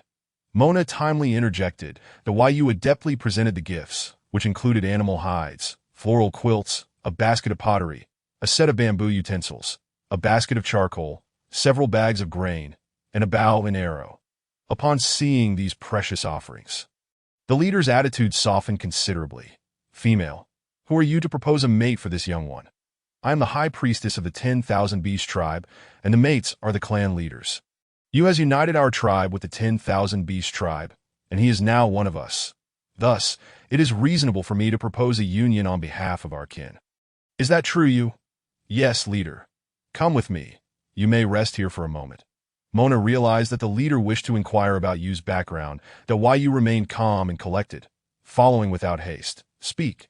What reason prompts the ruler of the skies to submit to the terrestrial beasts? Leader, the story is long. I shall explain it to you gradually. However, upon hearing that an alliance was sought to combat the beast men from the western continent, the leader fell silent, clearly reluctant to be drawn into the conflict.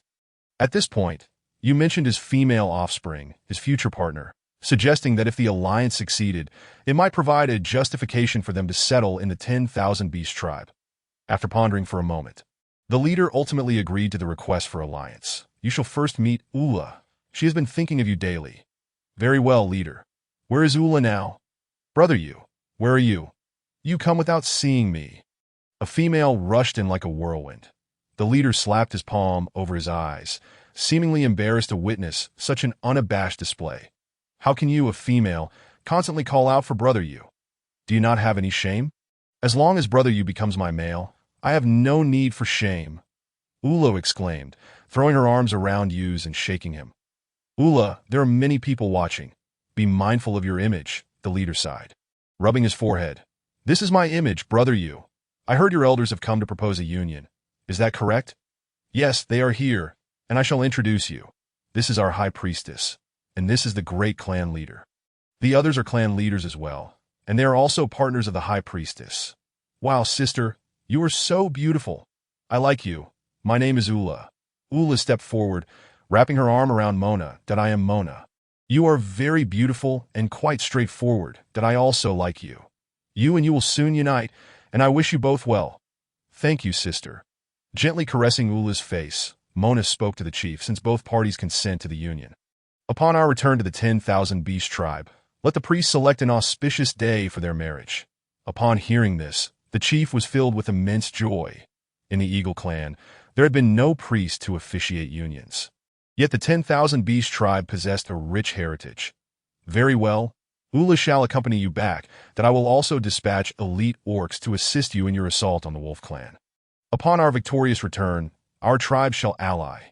Excellent. We shall await your good news, and the date for their union is set that we kindly ask the chief to gather the entire tribe to partake in the celebratory feast. Of course that I appreciate your efforts, esteemed priestess and clan leaders. Ula leaped with joy, grasping Yu's hand, her eyes sparkling with happiness as Yu gazed at Ula. His heart brimmed with elation that a multitude of orcs led the males of the Wolf-Eagle clan back to the 10,000 Beast tribe, intending to return in 2 days. Unexpectedly, events unfolded with remarkable ease, completing the round trip in just 1 day. Mona, accompanied by Yu and Ula, hastened to the priest's residence. Esteemed priest, we have returned. So soon. Was everything smooth? Indeed. We have brought back the little princess of the Wolf-Eagle clan, though we kindly request that you select a propitious date for you and the little princess to wed. Very well.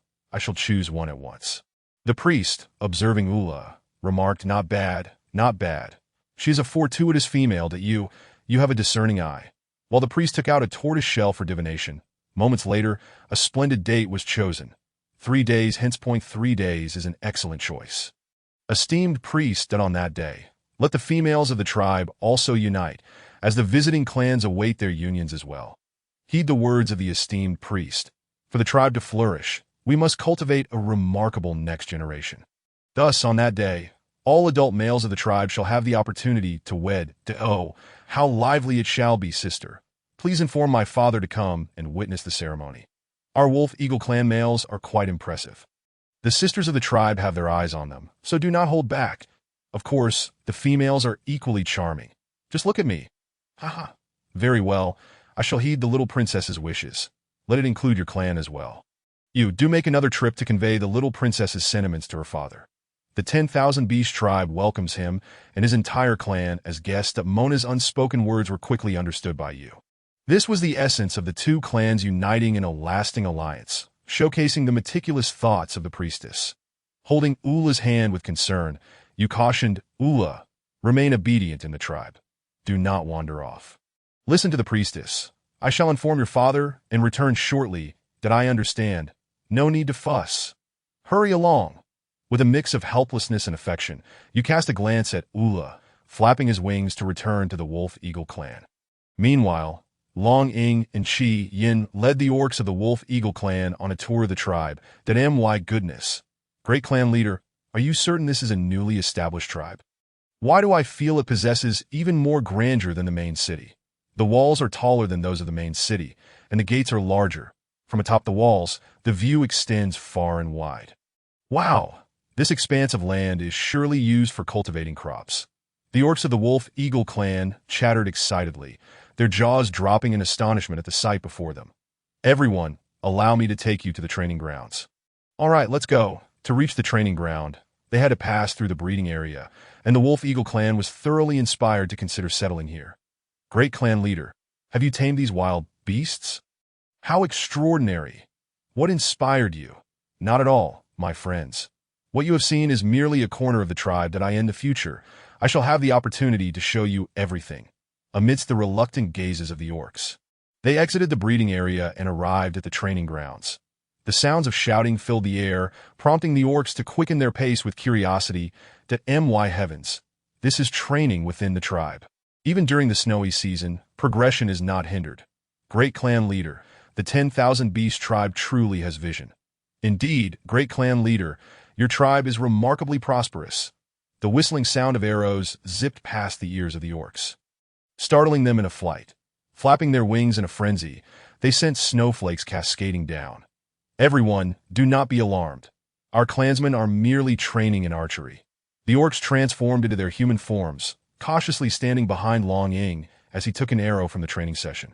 Aimed and shot, hitting the target dead center, inciting cheers from the surrounding orcs. Great clan leader. What is this? We call it an arrow, forged from iron or in the future. Hunting will not require close combat. Arrows will suffice to slay beasts. May I see it?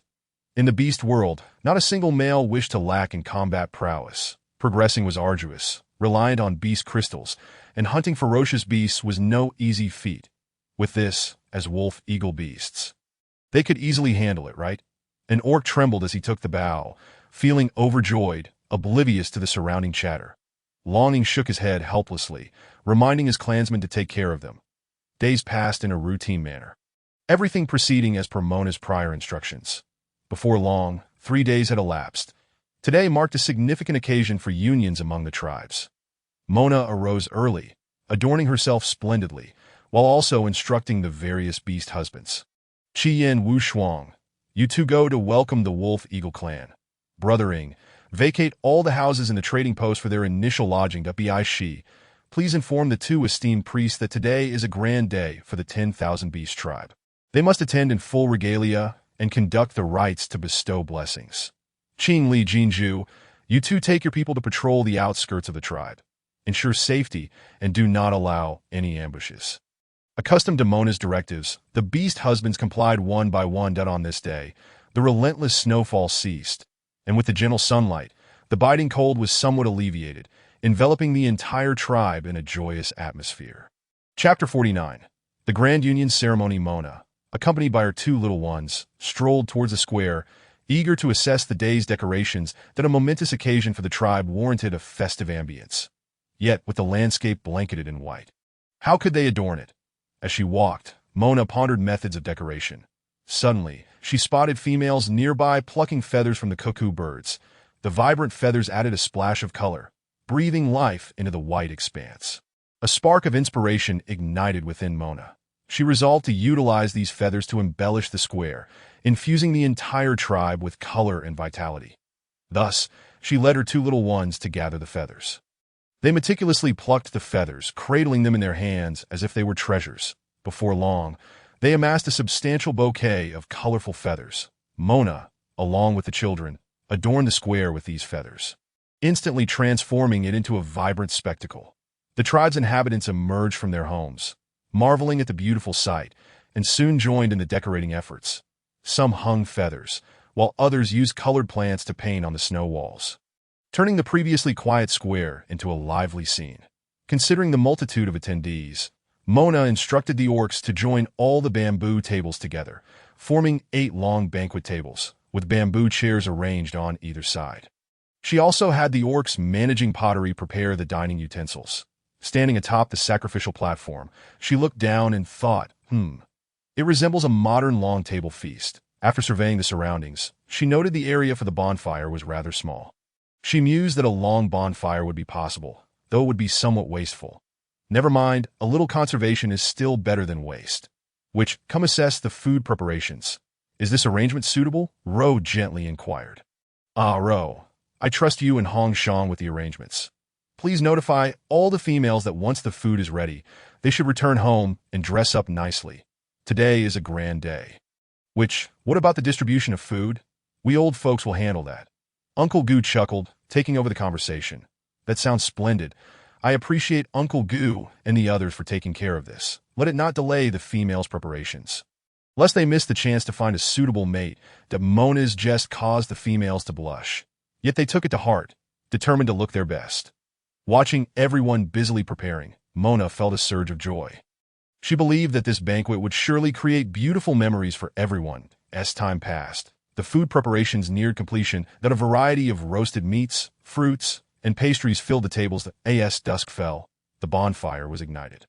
The roaring flames illuminated the entire square, warming the hearts of all. Esteemed elders, please lead your clansmen to sit at a long table.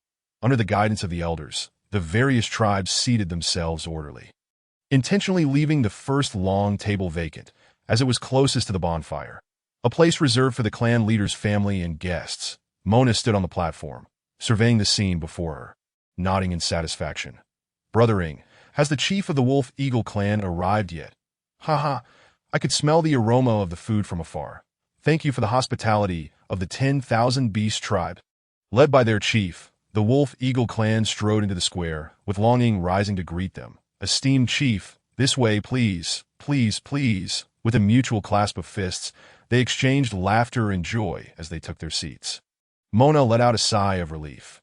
Turning to the crowd, she declared, Dear tribespeople, let us celebrate this joyous occasion together.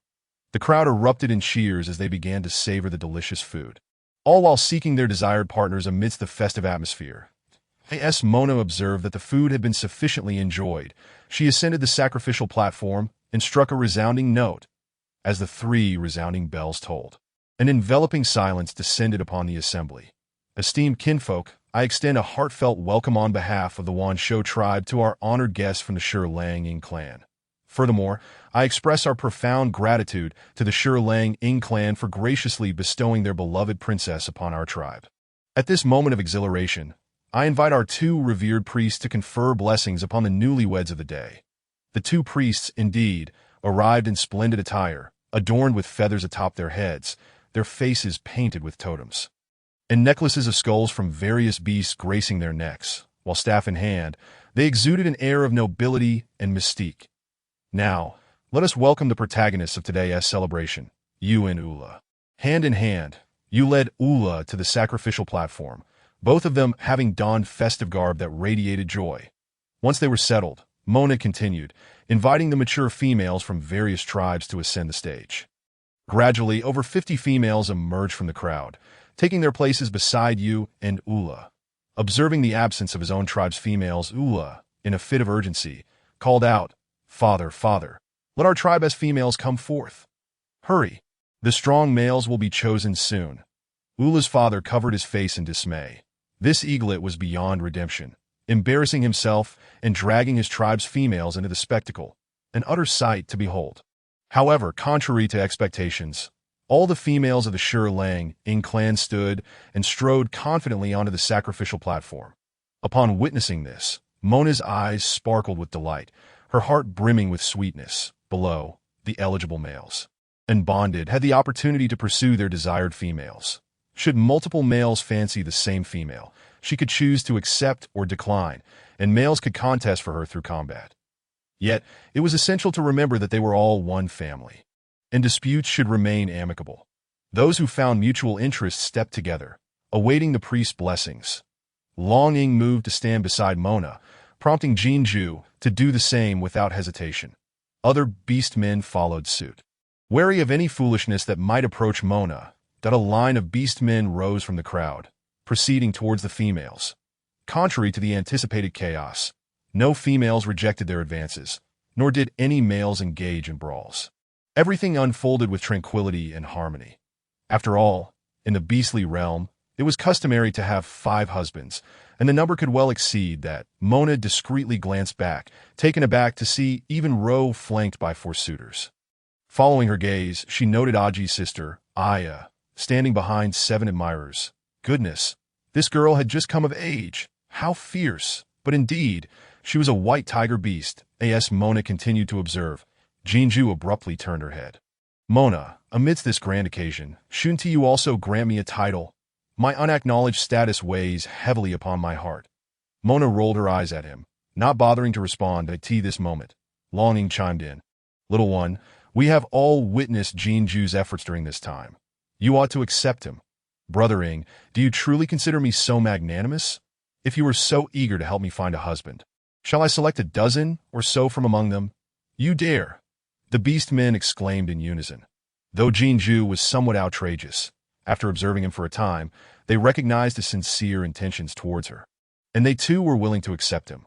Seeing everyone rallying to speak on Jinju's behalf, he decided to cast aside all shame, lifting his beastskin attire, kneeling with both legs, proclaiming, "I, Jinju, vow before the beast god, that in this life and the next, I shall never betray Mona."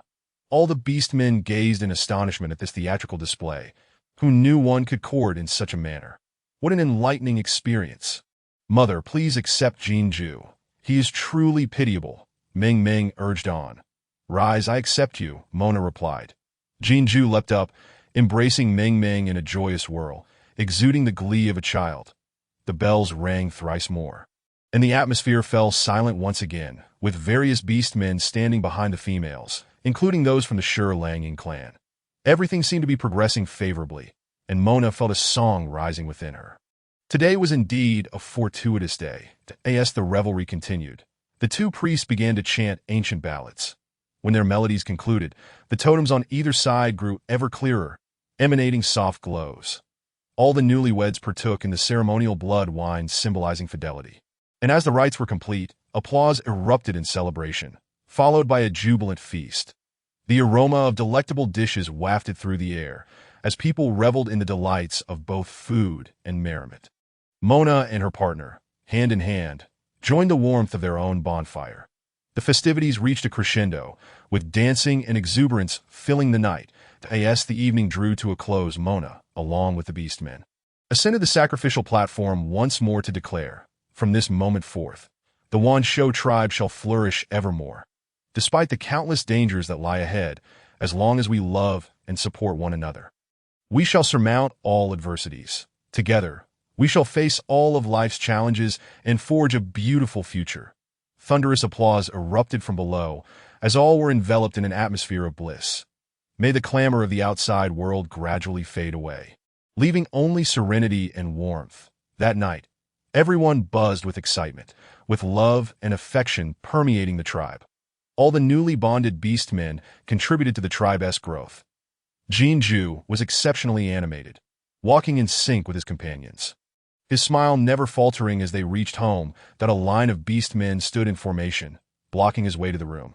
Jinju looked on in surprise. "Brothers, today I bond. Could you kindly allow me to pass? First, we must establish some rules. After all, you are the youngest and must respect us henceforth," Qian declared nonchalantly, arms crossed. "But I S&T at the females who command respect." Jinju feigned innocence, knowing full well the game. "Boss, can I hit him?" one of the beastmen asked. "I want to hit him too," Qingli chimed in, reveling in the chaos. "Let him be for now.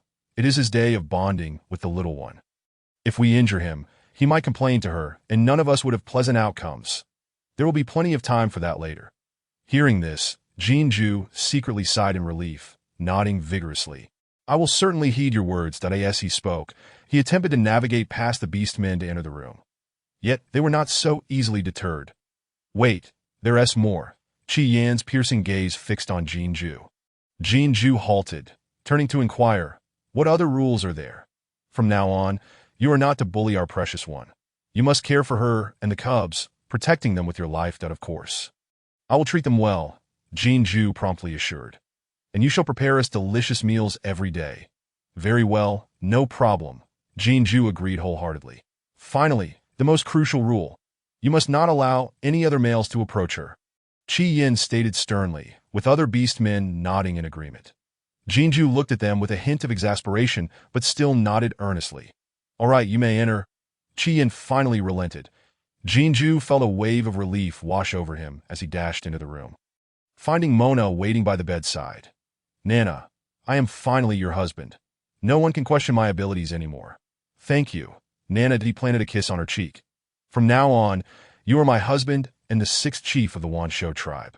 The tribe's well-being comes first. You are my priority, followed by the cubs and then the tribe," Jinju replied earnestly, eager to please. "That I know you care for me and the cubs, but the tribe is currently in a tumultuous period.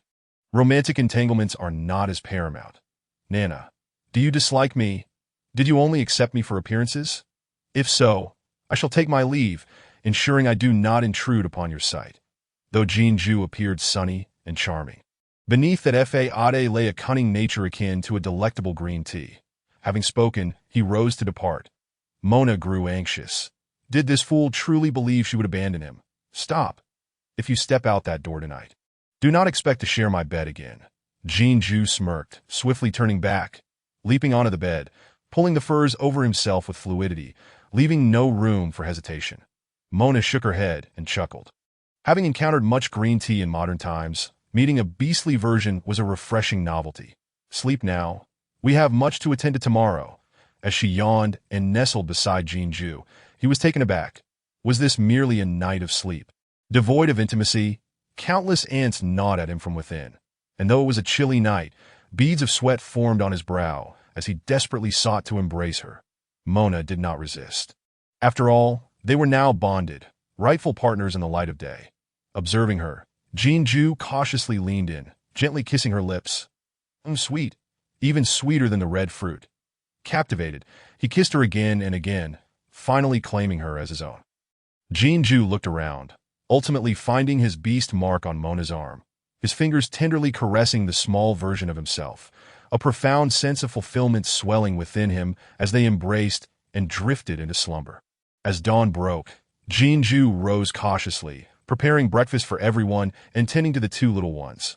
Mona awoke as they discussed the Shi-Lang clan settling within the Wanshou tribe. "Are you suggesting the Shi-Lang clan is eager to form an alliance?" "Indeed, little one.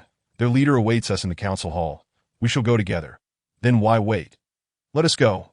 "Nana, you haven't eaten yet." Jinju fretted, hastily balancing freshly prepared food as he walked. "Eat as we go. We shan't keep others waiting." Mona accepted the bowl, munching as they moved, while Long Ying and the others followed silently behind. "Leader, I apologize for keeping you waiting," Ula's father said as he rose to greet them. "Priestess, you have arrived. Here they come. Here they come. I have heard from the chieftains that you are preparing to settle in the 10,000 Beast tribe." "Indeed, great priestess. I confess that, despite our status as the rulers of the skies, the Wolf Eagle clan has been struggling for sustenance during this prolonged winter, as the wild beasts have hidden away, making hunting quite difficult. Yesterday, upon witnessing the vast resources of your tribe, I ventured above the settlement this morning and found it to be a veritable paradise for beasts. Therefore, Great Priestess, in light of the bond between our two clans, I implore you to grant us permission to reside in the 10,000 Beast tribe. Very well. Very well. I have no objections. We shall proceed as you wished. I will make immediate arrangements for your accommodations. Great Priestess, there is no need for arrangements.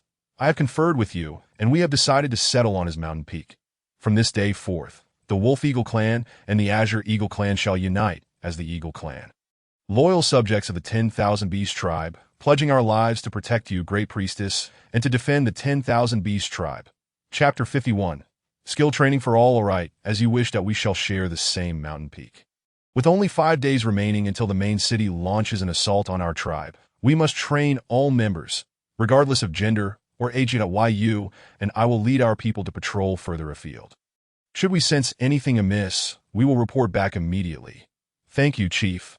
I share your thoughts that do not call me Chief. Refer to me as Uncle Wu, for it conveys a sense of kinship, and that is what we are, a family. Very well, Uncle Wu. I appreciate your efforts.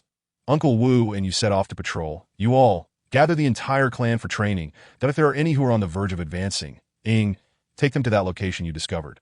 And ensure the red crystals are ready. We must avoid any unforeseen circumstances. Under Mona's command, the Beastmen commenced an intense training regimen.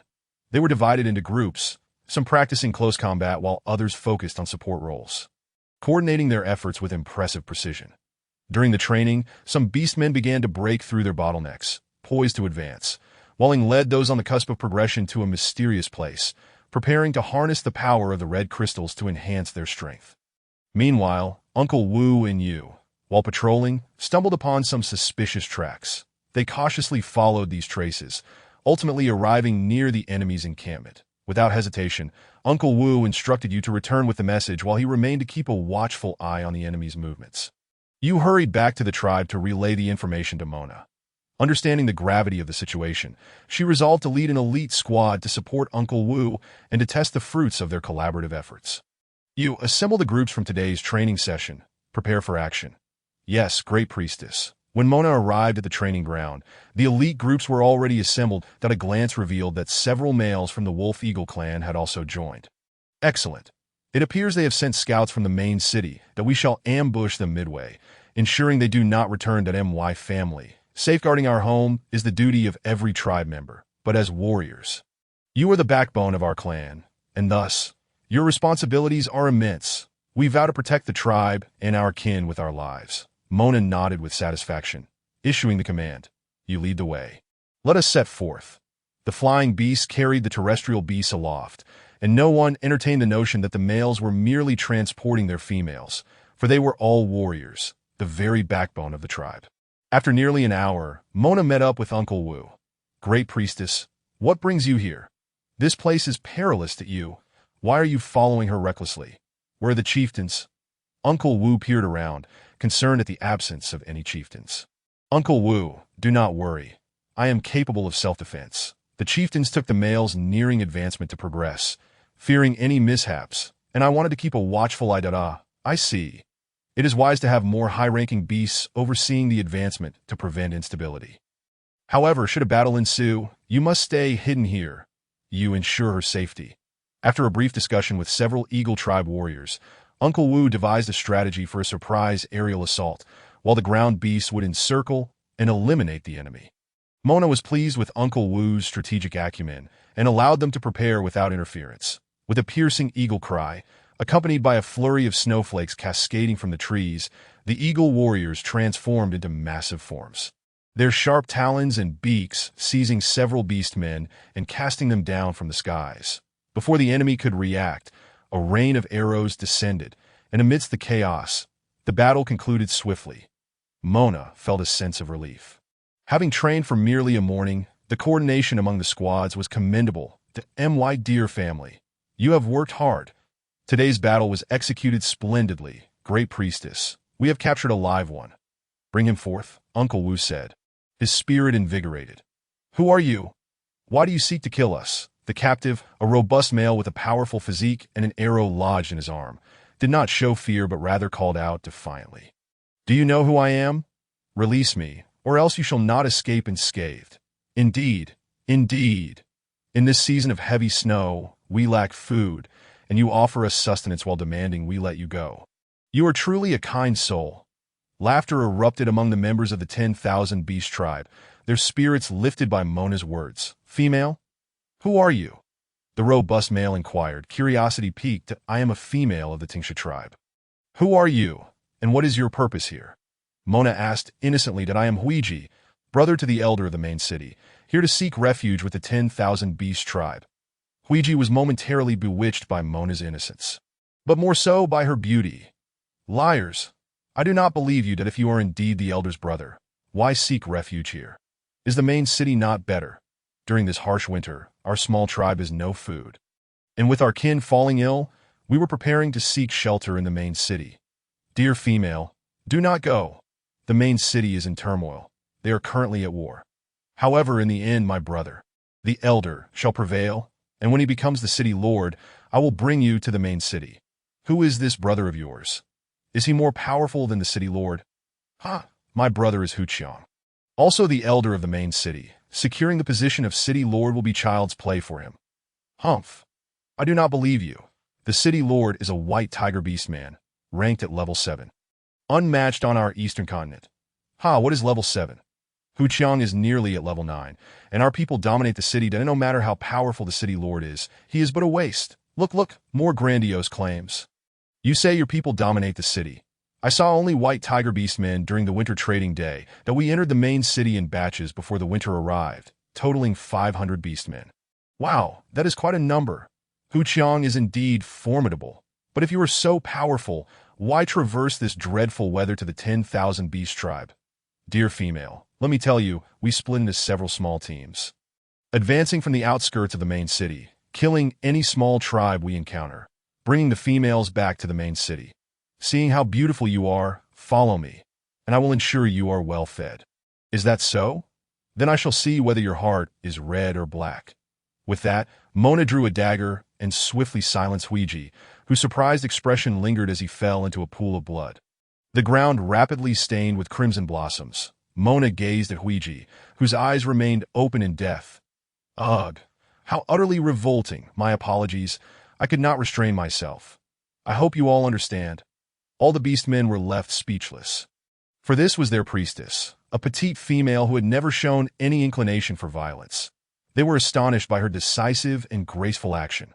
"Well done, great priestess." Uncle Wu praised sincerely. "Flattery will get you nowhere. Uncle Wu, that you lead the others to clean the battlefield. Take everything salvageable and bury these remnants somewhere." Chapter 52. The conspiracy resurfaces. Did everyone hear the great priestess's orders? "Quickly, let us act and return to the tribe." Yu announced loudly. "Uncle Wu, I have a thought. We are not far from the main city. Are we?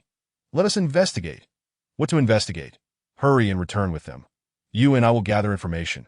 Huiji mentioned that there are around 500 unfamiliar beastmen entering the main city. It is unlikely they are all recognized. We can blend in. "Uncle Wu, I wish to see as well. Do not complicate matters. We will be quick to return. You all wait for news back at the tribe." "Very well. You, take good care of Uncle Wu." With that, Wu and Yu swiftly flew towards the main city.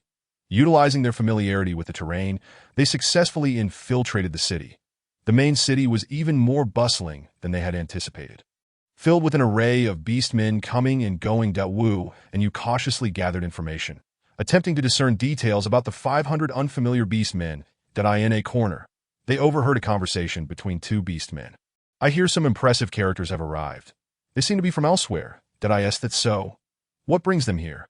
"I am not certain, but it is said they have brought some valuable items." Wu and Yu exchanged glances, excitement bubbling within them. It appeared they had stumbled upon some useful intelligence. They decided to continue seeking further insights within the main city, hoping to uncover the motives of these unfamiliar beastmen. Meanwhile, Mona, appearing obedient, was in fact commanding and persuading the beastmen to visit each small tribe. Their first stop was the Golden Lion tribe, which had lost its former prosperity during the last assault on the 10,000 Beast tribe.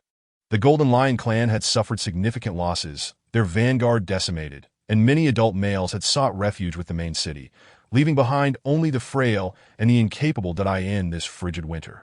The atmosphere was even more desolate and forlorn. "Chief, there are orcs visiting. They claim to be from the Beastmaster tribe," that a one-eyed golden lion beast exclaimed. "What? The Beastmaster tribe? It's over, it's over. Our clan is doomed." The chief anxiously paced in circles. That it seems the chief possesses a keen self-awareness and is quite astute. "Then speak freely of what you know, and I shall spare your life." Mona gracefully entered the room.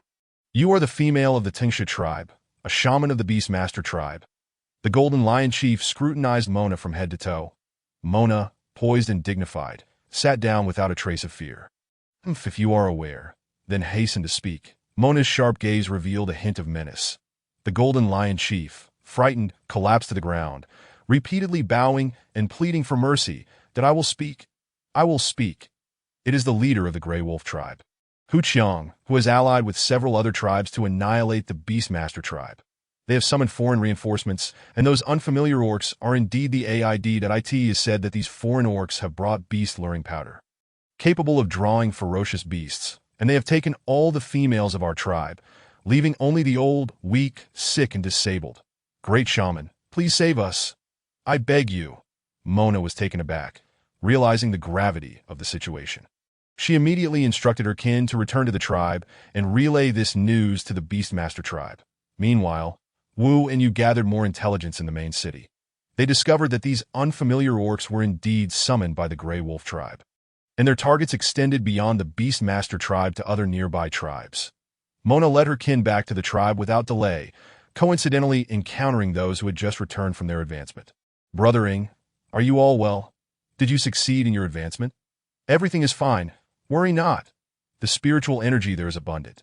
Tomorrow I shall take you to practice your healing arts. There is no time to lose. Let us hurry to the council hall and summon the elders and the two shamans." Mona hurriedly pulled Longying and Wushuang forward, a throng of beasts trailing behind them until they swiftly arrived at the council hall. "Little one, what has transpired that you are in such haste? I will explain later. First, I need some water." Mona seized a cup from the table and drank deeply. Once finished, the elders and shamans arrived. "Esteemed ones, today Uncle Wu and you discovered a group of unfamiliar orcs, the vanguard sent by the main city to our Beastmaster tribe. They have committed heinous acts. The small tribes along their path have suffered greatly. With all females taken to the main city, and the young males with vigor slaughtered, while the timid surrendered. The Golden Lion tribe, once our ally, has also fallen victim, according to the calculations of the shaman. They are expected to depart in 4 days. It is well known that embarking on a long journey during the heavy snow season is a military taboo. Surely, the lord of the main city is not so foolish. From a captive, I learned that approximately 500 unfamiliar orcs have made their way into the main city, which is now under the control of Hu Qiang. They have dispatched 10 squads to attack, plunder, and rob nearby tribes. This situation is grave. Of course, it is serious that we also uncovered that high-ranking orcs have entered the city, bringing many precious items. That we have scoured the city, but found no signs of orc congregation. Could the attack on our tribe be a ruse? At that moment, you and Uncle Wu entered the hall. No, I trust the shaman. They will undoubtedly launch an attack. But why is there no assembly of orcs? Could they all be flying beasts? That seems impossible. There have been no signs of flying beast activity within the city. Why you began to doubt himself. That I understand now. The Golden Lion chief informed me that they possess beast-luring powder, which can attract ferocious beasts. That if that is the case, it all makes sense. That Mona's expression turned grave. If they used the beast-luring powder to summon ferocious beasts and launched an attack while we were unprepared, we would surely suffer devastating losses. Remember, during our 2 previous encounters with ferocious beasts, we did not fare well. Longying pondered for a moment. We must promptly prepare our defenses. Notify all tribesmen to heighten their vigilance and be ready to counter the enemy's assault. At that moment, an elder rose and spoke. But how can we know from which direction they will attack? A glint of cunning flashed in Mona's eyes. This shall rely on my little scheme. I will have some tribesmen feign surrender and infiltrate the enemy ranks to gather intelligence on their plans. The assembly nodded in agreement. Simultaneously, Wu and you volunteered. We can also utilize our aerial advantage to scout the enemy's movements. Like today as combat team, let us arrange a squad to clear their vanguard and prevent them from approaching the tribe to deploy the beast luring powder. But if they are numerous, we shall return to report back to everyone. Long Ying patted their shoulders. Good, it shall be done. Let us act independently. Those who advance today should stabilize and strengthen their skills at the training grounds. We must protect our homeland. Chapter 53. Uncle Rabbit vs. Wolf's poison flower. Time grew increasingly tight, with daily training tasks intensifying. The eagle tribe circled overhead, and the days passed slowly until 3 days had elapsed, meaning there remained only 1 day until the date predicted by the shaman. The atmosphere within the tribe was highly tense, as everyone felt like a taut string. Little one, you have worked so hard these days. Are you and the little one in your belly all right? Before Longing finished speaking, all the beast husbands looked at Mona with concern. That I am well. The little one has been very obedient, not causing any fuss. It's much better than when I was pregnant with Meng Meng and Rue Rue. Rest assured, everyone. That is good. Tomorrow will bring clarity. Today, stay home and rest well, that we shall check the defenses and arrange for the Eagle tribe to expand their patrol range, striving for absolute safety. Longing stood to leave, but was blocked by you entering through the door. Accompanied by another individual, shaman elders, this beast wishes to see you. To why you threw the person to the ground. Ouch, that hurts. I told you I am no spy. I have important news for your chief. Uncle Rabbit, Mona exclaimed in surprise. It is I. Thank you, little female, for saving my life back then. Uncle Rabbit appeared equally excited. What brings you to the Beastmaster tribe? Where are Rabbit and Rabbit too? What of your female offspring? They have all hidden away. I came to tell you something important. Uncle Rabbit, please sit and have some warm water.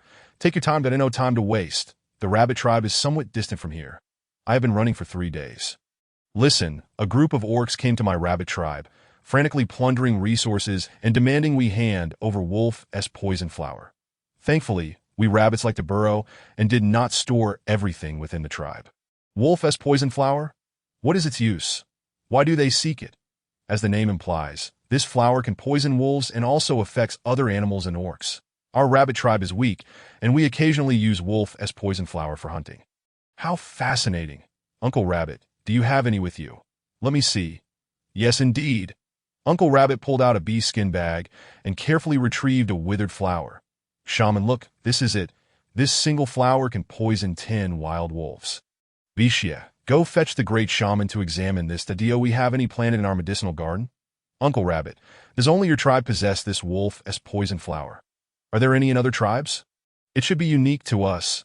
They have treated my tribe with some degree of courtesy, or rather, with fear. That I suspect it is because of the Wolf's poison flower that on my journey here. I heard that the main city has been occupied, and the new lord, Hu Qiang, is a wolf beastman, so his beastmen primarily consist of wolves, fearing we might possess this Wolf's poison flower. They worry it may pose a threat to them. Indeed. Moreover, I heard they have had their sights set on you since the day of trading, wishing to swallow your Beastmaster tribe. But why then do they attack the surrounding tribes? Are they genuinely short on food and medicine? Shaman, esteemed chiefs, prepare yourselves. At that moment, Bishia led the great shaman into the room. The shaman sniffed the Wolf's poison flower. This medicine is unavailable in our tribe, but it is indeed the nemesis of wolves. Also known as the Wolf's bane, that a mere hint can poison an entire wolf pack. Longing's gaze was sharp as he looked at Uncle Rabbit. How did you come by this information? Uncle Rabbit hurriedly explained. I encountered survivors from other tribes while fleeing. They informed me. These are dried Wolf's poison flowers. I give them to you. See if they can be of assistance. Mona pondered for a moment. Regardless, this news is invaluable to us. Brothering, we must bolster our defenses and leave no room for the enemy to exploit. Longing nodded. I will arrange for more patrols to ensure the tribe's security. Simultaneously, we must find ways to locate survivors from other tribes to gather more information. At that moment, the great shaman interjected, perhaps we can utilize the Wolf's poison flower against the enemy. If we can find enough Wolf's poison flower, we can pose a threat to the invading foes. That Mona's heart stirred.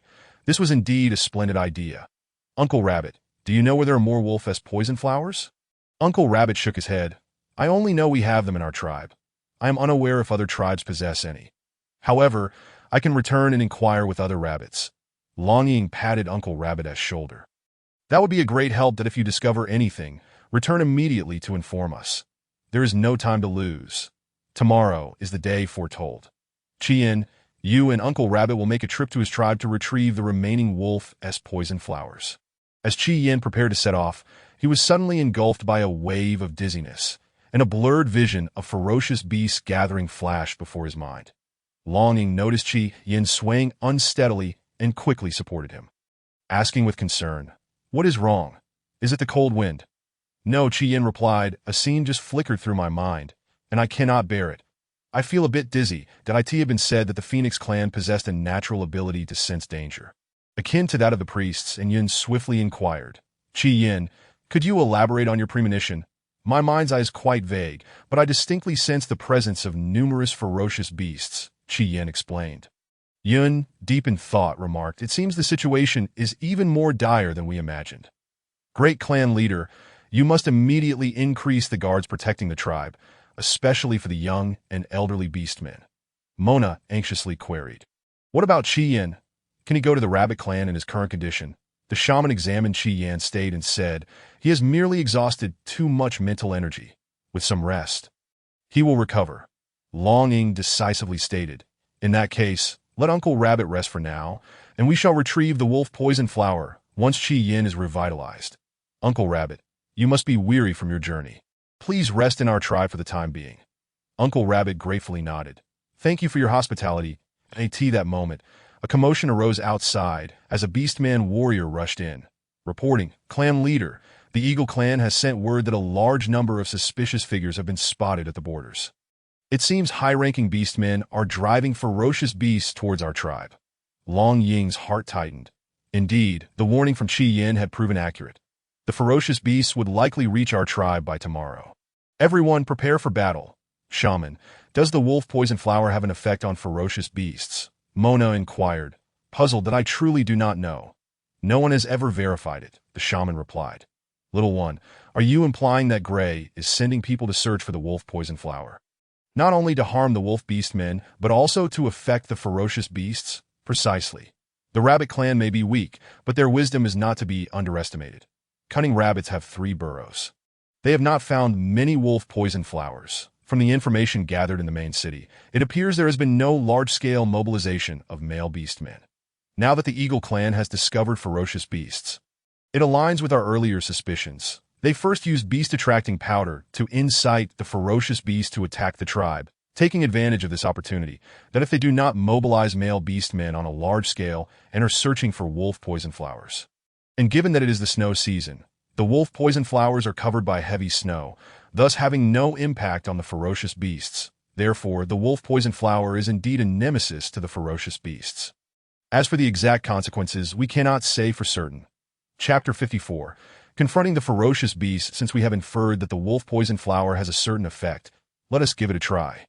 Shaman, prepare these into medicinal powder. We shall meet the enemy halfway. Wushuang declared as she took the wolf poison flowers and dragged the shaman to the apothecary.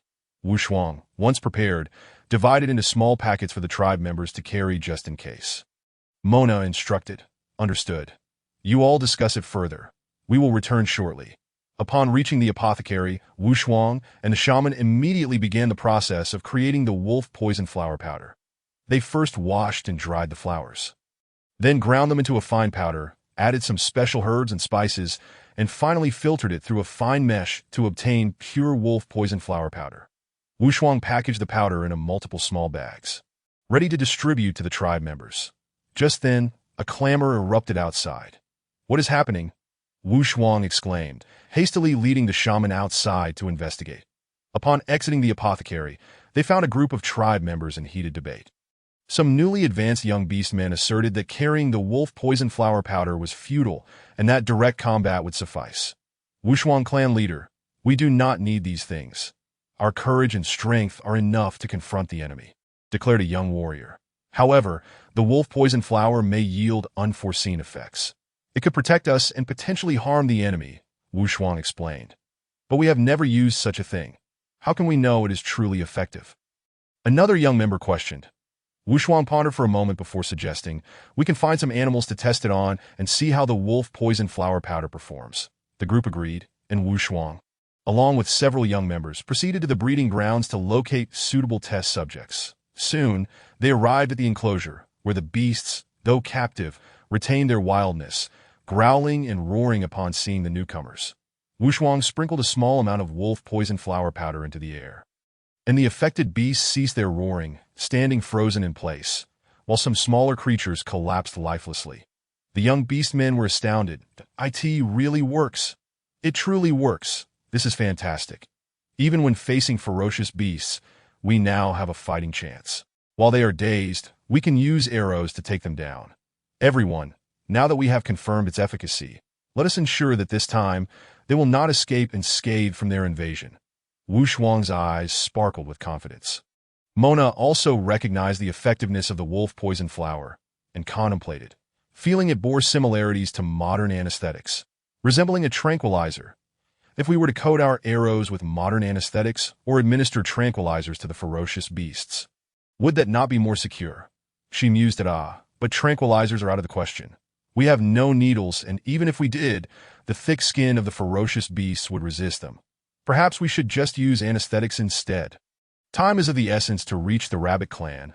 We can exchange for wolf poison flowers through the system. Mona opened the system. System, please exchange for several boxes of high-purity anesthetic and check if there are any wolf poison flowers available. Host, high-purity anesthetics have been exchanged. Please collect them, the system responded. Several boxes materialized beside Mona, and upon opening one, she found them filled with anesthetic. But where are the wolf poison flowers, system? Apologies, host, there are no wolf poison flowers available. You may scan this. It may have a different name in modern terms. Mona produced the wolf poison flower given by Uncle Rabbit and scanned it with the system. Host, this is a combination of aconite and belladonna. I can provide you with a pre-formulated medicinal powder that is even more effective. It can be inhaled directly into the air, instantly damaging the neural systems, thus paralyzing the opponent. Perfect, let's have plenty of it. We are dealing with ferocious beasts this time. Mona gleefully clutched her newly acquired items, urgently calling for her fellow beastmen. Brother Ing, Wushuang, quickly summon the Eagle clan to the square. Bai Shi and Qing Li. Gather all the males in the tribe to the square. Jinju, you and Uncle Gu take everyone to bring all the arrows to the square. The beastmen swiftly obeyed, and within moments, the square was filled with gathered members. Mona ascended the sacrificial platform, commanding loudly, "You, lead your kin to each take several portions of wolf poison flower powder. From above, sprinkle the powder to restrain the movement of the ferocious beasts.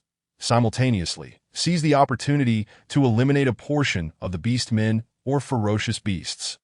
Bai Shi and Qing Li, you two lead the tribe in close combat, surrounding and attacking. Teamwork is paramount. No one is to be abandoned." Mona glanced around and spotted Hong Shang and Chao among the females. Hong Shang, Chao, have He Sha and Hui to return with news? No, shaman. They have not communicated since departing for the main city. No news is the best news. Everyone, let us set off early and ambush them midway, preventing them from stepping foot in our homeland, that we shall not allow them to tread upon our home. We vow to defend it with our lives. The crowd erupted with fervor, eager to rend the ferocious beasts and invading enemies to shreds. After distributing weapons and medicinal supplies, the group set forth with great momentum. En route, they soon detected the enemy's traces. The Yu swiftly met up with Uncle Wu and others, quickly explaining the uses of the wolf poison flower powder.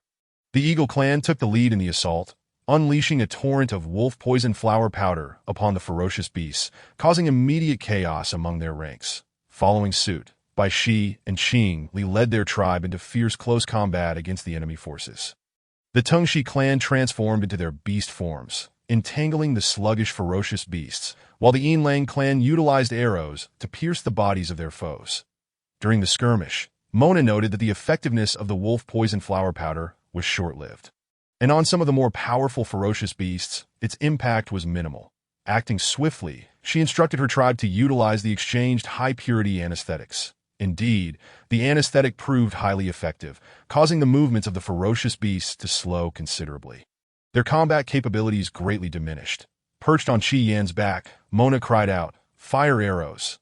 Instantly, a rain of arrows descended upon the ferocious beasts. Through the collective efforts of their tribe, the ferocious beasts gradually began to falter, retreating in disarray. Observing this, Mona urged her kin to pursue relentlessly, denying the enemy any respite. However, in that moment, a powerful aura surged from nearby that a colossal beast, exuding an aura of malevolence, emerged before them. Its eyes glowed with a fierce red light. Panting heavily, its long, barbed tongue and sharp fangs glinting ominously. With hardened scales and an elongated tail, it was a rare crocodile beast. This creature's strength far surpassed any they had encountered before. It was utterly unaffected by the wolf poison flower powder. Effortlessly breaking free from the anesthetic's grip and charging directly at the beastmen, that Mona's heart raced. Quickly, move aside. This is the crocodile beast. The beastmen scrambled to evade its charge, yet the beast's speed was remarkable. And it seemed poised to strike Jinju. Chapter 55. The battle against the ferocious beast Jinju. Be careful. Quickly move aside. Mona, in her urgency, shouted loudly as Chien let out a prolonged cry, spewing a ball of fire that soared directly towards the crocodile beast. The crocodile beast, upon seeing the approaching fireball, executed a swift roll to the side, narrowly avoiding the flames, thereby saving Jinju, who quickly retreated. That it appeared that the crocodile beast had developed some level of intelligence. Exhibiting an understanding of fortune and misfortune. Everyone fall back, Longing called out. The crowd complied, hastily retreating. Noticing this, the crocodile beast did not rush to attack, but instead leisurely followed behind. Longing furrowed his brow, pondering, what does this crocodile beast truly intend? If it genuinely wanted to annihilate us, it would not have spared Jinju so easily. Just as he contemplated this, the crocodile beast abruptly halted. That it opened its massive jaws, emitting a low, rumbling roar, and then expelled a fist-sized orb from its mouth. The orb radiated a dazzling light, captivating all present. This is an inner alchemical core, Mona exclaimed in disbelief. Inner alchemical core? No, this is a beast core. No wonder it possesses intelligence. Jinju sighed, astonished that a wild beast could cultivate a beast core. It was truly a sign of favor from the beast god. Long Ying's eyes sparkled with excitement. He understood the immense value of the beast core, that if they could acquire it, not only would it enhance their cultivation, but it could also heal numerous injuries. Little one needs it. If we do not seize it now, when will we? Everyone, let us charge together and take the beast core. Longing shouted. Leading the charge, he aimed directly for the beast core, disregarding his own safety, and the other beast tamers joined the fray. Recklessly rushing forward, Mona cried out in a panic from atop Chien, nearly losing her balance. Stop. Withdraw immediately. Chien, descend quickly. As soon as Chien landed, Mona leapt off and grabbed Qing Li, who was about to charge upward. I said to retreat. Did you not hear me? Mona bellowed. Qing Li shook off Mona's grip, her tone urgent yet gentle. Mona, go to Chien, and we must obtain the beast core. Before she could finish, she dashed forward again. The crocodile beast, witnessing the onslaught, flashed a cunning glimmer in its eyes. That it suddenly inhaled deeply, swallowing the beast core whole. Everyone gasped in shock. No, it's going to swallow the beast core, Jinju shouted. Long Ying and the others fought desperately to hinder the crocodile beast, but its skin was as tough as iron, rendering their attacks ineffective. Seizing the opportunity, the crocodile beast counterattacked, sweeping its tail and sending several beast tamers flying. Mona, frantic and unable to watch her companion suffer, urged Chien towards the crocodile beast in an attempt to divert its attention. Enraged by Chien, the crocodile beast abandoned Long Ying and the others, turning to pounce on Chien instead. Chien soared high, evading the beast's assault.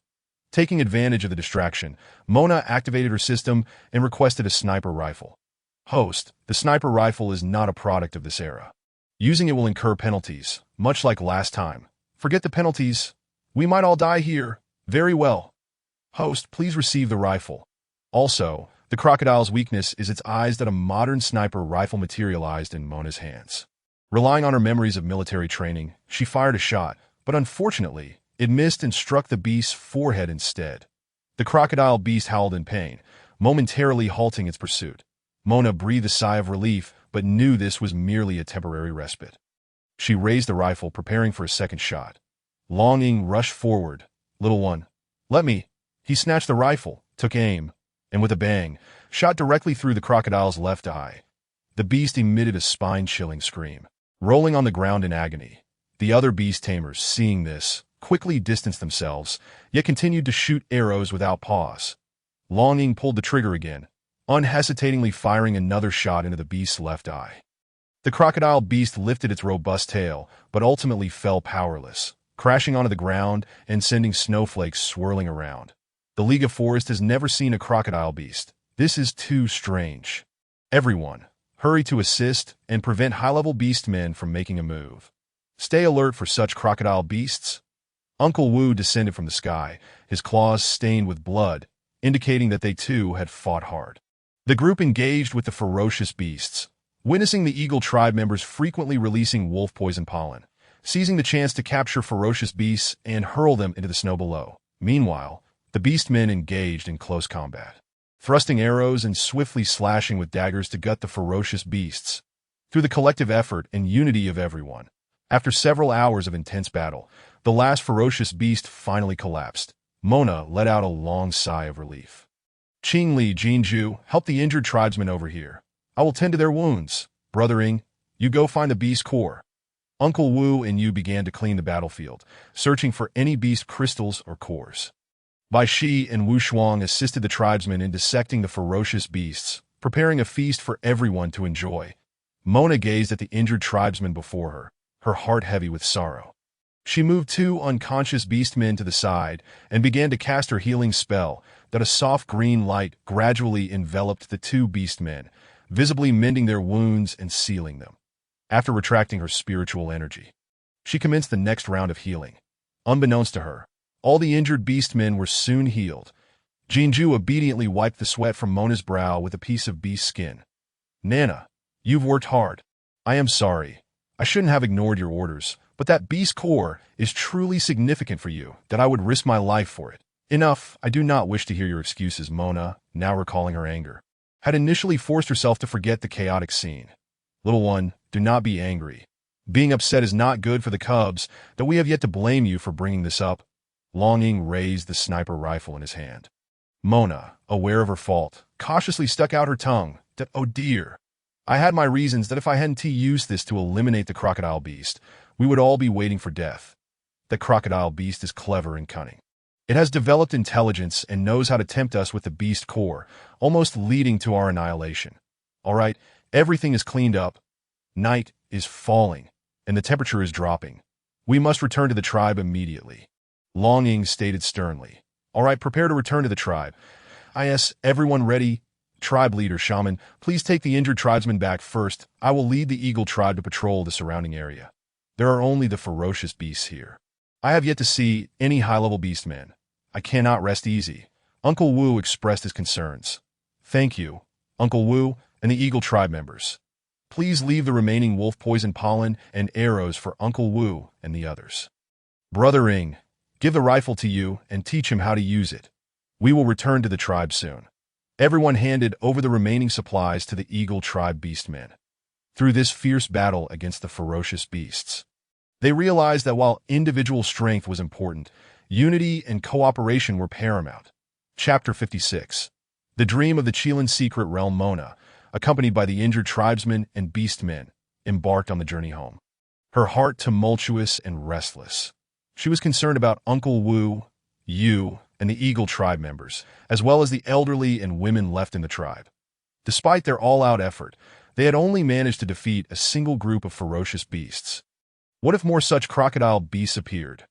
Longing noticed Mona's furrowed brow and continued sighing, asking with concern, Little one, what troubles you? Are you unwell? The beastmen cast worried glances at her, their faces filled with concern. I am not unwell. I am just worried. Such a small group of ferocious beasts has already exhausted the full strength of our tribe, that if more come, we will have no chance of survival. I wonder how Uncle Wu and the others are faring. Did not fret. Uncle Wu and the others are in the air, facing few formidable foes. Let us return to the tribe and inquire with the two shamans and the elders if they have ever encountered such ferocious beasts. That is all we can do. We will take it one step at a time, Mona replied, then lay down on Qian's back and fell asleep. Qian flew cautiously, shielding them from the wind and snow with its wings. In a daze, Mona was enveloped in a gentle blue light and transported into a grand hall. Upon entering the center of the hall, she discovered an ancient scroll resting on a pedestal. Curiously, she opened it to find it contained a mysterious beast-taming technique capable of taming the fiercest of beasts.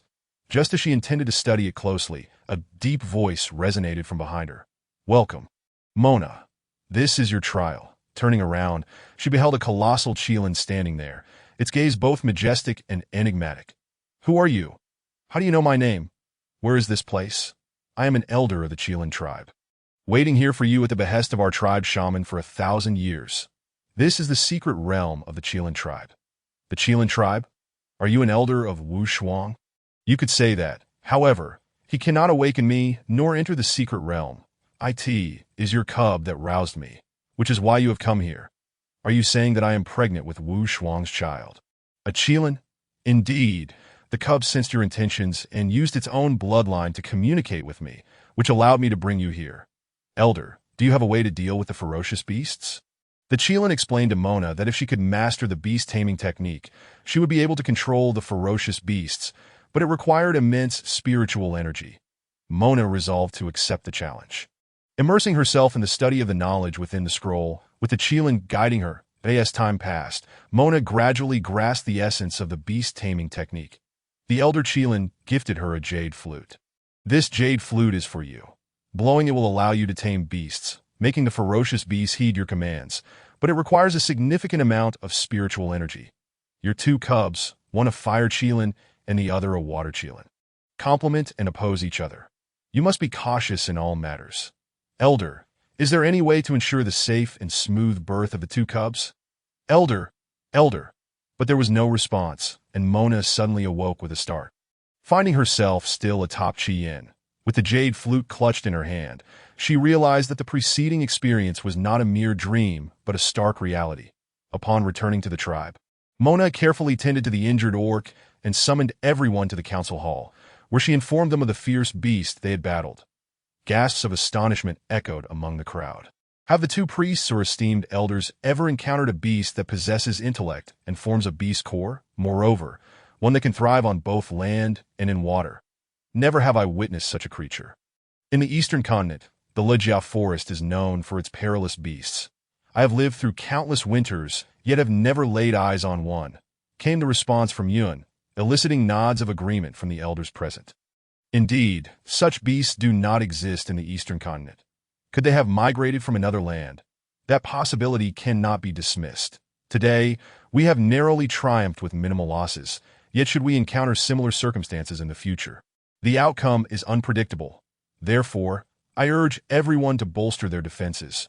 Additionally, by a stroke of fortune, I have acquired the beast-taming techniques of the Qilin tribe and shall begin teaching the chieftains first. If effective, I will then pass it on to the rest of the tribe. Elation filled the air as the tribe reveled in the miraculous abilities of the shaman, confident that this time would be no different. The beast tamers escorted Mona home, eager to learn this wondrous art. Only Wu Shuang trailed behind, furrowing her brow in concern, hesitant to voice her thoughts. At home, Mona placed the jade flute on her bedside and gently caressed her abdomen.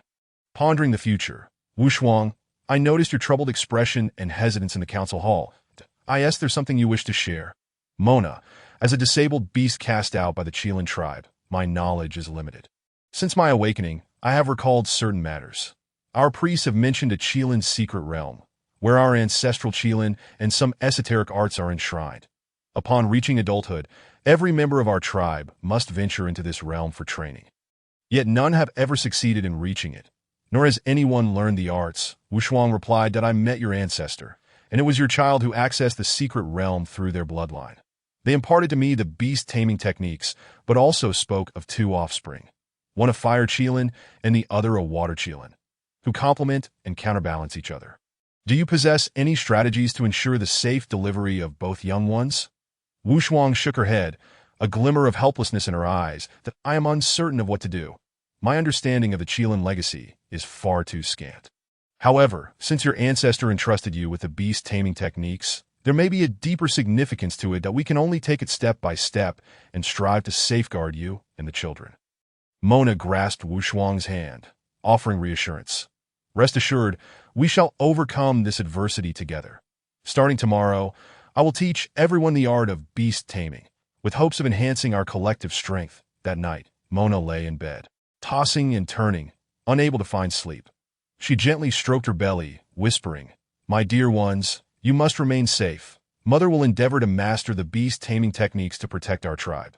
Moonlight streamed through the window, illuminating the jade flute in her hand, which emitted a soft glow as if responding to her words. At dawn, Mona commenced her instruction in beast-taming. The chieftains learned swiftly, yet upon attempting to apply their newfound skills, they discovered it required a substantial amount of spiritual energy and could not be sustained for long. As confusion settled over the group, Mona contemplated the two babies within her. Perhaps they truly were a return to the Qilin bloodline, capable of augmenting her taming abilities. Wu Shuang, are you akin to them? Mona inquired, curiosity piqued. Others struggle to maintain their control, yet you, as one of our kin, also find it fleeting. Forgive me, Mona, I am indeed similar to them. Yet we shall diligently practice and refine our skills, that it may be related to the jade flute, or perhaps it is the gift bestowed upon me by the offspring that I left the secret realm before my ancestor finished speaking. Wu Shuang replied. Chapter 57. Subverting the Sharkmen clan. Perhaps the young ones were too small to sustain their powers for long, which is why you did not hear the elder's words. That no, I distinctly remember. The elder failed to respond.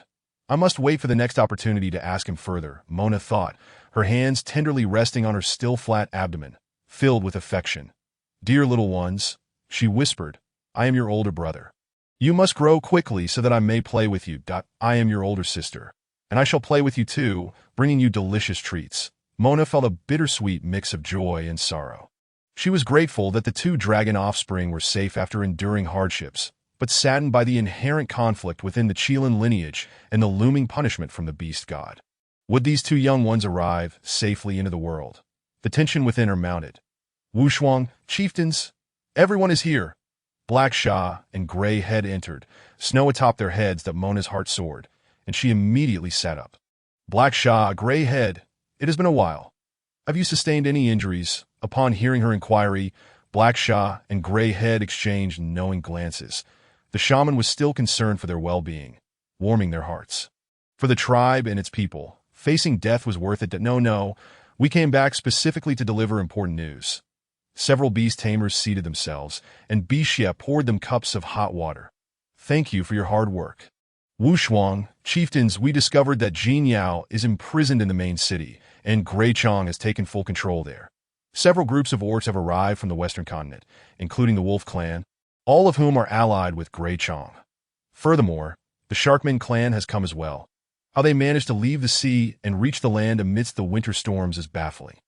The Sharkmen clan can endure longer on land during the winter season, but they cannot do so in the summer. The heat depletes their water supply, which must be salt-free. Are they in league with Gray Chong? It seems to be a cooperative relationship based on mutual benefit. That I gathered intelligence discreetly, and whoever offers the most favorable terms may be swayed. We could give it a try, shaman. If successful, we could weaken their influence. This plan is viable. Black Sha, Gray Head, today marks their assault on our tribe. What are your thoughts? Chief, it is indeed peculiar. Gray Chong had been preparing to attack the tribe days ago, but then a group of high-ranking orcs arrived. And even Gray Chong treated them with utmost reverence, calling him master. Are you certain? Dragon Shadow sprang from his seat. That I am certain. Gray Chong personally greeted him at the city gates. That I heard it clearly. Yet this individual was clad entirely in black, obscuring his face, so I could not discern his features, only felt an overwhelming sense of danger. Indeed, they are targeting me and my two young ones. Long Kuei, it has been too long. Dragon Shadow's fist clenched, veins protruding on his arms. Brothering, remain calm. Now that we know it is Long Kuei, we can prepare in advance. Rui, Ming, during this time.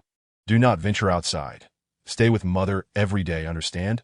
Though the two little ones were unaware of the unfolding situation, they instinctively sensed it concerned them and nodded obediently. Mother, just be good. Black Sha, Gray Head. I must ask you to return to the main city once more and sway the Sharkmen clan. Mona instructed, be cautious and ensure your safety above all. Black Sha and Gray Head replied in unison. Rest assured, shaman. After the two departed, Mona turned to Dragon Shadow. Regardless of what happens, we must be prepared. The children are still young, and we cannot allow them to come to harm. Dragon Shadow looked at Mona with unwavering resolve. I will protect you both. Meanwhile, within the main city, Gray Chong conspired with his master, Long Kei, plotting their next move. Master, are we truly confident we can capture those two little dragon offspring? I have heard they are guarded by mysterious powers. Gray Chong inquired, a hint of doubt in his voice. Long Kei scoffed. They are merely two whelps, still wet behind the ears as long as our plans are meticulous. We shall capture them effortlessly. At that time. The secrets of the Chilan tribe will be ours. Very well. Let us continue our studies in beast taming. Mona gazed resolutely at everyone. Uncle Wu and you returned to the tribe, bringing with them the wolf poison flower from the rabbit clan. Wu Shuang, we have roamed near the main city and found no trace of orcs or fierce beasts. It appears we are safe for now. That is good to hear. We owe much to Long Kei for granting us this respite. Days later, Black Sha and Greyhead successfully persuaded the Sharkman clan. Mona also sent them a letter containing terms they could not refuse, arranging for a face-to-face meeting at the 10,000 Beast tribe. Thus, they resolved to betray Gray Chong. The Sharkman clan leader, accompanied by two subordinates, infiltrated the tribe with Black Sha and Greyhead, while the remainder of the Sharkman clan remained behind to observe. In her letter, Mona had explicitly mentioned the desire to rescue Jin Yao and bring him back to the 10,000 Beast tribe. That night, the Sharkman clan leader, along with two subordinates, stealthily entered the city lord's residence with Black Sha and Greyhead. They quietly circumvented the patrolling guards and arrived at the chamber where Jin Yao was imprisoned. Jin Yao was confined within a sealed room, locked behind a massive iron gate. The Sharkman clan leader exerted all his strength to finally unlock the door. However, just as they prepared to escort Jin Yao away, an unforeseen event transpired that a shadow flashed before them, obstructing their path. The shadow slowly lifted its head, revealing a sinister visage. It was Long Kei. Ah, you all have kept me waiting. It is quite simple to take him. You must leave your lives behind. Long Kei's ominous voice echoed through the frigid night like a death sentence. My lord, you misunderstand that I previously engaged in a transaction with the city lord.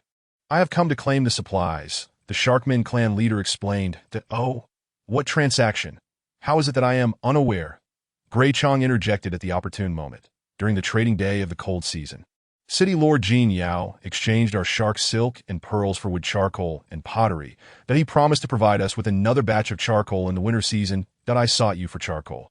And everyone pointed me to Jin Yao, advising me to seek him out, that we certainly do not wish for my precious fish silk and pearls to be given away for naught. Hence, I have come to find him. Long Kei gazed sharply at Hui Chong. Is this true? It seems so. It was mentioned by those below. Fools! Long Kei flicked his sleeve and departed, leaving Hui Chong at a loss. Lord Hui Chong, our two clans have always kept to our own affairs. I merely wish to collect my supplies from Jin Yao and leave. I have no intention of causing you trouble. Please show some leniency. Very well. You may enter. Simply inquire where the supplies are, and I shall send someone to assist you. However, bringing him out is out of the question. It is a time of great unrest, and I too am in a difficult position. Please understand. Agreed, I shall comply. You two remain to assist. Hui Chong gestured to his two subordinates. Chapter 58. The turmoil in the main city. The leader of the merfolk pulled Jin Yao back into the prison that confined him, signaling him with his eyes to remain silent. Jin Yao, who had occupied the lord's seat for many years, was accustomed to reading the room and understood instantly, adopting an air of superiority as he sat on the lone chair inside. On the day of trade, I made it abundantly clear that the charcoal was a tribute from another tribe. During the snow season, everyone is in need of such a rare resource if they did not present their tribute. I am powerless to help. Even if they had, look at my current predicament. Do I have any supplies to offer you? You have taken my fish silk and pearls, and now you claim there are no supplies? Are you attempting to swindle me? The merfolk leader tightened his grip around Jin Yao's throat, a menacing expression suggesting that if he did not receive supplies, Jin Yao would pay with his life. Do not resort to violence. I entrusted my fish silk and pearls to Hui Chong for safekeeping. At that time, he was my strategist, and I placed my trust in him, never anticipating he would betray me. I too am a victim. The two subordinates left behind by Hui Chong exchanged glances upon hearing Jin Yao's words, wondering if the merfolk would truly seek supplies from Hui Chong. Jin Yao felt a surge of delight. He knew Hui Chong had likely taken all the supplies with him, and the merfolk would undoubtedly be unable to reclaim their belongings. Thus, he had the perfect excuse to seek out supplies and a chance to escape the main city. The merfolk leader released Jin Yao, a flicker of doubt crossing his eyes. Jin Yao let out a slow breath of relief. "Why should I trust you?" the merfolk leader questioned. Jin Yao quickly pointed to the two subordinates. "If you do not believe me, ask them. I speak nothing but the truth." The merfolk leader turned his gaze to the two, who both lowered their heads. Avoiding eye contact, it appears there is some truth to this. The merfolk leader's tone softened somewhat. "However, we are in dire need of these supplies. You must find a way to resolve this." Jin Yao sighed helplessly. "I am currently without a single coin and possess no authority. How could I possibly procure supplies for you? However, I can assist you in locating Hui Chong. Perhaps he has some remaining supplies." Jin Yao glanced at the two guards at the door. "You two go fetch Hui Chong. Do not think that having taken my fish silk and pearls means you are in the clear. Those were meant for the merfolk. City Lord, this arrangement was made between you and the merfolk, so it is only natural they would come to you. Moreover, Lord Hui Chong has inquired where you have stored the supplies," one guard replied. Jin Yao, filled with rage, leapt to his feet, pointing at the two who were once his subordinates. "You two imbeciles, do you not see that I am imprisoned? Where could I possibly have hidden supplies? I was too trusting of him, leaving everything in his care, and now he has driven away Jin Ju and Jin Qi. Now the merfolk come seeking supplies, and he thinks he can remain uninvolved." The merfolk leader furrowed his brow, his gaze dangerously fixed on the two subordinates. "That I only wish to reclaim what is rightfully mine. Inform Hui Chong that if there are no supplies, then return my fish silk and pearls. Otherwise, do not blame us for creating chaos." After a brief discussion, the two subordinates decided that one would notify Hui Chong while the other would remain to watch over the group. Black Shah, witnessing this, swiftly pulled the remaining guard aside. "Come, brother, we need to talk," dragging him toward the door. "Black Shah is creating an opportunity for us." Jin Yao, listen closely. "Jin Ju is trying to rescue you. He aims to use the search for supplies as a legitimate excuse to help you escape, that if we attempt to flee, we will all be in danger. The main city is currently under Hui Chang's control, and his master has also arrived, indicating a larger scheme at play. They do not wish for any incidents at this critical moment, so they may allow you to leave to survive. You must cooperate and play your part." Hope flickered in Jin Yao's eyes, guilt washing over him as he recalled how he had treated Jin Ju. "I will cooperate fully. Just tell me what to do. That, of course, we must first give you a good beating to make them believe we are merely after supplies. Bear with it. Forgive me." Before Jin Yao could react, a fist struck his nose, blood gushing forth. Jin Yao fumbled with his hands, smearing blood across his face, which now bore the appearance of someone who had endured severe torment. The merfolk delivered another punch to his eye socket, followed by yet another to his abdomen, causing Jin Yao to clutch his stomach and wail in despair. "Stop! Stop it! How can you hit someone?" The guards outside broke free from Black Shah and rushed in. Witnessing the scene of Jin Yao collapsed on the ground at this moment, the subordinate who had gone to inform Hui Chong returned with him in tow. "What has transpired?" Hui Chong bellowed upon seeing the scene before him. "Lord Hui Chong, the merfolk demand supplies, and the city lord claims everything has been handed over to you," the guard hastily replied. The merfolk leader stepped forward. "We only wish to reclaim what belongs to us." Hui Chong's eyes flickered. "I will investigate the whereabouts of the supplies, that if they are indeed with me, they will naturally be returned." Jin Yao scoffed internally. It was clear Hui Chong was feeling guilty about his thievery. "Then hurry and investigate." "Our patience is limited," the merfolk leader replied. Hui Chong turned to leave, casting a fierce glare at Jin Yao. Jin Yao sighed inwardly, relieved that the plan had succeeded halfway.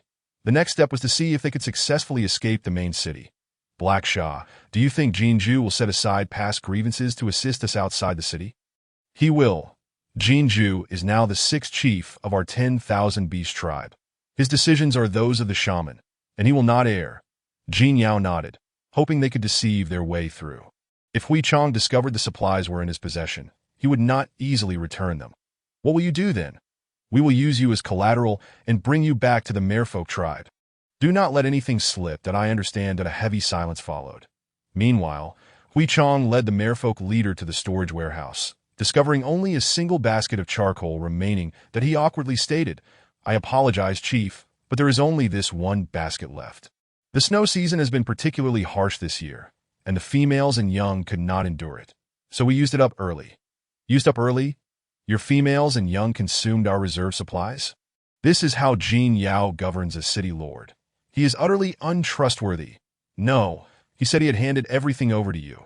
You better have a good explanation. Chief, I truly did not know this was your reserve supply. If not, I can offer you crystal stones as compensation. With a clattering sound, hundreds of crystals fell to the ground. Do you take me for someone in need of crystal stones? Either provide me with supplies or return my fish silk and pearls.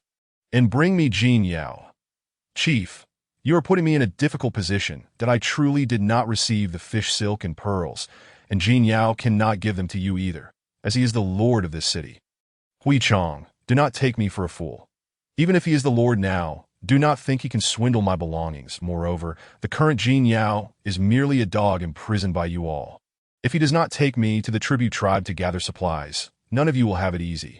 Hui Chong's eyes darted around, weighing the pros and cons. Let him take the supplies. A useless pawn. It makes no difference whether we keep him or not. Long Kuei emerged from the side, stepping into the light with a steady gait, his aura concealed. The merfolk leader felt a chill. This was a very dangerous individual. Best to avoid provoking him. I only need him to gather supplies for me. Once the task is complete, I will return him to you, that I have no desire to keep a useless pawn. Chapter 59. Escape from the main city. Hui Chong, do you know which tribe this charcoal is a tribute from? We could also prepare some, as this snow season is exceptionally cold. Master, I do not know. Jin Yao instructed Jinju, the tiger beast, to procure this. Fool! You should have negotiated for such crucial supplies yourself, rather than letting others intervene. I was only focused on storing food. I did not pay attention to these matters. I will ask Jin Yao now. Calling you foolish is an understatement. Can we even inquire now? Merfolk, let me tell you, Jin Yao can provide for you, but obtaining the charcoal must involve us taking half. Haha, I know you are powerful, but that demand is excessive that I do not care how many people you have in the main city or outside. It will not be so easy to exterminate my merfolk tribe. Do you believe I will blow the conch, and your land beasts will no longer have salt crystals? Do not treat my sea tribe as a soft persimmon. Chief, my master did not mean it that way. What do you mean by not that way? Are you preparing for outright theft? You are quite arrogant, boy. Do you wish to challenge my life? Long Kuei said menacingly. You are even more arrogant since we cannot reach an agreement. Let us tear off the facade. Someone, inform the others to blow the conch. From now on, we will not trade salt crystals or marine products on land. Anyone from the land beasts who approaches the ocean will meet with death.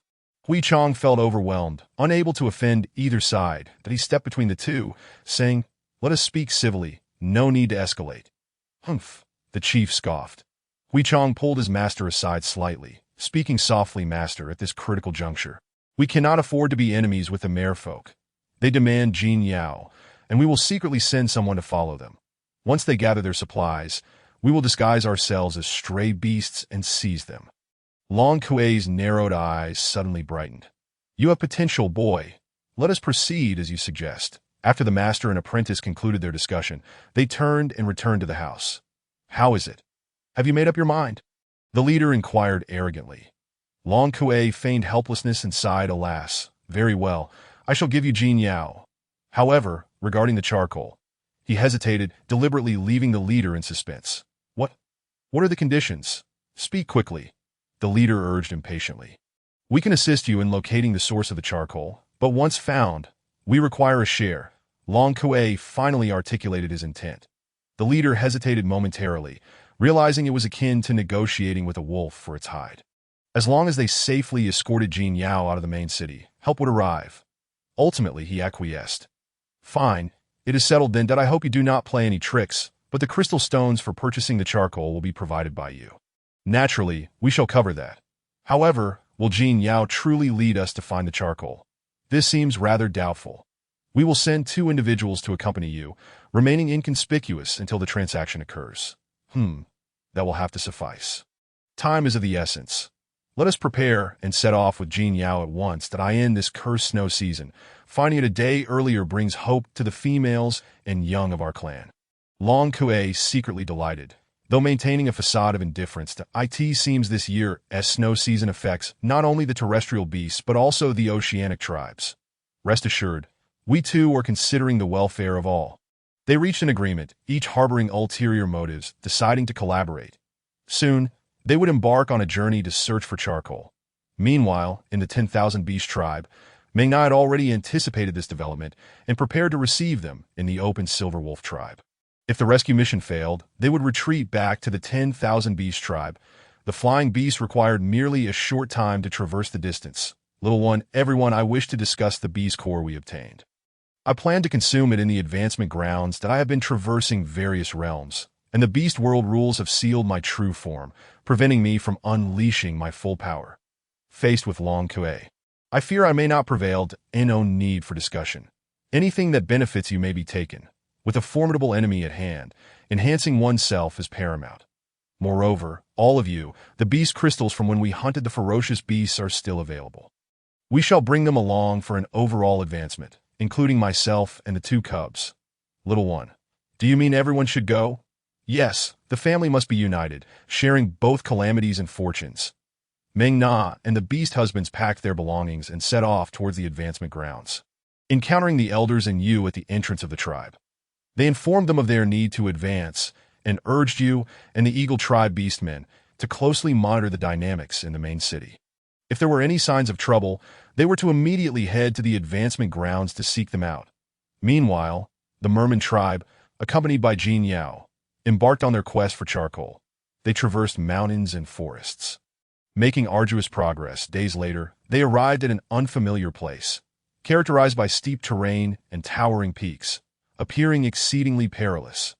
Look, there seems to be a tribe ahead, Jin Yao pointed forward. The group peered ahead and indeed observed some rudimentary houses and moving figures. Perhaps there we shall find the charcoal we seek. A glimmer of hope flickered in their eyes. They cautiously approached the tribe, only to discover it was deserted, seemingly abandoned. Just as they were filled with confusion, He Sha stepped forward, stating, "Indeed, this is the Silver Wolf tribe. I once resided here with Greta." The Merman leader understood instantly. They had arrived at the negotiation site, the Silver Wolf tribe. You all have worked hard these days, enduring the elements. It's better that this place is unoccupied. Let us rest for 2 days before searching. All right, leader, we shall tidy up 2 houses. You can explore the tribe and assess for any dangers. Several mermen began to clean and organize spontaneously. Leader, I have lived here with Greta. Allow me to show you around. He Sha took the opportunity to persuade. Greta led the way while He Sha added, "Our shaman is delayed with matters outside and will likely return in 3 days. She instructed me to inform you that you may stay in the Silver Wolf tribe, and supplies will be delivered by designated personnel. You better be speaking the truth. I have gone to great lengths and offended Gray Chong and Long Kei to choose to cooperate with you. I expect value for my efforts. Do not let me down." "Of course, shortly.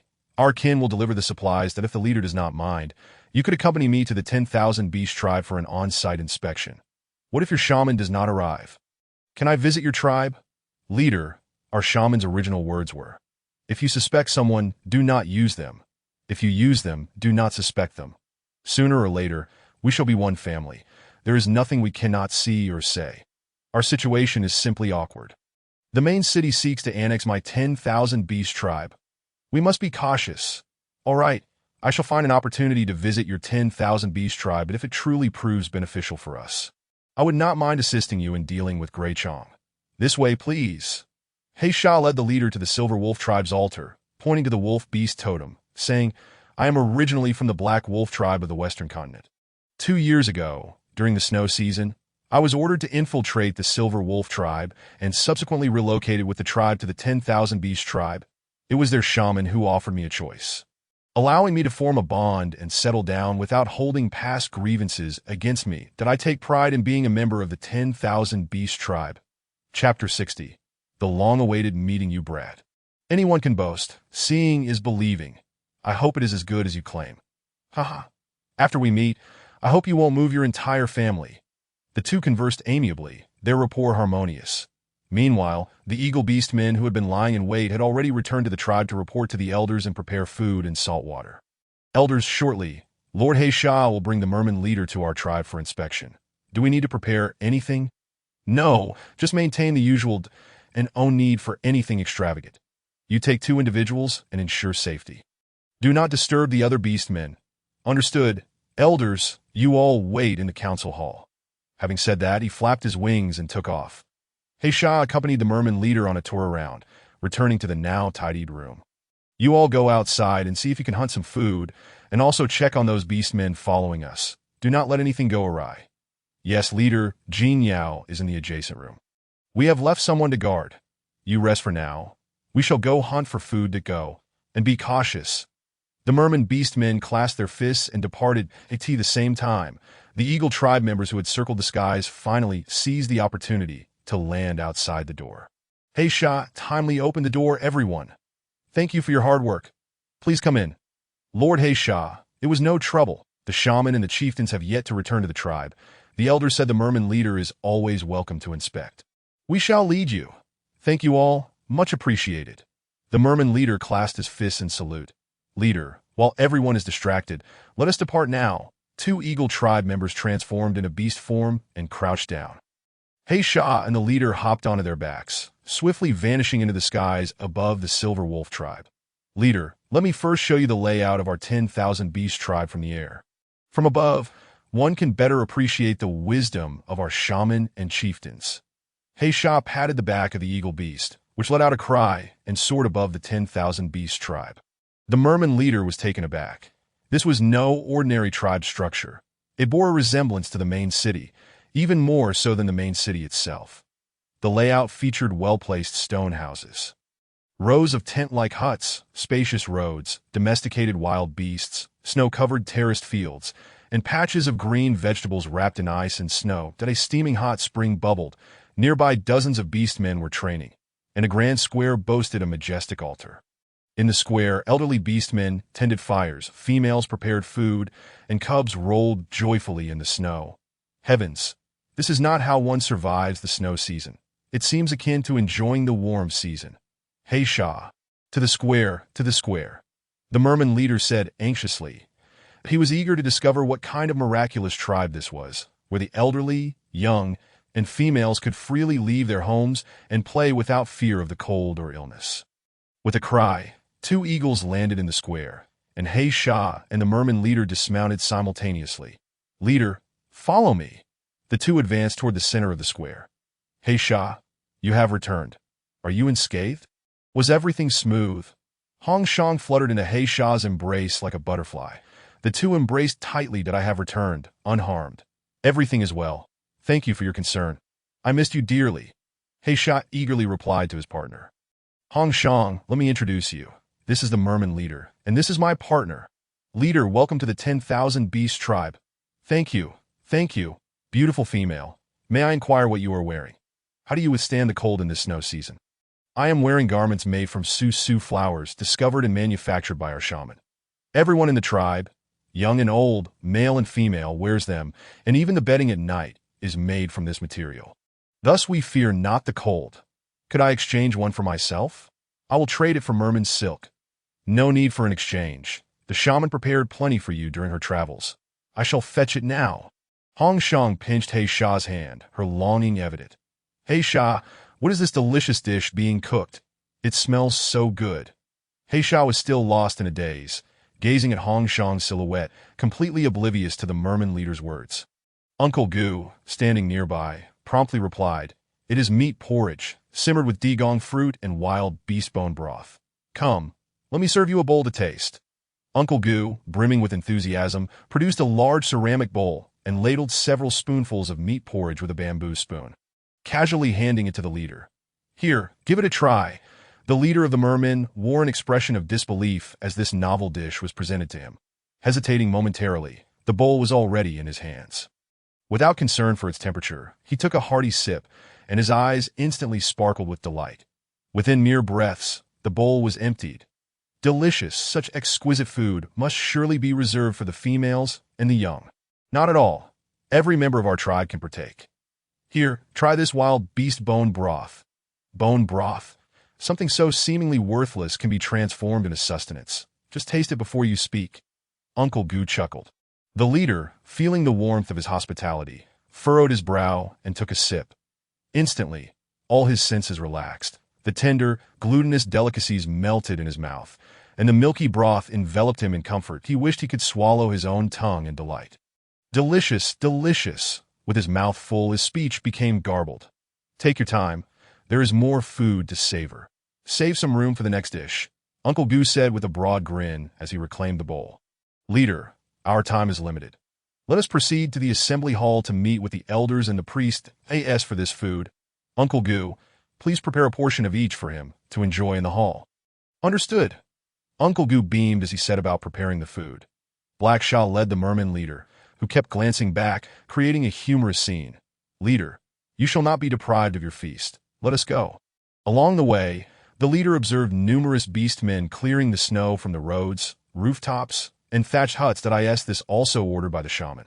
Indeed, the shaman instructed that the snow be cleared daily, for neglecting it for too long could cause roofs to collapse and endanger lives. In past snow seasons, we have witnessed the tragic loss of beastmen crushed in their sleep by the weight of accumulated snow. The shaman also stated that life thrives on movement. If one moves well, they generate warmth and need not fear the cold. Life thrives on movement. The merman leader pondered this profound statement. What great wisdom this person possesses. His anticipation to meet them grew. Leader, please enter. Black Shah opened the door to the assembly hall, and the rush of warm air left the merman leader momentarily speechless. The interior was so warm, akin to the warm season. Leader of the mermen, your journey has been arduous. Please have a seat. Elder Tung Shi rose to greet him. It has not been troublesome. My gratitude to you all. I am elder of the 10,000 Beast tribe of the Tung Shi clan. These three are also elders of the Silver Wolf, Herbivore, and Song Ying clans. One more of the Wolf Eagle clan is currently patrolling outside. These two are the priests of the Tung Shi and Silver Wolf clans. The merman leader Mu acknowledged each elder and the two priests respectfully. Chapter 61. Mu seeks neutrality. Elder Mu, our shaman is currently away on business. The specifics of our trade will be decided upon their return. Until then, all your necessary supplies will be fully managed by the 10,000 Beast tribe. We shall discuss this further upon your shaman's return. At present, Jin Yao is in the Silver Wolf's former territory, and Hui Chong has dispatched beast men to follow him, with the intention of locating charcoal. Though other possibilities cannot be dismissed, a conflict between the main city and the 10,000 Beast tribe is inevitable. It is merely a matter of time. I do not wish to be embroiled in this discord. I trust you understand. Your words suffice. Neither side shall receive our aid, and against the wolf beasts, we have the Wolf Eagle clan to contend. The other beastmen of Tung Shi and Silver Wolf are also capable of battle. Moreover, our shamans and leaders are not without their own strength. Moon nodded slightly, indicating his agreement that he understood that maintaining neutrality in the impending war was indeed wise. Then let us look forward to future cooperation.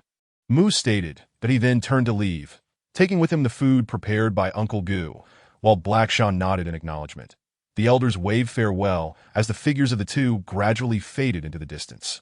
The elders of the 10,000 Beast tribe gazed after him, their hearts filled with reflections.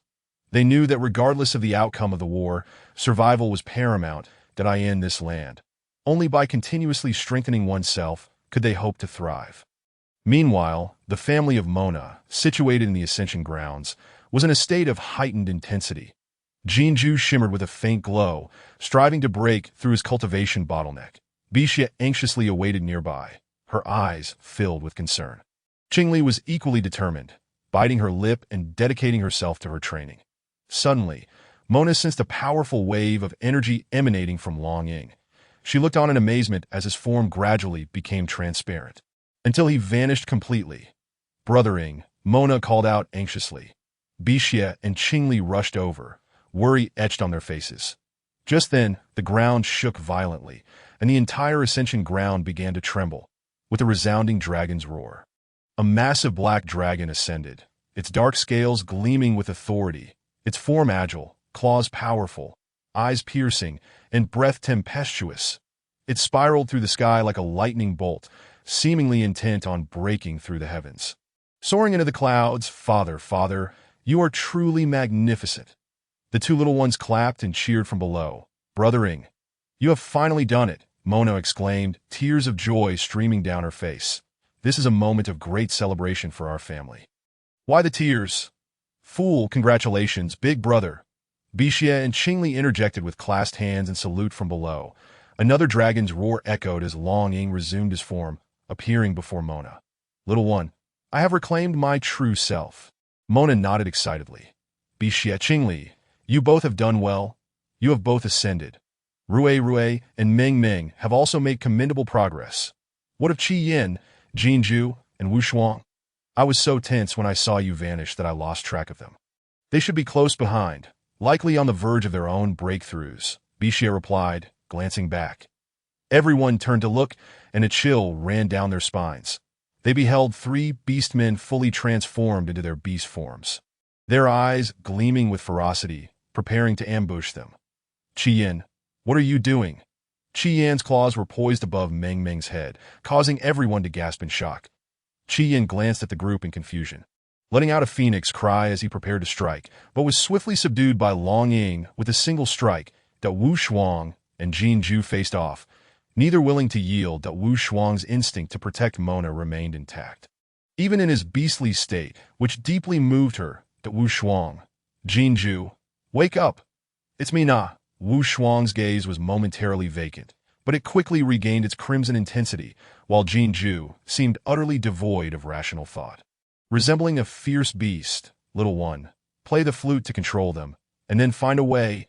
Mona retrieved her jade flute and, following the steps of her taming technique, began to play a melody that was both mournful and pleading. Gradually, the 3 beasts began to stabilize, their bloodshot eyes receding as they transformed back into their human forms.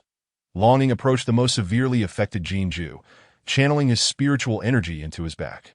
Mona also employed her healing arts to flow energy into Jinju's body. As strands of true energy and spots of green light coursed through Jinju's limbs. The 8th ring of light appeared on his arm, growing brighter until he slowly awakened. Big brother Na, thank you, brothers. Jinju expressed his gratitude, weak and remorseful. All is well that we promised to be a family, sharing both misfortune and fortune, never abandoning or giving up on one another. Mona affectionately patted Jinju's head. Using the same method, Long Ying and Mona assisted Wu Shuang and Qi Yin in ascending a level, and everyone rejoiced, despite the minor hiccup, all emerging unscathed. All right, we have been out for a few days. It is time to return to the tribe, that I wonder how things are faring in the main city. Black Sha and Huida must have escorted the mermen safely to the Silver Wolf tribe. That wretched Jin Yao must be regretting his actions immensely right now. On their way back to the tribe, they shared their experiences of ascension. Mona curiously inquired if Long Ying possessed any other special abilities. Long Ying smiled mysteriously and decided to demonstrate the true power of the Black Dragon, that he led everyone to an open area, took a deep breath, and unleashed a torrent of black flames. The flames spread rapidly, engulfing the area in a sea of fire, persisting even on the snowy ground. Everyone was left in awe, but Long Ying chuckled, stating that this was merely the tip of the iceberg. He informed them that with his cultivation advancements, he would be able to control even more natural elements and wield greater power. Upon returning to the tribe, they found everything orderly. Black Sha and Huida had safely delivered the mermen, who were adapting to their new environment. Meanwhile, they awaited the meeting of the shaman and the leaders to personally hand over Jin Yao. The elders also informed Mona that the merman leader had come, but would not interfere in the conflict between the main city and the 10,000 Beast tribe. Not interfering is a good thing, though we must systematically dismantle the main city's strength. However, even if the main city attacks now, we shall fear nothing, Mona declared, brimming with confidence. The others gathered around, eager to hear Mona recount their experiences abroad, particularly the powerful display of Long Ying's ascension, which thrilled everyone. Yet, Mona's heart remained preoccupied with the mermen and Jin Yao's situation. She resolved to send a hawk beast to the former Silver Wolf tribe to gather the latest updates. You, Jinju, you too will personally visit the former Silver Wolf tribe and inform the merman leader and Jin Yao that I will seek them out tonight. Understood. Now, Jinju, let us go. You, the soaring eagle, carried Jinju into the sky. At the same time, Mona urged her fellow tribesmen. Everyone, battle is approaching swiftly, that I hope you all strive to ascend. The females and elder beastmen must master their archery skills for self-defense. Healers, prepare all necessary herbs and enlist the help of the young beastmen. Chapter 62. The joy of grilled fish. As time passed, night swiftly descended upon them. Mona and the beastmen, under the cover of the eagle beasts, stealthily entered the long-abandoned Silver Wolf tribe. Jinju awaited them at the entrance with eager anticipation. Following Jinju, Mona and the beastmen ventured into the heart of the Silver Wolf tribe. It was evident that this place had been desolate for quite some time. The houses were in a state of disrepair, and the streets were overrun with dust and weeds. However, Mona paid little heed to these dilapidations. Her gaze fixed intently on a grand stone house not far ahead. This edifice appeared sturdier than the others, seemingly the very core of the Silver Wolf tribe. Jinju pointed towards the stone house, informing Mona that it was once their council hall. Mona nodded and led the group towards the stone structure. Upon pushing open the door, a musty odor assailed their senses. Inside were some rudimentary tables and chairs, with several ancient maps adorning the walls. Jin Yao and Mu were seated, surrounded by a dozen mermen. Unperturbed, Mona and her companions selected their seats, while she began to contemplate their forthcoming plans, remaining silent. Observing her deep in thought, Longing chose not to disturb her. Leader Mu, the lord of the main city, Jin Yao, it has been a long time. Allow me to introduce our esteemed chieftain, Lord Longying. He Sha announced, I have long heard of the chieftain's unparalleled prowess among beasts. Having read your letter regarding the rescue of Jin Yao, I have fulfilled my promise and brought him here. I trust your tribe will honor its commitment to teach us the art of charcoal making and the preparation of seafood, as well as provide us with the formula for refining fine salt. Of course, we are all kin of the beast gods, residing on the same continent. Mutual well-being is in our best interest. However, teaching you the preparation of seafood might pose some challenges, as we currently lack access to such resources. We are rather distant from the sea, and given the threat posed by the Grey Strong faction, my tribe is entirely focused on preparing for battle, leaving little room for other matters. Chieftain, are you jesting? We have complied with your requests and brought you the person you sought, yet you wish to renege on your agreement, Mu exclaimed, rising in frustration and pointing a finger at Longing. Leader Mu, do not let your temper cloud your judgment. That MY tribe places great emphasis on promises and never goes back on our word. While we may not be able to teach you the preparation of seafood, we can certainly guide you in the preparation of river food, as the methods are quite similar. Here, take this recipe for extracting fine salt. It is simple enough to comprehend. Mona casually handed over a piece of beast hide, which Mu accepted, taken aback by the clarity of the illustrations. The instructions were remarkably well drawn, beginning with the process of evaporating seawater and culminating in the creation of fine salt, easily understood even by younglings. Realizing he had been hasty, Mu apologized. I apologize, Chieftain, that I presumed you would not honor your commitment, and thus spoke out of turn. Very well, we shall first learn the preparation of river food, as the young female suggested. Leader Mu, she is our female, and also the shaman of our 10,000 beast tribe. Please choose your words with care. Several beastmen stood and positioned themselves behind Mona. Mu was once again taken aback. This seemingly fragile female was the legendary shaman. Given the circumstances, he bowed deeply. I apologize, esteemed ones. I truly did not mean to offend. I assumed that the shaman would be an elder of great wisdom. But I did not expect such youth, beauty, and excellence. That I must admit my lack of discernment. Several beastmen exchanged glances, their lips curling into smiles, feeling as if they were wagging their tails in approval. Mona smiled and waved her hand, indicating that no apologies were necessary. She understood that mermen, much like beastmen, were straightforward and bold in their approach. She, come here. She approached with a lively step. Mona whispered a few words in his ear, and the expression on his face transformed, his brows dancing with joy. Understood that I shall return swiftly to Wu Shuang. Qing Li, let us go together to She called to his two brothers. Wu Shuang and Qing Li, who glanced at Mona, and upon seeing her slight nod, promptly followed by She's lead. The others looked on, puzzled, uncertain of Mona's intentions, yet they wisely refrained from inquiring, content to await her next move. Please bear with me a moment, that I shall soon present you with a delightful surprise. Mu nodded, willing to follow the shaman's lead. Jin Yao scoffed to himself, dismissing the significance of a mere female. Bai Shi and the others raced to the riverbank, where the relentless winds and snow had left the surface thickly frozen. Following Mona's guidance, Bai Shi began to carve a hole in the ice to catch fish. The three beast men, inexperienced in this endeavor, became overly excited, managing to haul in several baskets before they ceased their efforts. "Mona, we have returned." The trio entered the council hall, placing down their bounty of fish, their faces alight with pride. "Well done. Make sure to eat well. The three of you eat." "Are you jesting?" Jin Yao exclaimed, leaping from his chair. "These fish are riddled with bones. They could choke someone. Not to mention they are foul and bitter." "Be quiet. Enough of your prattle," Jin Ju retorted sharply. "Shaman, this is your surprise. Let us hope it does not become a frightful spectacle. Deaths would be most unfortunate. Rest assured, Leader Mu, we shall sample the food first. If it does not poison you, then you may partake," Mona replied mischievously. Heisha and Huida, aware of how to handle the fish, worked alongside Bai Shi to prepare the meal. Meanwhile, Qi Yin and Jin Ju had already made the charcoal and set up the grill, while Long Ying placed the fish on the rack, turning them slowly. "Leader Mu, we have commenced the preparation of river food.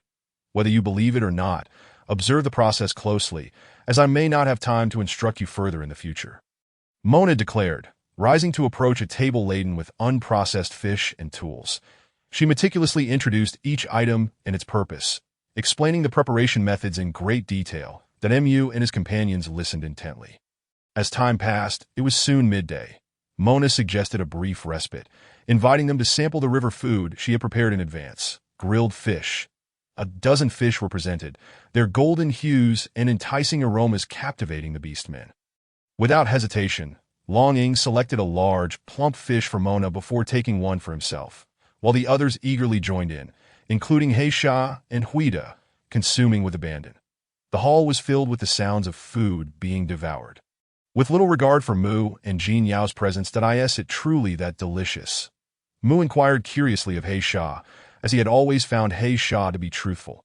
Heisha remained silent, merely nodding, which only piqued Mu's curiosity further. He reached for a grilled fish, tearing off a piece of the flesh and cautiously placing it in his mouth. After a couple of chews, his eyes lit up as he exclaimed, "Heavens! This is exquisite.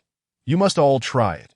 The mermen and beastmen carefully took a fish, mimicking their leader, tasting a piece of fish flesh, followed by a chorus of swallowing sounds. Jin Yao, too, intrigued, took a bite, and soon found himself unable to stop. After everyone had tasted the fish, they were unanimous in their praise that Mu expressed heartfelt gratitude to Mona, promising to quickly learn the preparation methods to share with his tribe. Chapter 63. Reaching a Consensus. Shaman. Please forgive my short-sightedness. To Tio speak frankly, I am eager to join your tribe. However, as you know, we mermen cannot remain away from the sea for too long. Nevertheless, I am willing to be your loyal ally, ensuring that all sea-dwelling beastmen will not oppose you, and we shall unconditionally provide your tribe with salt. Thank you, Leader Mu. Let us set forth to my 10,000 beast tribe, where, under the witness of the beast gods, we shall swear an oath, officiated by the priest, binding us as allies in blood, never to betray. The two leaders, accompanied by their trusted followers, journeyed towards the 10,000 beast tribe, engaging in cheerful conversation along the way.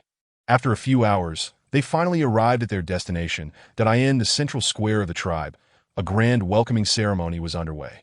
The shaman and Leader Mu, guided by the priest, ascended a high platform. Before two totemic statues, they each pricked their fingers, mingling their blood as they proclaimed their vows. Today, I, the shaman Mona, representing the 10,000 beast tribe, vow to ally with the sea-dwelling merman Leader Mu, binding ourselves in blood, never to betray, supporting one another in the quest for a harmonious and peaceful beastly world. Today, I Mu, representing the sea tribe, alongside the shaman of the 10,000 beast tribe, reach a consensus, binding ourselves in blood, never to betray, supporting one another in the quest for a harmonious and peaceful beastly world. As their words echoed, the two totems emitted glimmers of white light, surrounding Mona and Mu in an ethereal glow, signifying the activation of their vows. From that day forth, the sea tribe and the 10,000 beast tribe were united as allies. The mermen pledged to provide sea salt, seafood, merman silk, and pearls to the 10,000 beast tribe. Bring forth the merman silk, pearls, and sea salt. One by one, mermen stepped forward, placing their offerings upon the sacrificial altar. The members of the 10,000 Beast tribe rejoiced, exclaiming how forthright, generous, and unwavering the Sea tribe was. As they witnessed this firsthand, thanks to Leader Mu's generosity, our 10,000 Beast tribe shall reciprocate with charcoal, pottery, bamboo implements, cured meats, and some weapons as gifts. Bring forth the bows and arrows. The mermen were taken aback. Was the 10,000 Beast tribe truly this affluent?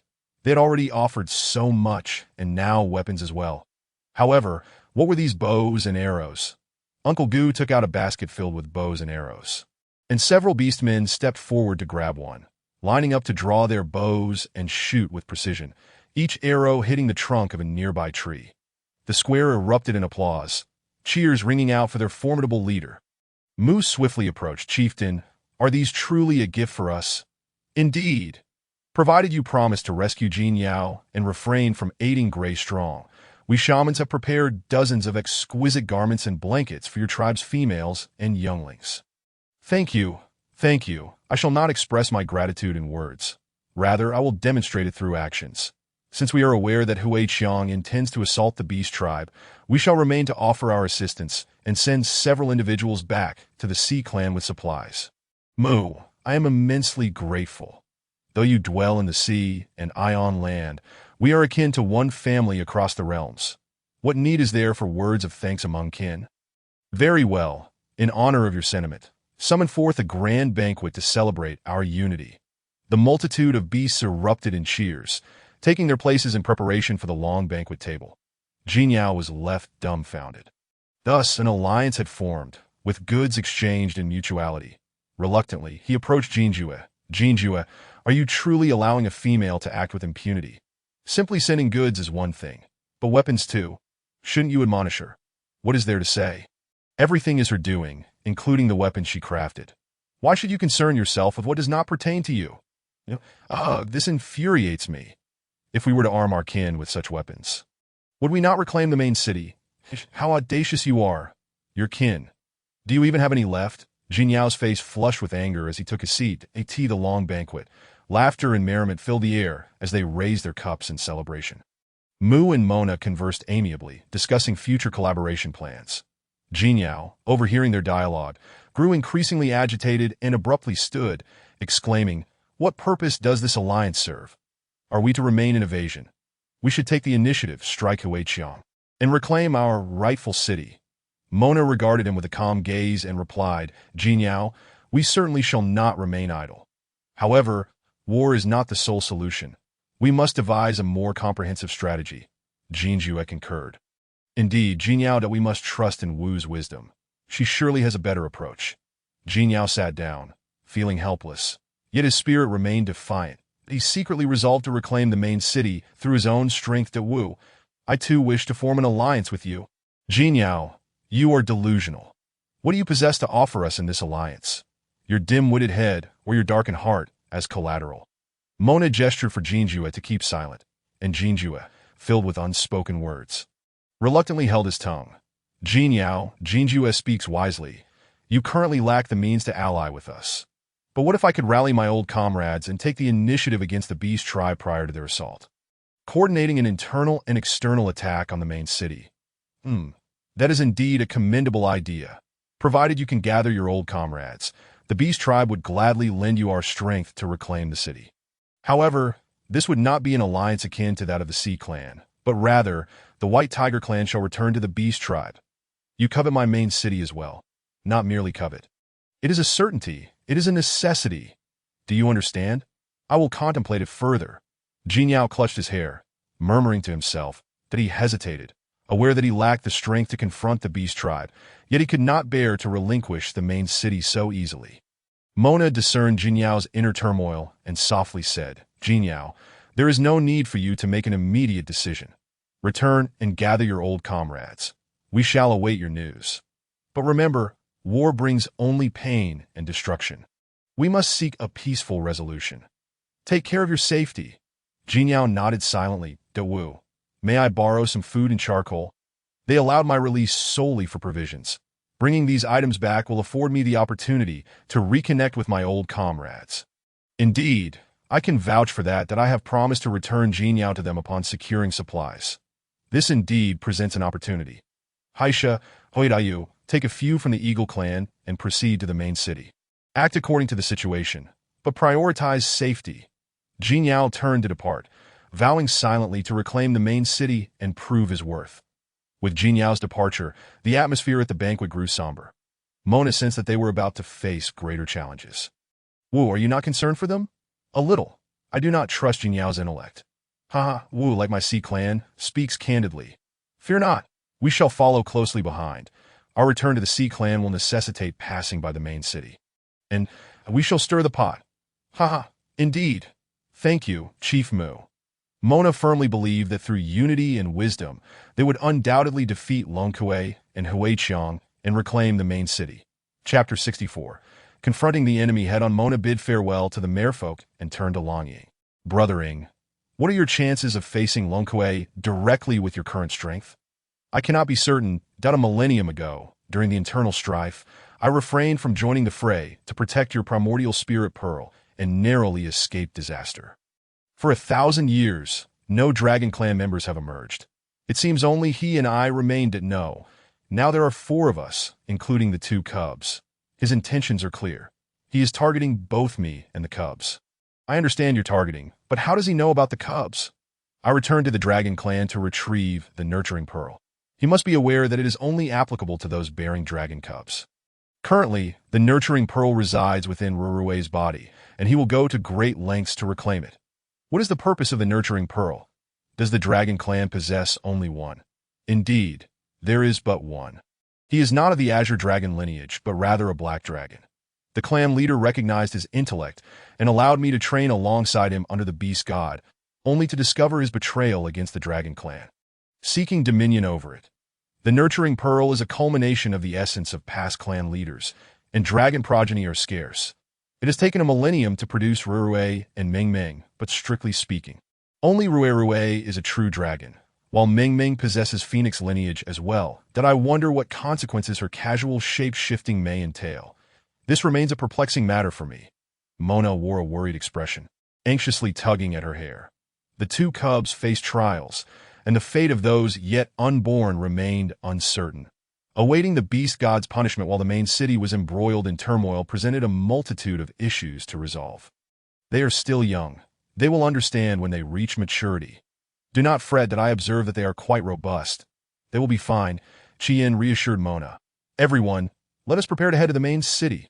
If we cannot conquer it, we must at least prevent them from attacking us first, that we cannot allow our hard-earned home to be trampled upon. Very well, I will notify the clan members. Half shall remain behind while the other half accompanies us. Qingli, you will join me. Rurue Mingming, you shall stay at home, that I entrust you both to the 2 esteemed priests. Rest assured, we shall take good care of them. Let us go. Do not lag behind Mu and the others.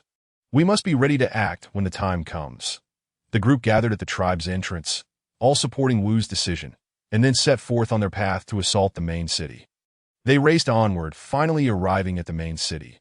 The gates were firmly shut, and soldiers lined the walls, prepared for battle. Mona surveyed the situation and inwardly reflected. The defenses of the main city are formidable. A fierce battle seems inevitable, that I wonder if Jinyao has successfully contacted his old comrades, and whether Mu has safely departed the main city for the Sea clan. She turned to her kin behind her, saying, everyone, be cautious. Do not underestimate the enemy. We must strive to minimize casualties. Longying led a group of robust warriors, carrying massive logs, charging towards the city gates. Upon witnessing this, the soldiers within the city immediately began hurling stones, attempting to thwart their assault, and swiftly reported to Huiqiang and Longke. Yet, Longying and his comrades pressed on fearlessly, braving the barrage of rocks as they inched closer to the gates. The wolf-eagle beastmen soared above, seizing opportunities to dive down and cast the soldiers from the walls, while the disciplined warriors of the beast tribe unleashed arrows and engaged in close combat without hesitation, mercilessly claiming lives. Ha ha ha, Longing, it has been ages. Are you well? Longkue, you traitor, how dare you continue to live? Today, I shall take your life to honor the souls of the fallen dragon clan. Then let us see if you possess the capability. A millennium ago, I allowed you to escape. Today, you shall not evade your fate. Prepare to meet your end. With that, Lonkue leapt from the high wall, striking at Long Ying with a sweeping palm. Long Ying swiftly dodged and delivered a kick to Lonkue's abdomen. Bang! Lonkue crashed into the city wall, slowly sliding down, blood spilling from his mouth. Not bad. You possess some skill. Come again. Lonkue wiped the blood from his mouth, grinning malevolently. Huiqiang, relay orders to summon forth the ferocious beasts. I want them dead. Yes, master. Huiqiang formed seals with his hands, murmuring incantations. Soon, a thunderous sound of footsteps and deafening roars of beasts echoed from behind the crowd. Mona's heart sank. She had forgotten about the ferocious beasts. Quickly, Qian, carry me into the sky. I must tame the beasts. Qian, responding immediately, transformed into his beast form and soared into the air with Mona. Mona concentrated her energy, employing her beast-taming technique in an attempt to control the ferocious beasts. However, with their overwhelming numbers and power, her efforts yielded little result. Sweat beaded on her forehead as she struggled to maintain her spell. Meanwhile, Long Ying and Lonkue engaged in a fierce battle, neither relenting. Other tribe members were also embroiled in intense combat with the soldiers of the main city. Mona gritted her teeth, amplifying the power of her beast-taming technique. Gradually, some of the ferocious beasts began to respond, becoming more docile. Yet just then, Mona felt a wave of dizziness wash over her. Her spiritual energy was nearly depleted. She persisted, determined to maintain her control over the beasts, refusing to allow them to spiral out of control. Long Ying, seeing Mona teetering on the brink, felt a surge of concern. With a mighty dragon's roar, he transformed into the Azure Dragon, striking Lonkue with his tail, sending him flying several dozen feet. Seizing the opportunity, he flew to Mona's side and supported her. Little one, are you all right? I am fine. I feel utterly useless, Brother Ying. In just a short while, my spiritual energy has been exhausted. You should take a moment to rest while I go scatter the pollen of the wolf's bane and the anesthetic. Be cautious, and do not allow the ferocious beasts to approach. If they surround us, we shall have no chance of victory. Understood. Long Ying soared through the clouds, dashing like lightning towards the horde of ferocious beasts. With a shower of medicinal powder cascading beneath him, observing the halted beasts, he unhesitatingly unleashed a torrent of black flames, incinerating the creatures in an instant, leaving them with no escape. The tide of battle shifted dramatically as Huiqiang assisted Master Long Kue to his feet. What shall we do now? Long Kue, with a sinister glare, surveyed the scene, wiping the blood from his mouth, and spat with venom. I did not expect you to possess such a trick. But do not celebrate too soon. This is merely the beginning. With that, he invoked another incantation, summoning more beasts from all directions. Mona's complexion turned pale. She well understood the escalating peril, yet gritted her teeth to endure. She gazed towards Long Ying, who was battling fiercely with the beasts, silently praying for his safety. That moment, a colossal beast broke through the defenses, charging directly at Mona. Sensing the imminent danger, Long Ying swiftly turned to rescue her. But it was too late. In a critical instant, a mysterious beam of light descended from the heavens, sending the beast flying. Within the radiance, a figure gradually emerged. Chapter 65. The Secret Realm of the Qilin Mona. You must be more cautious. You nearly harmed my young Qilin. It is you, senior. Thank you. Mona bowed respectfully while standing atop the crimson flame. Young dragon, you deal with those wretched beings. Leave the ferocious beasts to me. Thank you, senior. Long Ying exhaled a breath of dragon fire and turned to fly towards Long Kue. Mona, pay close attention. The elder held a bamboo flute, gently placing it to his lips. The weeping notes of the flute resonated, causing the weaker beasts to halt, their eyes glazed in stupor. The stronger beasts retreated step by step, desperate to escape the piercing melody. Mona fixed her gaze on the elder's movements, then raised her own jade flute to her lips, producing a sound that elicited a nod of approval from the elder as he watched her performance. This time, Mona did not disappoint, gradually subduing the beasts. Clan members, charge! At this moment, if we do not strike. When shall we? Jinju was the first to dash into the throng of beasts, an 8th-level warrior whose strikes were as swift as lightning. Groups of ferocious beasts collapsed to the ground, and the remaining beastmen, unwilling to appear weak, eagerly joined the fray. Seeing that the beast horde was being controlled by the flute's melody, Long Ke felt a surge of anxiety, preparing to use sorcery to awaken the beasts when Long Ying arrived beside him. The massive dragon coiled in the sky, its commanding roar subjugating the beast men. Long Ke, prepare to meet your doom. In an instant, Long Ying shrank the distance, seizing him by the neck, yet Long Ke was no mere lightweight. He transformed into a black dragon with few scales, soaring into the sky. Long Ying was momentarily taken aback, but quickly pursued him into the air, with the two dragons, one azure and one black. Entangled and rolled amidst the clouds, Long Ying's sharp claws shedding scales from Long Kuei's body. You wretched Long Ying, you dare to strip me of my scales? I shall make you pay, you scaleless wretch. Who shall meet their end is yet to be seen. I will flay your skin and extract your tendons, avenging the fallen of the dragon clan. Their battle intensified, the roars of the dragon sending tremors through the beasts below. As snowflakes swirled in the sky, engulfed by the chaos of their clash. Meanwhile, the beast men seized the opportunity to slay many ferocious beasts that as time elapsed, the number of beasts on the battlefield dwindled. And Long Kuei's subordinates suffered heavy casualties. Ultimately, Long Ying exerted all his strength in a single strike, sending Long Kuei crashing to the ground, stirring up a cloud of snow. Long Ying pressed the advantage, preparing to deliver the final blow. Just then, a gray figure darted past, whisking the severely injured Long Kuei away. Damn it! He escaped. Long Ying roared in fury. Turning to pursue, Mona quickly stepped forward to restrain him, soothingly saying, "Do not chase after him. Fear not. He is gravely injured and should not pose further trouble for the time being. Thanks to the assistance of our senior, our beast clan has narrowly averted disaster." Cheers erupted among the beast men, celebrating their hard-won victory. However, Mona's heart was heavy with concern. She understood that this triumph was merely temporary. With greater challenges lying ahead, we must head to the city to seek out Jin Yao and Chief Mu. Brother Ying, there will be many days ahead. Senior, please take good care of her. I shall enter the city to assess the situation. Long Ying nodded at Mona and transformed into a colossal dragon. Soaring away, you all hasten to clear the beasts and tidy the battlefield. I and the senior shall head to the main city to find Jin Yao and Chief Mu. I will accompany you. Jin Ju abandoned his search for beast crystals and beast cores, trailing behind Mona. Mona and the elder entered the city, witnessing the ruins and corpses that littered the streets, a clear indication of the fierce battle that had recently transpired. Mona's heart ached deeply. She quickened her pace towards the trading post, silently praying that Jin Yao and Chief Mu were unharmed. Upon finally locating them, she discovered they were organizing the clan members to clear the battlefield and treat the injured. Mona rushed forward to inquire, "What is happening?" "Do not even mention it. What a disgrace. I returned to contact old allies to prepare a counterattack against Hui Chong, but I never anticipated he was already aware. And he struck us with great ferocity. Fortunately, Chief Mu arrived to assist. While we were engaged in fierce combat, you all arrived. You know the rest. What are the casualties? Were the losses significant? Where are He Sha and Huida?" "Wu, we are here."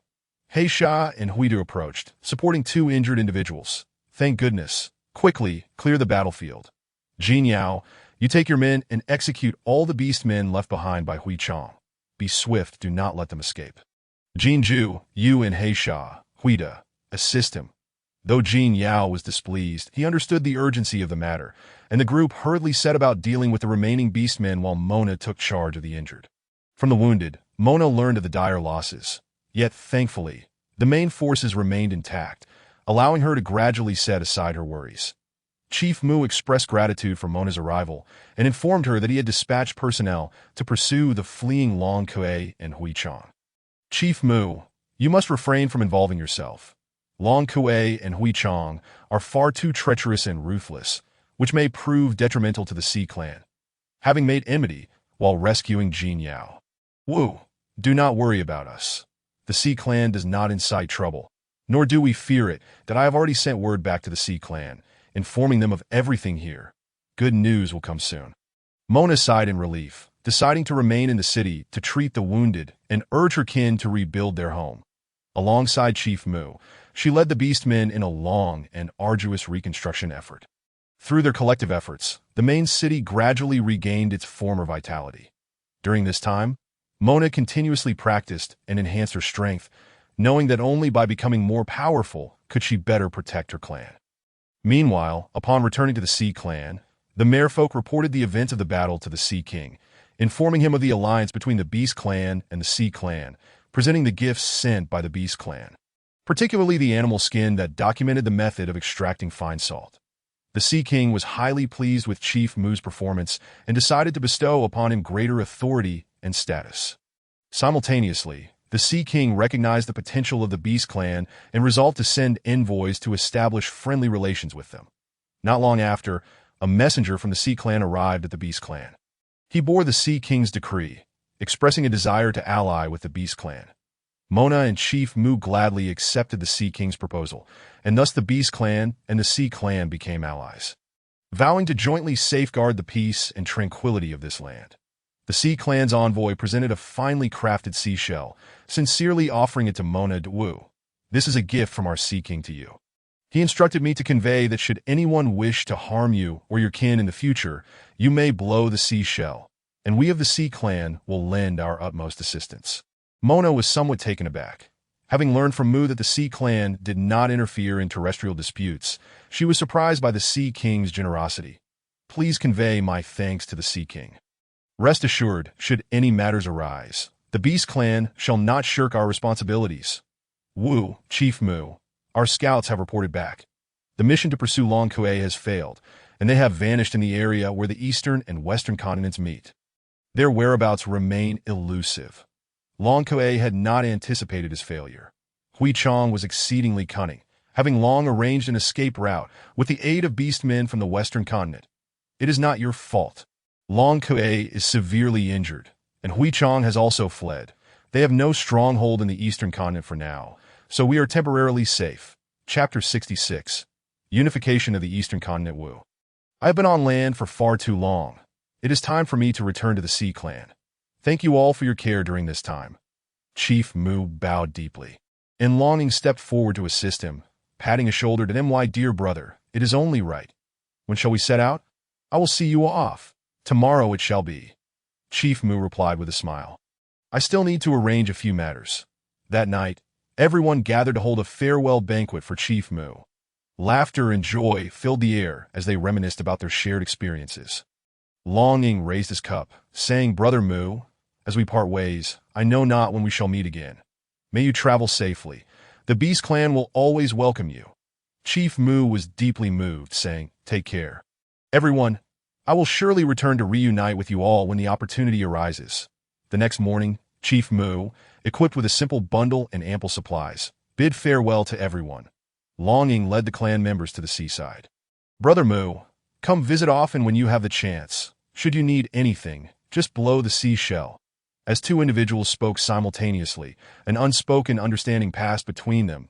In a tight embrace, they ultimately released one another. Watching as leader Mu and his kin transformed into merfolk and descended into the sea, soon vanishing into the vast expanse of the ocean. Alas, at this moment, I find myself yearning for leader Mu, unsure of when we might meet again. Indeed, once we have resolved our tribal affairs and the little one has given birth, we shall pay a visit to the Sea Tribe as guests. The crowd erupted in cheers, jostling and pushing their way back. Upon returning to the Sea Tribe, leader Mu recounted the various happenings on land to the Sea King, who, in a display of authority, announced to the assembled sea beasts that henceforth, all matters of the Sea Tribe would be governed by Mu, without the need for my consultation, that I have decided to abdicate, allowing Mu to assume the title of Sea King. And I urge everyone to support him in furthering the prosperity of the Sea Tribe. Mu took over the role of Sea King and began to organize tribal affairs. That he shared the treasures he had acquired on land with his people and recounted the friendship he had forged with the Beast Clan. Meanwhile, on the shore, Long Ing and his tribe embarked on a new chapter of their lives. Days passed, and the season of snow approached. The Beast Clan was filled with joy and laughter. Mona, after breakfast, "Please make a trip to the priest's residence. I am preparing to return to the secret realm." "Senior, has the Beast Clan failed to extend proper hospitality, or is there another matter at hand?" "The young ones are currently growing, and the energy they provide is insufficient for me, that I must return to the secret realm to find a way to resolve the conflict between the two young ones." Time is of the essence. Let us head to the priest's residence, and the little one can eat along the way. When it comes to matters concerning Mona and the young ones, the beastly husbands are never vague. The group made their way to the priest's residence, where the elders and dignitaries of the tribe had already gathered, their expressions grave and serious. Senior, which tribe leaders, you have arrived. You rose to greet them, while Ula, bouncing with her pregnant belly, rushed over. Take it easy, Ula. If you break U's eagle egg, there will be nowhere for you to cry. Mona reached out to grasp Ula, teasing her, and the two exchanged charming smiles. I tell you, sister, both father and Yuanti allow me to go out. Now that peace has finally returned, I came out for a stroll, and they still scold me that I'm nearly going mad. You looked helpless. What can be done? One must pamper their own female. Then you should take it easy too. The witch is carrying young ones, so one must be careful. Ula stuck her tongue out at you, making a silly face. Sister, now that peace reigns, what could possibly warrant such a commotion among the entire tribe? Uncle Wu pulled Ula aside. Stay out of this. Do not interrupt. Let us see what the priest has to say.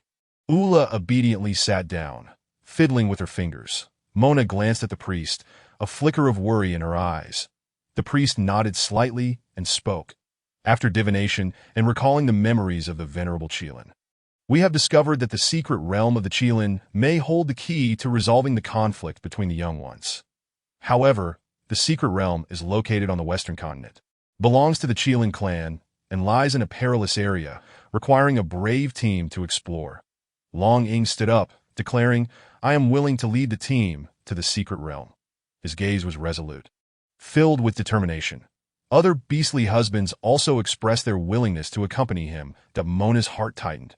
She did not wish for them to take such risks, yet she understood this was their sole hope. She gritted her teeth. I shall go as well, that I possess healing abilities and can assist in caring for everyone. The priest nodded. Very well. Since you have all made your decisions, prepare yourselves. We shall depart tomorrow. May the beast god bless your safe return. Everyone, now that you are aware of the situation, my continued presence here would only deplete the energy of the young ones, that I will take my leave and await you in the secret realm. Wu Shuang, upon your return to the Qilin clan, please inform the priest of everything. She will assist you. Thank you, ancestor. I extend my gratitude on behalf of the two young ones. Wu Shuang immediately knelt, bowing earnestly. Silly child. The hope of my Qilin clan rests upon them. This is what I must do. As the venerable elder gradually faded from sight amidst the reluctant gazes of those present, Ada arrived to report. Which tribe leaders, priest, elders, Jin Yao has come to seek an audience with the leaders of all tribes from the eastern continent. Jin Yao, what trouble is he causing now, after finally reclaiming the main city? Does he not know how to cherish it? Jin Ju rolled up his sleeves, angrily striding toward the door. Why the rush? So hasty. Ada, take them to the council hall. We will be there shortly. Ada was dispatched to lead Jin Yao and his entourage to the council hall, where all tribe leaders, except for Jin Yao, were astonished by the splendor of the Beast clan. Jin Yao had indeed not lied. It was far more prosperous than the main city. Jin Yao, what brings you here? We do not welcome you, you treacherous scoundrel. Jin Ju spoke coldly. Oh dear, brother Jin Ju, I was once deceived as well, and have been punished. Please forgive me this once. I come bearing sincerity. I have brought all the tribe leaders from the eastern continent with me, and they are willing to submit to the Beast clan, never to betray you. Of course, this includes my White Tiger clan. Jin Yao, it is rare for you to demonstrate intelligence. Everyone, please take a seat. Long Ying invited. Once all were seated, Mona cast a glance around. There were over a dozen tribes represented here. Everyone, please introduce yourselves and share what your tribes excel at. Are you here to settle in the Beast clan or to become a subordinate tribe? Long Ying exuded authority, the aura of a king unmistakable. I am the leader of the Golden Lion tribe, called Shi Qing. Tribe leader, Lady Witch, please forgive my tribe's foolishness in being deceived that on behalf of my entire clan. I apologize that we wish to settle in the Beast clan, forever loyal and never to betray. Shi Qing concluded with a profound bow, remaining in that position for a long time, sincerity radiating from him. I, as the leader of the Mengma tribe, like the Golden Lion tribe, was blinded and offended your nobility, that I hope you can overlook past grievances and accept us as a subordinate tribe. We vow before the Beast God to never betray. He too bowed deeply, awaiting judgment. Did I 2. Alongside me. Rabbit Leader, Lady Witch, we of the Rabbit Clan wish to migrate entirely, that we seek the Lady Witch's refuge. We can cultivate and grow medicinal herbs. Rabbit Leader knelt anxiously. Rabbit Leader, is that really you? Where is Uncle Rabbit? Did he not accompany you? Mona recognized Rabbit Leader and gestured for him to rise and respond that my father said you would surely agree, and he has already instructed the clan to prepare to come to the Beast Clan. Have they already set off? This Rabbit Leader does not consider himself an outsider. Uncle Wu, please lead the tribe to receive them. The wind and snow are fierce. Take care not to encounter any mishaps. Huida, go inform Chow to prepare accommodations for the unbonded females and elderly beastmen. You and the herbivore elder should arrange for the single males and bonded beastmen. Henceforth, the Rabbit Clan will live together with you herbivore clan. Jointly managing the agriculture of the Beast Clan. Understood. Thank you. Which that we will ensure the herbivore clan's population increases. We will not disappoint you. Rabbit Leader followed Huida, while you also went to greet the Rabbit Clan members. The remaining tribe leaders grew anxious, all expressing their intentions. Tribe Leader, I am the leader of the Python tribe, known as Changche, residing near the Western Continent. I am currently a 7th level Star Ring Beastman, and do not need to hibernate. I have journeyed 1,000 miles solely to seek refuge in the Beast Clan that I pledge on behalf of my entire clan to never betray and to submit wholeheartedly. Upon finishing, Changche appeared somewhat drowsy. Mona perceived the signs. The long journey had drained too much energy from him, and even the mightiest snake must hibernate to be she. Prepare him a fluffy outfit and 2 animal skin blankets to keep warm. Make sure he does not fall asleep. She acted swiftly, providing him with clothing and instructing him on how to wear it, wrapping him snugly in the animal skin blankets. Changche had never experienced such warmth and felt elated at having made the right decision. Very well, the Beast Clan accepts you. When the warm season arrives, you may lead your clan here to settle in Tingsha Mountain, Biaishi, Elder Tingsha. From now on, the Python tribe will live alongside you. Thank you, Tribe Leader. Thank you, which Changche expressed gratitude as he closed his eyes, soon followed by the sound of snoring. That I am from the leopard tribe, called Fei Yang, and I reside near the northern continent. Jin Yao found me and informed me of the troubles in the main city, that I am a beast man from the eastern continent. I regret not being able to help that I came today with a mindset of merely observing, but was surprised to see the Beast Clan as profound sense of loyalty. The weak rabbit tribe has been accepted, and even the cold-blooded python tribe has been welcomed, extending courtesy to those who have harmed you in the past that I, Fei Yang, am deeply impressed and represent the leopard tribe. Willing to become your subordinate tribe, offering tribute annually, sharing resources, and never betraying you. Very well, Fei Yang. You will take pride in your decision today that I appreciate your understanding of the essence of things and commend your acknowledgement of being part of the Eastern Continent. Filled with spirit and passion, I accept your proposal. Wu Shuang, take him around the tribe. Whatever he needs, we shall provide as a reward for his decision. Brother Fei Yang, please follow me. Wu Shuang led Fei Yang out of the council hall. Wait for me. I too, from the Brown Bear tribe, share the same sentiments. Don't just take him. Take me along as well. Mona observed the burly beast man, who had a playful yet endearing demeanor. To go ahead, Brown Bear. I am not called Brown Bear. My name is Zhou, the newly appointed leader of the Brown Bear tribe. Mona chuckled lightly, finding his earnestness quite charming. Still a leader.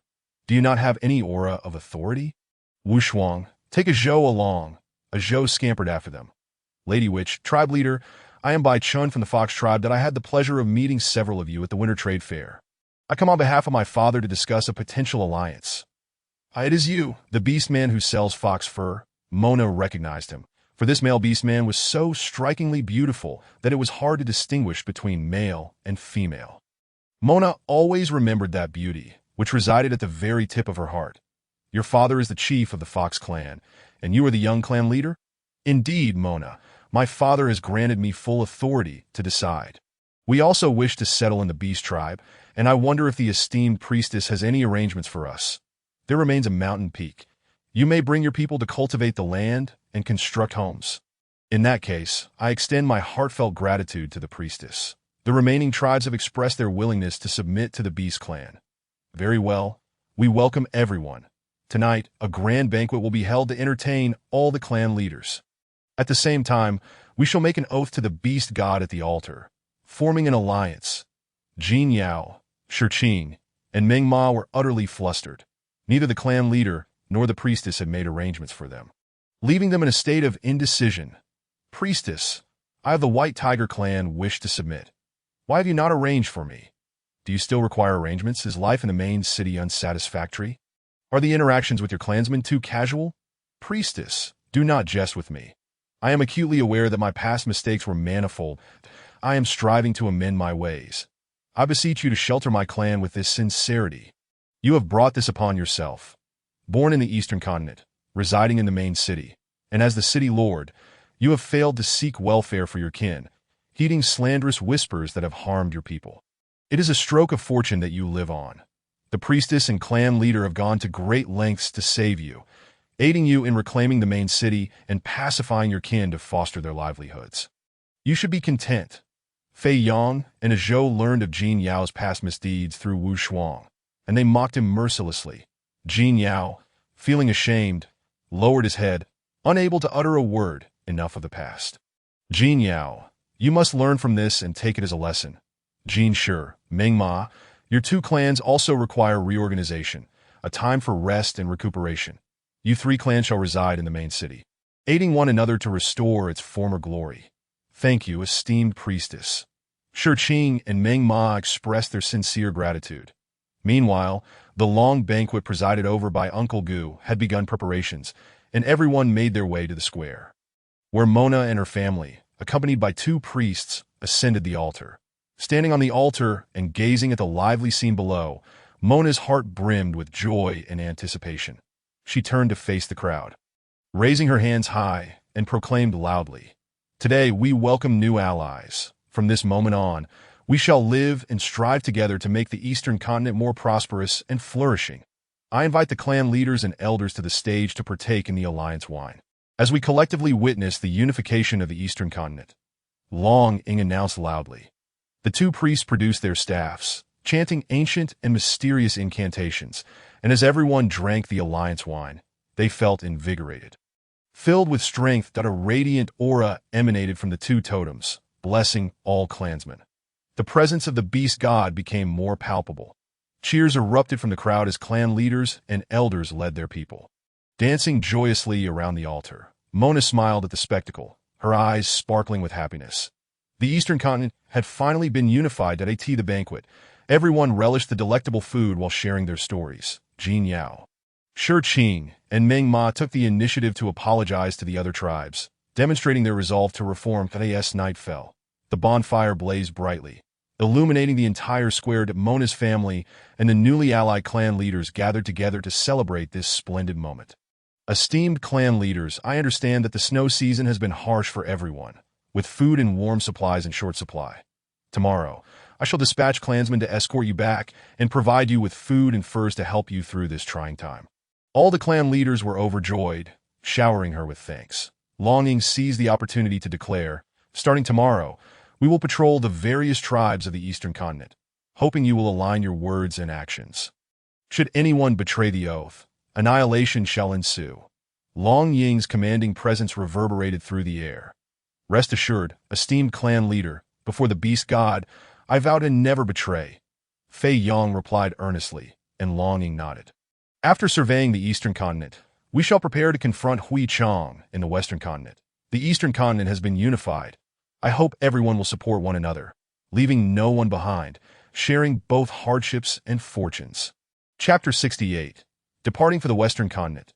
Please rest assured, priestess and clan leaders, we shall certainly uphold this commitment. All clan leaders echoed in agreement, save for Chang Che, who had entered hibernation. Uncle Gu remarked, Chang Che may not awaken until the warm season, during which time you must care for him, but if we have not returned by then, Huida, you shall lead the herbivorous clans and the rabbit beastmen in planting crops. Bai Chun, when the warm season arrives, you will build your own homes. Should you require assistance, seek out you and Hei Sha. Priestess, cultivate some shamans from among these cubs, teaching them to grow medicinal herbs. Elders, I leave the affairs of the tribes in your capable hands. I entrust this to you all. Mona meticulously outlined her plans, laying the groundwork for their expedition to the Western Continent. Jin Yao, Shi Qing, and Ming Ma, the main city remains the main city. You must focus on development, Trade will continue in the main city, but the trading objectives will shift. Any tribe from the eastern continent in need of medicine or food may contact the Beast Clan through Jin Yao in the main city. We, the Beast Clan, will offer our full support without requiring crystal exchanges, using barter or allowing them to work in the Beast tribe for compensation. As for visitors or those seeking refuge from other continents, I hope everyone will remain vigilant, lest we attract another Hui Chong. All the beasts, having heard Mona's arrangements, felt their hearts swell with emotion, their resolve to submit growing stronger. Fear not, priestess. Upon your return, we shall restore a prosperous and powerful eastern continent. Fei Yong and Azhou patted their chests in assurance, and Mona nodded in acknowledgement. Esteemed priests, as our journey is long, we shall not bring clansmen with us. We will travel light as a family, striving to return as swiftly as possible. Very well, we shall pray daily before the beast god for your safe passage and a successful journey. Rest assured, we old fellows will keep a watchful eye on the tribe, ensuring all remains well. Uncle Wu stepped forward, casually handing Mona a beast essence. Knowing you are in a hurry, this is a fierce beast essence from the hunting of my Food Wolf Eagle clan. It is a gift. I hope it aids you on your journey. Words of gratitude were unnecessary. Uncle Wu, please extend my thanks to the Food Wolf Eagle clan. Mona and her family bowed respectfully, expressing their gratitude. This is a treasured artifact of my Silver Wolf clan, the Moonwatch Mirror. Our ancestors said that on a full moon night, the Moonwatch Mirror can absorb the essence of the moon, thereby enhancing strength. That why Silver Wolf clan has yet to produce such a powerful individual. With Qing Li accompanying you, perhaps there will be a different kind of transformation that I bestow it upon you. Qing Li accepted the Moonwatch Mirror, feeling both surprised and delighted. Thank you, Elder. I will not disappoint your expectations. Mona quickly packed her belongings, and as her family set forth, they departed for the western continent amidst the reluctant gazes of the beasts. Bai Chun, unable to suppress his longing, followed Mona's silhouette. Bai Chun quietly trailed behind Mona's family, maintaining a respectful distance. His heart was filled with turmoil. On one hand, he did not wish to part from Mona, while on the other, he was acutely aware of the dangers that lay ahead on this journey westward. He gazed longingly at Mona's figure, vowing silently to become stronger and protect her. Mona seemed to sense Bai Chun's presence. She paused and looked back. Bai Chun, flustered, hurriedly hid behind a tree. However, Mona merely smiled and softly called out, "Come out, Bai Chun." Bai Chun awkwardly emerged, his head bowed in silence. Mona stepped forward, gently stroking his head, saying, "Silly boy, you need not follow us.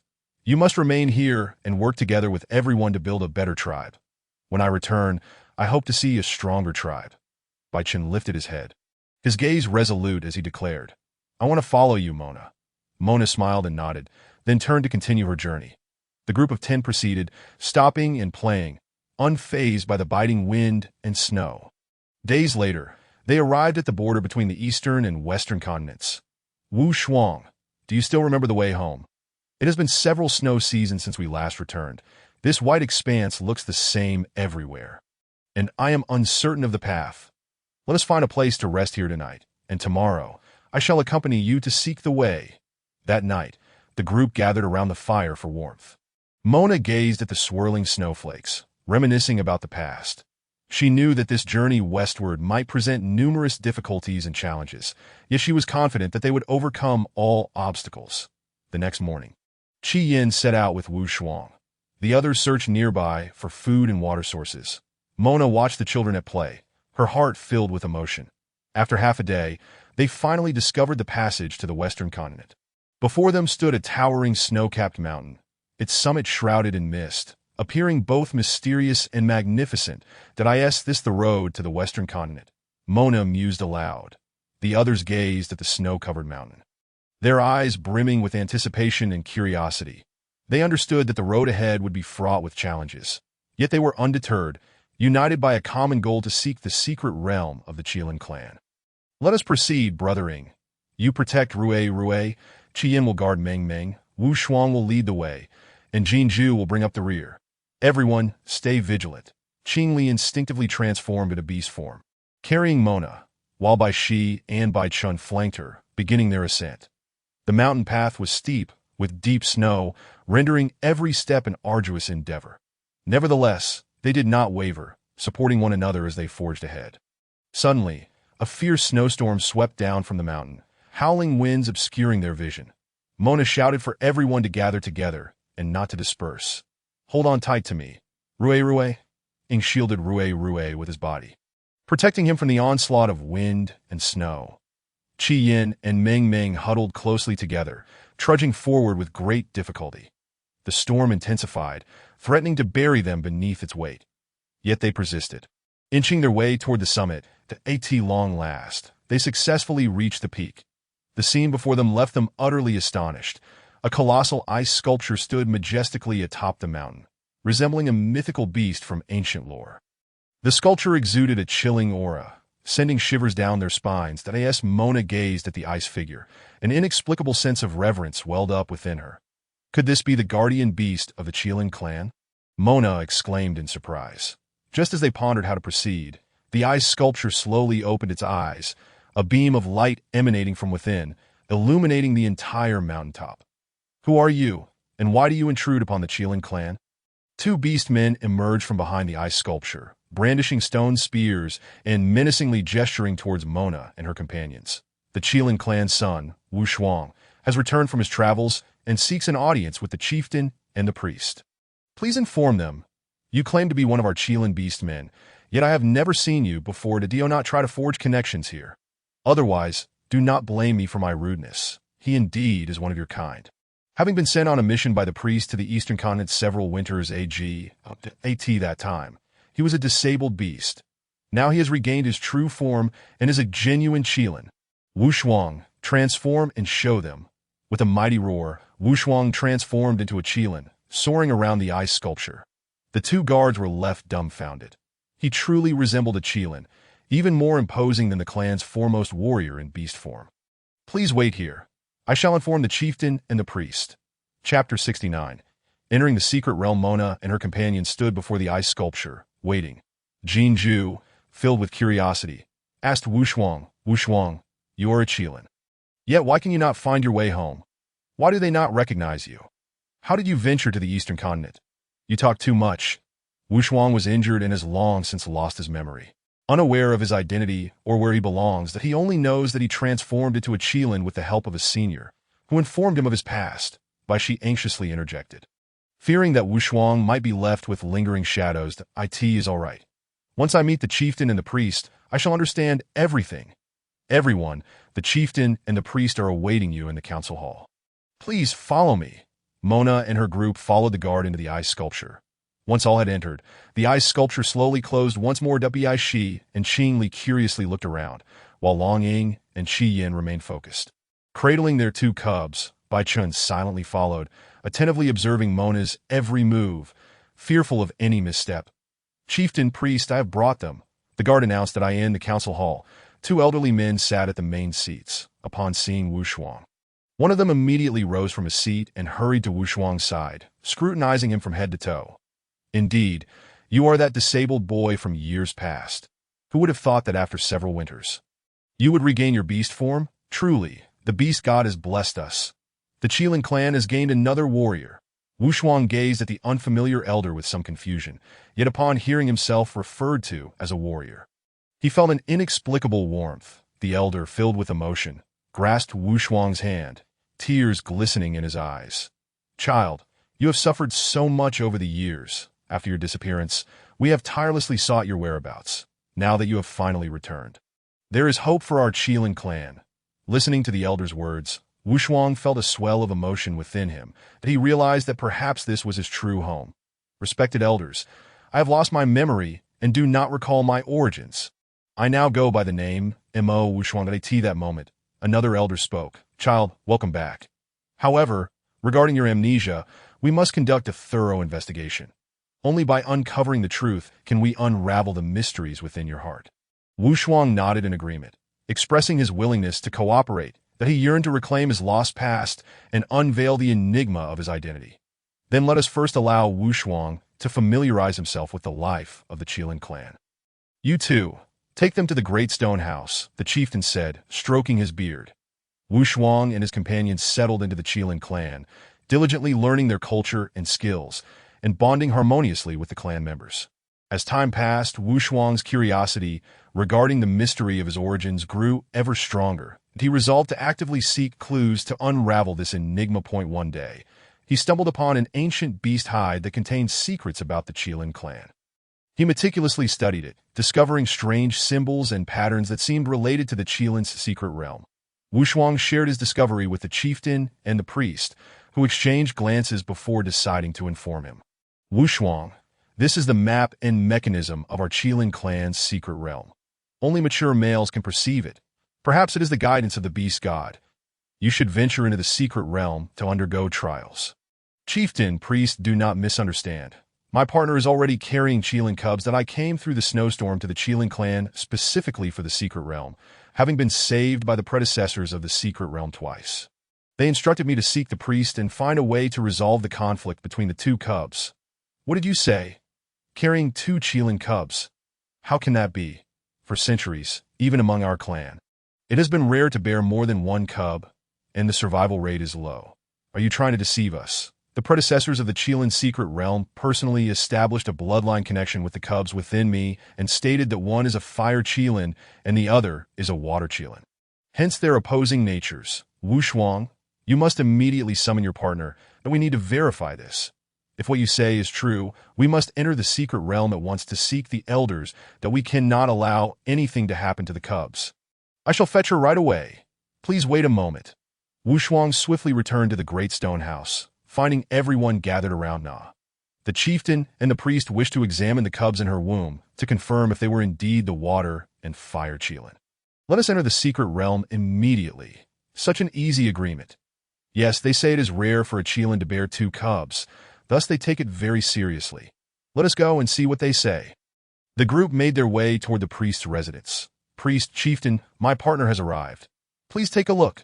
The priest produced a staff, instructing Mona to lie down, murmuring incantations over her abdomen. The upper part of Mona's belly glowed a fiery red, while the lower part shimmered a deep blue, seemingly separated by an unseen barrier, each respecting the other's territory. The priest intensified his spiritual energy, and 2 distinct halos of light emerged from Mona's body, gently swaying in the air. Meanwhile, an elder within the secret realm sensed the energy and promptly appeared before the group. Stop. The energy of the 2 cubs is already quite weak, that if you forcibly stimulate it further, how will they grow up safely? The elder waved his hand, severing the priest's energy with a fierce glare. Greetings, Elder Guiyuan. The chieftain and the priest knelt in respect, feeling unworthy of such reverence, that if you truly care for the Qilin clan, you would not have stimulated the energy of the cubs, that do you not think I am unaware of your intentions. Elder Guiyuan, we merely wish to verify if Wu Shuang's claims are true and had no intention of harming the young ones. No need for explanations, that I shall take them into the secret realm now. Until Mona has given birth, none of you may disturb the secret realm. Elder, they are outsiders. This is against our customs. My words are the law.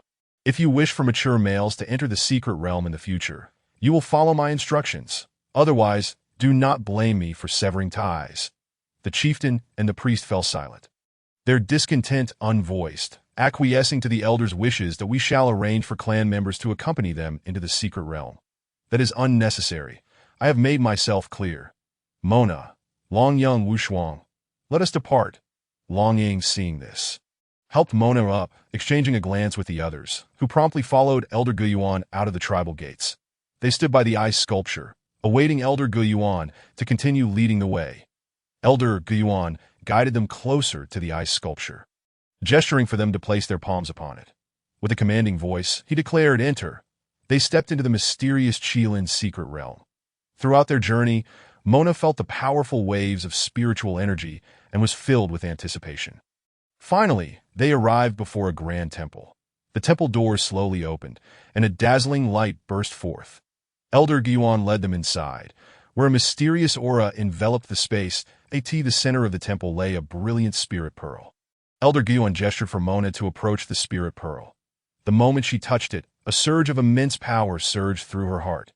The spirit pearl radiated an extraordinary glow, illuminating the 2 Qilin cubs within Mona's womb. They frolicked playfully in the light, brimming with vitality. Overwhelmed with emotion, Mona watched this scene, tears streaming down her cheeks. Elder, How did you find the spirit pearl? The last time I visited, this temple did not exist. When I assisted you last time, the two cubs and I awakened our Chilean ancestors through our bloodline connection. This temple was built to honor them. In the days to come, Mona, you may rest easy while nurturing your pregnancy. And you boys should seize the opportunity to train. Chapter 70. Training in the secret realm, the group temporarily settled in the temple, and the beastmen busily prepared the necessary items for Mona. Only Baichin stood awkwardly, feeling helpless, as he seemed unable to assist in any way. Baichin, go prepare some food. Rue and Ming must be hungry. Mona noticed his discomfort and offered him an escape. All right, I will go at once. Elder Guyuan chuckled, stroking his beard. Mona, your beastmen are truly commendable. When did you acquire them? He teased, pointing at Baichin. Haha, my good fortune. They all treat me quite well. Elder, may I borrow the spirit pearl's energy to cultivate my healing arts for the two cubs? Of course, but do not overexert yourself. That a strong mother is beneficial for the cub's growth. Understood. Thank you, Elder. Mona immediately seated herself in meditation within the temple, absorbing the spiritual energy from the secret realm. Shortly after, Baichin returned with food, placing it aside as he quietly observed the meditating Mona, that a faint green glow emanated from her, rendering her exceptionally beautiful, that he found himself entranced, only snapping back to reality when the voices of Rue and Ming broke the silence. Your mother is cultivating. Let's not disturb her, Baichin gently remarked. Cultivating? How long will it take? Rue inquired curiously. That I am uncertain, but it should not be too long, Baichin replied, ruffling Rue's hair. Let us eat first. Just then Mona slowly opened her eyes, her gaze brighter than before, indicating a noticeable improvement in her cultivation. Mother, Rue and Ming excitedly rushed over. Yes, my darlings, Mona smiled, affectionately patting their heads. How do you feel? Is there any discomfort? None, Mother. You have become even more beautiful. The flames on your forehead are more vibrant. Ming exclaimed joyfully. Mona smiled, turning to Baichin with a glimmer of gratitude in her eyes. Thank you, Baichin, she said softly. Baichin's cheeks flushed crimson as he lowered his head, a hint of bashfulness in his voice. That it is what I ought to do, that I may not assist you in other matters. But I can cook, that do not belittle yourself. Seize this opportunity to cultivate diligently in the secret realm and enhance your abilities. I understand. I will strive to do my best. Baichin's eyes sparkled with determination. Little one, how do you feel? Are the two little ones inside behaving well? They are fine, absorbing the energy from the spiritual orbs without any conflict. That I should no longer need to consume the red crystal. In a few days, let us introduce you to them. Who are we meeting? Such excitement. Jinju and Qiyin stepped into the temple. Mother is speaking of the younger brothers. We shall see them in a few days. Nana, is it time for delivery? Wu Shuang hurriedly entered, followed closely by Bixia and Qingli. Not so soon. They are merely two little ones absorbing ample energy and taking form within. The spiritual orbs will reveal themselves. Wow, how wondrous. Jinju reached out to touch Mona's belly, exclaiming, I am your Jinju father. His face radiated with joy and sweetness. One might mistakenly think he was the father of the little ones. Enough of the antics. Baichin has prepared the food. Call the elder to join us for a meal, and after we eat, let us continue to strengthen ourselves. We must all advance before the little ones arrive. Upon hearing this, everyone sprang into action. Elder Guyuan took the lead, settling down to impart some cultivation insights. Others gathered around, eating while listening intently. Baichin sat quietly to the side, watching Mona's blissful smile. His heart filled with warmth that he silently vowed to cultivate with greater fervor, aspiring to become a powerful being capable of protecting them. After the meal, the group immersed themselves once more in their cultivation. The temple was suffused with rich spiritual energy as each person devoted themselves to self-improvement.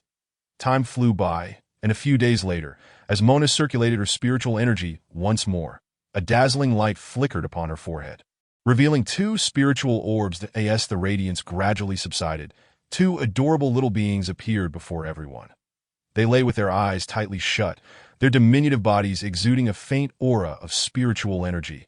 The crowd erupted in jubilant exclamations, surrounding the two new lives with eyes brimming with affection.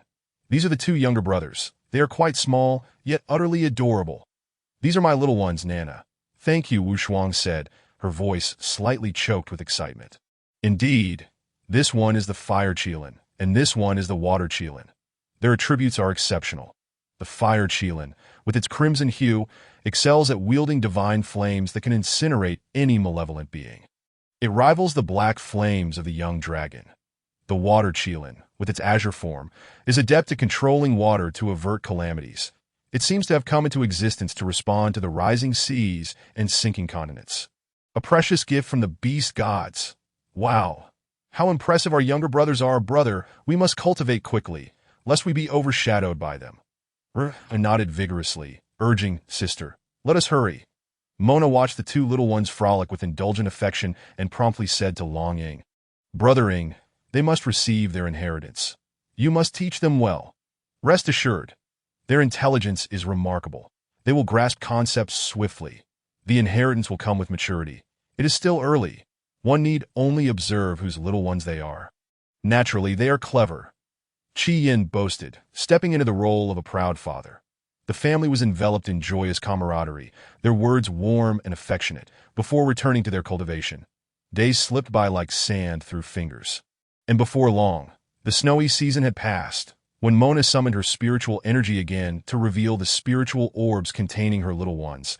She was on the verge of giving birth, on the very first day of the warm season. Mona felt intense pain in her abdomen, realizing that the babies were about to be born. The group gathered anxiously around her, offering encouragement and support. Before long, a clear, piercing cry resonated throughout the temple. She has given birth. It is a fire baby, Bai Chen exclaimed excitedly. Just then, another wail filled the air. The water baby has also been born, Elder Guiyuan announced with a smile. The two little ones cried robustly, their voices strong and resonant. Mona gazed at them wearily, yet her face radiated happiness. Everyone rushed forward to offer their congratulations, their concerned gazes fixed on Mona and the babies, filling the temple with an atmosphere of joy. The two infants were swaddled in soft blankets, eagerly awaiting nourishment. Mona gently cradled them, her maternal love overflowing. Wu Shuang and several other beast husbands gathered around, gazing at their children with eyes full of affection. However, just as everyone reveled in joyous celebration, the sky suddenly darkened, and a fierce wind began to howl. A black tornado surged forth, barreling towards the temple. It's the black powder. How did it appear here? Elder Guiyuan gasped in alarm. The black powder, a mysterious and perilous entity, was known to devour the spiritual energy and souls of newborn Qilin, especially those with extraordinary talents, plunging everyone into a state of panic as they tightly shielded the children. Bai Chen stepped forward, declaring, I will fend them off. You all protect Mona and the little ones. With that, he transformed into a white fox, 9 tails raised high, unleashing powerful spiritual energy to form a barrier, keeping the black powder at bay outside the temple. Chapter 71. A desperate struggle. Elder, why did the black powder appear after the little one was born? I do not know. This is my first encounter with such a large scale of black powder. I have inspected the secret realm countless times. How did they get in? The only explanation is that there is a traitor among the Qilin who has brought outsiders in. Bai Chen, be cautious. After Long Ying's warning, a dragon's roar burst forth from the temple, breathing forth black flames that incinerated a batch of black powder, alleviating some pressure from Bai Chen. Yet, the relentless tide of black powder continued to surge into the temple. Despite their formidable powers, they could not withstand the insidious infiltration of the black powder. The beast husbands guarding Mona were on high alert, fiercely protecting the newly born twins and Mona. Rue and Meng Meng were also shielded behind the elder. Bai Chen continuously released purifying energy, striving to eliminate the black powder. However, the sheer number overwhelmed him, and he gradually felt his strength waning. This cannot go on. We must find a way to stop them. Long Ying shouted at that moment. Mona regained consciousness and, upon witnessing the scene before her, was filled with dread and concern. The children, she uttered weakly, "Do not worry. They are safe," Wu Shuang reassured her. Suddenly, the black powder ceased its assault, converging to form a massive black sphere. What is happening? The crowd gazed in astonishment. The black sphere slowly opened its eyes, and a malevolent light targeted the temple, bearing down on the two newborn Qilin. Ha ha ha! After searching high and low, I find my prize without any effort. Longing Mona, I have yet to seize my opportunity in the eastern continent. Now it has come to me. Should I call you foolish or simply fortunate? Emerging from behind the black powder was Long Kuei, flanked by Hui Chong and the clan leader. Clan leader, Yu Wushuang trembled as she pointed at the Qilin clan leader. Why? This is our Qilin secret realm. These are my Qilin offspring, your kin. How can you do this? Silence. Initially, I spared you, seeing as you were a soiled Qilin, and did not fully absorb your spiritual energy, merely rendering you a crippled beast. I never anticipated you would experience such fortune and give birth to 2 children, rare water and fire attributes. How could I let such an opportunity slip away? Once I gather the 5 elements of gold, wood, water, fire, and earth, I shall be the foremost Qilin, and none shall stand in my way. So it was you who turned me into a crippled beast. How cruel your heart is, harming your own kin for your selfish desires. You are unworthy of being our clan leader. Beast, you dare collude with outsiders, trespass in the secret realm, and harm the younglings. I shall cleanse the Qilin of traitors. You old wretch, they are all outsiders. You are no different, having brought them in. Today shall be your doom. Long Kuei, Hui Chong attacked together. Upon witnessing this, Long Ying and Bai Chun immediately positioned themselves in front of Mona and the children. You shall not harm them. Long Ying roared that a fierce battle ensued as Long Ying and Bai Chun unleashed their ultimate techniques, engaging in a life-and-death struggle against Long Kuei and his cohorts. However, Long Kuei's strength was formidable, and with Hui Chong's assistance, they also had to guard against sudden attacks from the black powder. They gradually gained the upper hand.